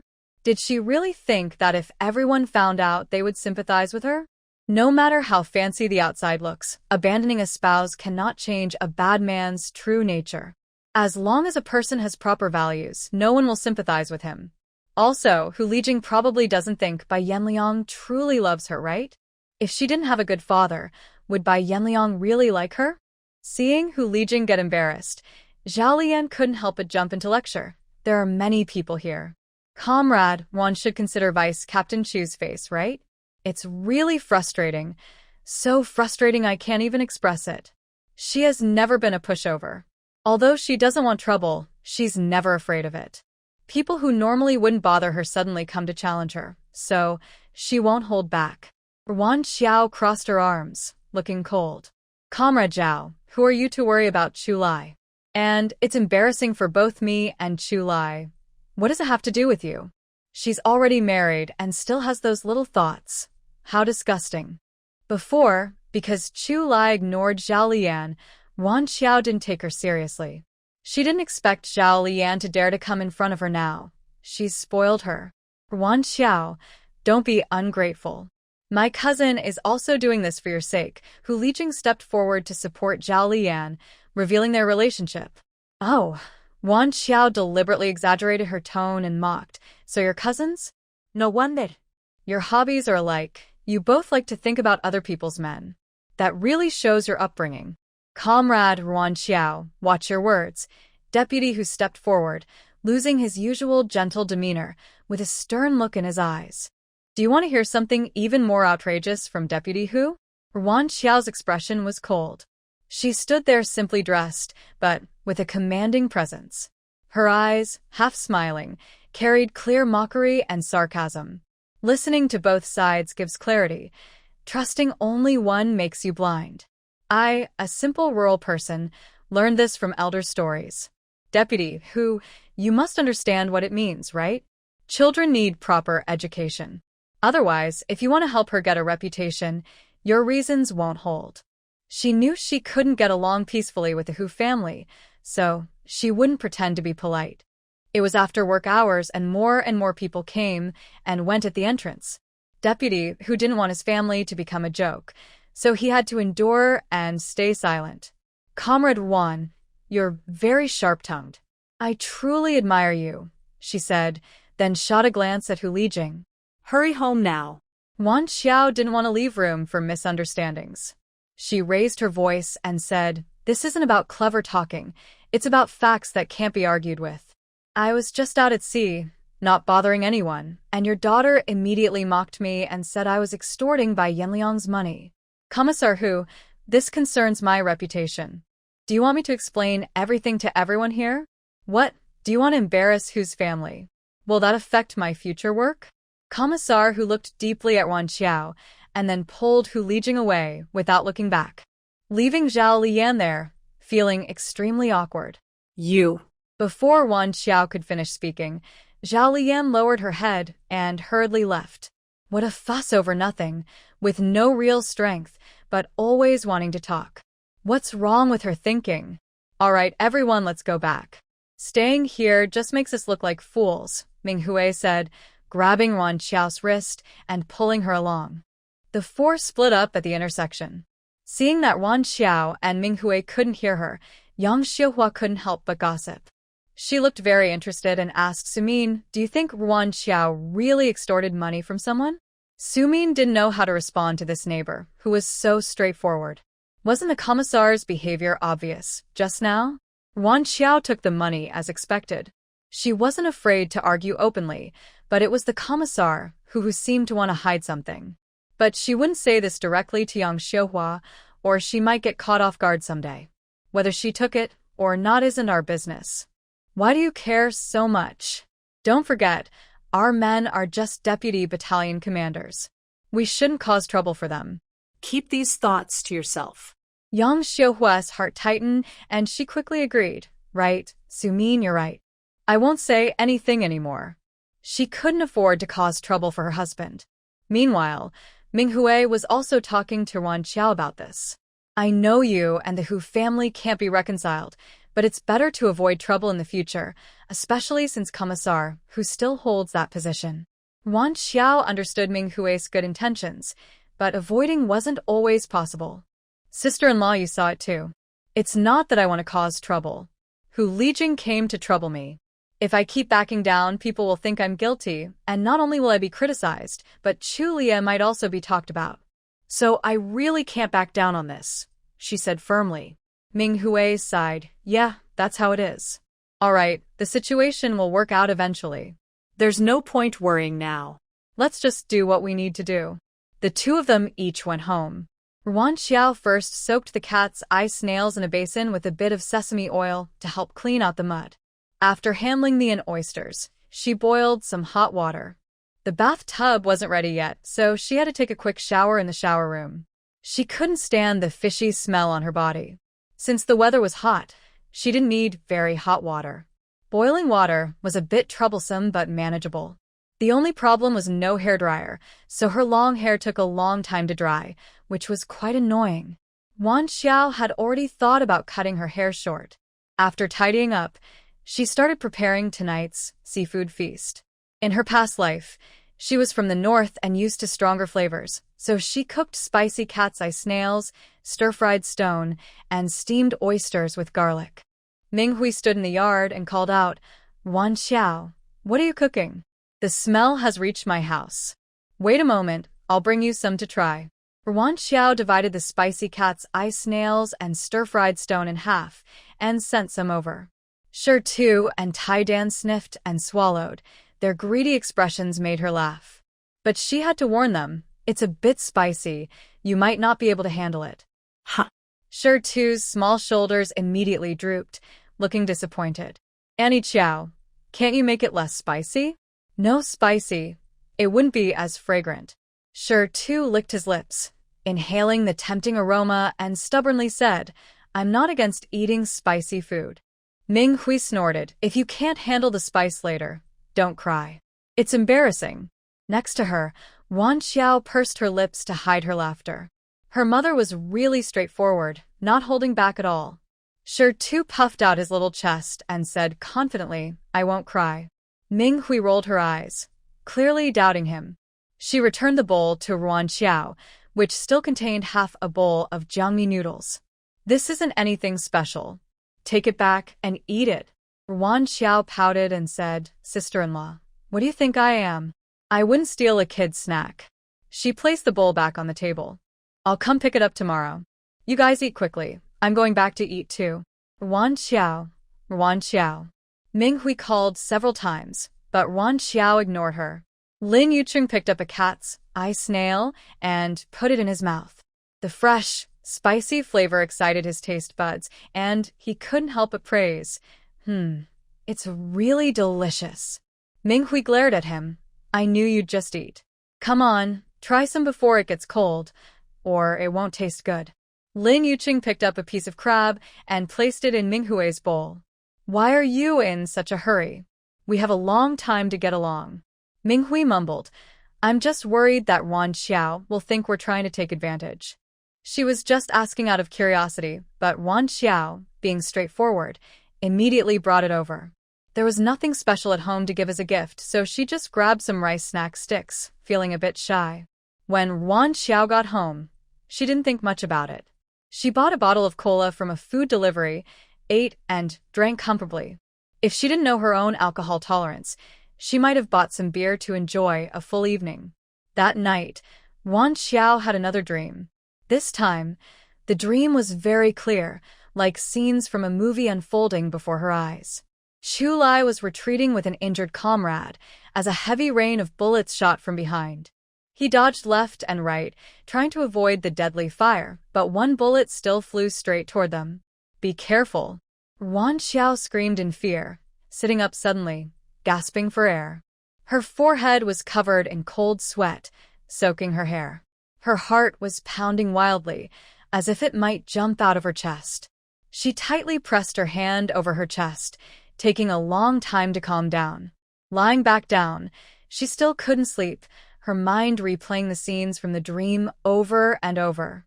Although she knew it was just a dream, the tension and fear felt so real that her heart kept pounding anxiously. Because the mission details were top secret, not even family members or fellow soldiers could ask about what they should know. So, Ruan Qiao couldn't find out anything and could only pray silently for Chu Lai's safe return. It was almost dawn before she felt a little sleepy again. Sister-in-law. Sister-in-law. Ruan Qiao felt like she had just fallen asleep when she heard someone calling her in a slightly urgent voice. She suddenly opened her eyes and listened carefully. Outside the door, she heard Zhang Xiaojiang knocking loudly. A bad feeling rose in her heart. She hadn't even changed out of her pajamas. She quickly threw on a coat, slipped into slippers, and hurried downstairs to open the door. "What's wrong? Did Chu Lai get into trouble?" Zhang Xiaojiang spoke quickly. "Sister-in-law, the deputy commander is injured. He's being treated at the military hospital. Commander Kong asked me to take you there." "Just 5 minutes," Ruan Qiao said, then turned around and rushed upstairs to change her clothes. Then she took a set of clean clothes, a lunchbox, a porcelain cup, a towel, and other toiletries. She packed everything into a basin, covered it with a mesh bag, and hurried out the door. Because she was in a rush, Zhang Xiaozhang walked very quickly, and Ruan Qiao almost had to jog to keep up. When they reached the ferry crossing, a boat waiting there came into view, along with a military jeep parked nearby. As soon as Ruan Qiao stepped onto the boat, it set sail immediately. The sudden rocking made her lose her balance, and she leaned back involuntarily, nearly falling to the ground. Fortunately, Zhang Xiaozhang reacted quickly and reached out to steady her, helping her regain her footing. At that moment, she realized her legs felt weak and trembling, and even her voice was slightly shaky. "Xiaozhang, how is Chu Lai? Is his condition serious?" she asked hurriedly, because he came rushing to find her. Hearing her question, Zhang Xiaozhang's eyes turned red, and tears welled up. He quickly turned away, wiped his eyes secretly, and choked out, "The deputy regiment commander is being rescued and is not out of danger yet." Ruan Qiao's hands clenched the railing tightly, her mind a mess, and only the sound of the wind was in her ears. She had no energy to ask anything else. Even if she did, Zhang Xiaozhang couldn't say much since Chu Lai was still being rescued. After disembarking from the ferry, Zhang Xiaozhang drove toward the military hospital. The trip from the ferry to the hospital took over half an hour by car. At this time, there weren't many vehicles on the road, mostly bicycles filled with people heading to work. The large bicycle convoy occupied most of the road. Zhang Xiaozhang was anxious and kept honking to remind pedestrians to get out of the way. Once past the main road, the speed finally increased. With a sharp screech of brakes, the car stopped steadily at the hospital gate. Ruan Qiao immediately opened the door and hurried toward the hospital. "Sister-in-law, this way." Zhang Xiaozhang led her straight to the operating room. At the door of the operating room, Commander Kong and the director of the political department, whom Ruan Qiao had only met once, were present. Their faces looked very serious. Sitting nearby on a bench was a man in hospital gown, with a cast on his leg, bandages wrapped around his body, a sling on his arm, and pale lips. Everyone's eyes were anxiously fixed on the closed door of the operating room. Ruan Qiao hurried over to Commander Kong, her voice trembling as she asked, "Commander Kong, how is Chu Lai? Is there any news?" General Kang's face was as gloomy as if water might drip from it. He shook his head, his voice hoarse with exhaustion.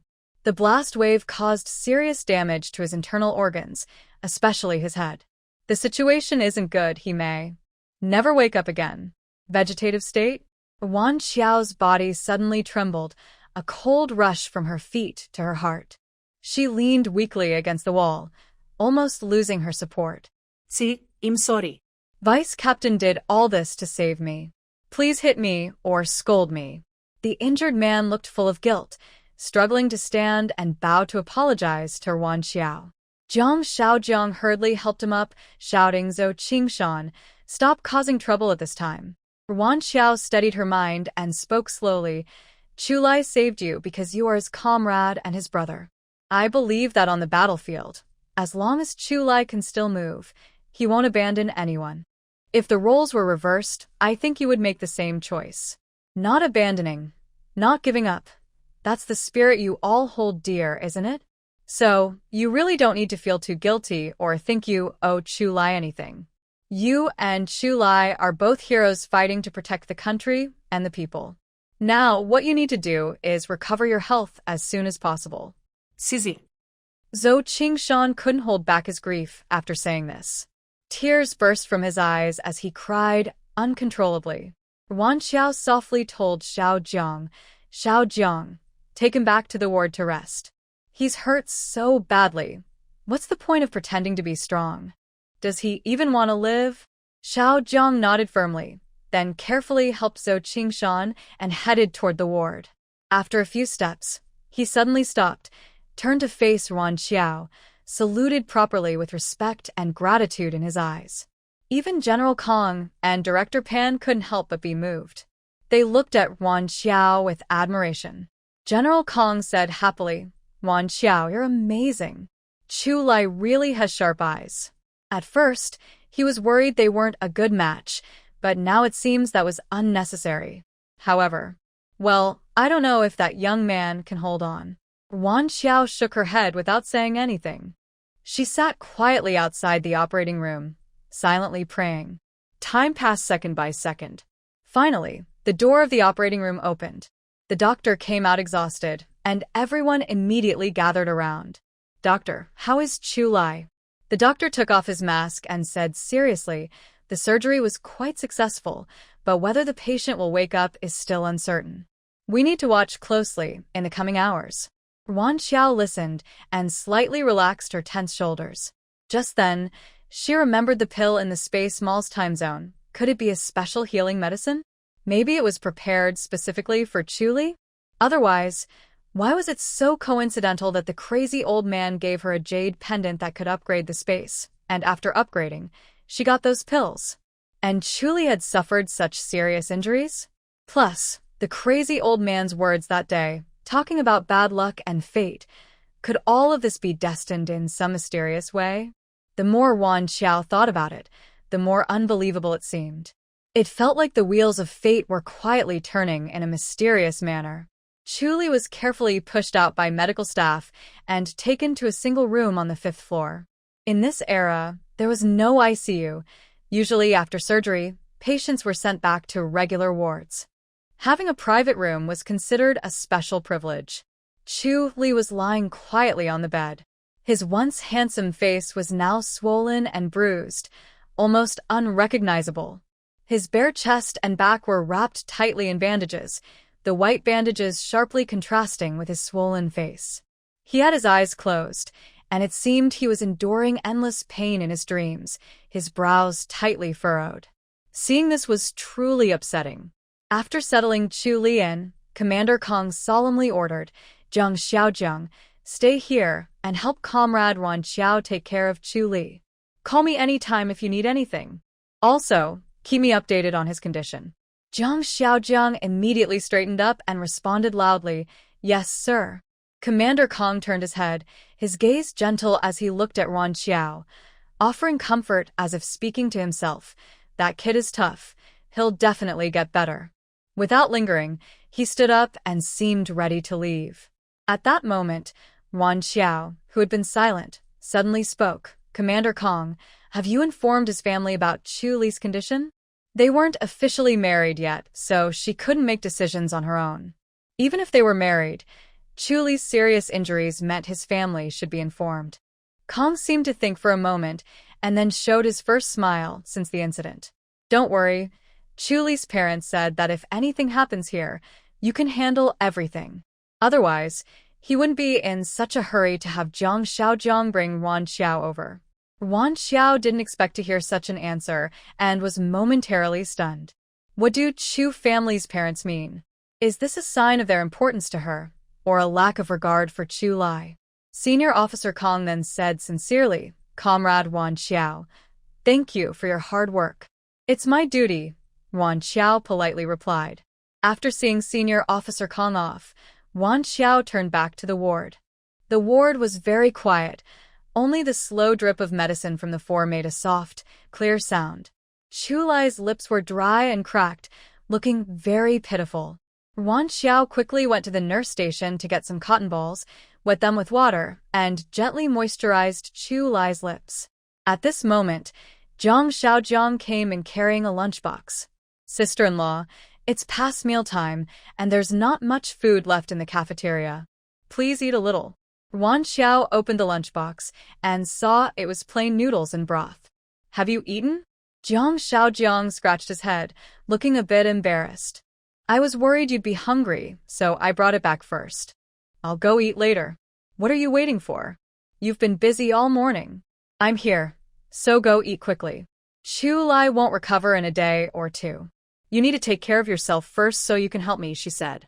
"All right, sister-in-law, I'll be back soon," Zhang Xiaozhang said and ran off, afraid of wasting time.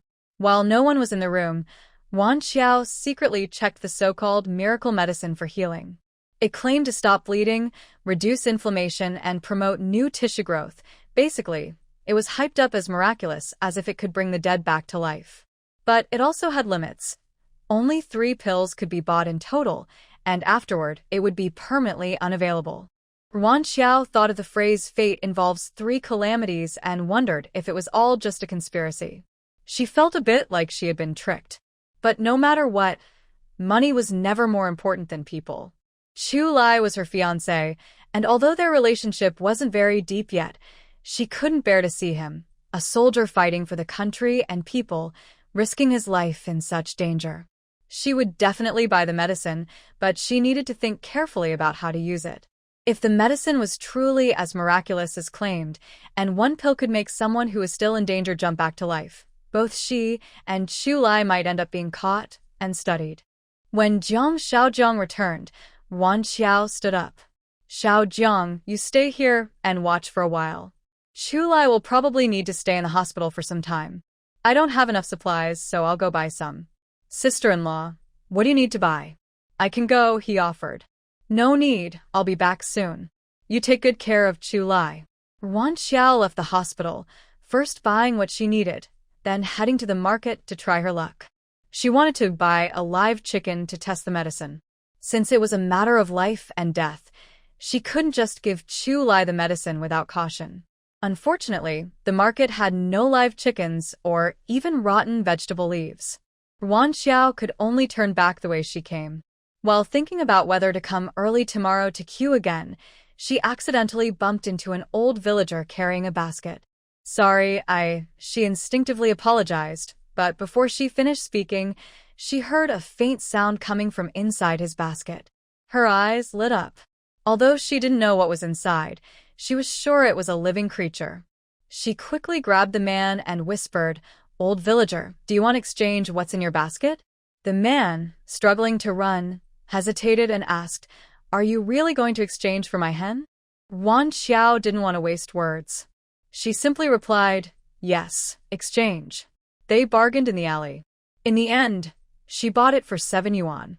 Ruan Qiao moved to a more secluded alley and entered a warehouse, where she directly sold the ancient coins she hadn't yet found, along with a wooden box. Sadly, she never got to see what these priceless coins looked like. She received over 6 million yuan, and in no time, she spent 3 million.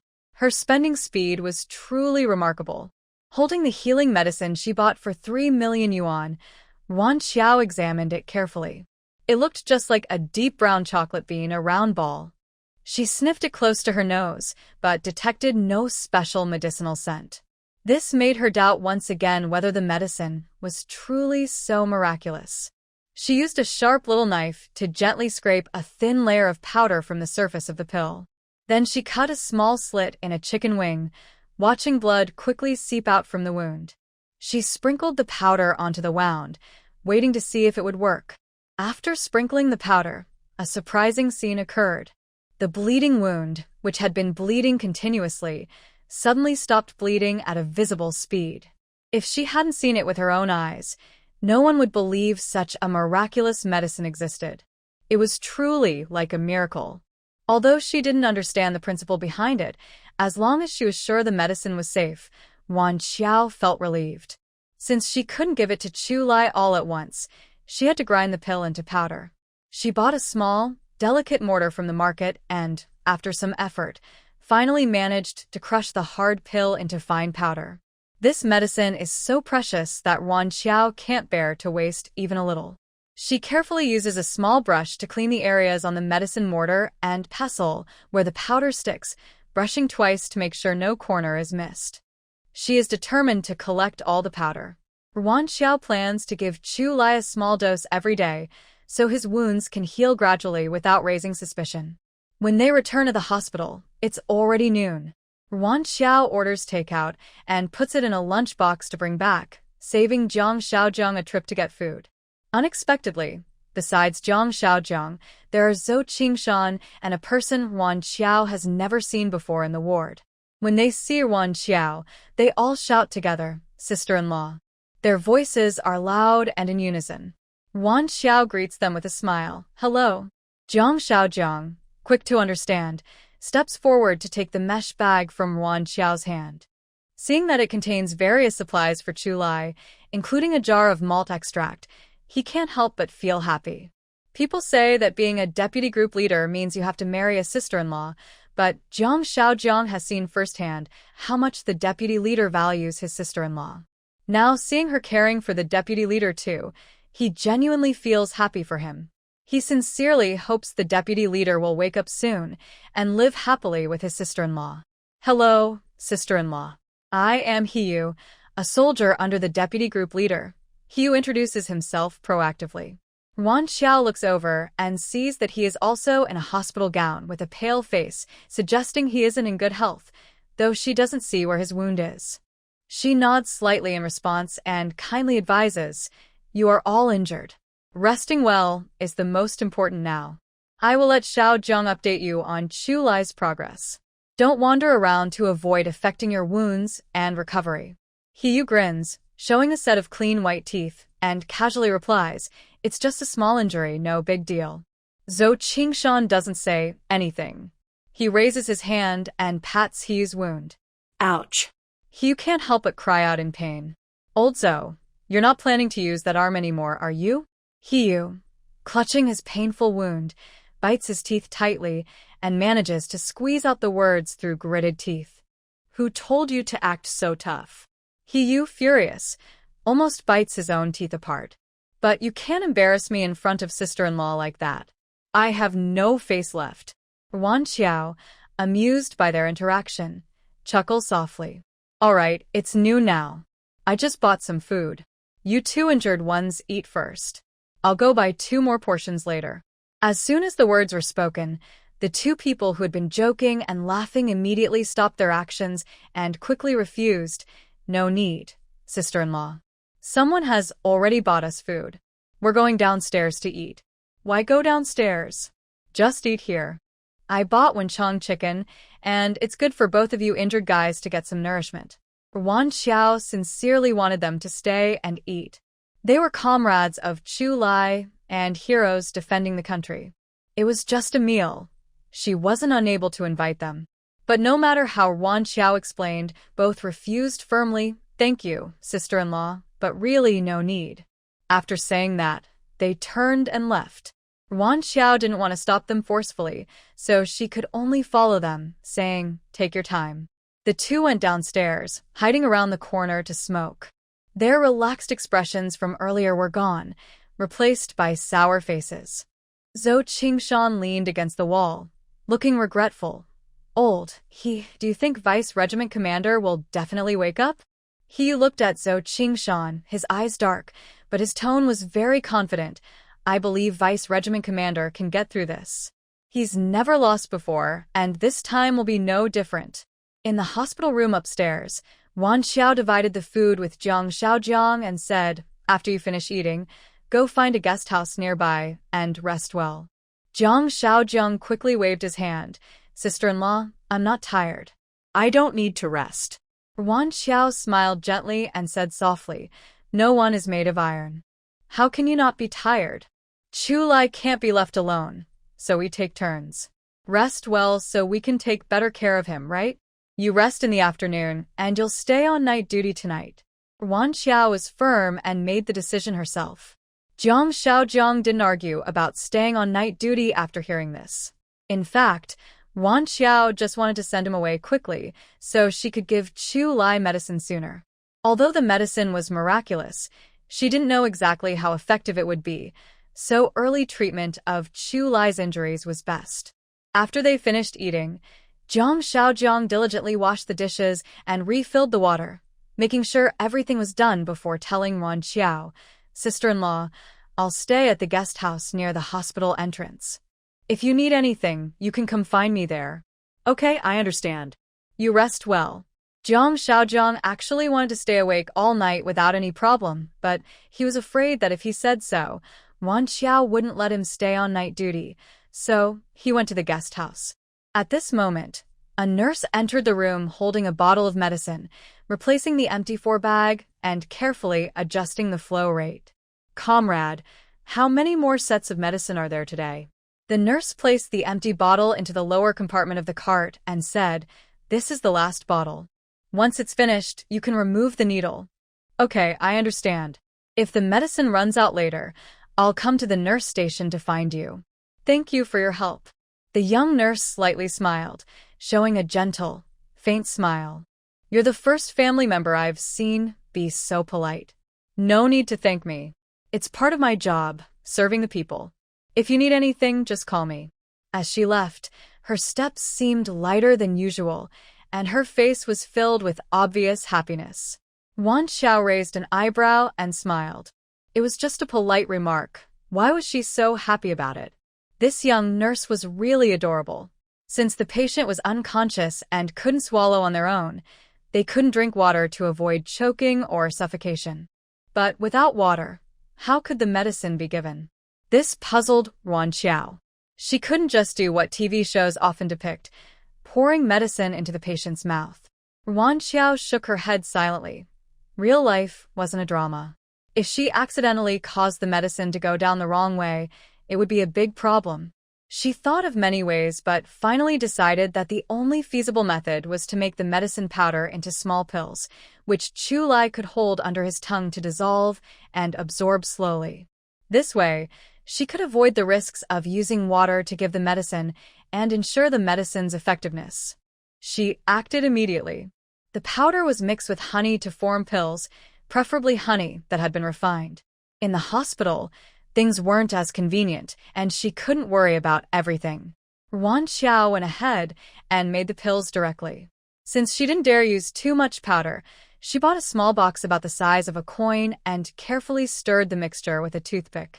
After careful work, she finally made a tiny pill about the size of a rice grain. Chu Lai was in a deep coma, so it was quite difficult to place the pill under his tongue. Ruan Qiao reached out and gently held his chin, trying to make him open his mouth.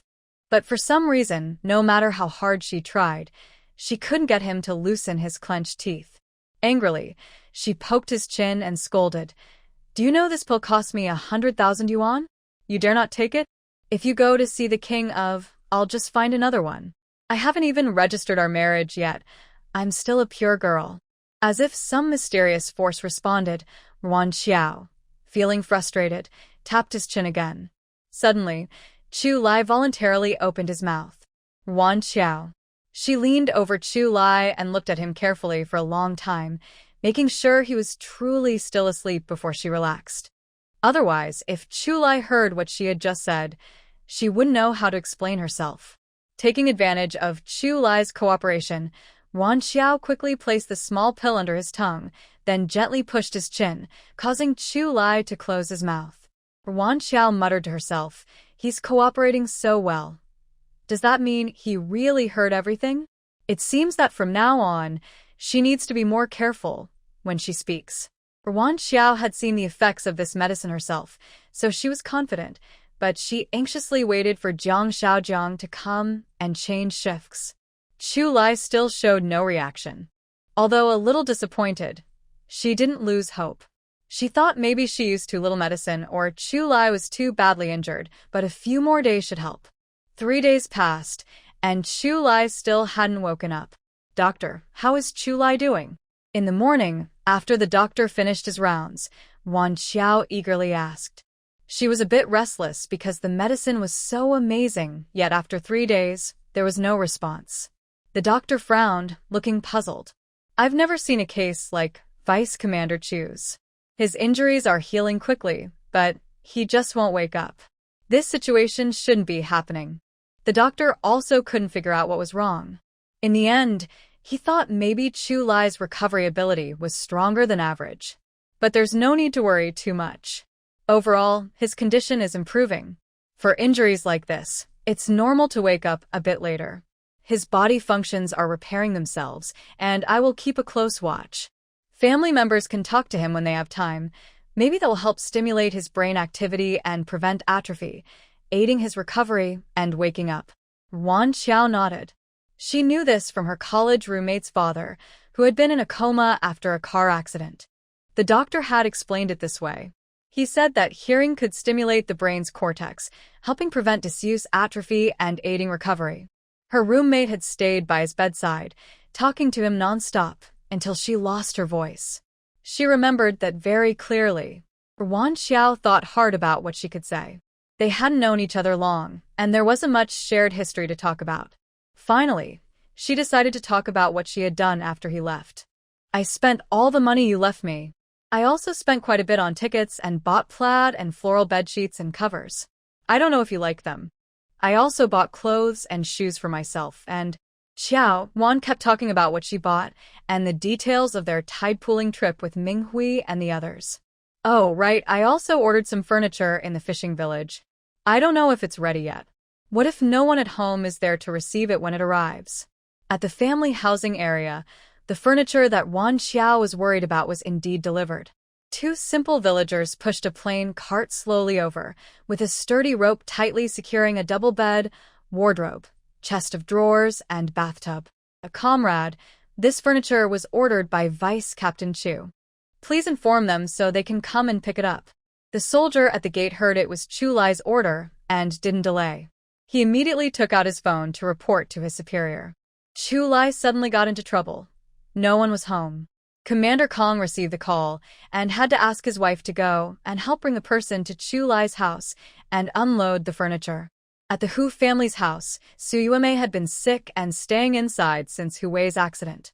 Recently, hearing that Chu Lai was injured and might not wake up, she suddenly became alert. In the past few days, she was overjoyed, feeling extremely happy. Mom, do you think Chu Lai really can't be cured? Hu Lijing asked mischievously, holding a pineapple.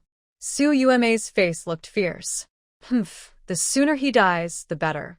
Without Chu Lai's support, I want to see how arrogant Ruan Qiao can still be, letting her harm my son. She'll get her comeuppance sooner or later. Next, she looked at herself in the mirror, deliberately applied some hair oil, then happily got up. She had to go out and chat with everyone. Look, Chu Lai and Ruan Qiao are getting their just desserts for harming her son, right? When she stepped outside, she met Gofenglan. She smiled and greeted sister-in-law. What are you in such a hurry to do? Gofenglan hesitated for a moment, but then honestly said, the furniture Ruan Qiao ordered has arrived. I'm going to help receive it. Everyone would find out about this later, so Gofenglan thought there was no need to lie and just told the truth. Su Yuemei's expression was somewhat intriguing. Then sister-in-law, go quickly. After Gofenglan walked away, she spat and said, Pft, furniture for a wedding? More like coffins.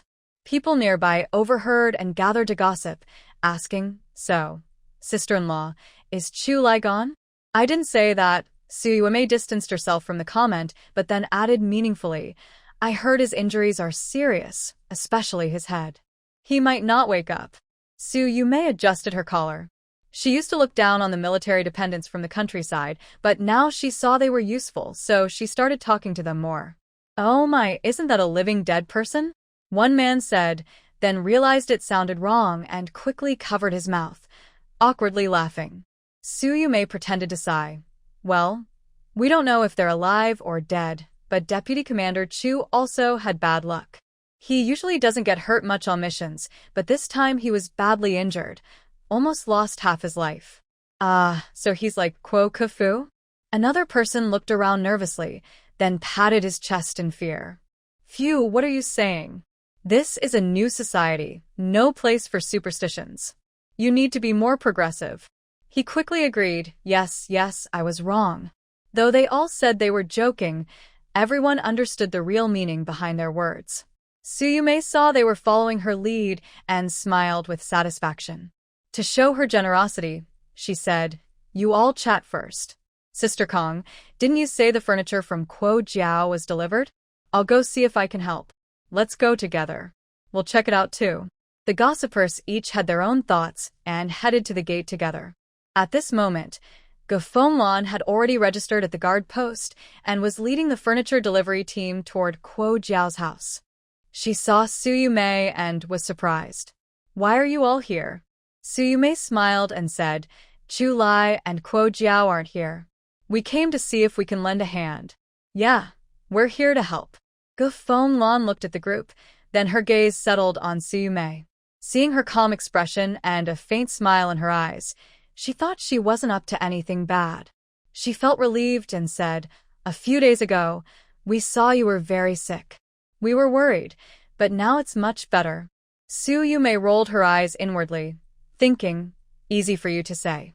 Try your son going to reform through labor. They arrived at Kuo Jiao's house. The gate swung open, but the door was locked, so they couldn't get in. Oh, why is it locked? There's no outsider in the courtyard. Who are they guarding against? Hearing Su Yumei's sarcastic comment, Ge Fenglan frowned. She had thought Su Yumei had changed, but now it seemed she was overthinking. Let's leave the furniture in the yard for now. Later, we can find some oilcloth to cover it, so it doesn't get wet if it rains. Minghui walked over cheerfully and said, Sister Kong, there's no need to trouble yourself. Just put it in my house first. When they come back, we can move it again. Otherwise, with the wind and rain, the furniture might get damaged. Having a place to store things made Ge Fenglan feel more at ease. All right, then please help them keep it safe. The group, along with some fellow villagers, went to Minghui's house. Minghui moved the dining table aside to make space for the furniture. The accompanying family members also helped. Wow, there's even a bath bucket. I heard Vice Captain Chu added a toilet and shower at home. Looks like he's a caring husband. Isn't this King Chu saying he won't marry? Why is he so attentive to Ruan Qiao? Maybe they like each other. Which man wouldn't want to marry someone they like? Maybe they already knew each other long ago. Everyone chatted and laughed, not thinking much of it. But the speaker's words caught the listener's attention. Su Yumei felt something was off. Chu Lai used to be cold as ice, scaring away women who pursued him. Why is he so attentive to Ruan Qiao now? There must be something strange going on. She decided to tell Old Hu to investigate carefully when they got back. If they find proof of their affair, the matter between Li Jing and Bai Yanliang might not be seen as anyone's fault. It could even improve their reputation. Right now, she hated Chu Lai and Ruan Qiao so much that she only felt better when they were unhappy. Ruan Qiao didn't know Su Yumei was planning trouble again. She was using a cotton ball to moisturize Chu Lai's lips when suddenly, the door was pushed open. A smart-looking middle-aged woman with a worried expression hurried inside. She quickly walked to the bedside, looking at Chu Lai with concern, calling out, Xiao Lai, Xiao Lai. Ruan Qiao noticed the woman looked similar to Chu Lai and guessed who she was. She quietly took a step back. After a moment, the woman composed herself, gently brushed her slightly messy hair, and turned to look kindly at Ruan Qiao. She spoke softly, You must be Qiao Qiao. I am Chu Lai's mother, Gao Jia. You can call me Auntie. If you like, you can also call me Mom. Hearing this, Ruan Qiao couldn't help but smile slightly and called out Auntie.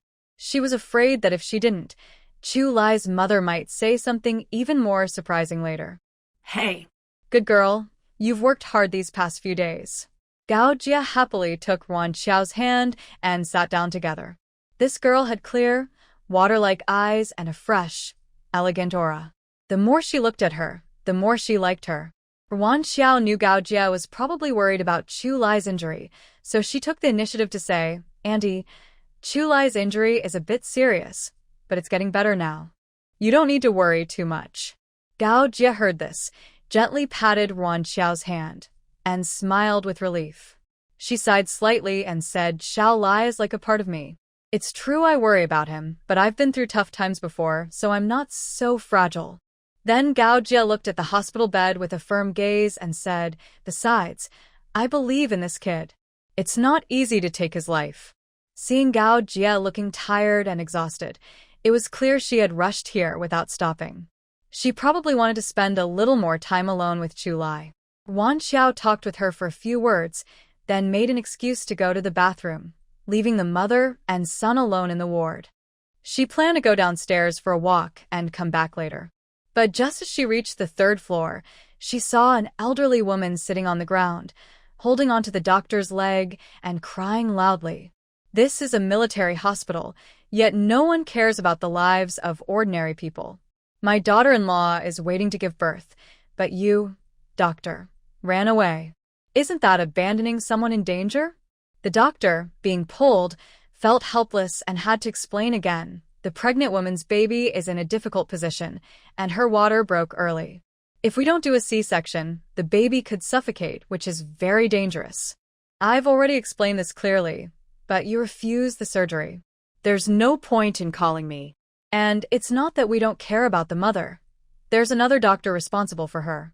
But the elderly woman didn't care about all that and kept causing trouble. I don't care. I've lived for decades and have never seen a woman unable to give birth without surgery.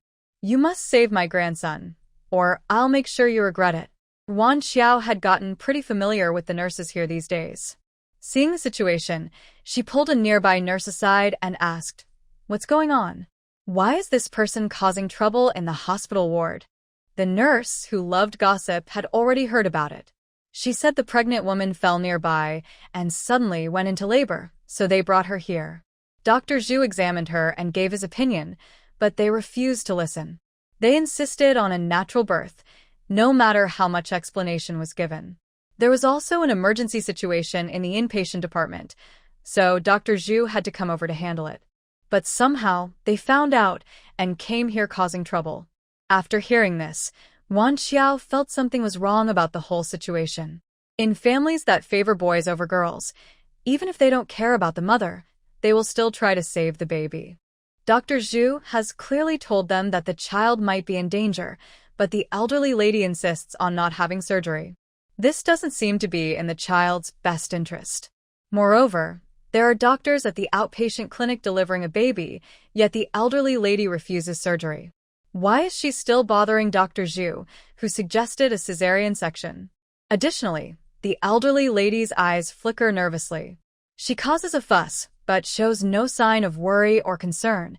Instead, she seems to be trying to attract attention. Something is very wrong. Without any reason, her heart suddenly races. Thinking of something, Ruan Qiao turns and runs upstairs. She takes 2 steps at a time and quickly reaches the 5th floor. When she pushes open the door to the ward, she sees a woman in a nurse's uniform wearing a mask finishing some work and about to leave with a tray. They happen to pass each other face to face. The nurse pauses briefly, then calmly nods at Ruan Qiao and continues walking. Ruan Qiao glances at the 4 bottles on the stand, confused, and asks, "Did you change the medicine?" The nurse shakes her head. "No, I just added a new set of medicine, which has already been poured into the bottle."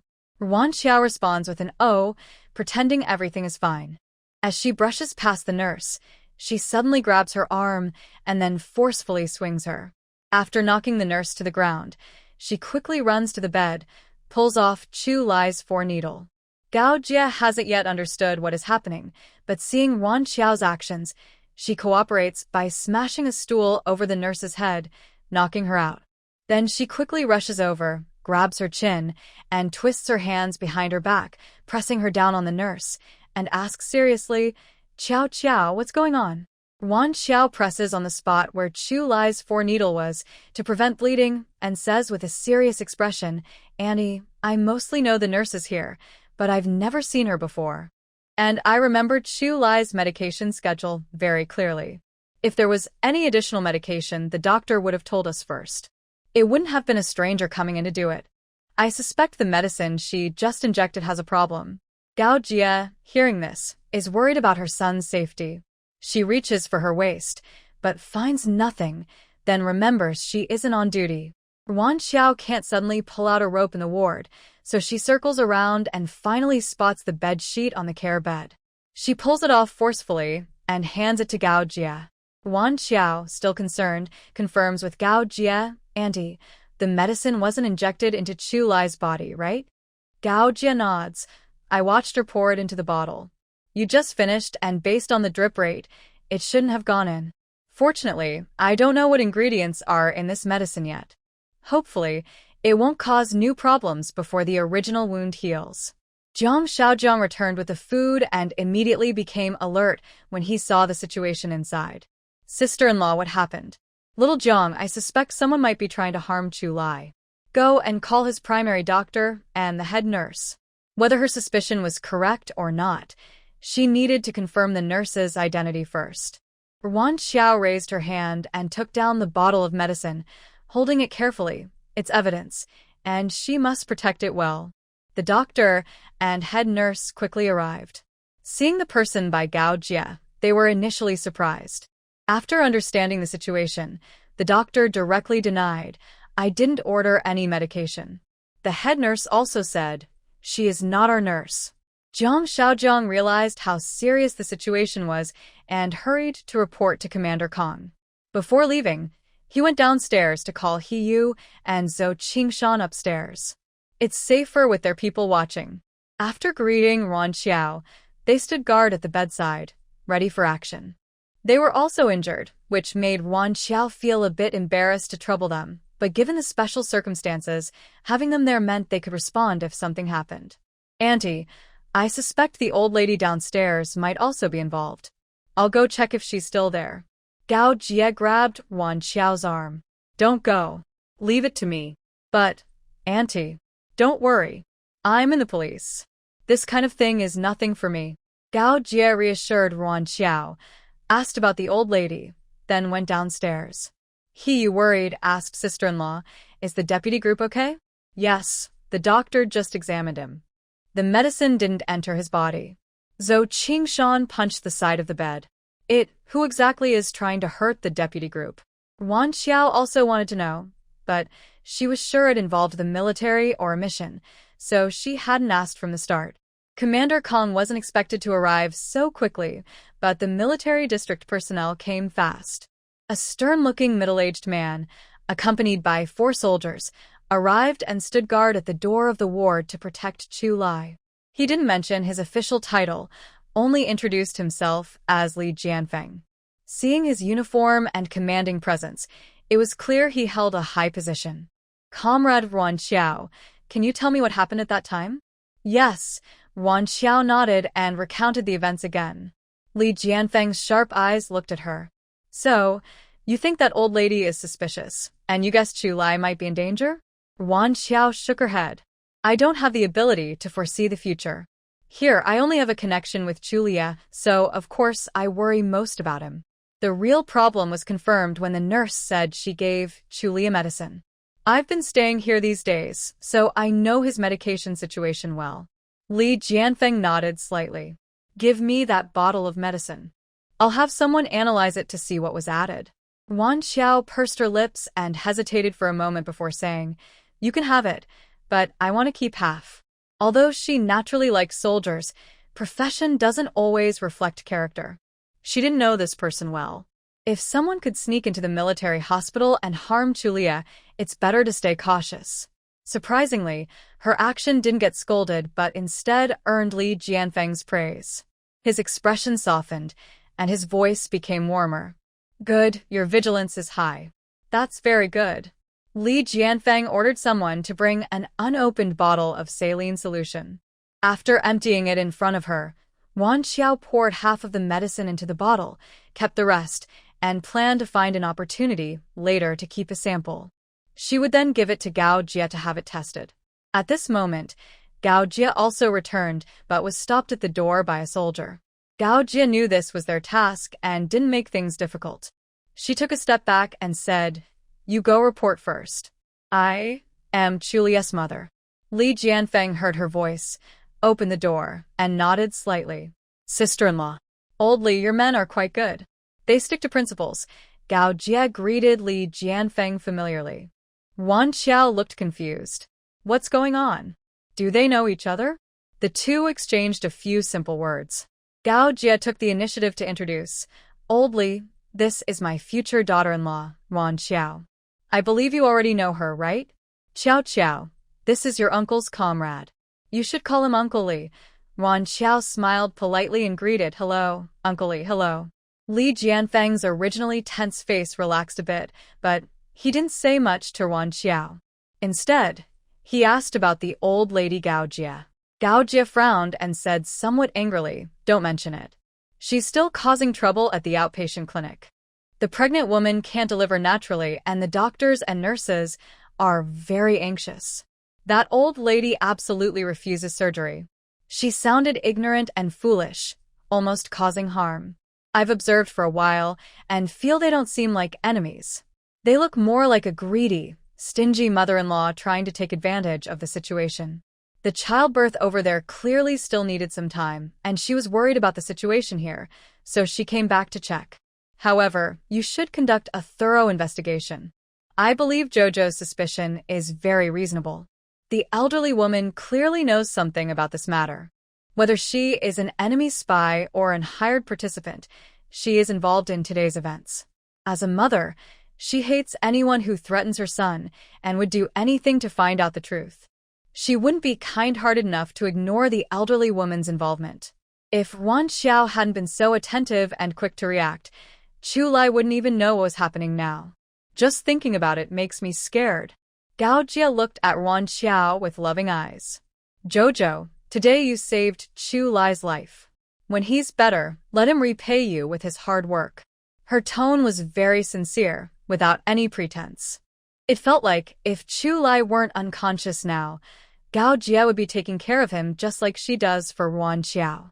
They haven't known each other long, but Ruan Qiao liked Gao Jia's personality more and more. She was cheerful, honest, and straightforward, without many complicated thoughts. It seemed unlikely they would have mother-in-law and daughter-in-law conflicts. Ruan Qiao was not shy at all. She said confidently, Auntie, Chu Lai and I will be together for a lifetime. Of course, I can't just stand by and watch him get into trouble. Besides, without soldiers carrying heavy burdens, how could ordinary people live peacefully? Even if today's incident happened to an unknown soldier, I would make the same choice. So don't talk about repaying or not. Whether it's floods, earthquakes, or rescue operations, the people on the front lines are always the most admirable. There are also wars that ordinary people can't see. When they watch movies, buy milk tea in line, or play games on their computers, somewhere in a corner, soldiers might be sacrificing their lives for peace and stability. That's why Ruan Qiao truly respects soldiers from her heart. Of course, there are a few exceptions, but she didn't mention them. Gao Jia and Li Jianfeng both felt very touched by her words. They didn't expect such a young girl to have such insight. Sister-in-law, your daughter-in-law is amazing. She's broad-minded, thoughtful, and careful. You really found a treasure. Li Jianfeng, usually not very talkative, praised Ruan Qiao before mentioning the recent test of the medicine. Gao Jia looked proud after hearing this. My Jojo is definitely the best. When it came to this, Ruan Qiao felt a little embarrassed. She didn't know if Li Jianfeng and Chu Lai's parents knew each other, but it seemed they had a good relationship. However, she did not regret her actions. It is wise to be cautious when dealing with matters that concern Chu Lai's life. No matter how careful one is, who knows if the person in front of you is truly a friend or a hidden threat? Li Jianfeng asked about Chu Lai's condition again, but did not stay long. He left with the fake nurse who had been caught. After all the commotion, Xiaozhang's cooked food had already gone cold, but luckily the weather was hot, so eating some cold rice was not a problem. The two of them ate the 2 portions of food directly in the hospital room. Gao Jia's face was bruised, and she looked very tired. Ruan Qiao advised, Annie, you've been traveling these days and probably didn't rest well. Now that everything is okay, why not go to the guest house and rest a bit? Hearing that her son was seriously hurt, Gao Jia was naturally anxious. She had been rushing all day and hadn't rested much.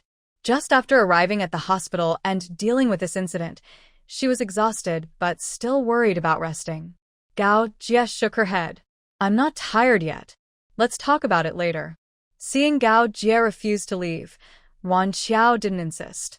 She suggested, then you can lie down on the care bed for a while. Gao Jia didn't refuse this time. All right, I'll rest for a bit. Ruan Qiao sat by the bed, supporting her chin with one hand, watching Chu Lai, who was still asleep. The large bruise on his face had turned purple and was gradually healing. But if she left now, she would definitely scare the child into crying. Knowing that the medicine was effective for Chu Lai's injuries, she was relieved, but he hadn't woken up yet. Although the doctor said it was normal after today's events, Ruan Qiao was still a bit worried. She didn't know who wanted to harm Chu Lai, and danger was always present. Ruan Qiao thought for a moment and decided to give Chu Lai some more medicine. As long as he woke up soon, that was enough. No one knew she was secretly giving him medicine. She glanced at Gao Jia, who was resting with her eyes closed on the care bed. Quietly, like a thief, She stood up, bent slightly, and used one hand to gently hold Chu Lai's chin, while the other hand tossed a pill into his mouth. After the first day of giving him medicine, Chu Lai was very cooperative, so this time she didn't have to put in much effort. Just as she was about to withdraw her hand from his chin, her eyes unexpectedly met a pair of deep, dark eyes. Those eyes, like black obsidian, stared steadily at her.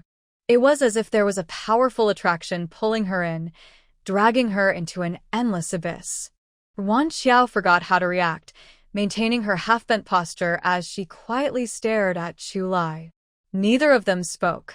The faint taste of medicine in her mouth continued to stimulate Chu Lai's nerves, making him realize that everything he had felt these days was not a hallucination. Qiao Qiao really had used a special medicine on him. This silly girl, how could she not know how to protect herself properly? Chu Lai gently wrapped his arm around her slender waist. With a little force, Ruan Qiao, caught off guard, lost her balance and leaned forward, suddenly falling onto Chu Lai's broad, strong chest. But her lips accidentally pressed against his cheek. Ah! Ruan Qiao gasped softly, quickly supporting herself with her arms and standing up. She scolded him shyly and angrily. Are you crazy? What if you hurt your wound? Chu Lai didn't mind her scolding and seemed a bit regretful. He thought he didn't control his strength and angle well this time. He missed. Ruan Qiao nervously checked Chu Lai's wound and was relieved to see it hadn't burst open. She then relaxed and said, "That's right. We need to call the doctor to check on you." After saying that, she hurried out. At this moment, Gao Jie finally sat up from the bedside and scolded with a smile. "You little rascal, just woke up and you're already acting mischievous?" Chu Lai, still a bit hoarse from waking, said, "Mom, when I am close to my wife, a good mother-in-law should pretend to be deaf.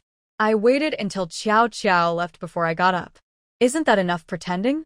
Seeing her son arguing with her, Gao Jie's worry finally eased. Chu Lai, worried about the taste of medicine in his mouth, glanced at the enamel cup on the small cabinet beside him. "Mom, I want to drink some water." Gao Jie hurried to pour water for him and helped him take a few sips. After a thorough check, the doctor announced that all injuries were healing gradually and he just needed to rest well. This news was a relief for everyone. Goyes miled happily. "You little rascal, you're really lucky. Once you're better, you must treat Qiao Qiao well.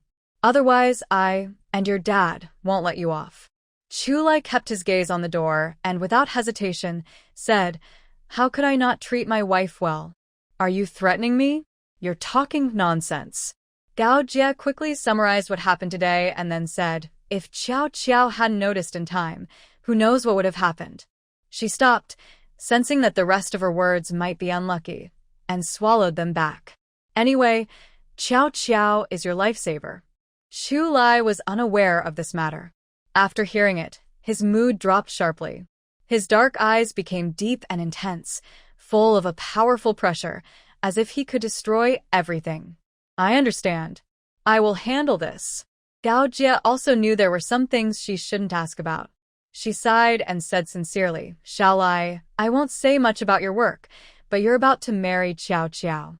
Handle any potential dangers well, and don't leave yourself with trouble." She opened her mouth to say more but swallowed the words back. As a mother, no one wishes for their son to face unnecessary risks or difficulties. But Chu Lai has been independent since he was young. He was specially recruited into the army at 15. Now, he has achieved so much through his own efforts. She couldn't let her personal feelings make him give up his dreams or everything he's worked for. "All right, Qiao Qiao is just going out for a little while. Why are you so eager to stare at the door?" Gao Jie rolled her eyes at Chu Lai, a bit annoyed. She had just realized her son was quite the romantic. In recent years, every girl he met was cold and distant. Because the old man introduced some matches, he didn't come home for 5 years. She thought her son might remain single his whole life, but then suddenly got a call saying he was getting married. And now he's so clingy to the girl. If it weren't for his face, she'd think her son had changed completely. Looking at him, she wondered if she might become a grandmother soon. Unbeknownst to Gao Jie, Once her thoughts drifted this far, she was already imagining what to name her future grandchild. After informing He Yu and Zhou Qingshan that Chu Lai had woken up, Major Kong arrived quickly. He had important things to discuss with Chu Lai, so Ruan Qiao and Gao Jie avoided the topic. They went downstairs to sit on a bench in the small garden and chat. As soon as they sat down, Gao Jie took a stack of money from her bag and handed it to Ruan Qiao. Qiao, I was in such a rush coming here this time that I didn't bring a gift for you. Take this money first. Buy whatever you like. When you and Chu Lai return home, I'll make up for the gift. The money was at least 200 yuan.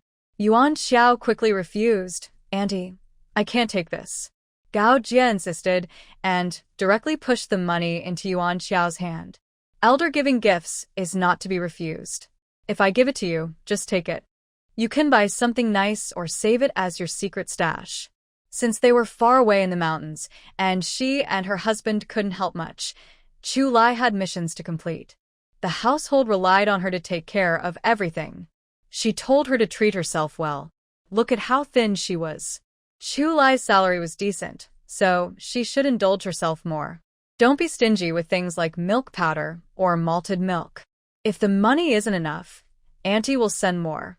Milk powder might be hard to buy here, so she would ask her husband to get some vouchers and send them over. Someone's mother-in-law was afraid the daughter-in-law might eat too much, but Gao Jie told her to eat well and supported her with actions, not just words. This genuine care made Ruan Qiao feel very warm inside. In her past life, her parents divorced, and each formed a new family. Whenever she went to either house, she felt like an outsider. Although they never lacked money for her, she never felt their love. Unexpectedly, in the 1960s, she received the care from her future mother-in-law that she had never experienced before. Auntie, thank you. Ruan Qiao wiped away tears with Gao Jie's help. Foolish girl, there's no need to thank me. From now on, we are family. Don't bother with formalities. They talked downstairs, growing closer. On the way back, they coincidentally met Director Kong leaving after a conversation. Thinking about the messy things in the residential area, Director Kong sighed. If Chu Lai heard about this, he would probably cause trouble in the neighborhood. He decided to handle it quietly before Chu Lai and Ruan Qiao found out. When they went upstairs, they heard voices from the ward. Gao Jie and Ruan Qiao exchanged glances, unsure who else was inside. The soldier at the door didn't stop them. They pushed the door open and saw a female doctor in a white coat. How could the attending doctor have changed so quickly? Ruan Qiao raised an eyebrow but said nothing. Chu Lai saw Ruan Qiao and looked a bit distressed. Qiao, why did you take so long? His spoiled tone made the female doctor, who was writing, jump in surprise, causing her pen to scratch a long line on the paper. She looked at the girl entering with curiosity. Delicate face, cherry lips, fine nose, and the most beautiful pair of water-like peach blossom eyes, calm as autumn water, shining like stars. Her aura was pure and elegant, with a calm confidence that was attractive. So Chu Lai liked this type? Hi, Auntie. The doctor put away her pen and smiled to greet her. Yining, is that you? Weren't you in Yangcheng? Qin Yining smiled gently. I just transferred here from Yangcheng. I heard Chu Lai was injured, so I came to see him. Her gaze fell on Ruan Qiao. The curiosity in her eyes was gentle and harmless, not making anyone uncomfortable. Is this Ruan Qiao? I'm Chu Lai's childhood friend, Qin Yining. You can call me Sister Yining. Qin Yining looked gentle and kind, with a small dimple on her cheek, making her very likable. Before Ruan Qiao could speak, Chu Lai nervously said, "Don't try to get close to me. We're not that familiar." After speaking, she looked at Ruan Qiao and added, "She has someone she likes. It has nothing to do with me." Qin Yining's cheeks turned red. She shot a weak glare at Chu Lai. "You're talking nonsense. I'll tell Qiao about your childhood embarrassments." They all lived in the same courtyard. Chu Lai was handsome as a child, and many girls liked playing with him. He found them annoying, chased them away, but couldn't really get rid of them. Instead, he caught bugs and threw them at the girls, really threw, not just scaring them. Eventually, All the girls stopped approaching him. When he was in his teens, his demeanor changed completely. With just a cold look, he could make anyone cry. He also spoke harshly, never holding back, so even brave girls dared not provoke him anymore. Her contact with Chu Lai was thanks to her cousin, who was good friends with him. Her cousin liked to bring her along, and she wasn't clingy, so she avoided being teased by him. Thinking about those childhood memories and that person, Qin Yining's mind drifted away. Ruan Qiao suddenly became interested, her eyes bright. Yining, what embarrassing thing? Tell me. At the military district, she had heard how amazing Chu Lai was, top in martial arts and so on. She really wanted to see another side of him. Oh, my wound hurts. Chu Lai frowned, pretending to be in pain. Where does it hurt? Ruan Qiao, no longer caring about gossip, hurried over to check on him. Her nervousness caught Chu Lai's attention, making him feel a little proud inside.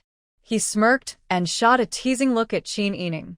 Ruan Qiao was so nervous because she knew Chu Lai had several wounds from shrapnel after an explosion.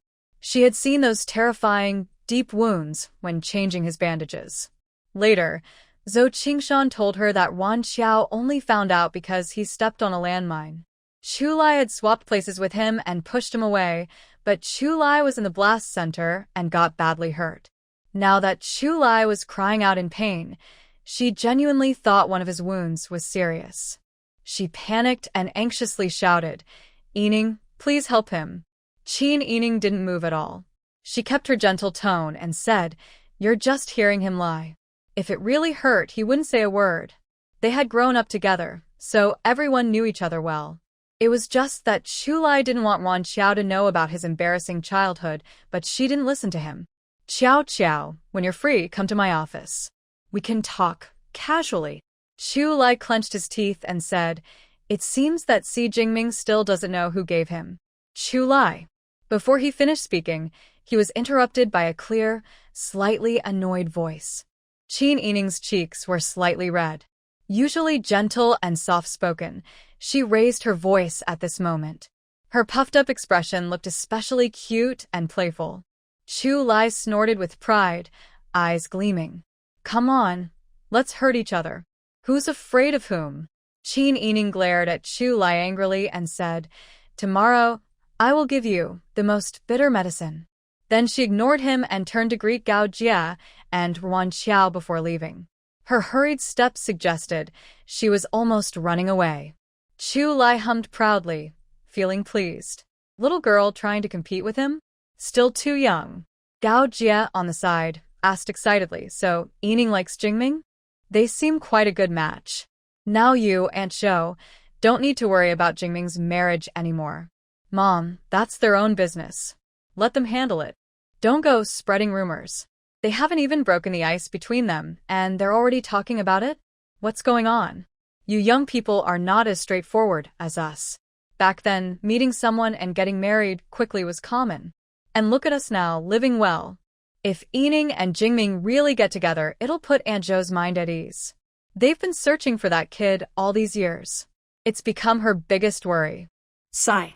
Talking about old friends, Gao Jia couldn't help but sigh, unsure if that child was still alive. Ruan Qiao teased, "Annie, are you talking about Chu Lai's arranged fiancé?" Gao Jia was surprised that Ruan Qiao knew about this.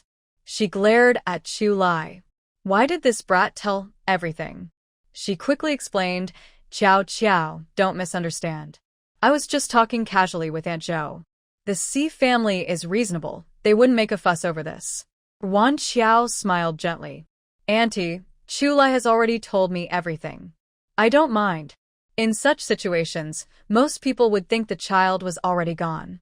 They've persisted for so many years searching, which shows the Si family is a family that values loyalty and love. But now, with poor communication, hope of finding that child seems slim." Gao Jia was pleased with Ruan Qiao's understanding and said with a smile, "You know, your smile looks a bit like Aunt Zhou's, especially around the chin. Very similar. If only I could have a family like that," Ruan Qiao sighed. Thinking about the original owner's family makes her head hurt. Luckily, they are thousands of kilometers away, so she no longer has to deal with them. Gao Jie also feels sad when she thinks about Ruan Qiao's situation. She gently pats her hand and softly says, "Child, from now on, the Chu family is your home. My husband and I will take good care of you." Chu Lai does not mention Ruan Qiao's background. Only old Master Chu, knowing his grandson suddenly got married, went to investigate the bride. He was furious and called Gao Jie and Chu Xingli to scold them, firmly opposing the marriage. However, no one listened to him. He tried to stop Chu Lai's marriage report from being approved by phone, but it didn't work. He was so angry, he almost had a heart attack. "Do you two remember there's also a wounded person here?" Chu Lai complained with a bitter tone. His mother really is too much. At her age, she has no sense of judgment, always pulling his wife to talk, not realizing they should build some feelings. Seeing his sour expression, Gao Jie secretly laughs. She knows her son very well. A few years ago, he was cold as ice and hard to warm up. Girls who got close to him were driven away. She thought her son would end up lonely. Now that he has found someone he loves, his eyes are different. He wants to stay close to her all the time. All right. I'm tired after this long journey. I'll find a guest house to rest and won't bother you anymore." Gao Jie said, took her bag, and left. "Auntie, I'll go with you. There's a guest house near the hospital entrance. I stay there too. It's close, so it's convenient if anything happens," Ruan Qiao said, holding Gao Jie's arm and walking away without looking back. "Since someone is watching here, she can leave for a while without worry." Qiao, are you just going to leave me like that? Let Xiao Zhang accompany you." The expected intimate time between them turned into a disappointment, making Chu Lai very upset. He could only lie on the bed, staring at the ceiling and feeling gloomy. Chu Lai woke up. His injuries were gradually healing, but this put Ruan Qiao in a difficult position. How could she get Chu Lai to take the medicine without him noticing? With Chu Lai's sharp insight, adding medicine to food or water would definitely be discovered. Ruan Qiao thought hard but couldn't come up with a good idea. She was distracted all morning. Chu Lai probably guessed why Ruan Qiao was troubled. Seeing her dilemma, he felt a sudden urge. Maybe he should just tell her about his past life. His reason told him it was not possible. Qiao's feelings for him were not deep enough. Even if he told her the truth, she might not be willing to share her secrets. It could also make her feel more stressed. Chu Lai sai quietly. His wife was very good. She was willing to spend 10,000 yuan on medicine to save him and tried her best not to let him find out. He couldn't bear to see her worried face. He decided to cooperate willingly. Chu Lai thought for a moment and deliberately looked tired. Qiao, I'm tired. "I'll sleep for a while." "Okay," Ruan Qiao replied casually without thinking much. After a while, she saw Chu Lai breathing steadily with his mouth slightly open. Suddenly, she had a bright idea. Could she sneakily feed him the medicine while he was sleeping? The pills were small and would dissolve quickly.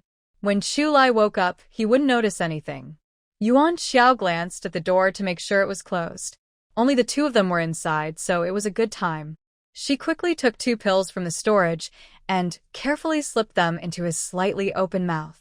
But the moment her finger touched his lips, she felt a tiny electric current run through her body. The soft touch, carrying his warmth, seemed to burn her from within, making her heart beat faster.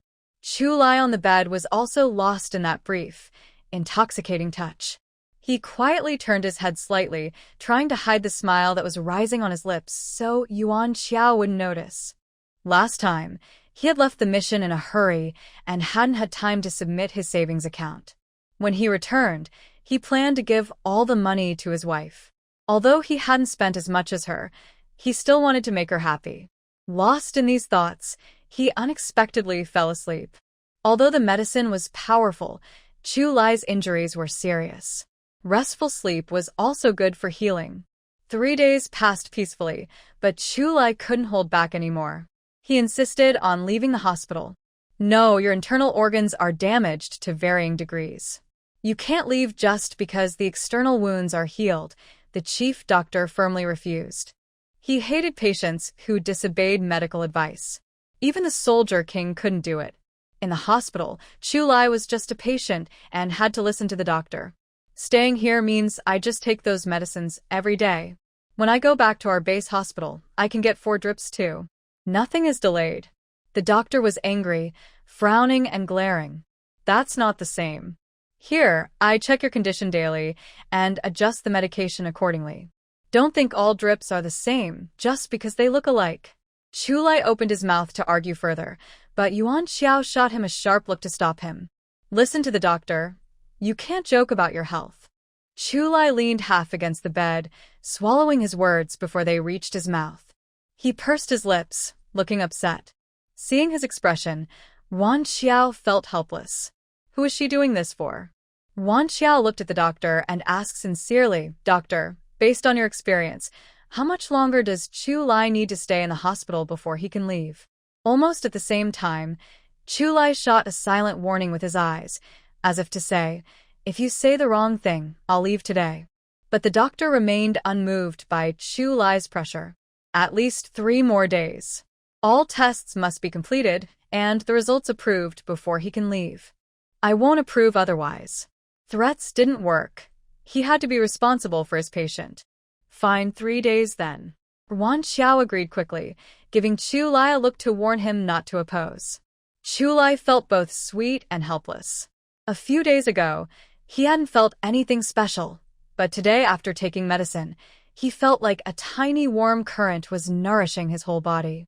He was eager to leave the hospital, mainly because he was afraid that if he recovered too quickly, the doctor might notice something was wrong. But 3 days was 3 days. He could pretend for that long. Soon, another problem came to mind. Once they went back, they would live together, but they weren't officially married yet. That wouldn't look good for Qiao Qiao's reputation. Maybe they should get the marriage license now? Qiao. Speak.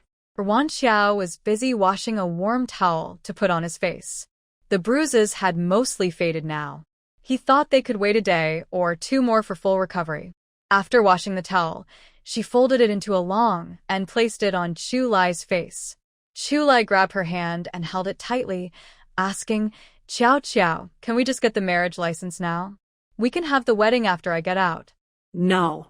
Ruan Qiao refused without hesitation. Chu Lai was momentarily stunned. He tightened his grip on her hand and asked anxiously, why? Are you having second thoughts? Before the mission, they had agreed to get married, and she even bought expensive medicine for him. Chu Lai couldn't understand why Ruan Qiao was refusing. Can you let me finish? Ruan Qiao rolled her eyes at Chu Lai and continued, it's fine to get the license when you're discharged, but let's postpone the wedding for now. Your body isn't fully recovered yet. You need rest and shouldn't overexert yourself. Once you're better, we'll have the wedding. That was the reason. Chu Lai's mood, which had hit rock bottom, suddenly lifted again. She gently rubbed the calluses on Ruan Qiao's palm and said with concern, from now on, I will handle all the household chores. You don't need to do anything, just focus on resting well. Ruan Qiao smiled, then I won't be a wealthy young lady anymore. She looked at their intertwined hands. Chu Lai's hand was long, clean, and well-defined, very pleasing to look at. Her fingers were slender, and her hand lines were nice, but years of hard work had made her hands rough. Even though she had been taking care of them since coming here, they hadn't become soft and tender again.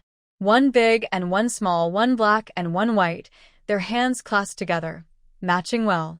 Chu Lai chuckled. My wife likes to be spoiled. Who dares to interfere? If anyone dared to complain, he would make their man practice with him until they dared not say another word. After getting Ruan Qiao's approval, Chu Lai immediately arranged for Jiang Shaojiang to go back and get their marriage report. Also, please get the passbook from the drawer on the left side of my dorm desk. The key is in the pen holder in the office. The wedding could be postponed, but everything needed for Qiao Qiao's gifts must be prepared. Jiang Shaojiang stood at attention and saluted. Yes, Deputy Regiment Commander, I promise to complete the task. Gao Jie was overjoyed when she heard about their wedding. She happily pulled Ruan Qiao and said, Qiao, tomorrow let's go shopping at the department store. I'll buy you a few pretty dresses and some wedding supplies. Oh, And the bride price, just a lucky amount. Let's give 666 first. Before Ruan Qiao could say anything, Chu Lai interrupted with dissatisfaction. Mom, you're too stingy. I'm getting married only once in my life, and you're giving so little for the bride price?